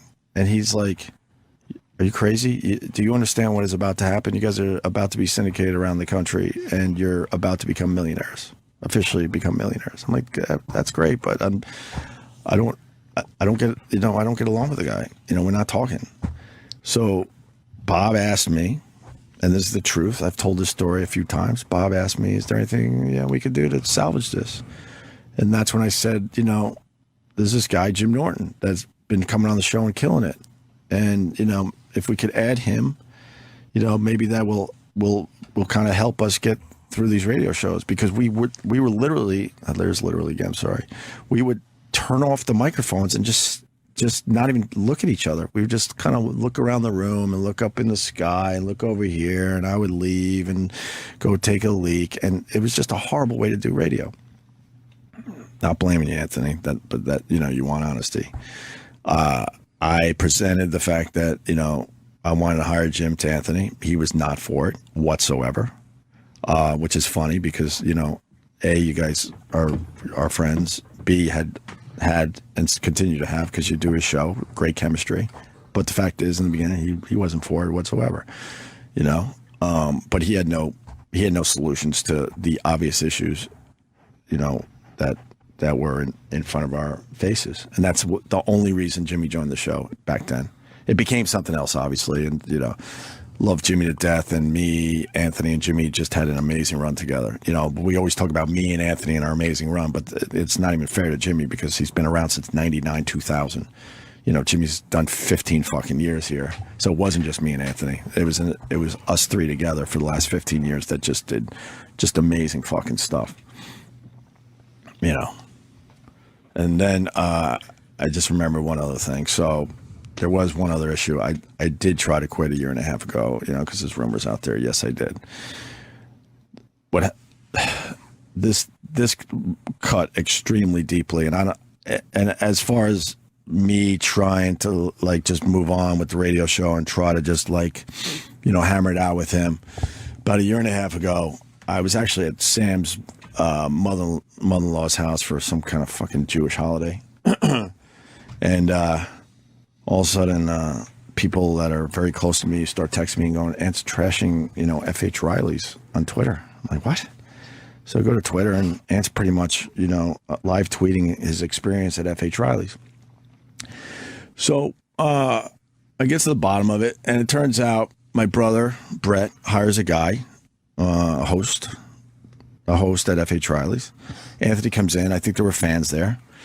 And this guy Ant goes to this guy, I'm Anthony from Opie and Anthony. The guy didn't give a fuck. He didn't even, I swear to you, he didn't even know our radio show. He's like, oh, okay, good for you, whatever. But then said, there's a wait. My brother was getting slammed that night. So that bothered Ant a lot. And I honestly, I don't blame him. I mean, if he goes to my brother's restaurant, he should get the red carpet treatment, period, yes. But the guy literally did not know who Anthony was. So then Anthony waited. He got frustrated by that. So he started tweeting, what the fuck, I got to wait at F.H. Riley's or whatever. I don't have the exact tweets. And then he sat down and tweeted some other kind of shitty things about my brother's restaurant and stuff and how the bill wasn't picked up or something like that. My brother Brett wasn't even fucking there. He was home. All right. When I found out about this, I'm like, holy crap. The least he could have done was texted me and said, yo, I'm at F.H. Riley's and, kind of being, even if he said I'm being treated shitty, that would have been fine. That would have at least been something. But he didn't contact me whatsoever. So then that was Saturday night or Friday night, I'm not sure exactly. And then it ate me inside all weekend, put me in a horrendous mood because now I'm like, wow, he's taking shots at my brother's restaurant. My brother has nothing to do with me and Ant's relationship and what he thinks about me. So we get into do the radio show Monday. I can't even look at him. My fault. Yes. I'm fucking seething inside. And I'm like, oh my God, here we go. Another radio show where we're fucking really pissed off at each other. So right before Ecstasy of Gold, my phone goes off. And the text. A lot of times my wife will text me when she's up just to tell me that, she's up and the kids are cool. So I look down. And the text says, the little cunt won't even look at me. I went, what? And I'm like, huh? What? Why is Aunt texting me that? What? Who's not looking at? Then I realized that the text was meant for somebody else and that he fucking sent it to me. I'm like, wow, okay. So I wasn't going to do a radio show that day. We had a huge blowout. Everyone fucking heard it. And I left and I went, and talked to Mel Karmazin. I said, I quit. And the guy would not let me fucking quit. He literally would not let me quit. And he calmed me down and says, look, I know you guys got issues and stuff, but you guys are good together. You got to, maybe you got to go in there, try to figure this shit out. And I did. But honestly, I don't know. There was something about that cut even deeper some of the other shit. And I don't think I ever got, over that because now he's fucking with my family. I mean, he was treated bad at F.H. Riley's. And we did end up talking about it. And we did end up patching it up. We did patch it up a little bit. And I apologized for my brother. My brother also told me to tell him, look, I just did not know the guy was there. And the host was brand new to the job. Brett, offered to pay his whole tab and all that. If Brett was there, the people that do know Brett at F.H. Riley's, he always does the fucking right thing. And I apologized because I'm like, yeah, they should have known who you were. They should have escorted you right to a table, pushed whoever was next out of the way, and you should have got the VIP treatment, and your bill should have been taken care of. Yeah, you're absolutely fucking right.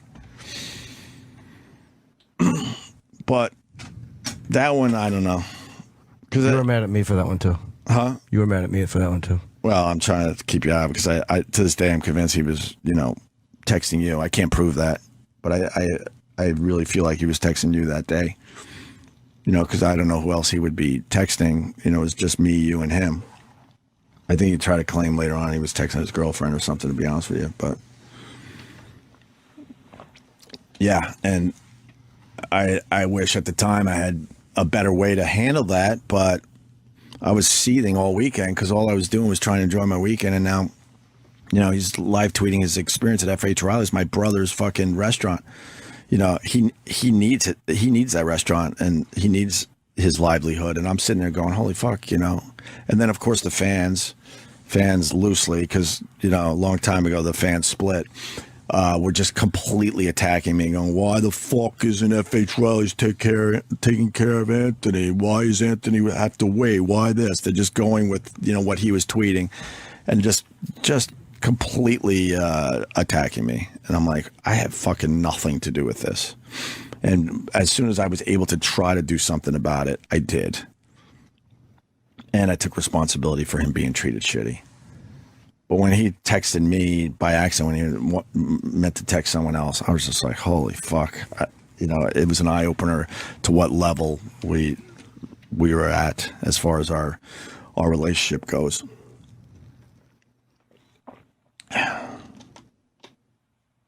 You know, I doubt that I would have continued in October with Anthony. You know, it was very convenient when he got fired, and then it was like, oh, okay, well, here's my opportunity to, you know, move on from this. Yeah, absolutely. We all have opportunities in life. Yeah, absolutely. But I didn't force him out. I didn't push him out. And all I did was try to, you know, keep him here, and then we could figure out what is next. And that was more for the brand than anything else, because the Opie and Anthony brand, once again, was fucking huge. Huge. And if I could do a show, and if he could do a show, that would keep the fans fucking happy. That would have been the best scenario. But I did try to save your job, Anthony. Period. I sleep very well at night knowing that I did the right thing. And whatever's really bothering you, I really would suggest you really start looking into it. I mean, to just take shots at me and no one else around here, you know, I don't get it.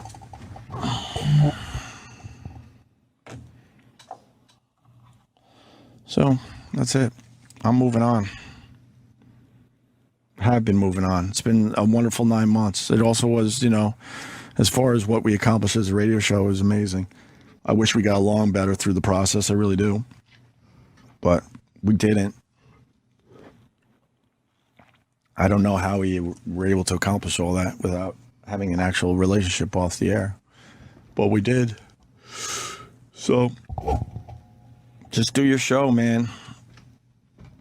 Very talented. Very funny. Just do your show. I'll do mine. I got your message loud and clear yesterday, trust me. Loud and clear. I'm happy that it's finally out in the open, because it felt really kind of weird that I couldn't really openly really express the fact that I knew you fucking hated me. But now at least everyone knows. Len wants credit for the opening song. He suggested You're My Best Friend. There you go, Len. There's your credit. All right. If anyone wants to add anything, that's great. But if not, we can move on. I would be interested to hear both of you do a show. Where no, not even together. Right. Where each one of you talks about is what you did. Not you, Opie. But I would love to hear Anthony do a show talking only about his side of what he did wrong. Right. And I would love to hear you do a show only with your side of what's wrong. Right. Because watching two people just say their side of it, and no one saying, okay, this is really where I fucked up. It's really hard to do that. It's really fucking hard to sit there and go, this is how I'm fucked up. And I'm not saying I'm great at it either. It's very, very difficult to do. But I guess because I know almost every part of this from both angles, I would much rather hear that from both people. Right. Well, unfortunately, that's not happening. I know it's not. You know, he went to a place yesterday I never thought he would go to be honest with you. I mean, that obviously was years and years of frustration. I get it. I do get why it happened, but I did give him opportunities to just sit down and fucking talk. I would have loved if we sat down and just yelled in my face for 2 hours. That would have been wonderful. That would have been fine. That would have been fine. You know, I don't really think, I don't think I deserved, and I don't think we deserved what he did yesterday. Meaning the Opie and Anthony brand.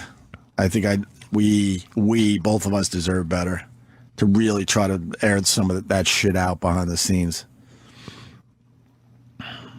And I didn't take his bait. I'm like, I'm not going on your show, because I really did feel like it was some kind of a radio bit. What, two guys that had known each other for 20 years are now going to fucking yell and scream at each other on a radio show.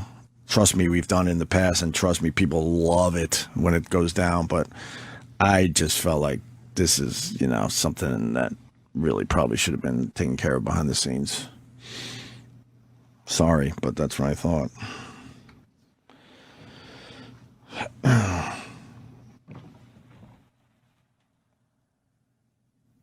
So,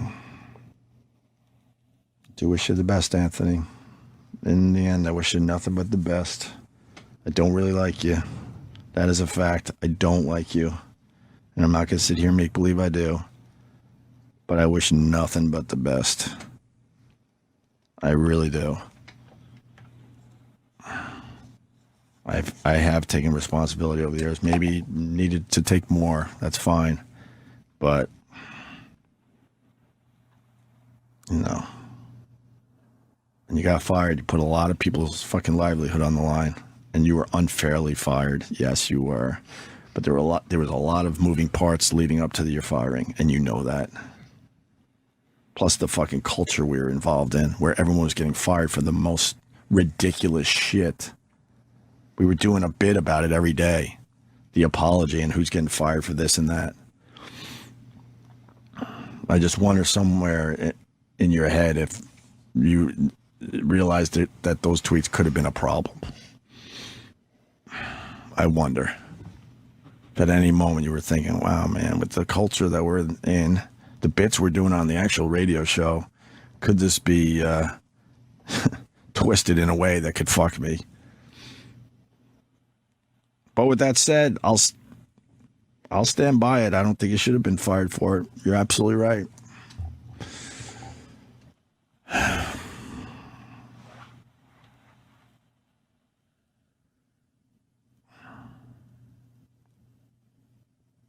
So I hope everyone just moves on. If you gotta hate me and continue with your shitty tweets and your lies to my family, whatever. What am I gonna do? Me and my family knows what the truth is.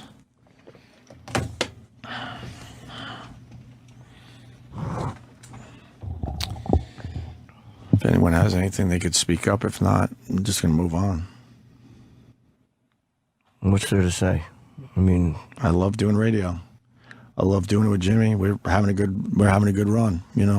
What the future holds is whatever. That's fine. But I'm liking the direction we're going in, and I really like being in here every day more than I have in many, many years. And that's what I'm going to continue doing because I love doing this.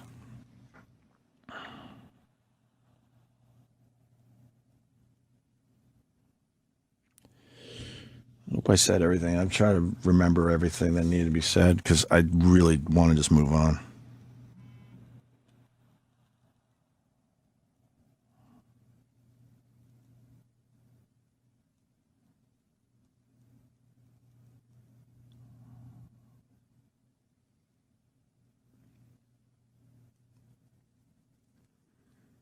All right.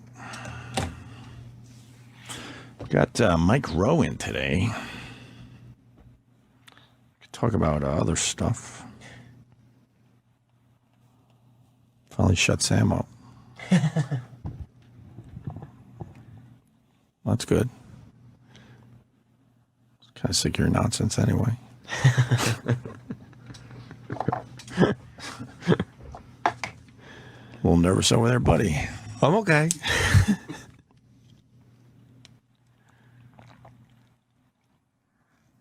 You don't want to add anything? Eric, do you want to add anything?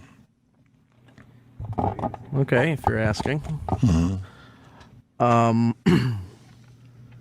When all this happened back in July, and I am aware of what everyone around here tried to do involving the firing, and everyone did try to the best of their abilities to prevent it from happening. But when it was going down, do you think a lot of this nonsense that's going on right now could have been diffused had you guys talked at that point? Like right after the firing, I know he was upset, but given in a couple of days, had you two just kind of forced the issue and said, we need to talk about this, do you think this kind of would have been diffused and would have not have gotten to this level? Absolutely. The fact is, me and Anthony had, I think, a 10-minute conversation after he got fired. That was it. I know the exact place I was at. We talked for 10 minutes. It was like the lamest conversation we've ever had. It was kind of sad, to be honest with you. Coming from both of us, I swear I'm not trying to make it him versus me. It was just a shitty conversation. There was no energy behind it. I felt really bad for him. I told him how crazy he was. I told him that they probably, we'll see how ridiculous this is. And then we never talked again. We just never talked again. There was a couple text messages here and there. There was an invite to go on his show. And I felt like I did not feel comfortable going and doing his radio show, period. I just did not. Because of pretty much everything I just said for the last hour. But yeah, if we talked then, yeah, it probably would have diffused a lot. It got to a point, I can only speak for myself, I did not know how to talk to the guy anymore. I just did not know how.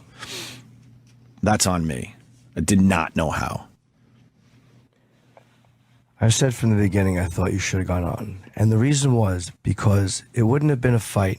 I don't think that it would have been, fuck you, your fault. But I felt like the fans all of a sudden see this happen. And he's the guy that lost the gig. Even though I know he sent out some stupid tweets and that's, a maniac. But he shouldn't have been fired. It was unfair. Right. It was unfair to him, and it was unfair to the show, and it was unfair to the fans that they fired him. It was unfair for everybody, unfair, including comics who are bummed out that the whole brand has gone away. It was unfair. We're all in agreement there. But the reason I think that you going on his show would have been a very vocal show of support publicly, not for your personal shit. Like, I know all the personal stuff behind the scenes. I understand why you're upset about not getting a wedding, of course, and I understand why he's mad about I get it. But that to me would have been a very good, not a lie to the fans, because if you guys talk things through the way you're talking now, or the way he spoke, yes, you guys might have wound up talking that stuff through on the air. Without it being a radio bit, without just being two guys who did radio for many, many years, right, with an honest radio, and had an issue with each other. It didn't have to degenerate to fuck you, you're a cocksucker. And I think the only reason I'm saying you should have gone on his show is it's not like you invited him on and he said, fuck you, I'm not going. That just wasn't a possibility. If it was a possibility for him to come on this show and you guys talk it out, then I would say, yeah, they should have done that. Right. But not just because the company won't let him in the fucking building. That was not a feasible possibility. Right. And I called in the first day. And I'm not saying I think you should have done the same thing. And I think that personal stuff, a lot of it might have been taken care of with you guys. Because, again, even though I know why you're both upset with each other, that was in a professional way. They fucking gutted the show. You know what I mean? And they did that. Right. I'm not saying he had no responsibility in that. I'm not saying he played it smart. Right. But that, to me, I think the entire show should have showed him at least the support of going on his show. Yeah, I agree with you. I did not know how to do that. I did not know what I would have said if I even called in, because I knew I couldn't fake it anymore. I also know going into that house is not good for me, because I know a lot of people that are around Anthony, despise me as well. And it truly felt like enemy territory, right or wrong. That's how I feel. I actually thought about calling in to his show just to try to keep the peace. I did not know what to say. Did not know, because of everything I've just said in the last hour and whatever. But you're right. You're absolutely right. That would have solved a lot of this. It would have kept everyone fucking calm, because then it starts boiling inside you. Why isn't he supporting me? But it's like you kind of, I did support you from a distance. I mentioned his show way more than he ever mentioned us moving on together. There was no guarantee that me and you were going to, survive this. But when we had the chance, we promoted his show, AnthonyKumia.com. I continued to do it. It wasn't the greatest plugs. It wasn't rah, let's do this. But I certainly, you know, when I could, I did. You know, sorry I didn't have more energy behind it, or sorry I didn't spend more time on it. But there were times I was like, yeah, make sure you check them out. AnthonyKumia.com. But you make a great point. But I did not know how to do that. I did not know how, what I would have said if I even, you know, got on the phone. Even you saying I'm in enemy territory, if you're sitting there talking, because you know the guy well enough to know Anthony is not going to attack you on his show. It never would happen. I mean, you guys might have discussed things. He wouldn't have come after you. Right. He wouldn't have done it. He would have been happy that you showed up. He would have actually. He knew the company fired him. Right. He would have been happy that you came out and saw him. Yeah. All right. I guess, you know, I have to believe you, but I did not feel comfortable to do that. Honestly, he didn't say I would have been happy. I'm just going by what I know about both of you. He didn't say to me, I would have been happy if you came. Like, I'm just, that's my judgment on it from watching both of you from the outside. You're pretty on point when it comes down to it. You're pretty blunt about things, you know. I do listen to you. I believe that would have helped tremendously. I just did not know how to do that. Just didn't. You know. But Eric, you're right. That would have helped a lot. I think he was. I'm not defending him, but I think it's possible his mindset on this would have been, you guys had a history of dealing with things on the air. And he probably was still thinking that this would be the best way to sort things out. I understand you wanted to do it behind the scenes first and talk some things. You're both right on both points, but I think on his side, he might be just looking at it as like, this is how we've always done things. This is how we should handle this, whether it's right or wrong. And all those years of personal stuff deep down, that's not going to be undone with one phone call. Of course not. So that's why the on-air thing, it should have been an active show of support. I think because people, you know, when people started saying stand with Ant against the company, I mean, a lot of them said shit about me that I didn't like, but I got it. You know what I mean? I do understand why a lot of them think that I should have walked. Or you should have. I know why they say that. Right. And, you know, I know why I didn't. But all you guys who used to like me and now hate my guts, or never really liked me and now, I kind of get that and I accept it. It is what it is. But I think that, you know, it's one of those things, man, because he was the guy that lost the gig, it was a different mindset. It was like, it wasn't like all of us got fired and then you and I went somewhere and Ant went somewhere. And one of us wasn't promoted. That would have been a totally different thing. But because he got just yanked out in the middle, and I understood Sirius being pissed and going, "Hey, Ant, what the fuck?" But I thought that to fire this guy through an email, you know, it just was whatever. It was just to me, it was just not at all a good thing. It was just terrible. It was bad business. Why? It was unfair. Why did you stay? Because I love performing. To be honest with you, it was a very weird position to be in. I love performing. I love talking on the radio. I genuinely love this job. I love interviewing people when they come in. I love being funny or trying to be funny. And the idea of two things. I mean, working for this company after that was difficult. They gave me a raise, but they gave me, I'll be very honest, I'm not going to tell you the exact, they gave me 10% more than they had on my previous raises. That was the percentage I got. I didn't get a gigantic jump in my money. I would get a percentage, usually 20% raise every couple of years, which is nice. And they gave me 10% more than that. The idea of driving to Long Island was really, I've done it a couple times. The idea of doing an hour and 15-minute drive each way, that's almost 3 hours of commuting a day in the afternoon. A part of me likes the structure of the mornings. I know people, it sounds like a bullshit excuse, but I'm a fucking, left to my own devices. I'm up 3 o'clock in the morning, 4 o'clock in the morning. I'm online, and I'm doing a lot of shit that I shouldn't be doing. The idea of waking up in the morning and having a place to come gives me some kind of structure which has enabled me to live like a person. And I know that, again, to a lot of you that might sound crazy, but I know how I am when I'm fucking loose. So that was a part of it. But the company was very difficult it was difficult. And if Ant was set up in the city, it would have been a much harder decision, because coming here and going, hey, thanks, Scott, I can't, I don't even hate Greenstein anymore. I did for a long time, but it's like, he doesn't, I know he doesn't give a fuck if I'm here or not. Like, I know he's paying me, whatever. But it was a hard decision. You know what I mean? And it wasn't about Greg Hughes against Anthony Kumia. That wasn't the decision. It was, do I come to this place that's done something I disagree with so strongly? And I was very angry at myself sometimes. Like, you should have fucking walked. Like, just to be a man and fucking stand for something. Right. And then the other part of me was, I did consider it, and I know why I didn't. And it wasn't like, oh my God, I'm going to collapse. It was a frustrating idea to have to go out to law. And I didn't even know if, to be honest with you, it was 100% going to do it. I kind of felt he would, but you know, I was like, what if he gets sick of it? Or what if, and I've told this to Anthony, what if the company says, we fucked up, come on back? They're not going to say, Jim, you come back too. If we're here and there's a structure here, there's his seat. And I kind of felt like there's a seat for Anthony to come back to. And this will blow over, and this will kind of pass. You know, because it was like, well, we'll give it some time and hopefully he'll come back. So it didn't seem like it was out of the realm of possibility for Anthony to come back. Right. And then as time goes on, it realizes it is probably out of the realm of possibility for it to come back. And it just gets, you know, very frustrating just to keep looking at that empty seat. Well, I mean, I wouldn't be surprised the company hires him back someday. I wouldn't be surprised, to be honest with you. You know.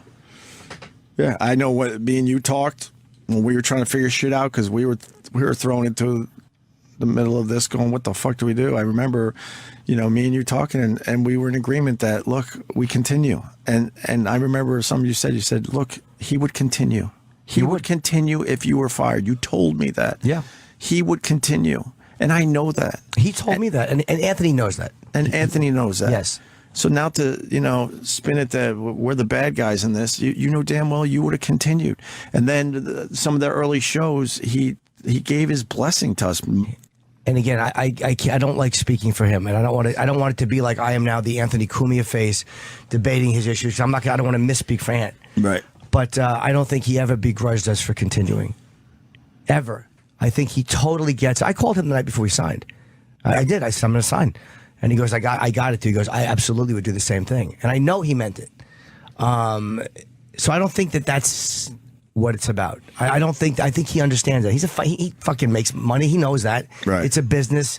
It's like you got to make your living, man. It's like, you know, it's a job. I don't think it's that. I don't think it's that we re-signed. I think he also knows that maybe if we re-signed, there's still a seat here. I think it's the fact that, you know, and again, I think he feels there was a lack of support. I think that there should have been a tidal wave of support coming from us, a tidal wave. And I mean a nonstop listen to his show.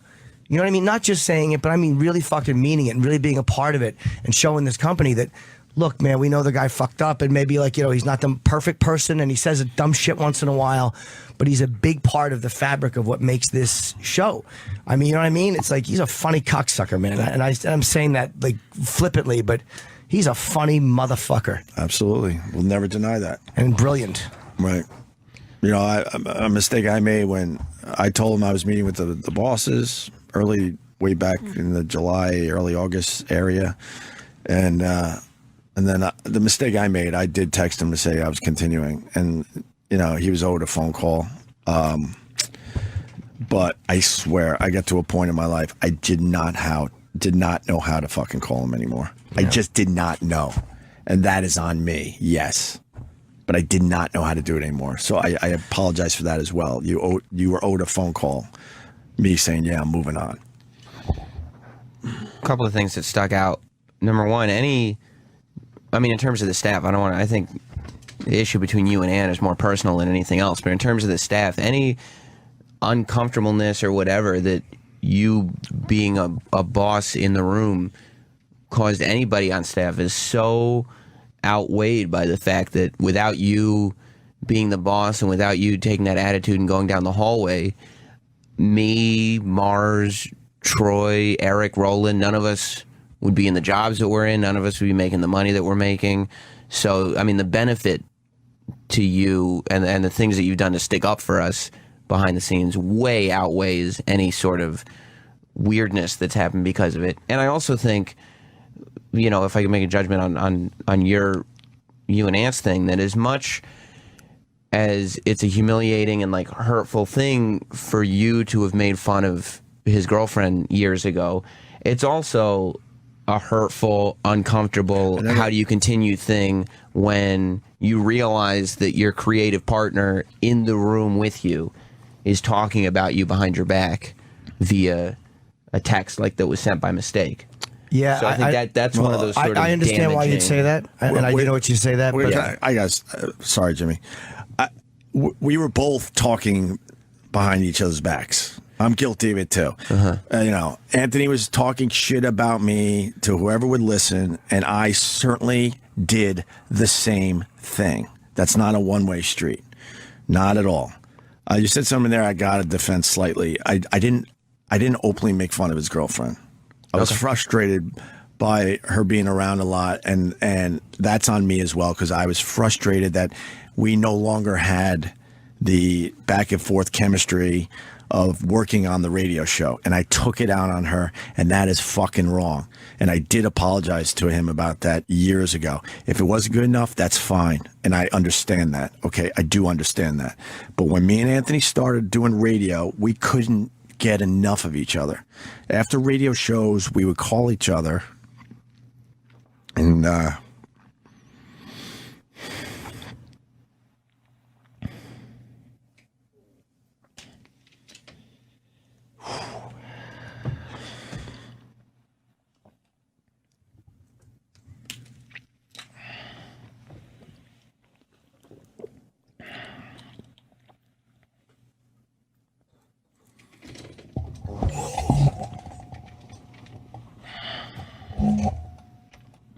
and we would, talk about the show for hours.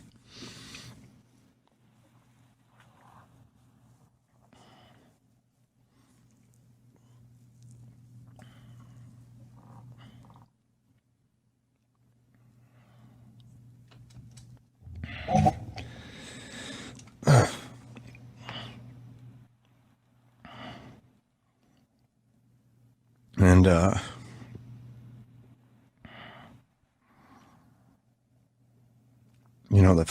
the fact is,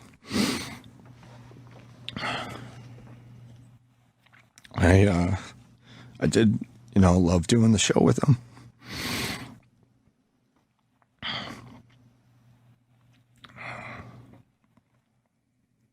And when that, relationship changed in '99,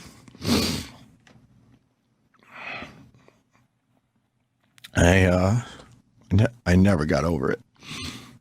And yeah, I took it out on his, girlfriend. And that was wrong. But we stopped, creating together more or less in 1999, 2000. And part of me never got over that.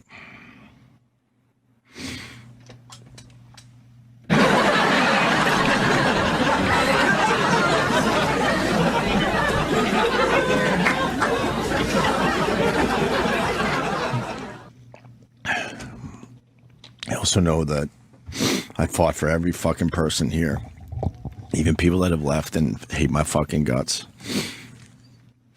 I would fight for every fucking person. And, then they had to move on and fucking badmouth me and trash me, whatever. But I could sleep at night knowing that I fought for these people.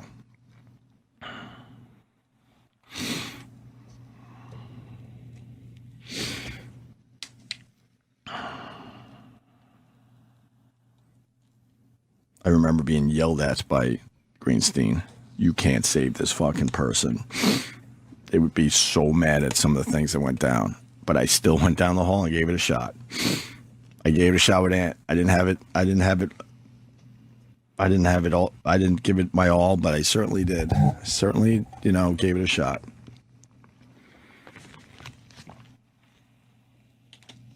It's really sad what happened.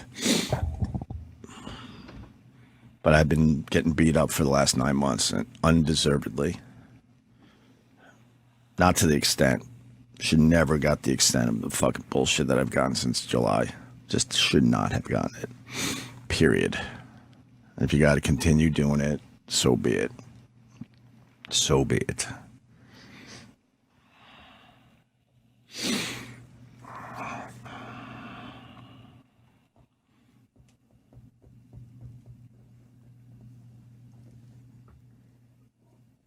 And to the level that people take it is just ridiculous.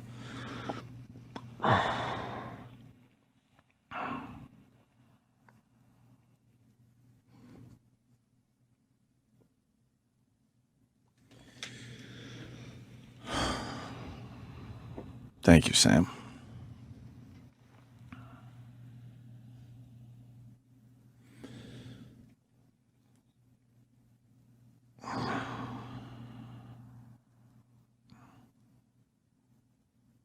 This was never easy for me and Jimmy.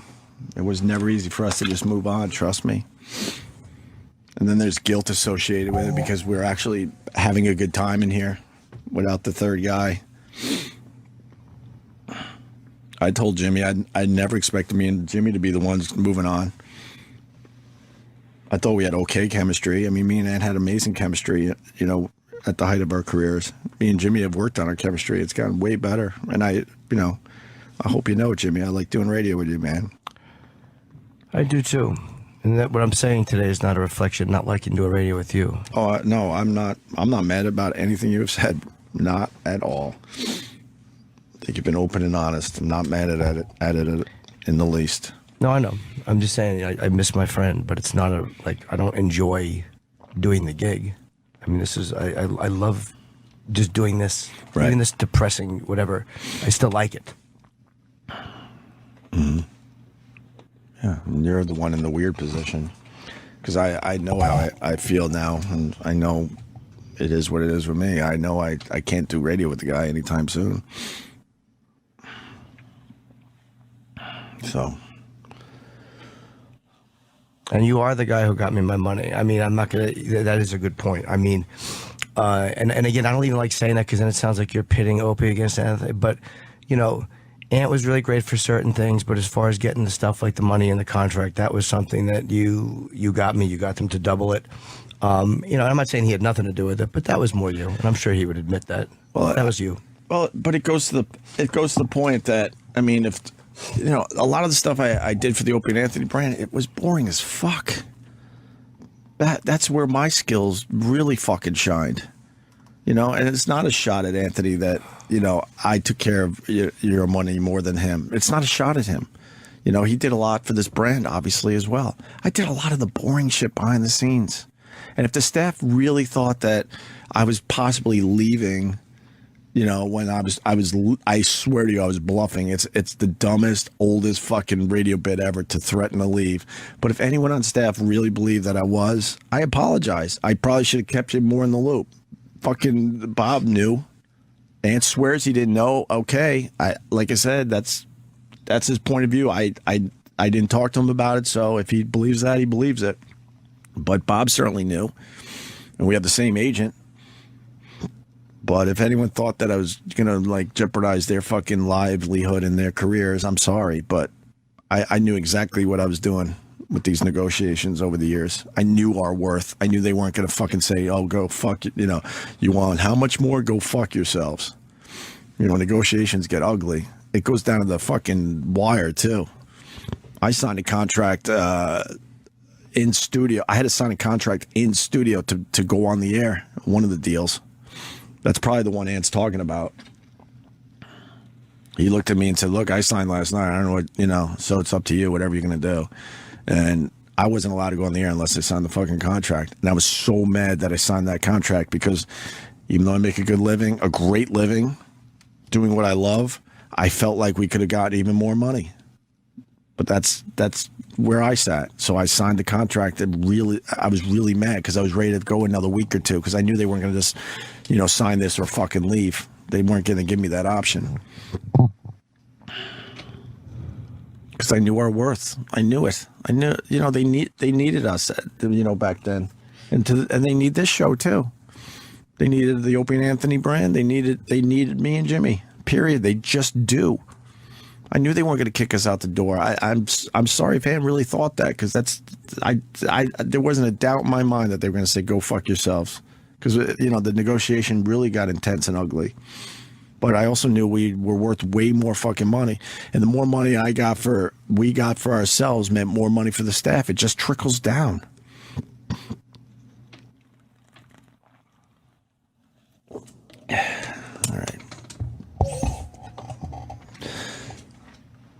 So that's that. Do what you gotta do on the fucking social media. Have fun. I know what's real and what's not.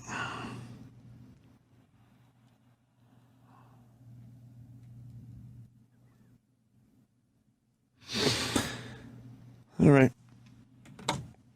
Hope Ant does well for himself. I really do. Don't like you. I'm not going to sit here and make believe I do. I don't like you. And it's a shame because I know what we used to have. But I just wish, you could just fucking move on. And then maybe down the road someday something clicks and we could at least talk, maybe. But I don't even see that happening anytime soon. I'm proud of what we did together. I know what I did. I know what you did. I know what we did together. If you want to spin it another way, whatever, that's fine. Whatever. But I'm not the problem. I said in a tweet yesterday, I'm not the problem. I think there's other shit eating away at you. And to blame me is just not fair. In the end, it's just not fair. All right. I think we said it. I just want to fucking move on. It's healthy for everybody. Just fucking move on for now.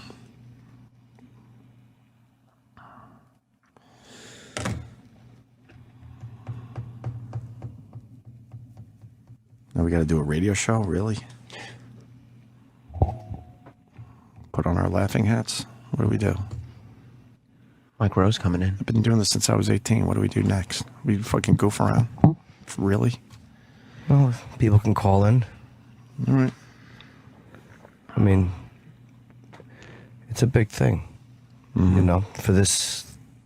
For you and for him, it's a big thing, man. Right. Listeners are very, very, very... It's like people come up to me at shows. I mean, I have the advantage neither one of you guys has. I fucking deal with them live. Right. And, they all come up, and a lot of times they'll be like, they're bummed about what happened. You know what I mean? It's this, man, it's like I fucking hate to see it. That's the primary... Yeah, it sucks. ...thing. I gotta tell you, I mean, people have been really cool to me in public, and they say the right thing because they understood what all this was over the years. They're like, really bum, Ant's gone. You and Jimmy, though, are doing great. I know Ant's doing great. I subscribe to him as well, and it's too bad, what happened. This is what I get more than anything. But I understand, and I listen to both shows. And I'm like, that's perfect. Perfect. I'm not gonna sit here and fucking say don't listen to Anthony. Fuck no. Just not gonna do that. I know the lives we got because we met way back in 1994. I know the lives we got. I live very, very well. So does he. It's ridiculous that it got this petty and stupid. It's ridiculous on both sides. It's ridiculous. We got extremely good lives because we met back in the day. Jimmy's got a better life. Everyone around here has a better life. So it's ridiculous. Yeah. I've always given credit for my better life too. You know what I mean? I've always, believe me, I fucking associated myself with you two pariahs, much to my fucking detriment. Now you're obviously extremely talented on your own, but it didn't hurt that we all got together. All right, we'll figure out something next. Thanks for listening.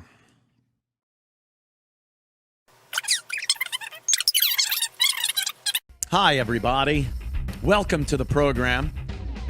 It's the Human Garbage Show.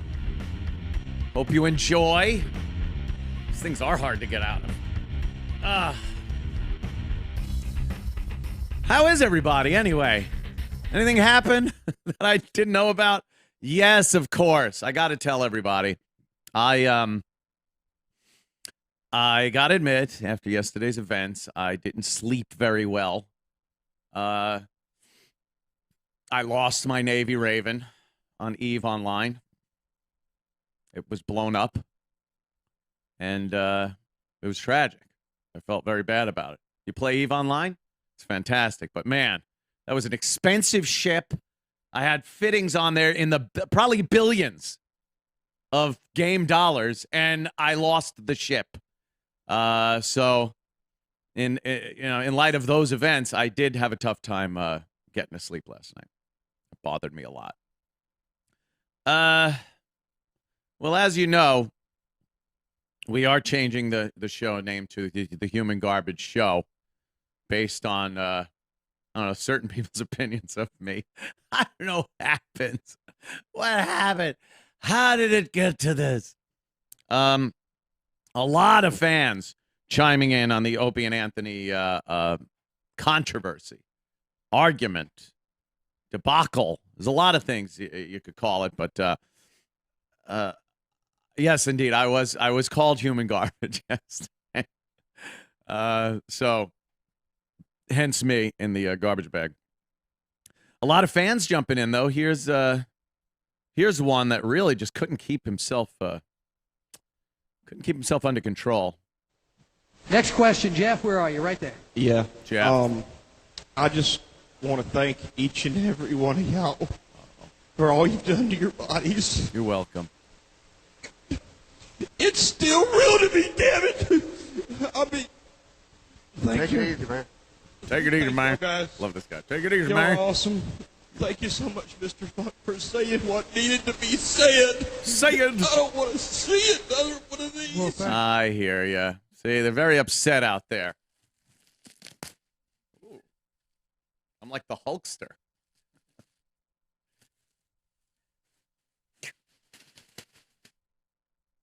All right, get back to my graphic. Love of Christ, human garbage. Indeed. Indeed. Look, I'm going to try. Hey, how you doing there? Wow. Holy shit. I just got a nice big set of tits flashed at me. Believe me, we will be out at the table of the stars. And, wow. Peyton Sinclair. She's out there, just showed me her wonderful tits. I love it. And Ralph Sutton, who didn't show me his tits. We'll be out at the table. Hey, thank you, Ralph. You are a fucking trooper. We'll be out there at the table, and I definitely want you to hang out. Lovely Peyton. I want you to hang out, and when we go to the table, completely fucking bare-ass naked, right? Nice. And just kind of be the, what I like to call the whole of the show. Yeah. No, I mean WHOLE. You are the whole of the show. And, comment on whatever we talk about. You could chime in, try to keep us from getting a little too crazy. You know that. Like, oh, let me hear you go, oh, guys. Perfect. I love it. Okay, we'll check in with you guys in a bit. I got a score to settle here. I got shit that's going on. It's crazy. No, look, yesterday I got on these very electronic waves and talked about my years with Greg Opie Hughes over on the Opie and Anthony show. Now, anybody who watched it can see this was not a personal attack. This was talking about how I dealt with dealing with him for 20 years and him dealing with me. I understand that. No one's got to fucking chime. I've never once claimed that I was this poor, innocent fucking victim just being pounded over the head by some meanie. I understand. There's personality conflicts, all kinds of things. I discussed this yesterday. But I wasn't taking personal shots at him. I never commented on his radio abilities, his education with radio, his jokes, his anything. I talked about how he dealt with the people that we worked with. Not even how he dealt with people that he didn't work with. I don't know. I wasn't overstepping any boundaries, or I was just saying, this is what I dealt with. This is my side of the Opie and Anthony show for for 20 years. That's what I was getting at. And then I guess he responded this morning on his program, the Opie and Jimmy show. And it was a little more of a personal attack. And look, I can understand. Things were said. He took them personally. He doesn't believe a lot of the stuff that was said. So be it. It was just me voicing my various opinions. He tweeted that I was a piece of human garbage, which I don't really get. He said that I hated him for years, that he knew I couldn't stand him. That isn't true. I had my problems. I had issues. Hate's a pretty goddamn strong word. It's very hard to hate somebody that you're teamed up with, that you're making a fuckload of money with. Again, personality conflicts, that shit's going to happen. 20 fucking years. It's going to happen no matter who you are, or no matter what company you run. Apple Computer, Microsoft, all those big companies. Personality conflicts, dissension in the ranks, things like that. So he discussed it on this morning's show, and there were just a few things I wanted to touch on. I didn't want to dwell on this. I don't want to go days and days of just back and forth on various shows. Something I think a lot of the listeners misunderstand, have a misunderstanding of, because I've read this a lot. Hey, guys, 20 years in the business, what a waste. We love both of you. We love the show. O&A was the greatest. Could you just work things out? If we worked things out to the point where we were heading to a gay-friendly state and getting married, we still wouldn't have a show. It's how we get along is not what is the basis of if we have a show again or not. I'm not allowed in the Sirius building. I'm not allowed to be an employee of SiriusXM satellite radio. I don't know where this misconception came that I could just waltz in, talk to the boss, hammer out a contract, and be back in my seat. This is a misconception. So it doesn't matter how good or badly we are getting along. At this juncture, I don't have the ability to just walk in and do a show on SiriusXM satellite radio. I am still persona non grata. For those of you that don't understand that foreign lingo, it means person non grata. Thank you. So that was one thing. Another thing, and I don't know where this came from, and this was a very kind of a thing. When we were at NEW and Jim Norton was coming on the show occasionally, maybe once, twice a week, things like that, and then the decision came down, hey, let's get Jimmy full-time on the show. That I had a problem with that. I don't know where the fuck that came from. I never, ever had a problem with Jim Norton coming on board. I thought it was a great idea. I couldn't imagine a funnier guy to have joined the show like that. I didn't feel that it would do anything but help the show out. So that whole thing, I don't know. That seemed a little weird. Throwing that one out there. I liked Jimmy right from the start, and it wasn't like all of a sudden this unknown guy comes in. And it's like, hey, we're going to hire this guy. We had been working with him. He had been coming in on a semi-regular basis, and no one funnier. Jesus Christ. Also, where's that little punch list, Keith? You all right? The site's getting crushed again, so we're having a lot of issues with people trying to get in, and we're gonna take care of that. God, we got to take care of that. We're working on it. We're gonna give another backdoor link because at this point, we don't want people to miss the content. No, so Rat, give us something, and we don't. Absolutely. Can I have the little punch list? Stand by. Eric's actually says he's working on giving it some oomph.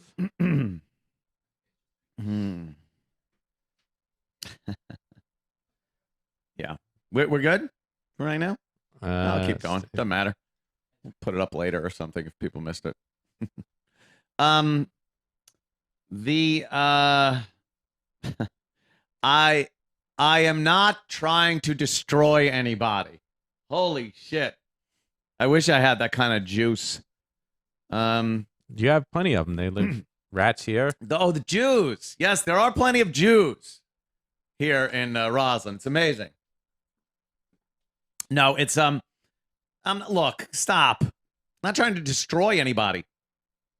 When I got fired in July, there was not a bad thing said about me from Opie or about Opie from me.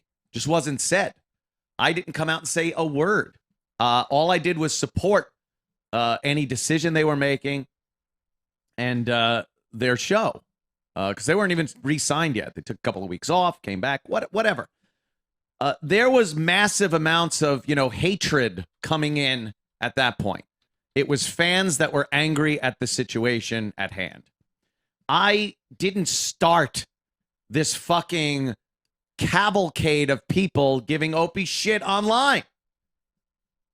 I was very supportive and didn't say any bad words early on in my firing, up until maybe even a month ago.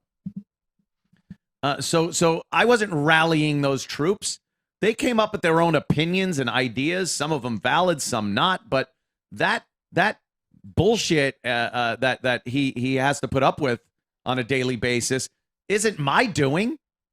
I'm not fucking rallying the troops here.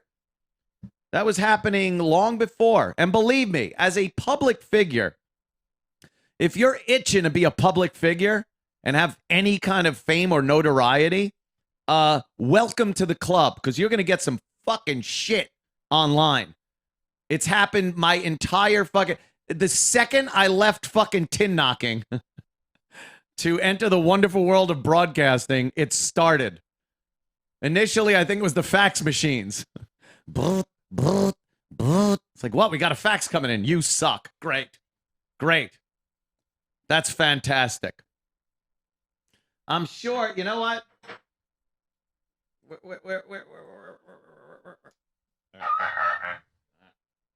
This could be the worst bullhorn ever. I'm sure right after this happened. Watson, come quick. I need you. Watson, you fucking suck. You're a dick. Fuck you, Watson. I hate you. The second any kind of communication started. Mary had a little lamb. Its fleece was white as snow. And everywhere that Mary went, the lamb was sure to go. Mary, you're a fucking whore. Like it's the cost of doing business. The cost of doing business in this century, in last century. It's just, people will hate you. You can't pin the blame on somebody else. It's what happens. The most beloved people. Yes, not just loved, beloved people in the world are sent fucking hate. It's what happens. And the way you deal with it will either exponentially increase or decrease it. It's like a video game. You really have to handle it properly. And, if you don't, you're in for some shit. And you need a very thick skin in this business, and you can't fucking not take being beat up. I've had every single member of my family, every girl I've ever been with, just be ravaged by the internet. You have to understand that that's what it is. You're not going to stop it, and it's just going to happen, and you got to live with it. And the second you start taking that shit personally and letting it get to you, boo, there's going to be an issue. You can't have that happen. Yes, I did listen to this morning's Opie and Jimmy show and listen to the response. From what I heard, Opie did not listen or watch my show yesterday about him. Why the fuck wouldn't you watch it and see exactly what I'm saying, knowing how when people give you an assessment or a little kind of interpretation of something, it's normally wrong. Things are gotten wrong. Well, how would you not watch it and then comment on what I said. Maybe then there would be a little more accuracy in what I said, and better yet, didn't say. It was not a personal attack. It was definitely me commenting on what I believed was how you dealt with people. That's all. That's all. That's all it was. No bashing, no calling you a fuckface, no shithead, no human garbage. Human garbage? Fuck. It's harsh. Also, your handwriting's great. Oh, the wedding. This is what I said too. Look, I am not a good friend. Just not. Never have been. I love my friends. I love hanging out and stuff. But those things that go along with, like, showing that you're a good friend, I'm not good at. I understand that. One of my problems. And for a friend, you deal with it. You figure shit out. Joe Curry is a good friend of mine, probably knows me better than anybody, any one of my friends. I've known him since 1907. No, it was 1977. And he knows me and knows that I adore the guy. He's one of my best friends ever for that many years. And I don't think I've ever gotten him a birthday card. Do you know, yesterday was his birthday. You know how I fucking remembered? Garrett told him happy birthday. Right out there. I'm not kidding. I shit you not. I'm terrible. He does suck at it. I do. I apologize. I can't.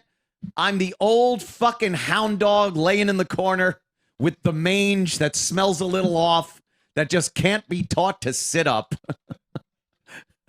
But scratch my head and I'll lick my balls for you. Look, I understand these things. I am the farthest thing from a prince or, a bucket of joy. But it doesn't mean I don't love my friends and hang out with them. Here's what I'm getting to. The wedding. Opie's wedding. It was a fucking great wedding down in Philly. We all went down there and had a fucking fantastic time. I wanted to go to Atlantic City because I was kind of close. Philly, Atlantic City, whatever. So we made plans. It wasn't like, do you, Greg Hughes, take this woman? Keith, get the car! Blackjack! You may now kiss the 7, please!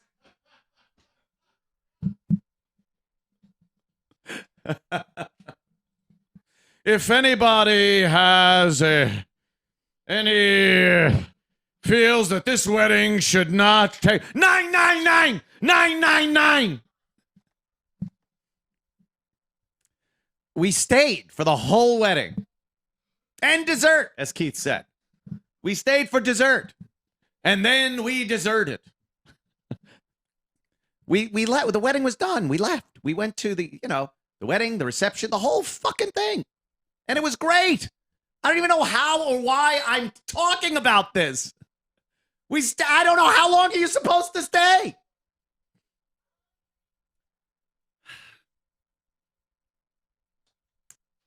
We did choose the Dirty Irish exit. How do you say goodbye to an entire wedding? Well, Marissa did, because remember, we were sitting in the limo for half an hour waiting for her. It was me, you, Danny. Well, she's sweet. I know, but we said we were Dirty Irish exit, and then we sat in the car for half an hour, and when she got in, we said, where the fuck have you been? She says, I was saying goodbye to everybody. We said, no, that's a Dirty Irish exit. You don't say goodbye. You don't say goodbye. Well, what have you. So, again, the friendship thing and the business working environment thing, I've worked with many people over my years, some of which I've been friends with, some I haven't. But you're working with them. It's a working relationship. Things changed over the years. I talked about this yesterday also. We had a great friend relationship early on, the first few years over in Boston and initially at NEW. And that was that. Things change. And when they change, what the fuck are you supposed to do? Keep the business going. It was very successful. All I heard was these moments where he wanted to leave. It's like, what? What? It's raining money. Hang out. You know, save up and have a pisser later in life. What can I tell you? And then he never even came to my house. Yeah, I had never been to Opie's house or apartment, whatever it is, in Manhattan. Jimmy Norton lives right across the street at a similar or the same building, I guess. I have never been to Jim Norton's house. I have never been to Travis's house. I was never to E-Rock's house. I never went to Sam's house. I never went to Mars's house. I never went to Steve Carlisi's house. I'll tell you the last person whose house I went to that I worked with. John Ozone Osterland. We went and watched Alice in Chains on MTV Unplugged. Live. It was the first time they aired it. It was fantastic. Catch it if you can. They are talented boys. I think they'll go far. If I'm invited to go to a party or something, I'm there. What am I? Hey, I'm here. I don't just pop in. I don't do the pop in. No pop in. So, Opie should feel he's in great company. Everyone we've ever worked with. That's the company he's in. I've never been to their houses either. And if he thinks there should have been some more special relationship as to I should have, gone to his house, but maybe not Jimmy's or not Travis or not this guy or that guy, the other, then I don't know what to tell you because that just wasn't happening. I listened, though. I listened to the broadcast. He was, I don't know, sincere, I guess. I can't tell. I heard a lot of wanting to get people to rally with him, which, anyone? It was like, right? He would do this. Management couldn't stand when he was doing this. Anyone? Class. Anthony would often talk about things that were anyone racist. He would mention racist things. And management didn't what? People, class, like it, didn't like it. He went to the wedding. He did not bring anyone, Bueller, a gift for the wedding. He left to go to class, gambling.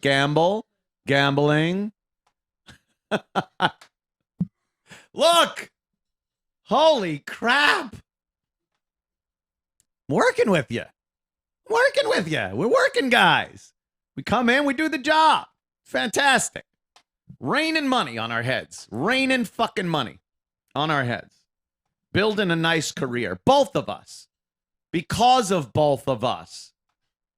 Because you went to school, started out very early in broadcasting, and that combined with a piece of human garbage, you put those together, and apparently you get a great fucking career for yourself.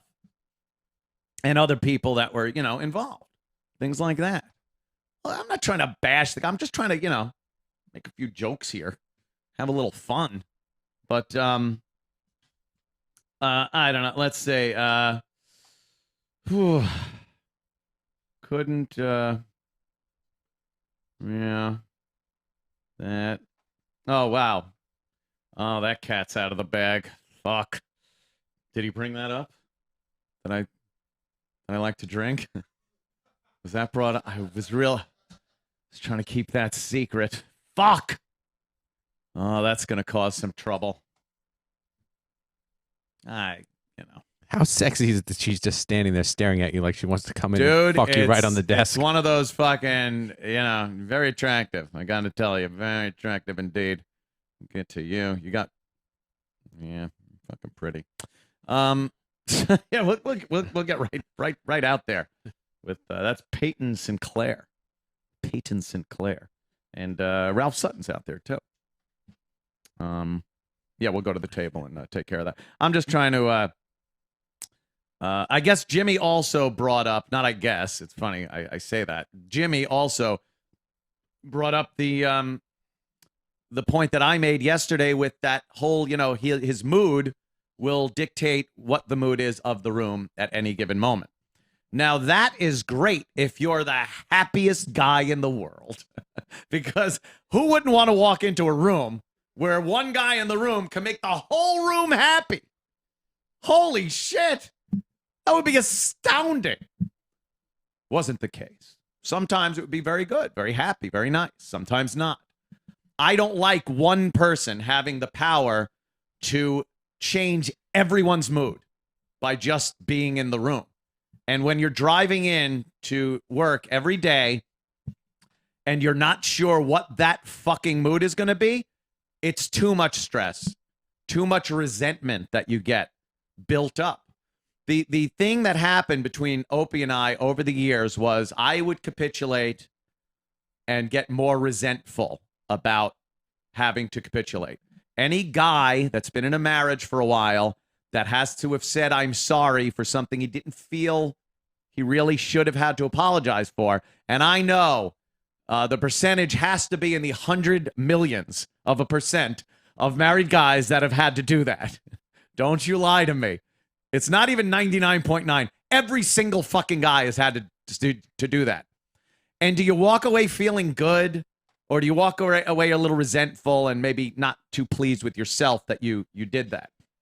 Well, that's what I kind of felt like. Now times it by a lot. And that resentment's going to build up. So that's where we were with that. I'll get through that. There's a lot of notes here, but we don't have to cover them all.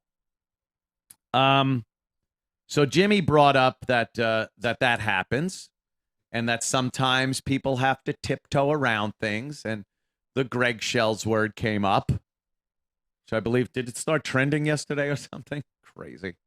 Just nuts. That came up, and Opie said, I don't even know what that means. Now, if you would have watched the show that he was commenting on, it was free. It was out on YouTube. It's fucking, he would have known what that was and the context it was used in. It was used in the context mostly of when somebody had an opinion at work, wanted to talk about something, was feeling badly about something that was going on that Opie could have dealt with maybe. I don't know. But Greggshells. That trending. I guess there was some mental illness brought up, irritable depression. I don't know. I never heard of it. He said that he went to therapy because of me. He went to therapy. He said he went to therapy because of his mom. Now, I'm not telling tales out of school here. Believe me, this is all shit that was on the air over the years, many times. And I remember when he talked about going to therapy, having to deal with the issues with his mother and family and things like that. And we were all very happy that he was doing that. And now yesterday, or this morning, we hear that he went to therapy because of me. He went to therapy. Me! Why? Who would love this? Oh, Christ. Look, whatever gets you happy and healthy, that's fine. But just because in and of itself you go to therapy for something doesn't make you right. And I'm not just directing this at Opie. I'm directing this at anybody who thinks this way.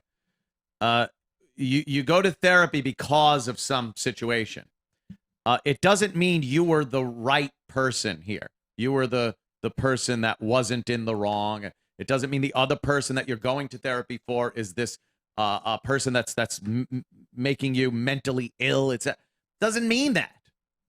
I do believe if Opie looked at our relationship a little more as a working relationship, instead of trying to prolong for 20 years the friendship that we had for perhaps the first 5, he would have been a lot better off. I think everyone would have been a lot better off, and the show would have been a lot better off, and everything. I don't think trying to hold on to this friendship angle was the way to go for 15 more years. Again, I had a lot of resentments built up. I talked about it. You know, he was very shitty to my girlfriend at the time, who I cared about for very much. So it was kind of a shitty thing. And again, more and more resentment building up. Also, yeah, well, you know, he tried to quit numerous times. He tried to quit. I don't know how true that is. I know he was pissed a lot. He was pissed a lot. And it didn't seem to be at me all the time. There was sometimes I remember, yeah, he's pissed off. Oh, he's pissed off at that or me. Or that. But it was usually everything else. Management was always at the fucking forefront of what he was pissed at. The situation, Howard, fucking like all this shit. But it was always me. Like every time he wanted to quit, it was because me. All right, I didn't know that. I'm glad you didn't. We both eked out some pretty lucrative careers out of not cutting and running. I won't allow him to move on. You're moved on. What can I tell you? You're doing your show. I'm doing mine. It's not up to me whether you move on or not. It's not up to the internet. It's up to you and the powers that be at SiriusXM Satellite Radio. That's who it's up to. If I finally have to comment on all this stuff, well, this is my show. I'm never going to be tongue-tied and held down and censored again. So I felt this was the greatest medium for me to put this out there. I think a lot of people that are fans of what we did deserve that. I said that yesterday. We constantly were talking about honesty on the show. Constantly. I meant it. I've always been blatantly honest on the radio. And as has Jim Norton. You'll hear us tell stories. The most horrific days of our lives were when we would be sitting there and not see any fucking show material in front of us. Because we knew that was a day we were going to have to rip open that fucking closet full of debauchery and dump it out on the floor and sort through it in front of everybody. And it made for amazing radio. I don't think you'll find 2 people on the air that were more honest and open about their lives than Jim Norton and me. Human garbage. I don't think you'll find 2 people that were more honest on the radio. And I mean that. That honesty isn't just going to go away because I left that show. I wanted to be honest. I wanted to get on this show and talk about how I felt and what it was like to do that show that was very popular for that many years. I spent too many years with my hands tied behind my back trying to say things. And I had total freedom to talk about my life and Jimmy and Jimmy's life and things like that. But again, the Greggshells thing comes up when, you know, you start talking about Opie. He would get very sensitive. Now, if you're a guy that doesn't want to share your private life, I understand that. That's fine. But then you can't play both angles. You can't then say, I'm so honest and open about this and that. or look at a co-host sideways because they said something that might tap into your personal life and kind of, hey, where are you going with that? That isn't what this show is. I do like the openness and honesty about this show, and this whole medium allows me to do that, and that's that. So I don't know about that whole honesty thing. I don't know. Tried to quit. We got that. Said Bob knew his tactics and that he would sign. BAP! No! I spent days on the phone with our agent, Robert Eatman. Days. And it was always, what are you getting? Did you talk to Opie? Is he gonna sign this? Bob didn't know. So then you and Bob were keeping it from me? Is that what it is? They're out to get me. That's preposterous. No raises in 5 years. That isn't true either. If we went for a 5-year deal, I said this yesterday, it would have been backloaded. Maybe for the first 2 years, we would have stayed the same, but then the third year, you get a little more, the fourth year more, and then the fifth year, you get a lot. It's a common contract. Backloading it, it assures that you're going to stay for the entire contract. That's what it is. It ensures that you'll perform. So you'll get that last year. And it does work out better than this constant 2-year fucking deal. 2 years, 2 years, 2 years. And then 2-year deal means in 1 year, 6 months, you start negotiating again. So every year and a half, ulcer time would start. And then when in a year and a half, all fucking networks weren't gunning for us, we'd have to sit down again with no leverage and get shit from them.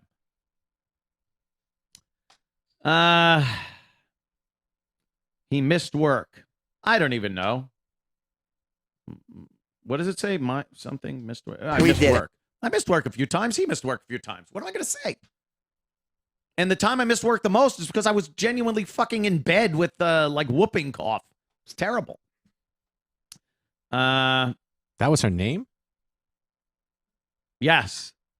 I was in bed with whooping cough. Very good, Keith. Boy, you're falling right into this whole thing, aren't you? Let me see what this is. 5 minutes late? Is that what that says? Yeah. I would come in. Occasionally I would come in late. I'm coming in from Nassau County.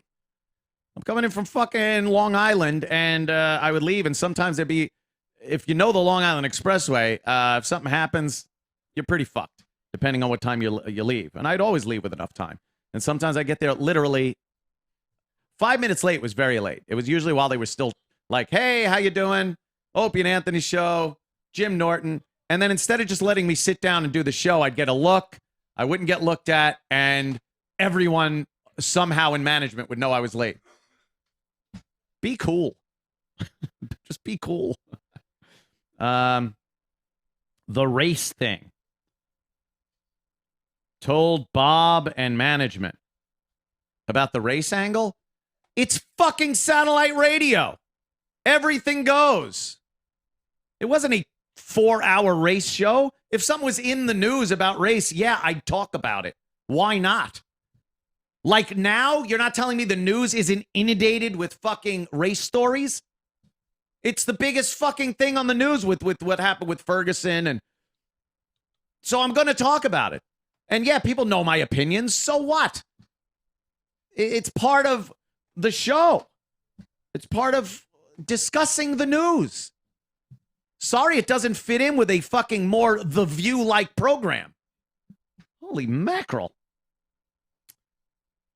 All right, never came over. Never met his kids. Well, I never came over and met the kids. I met the kid, his son, once at F.H. Riley's for, I guess, St. Patty's Day a couple of years back. Adorable. Fucking great. Adorable kid. He's got a wonderful family. He's got an amazing family, beautiful wife, 2 beautiful kids, a great place to live, an amazing place out in the Hamptons, a giant bank account. What the fuck are you pissed about? Holy mackerel. Be happy. Just fucking be happy. I'm astounded that a textbook version of an amazing life doesn't have him pulling a Fred Astaire and singing in the rain. I don't know what a person has to look for when to everyone else you're seeing this amazing life. This amazing life. And there's always gotta be a problem. I don't get it. But I'm not gonna delve into that. I said I'm very happy for him. I was very happy for him when he got married. I thought about him when I was hitting on a fucking 14 at the Borgata. I said don't do that. I know. Teasing, of course. Come on. Got to keep it a little fun. Yeah. Said Ant would ask Ant to move on. He received you when what? I don't know what that is. Well, I guess that's enough anyway. In summation, I would like to say, look, I do wish them the best over there. I do. As Opie said this morning, I don't like him. I wish him the best, but I don't like him. I don't like him. Well. It's not even that I don't like you or hated you. That's inconsequential. And it had been for quite a while because we were business partners in our 50s. And this whole doesn't like. Sam passed me a note one day. I opened it up. It said, Opie likes you. Do you like him? And there was a checkbox. It said yes or no. I didn't check it and sent it back. Oh, the shit I caught. I'm teasing, of course. In summation, I don't not like him. I don't hate him. We had an amazing career together. Worked very well. And that was that. That's all there is to it. There's no need to, as I discussed yesterday, I didn't like some of the ways he dealt with me and our coworkers. I think it put a lot of strain on the show. But this isn't a because I like you or don't like you thing. This is just business. It's the way you run a business when more than one person is in charge of the business and more than one person is affected by the business. He also said this morning, I keep thinking of things, I apologize, that, hey, none of the staff left when he was fired. That could be one of the silliest things I've ever heard. So the staff was supposed to walk out in support of me when you and Jimmy were still doing a show? That's their jobs. See, that's from a mindset of someone that can literally walk away from their job because they have that, what they call FU money. That's the mindset of somebody that doesn't understand that there are people that still work and literally from week to week make their bills or don't make their bills, pay for food, shelter, a car, things like that. That they can't just get up and leave. And they can't be left there not knowing if they're going to have a job based on the unbelievable ego of one person in the room. And that's something, regardless of how drunk or racist I was, I never did to anybody that I worked with. I'm the Renee Zellweger in this fucking movie. Yeah. You are, Keith. You are. But there it is. It's laid out there. Have what you will with it. Like I said, I'm not going to spend the entire show on this. I'm not going to go day for day, see what he says, what we say, with it back and forth like that. I'm sure there'll be tweets, there'll be posts on Reddit, and I will get involved with a few of those things depending on what they are. But there you go. That's all I had to say today. And I want to thank KLT Industries. If you have any human garbage at your workplace, call KLT, the greatest recyclers of human garbage. I actually use them now as a limo service. They come and pick me up, being human garbage, and take me to whatever dumpster I'm appearing at that evening, and then drive me home. Thanks, KLT. If you have any human garbage that you work with, why don't you call KLT Industries? Human garbage? And it escalated from like, hey, you're burning a bridge. And I'm like, hey, that's funny. Ah, human garbage. What did I do? All right. Enough's enough. We got, of course, Peyton Sinclair outside and Ralph Sutton from the SDRshow.com. They got a Motorheads motorboat cruise coming up. This is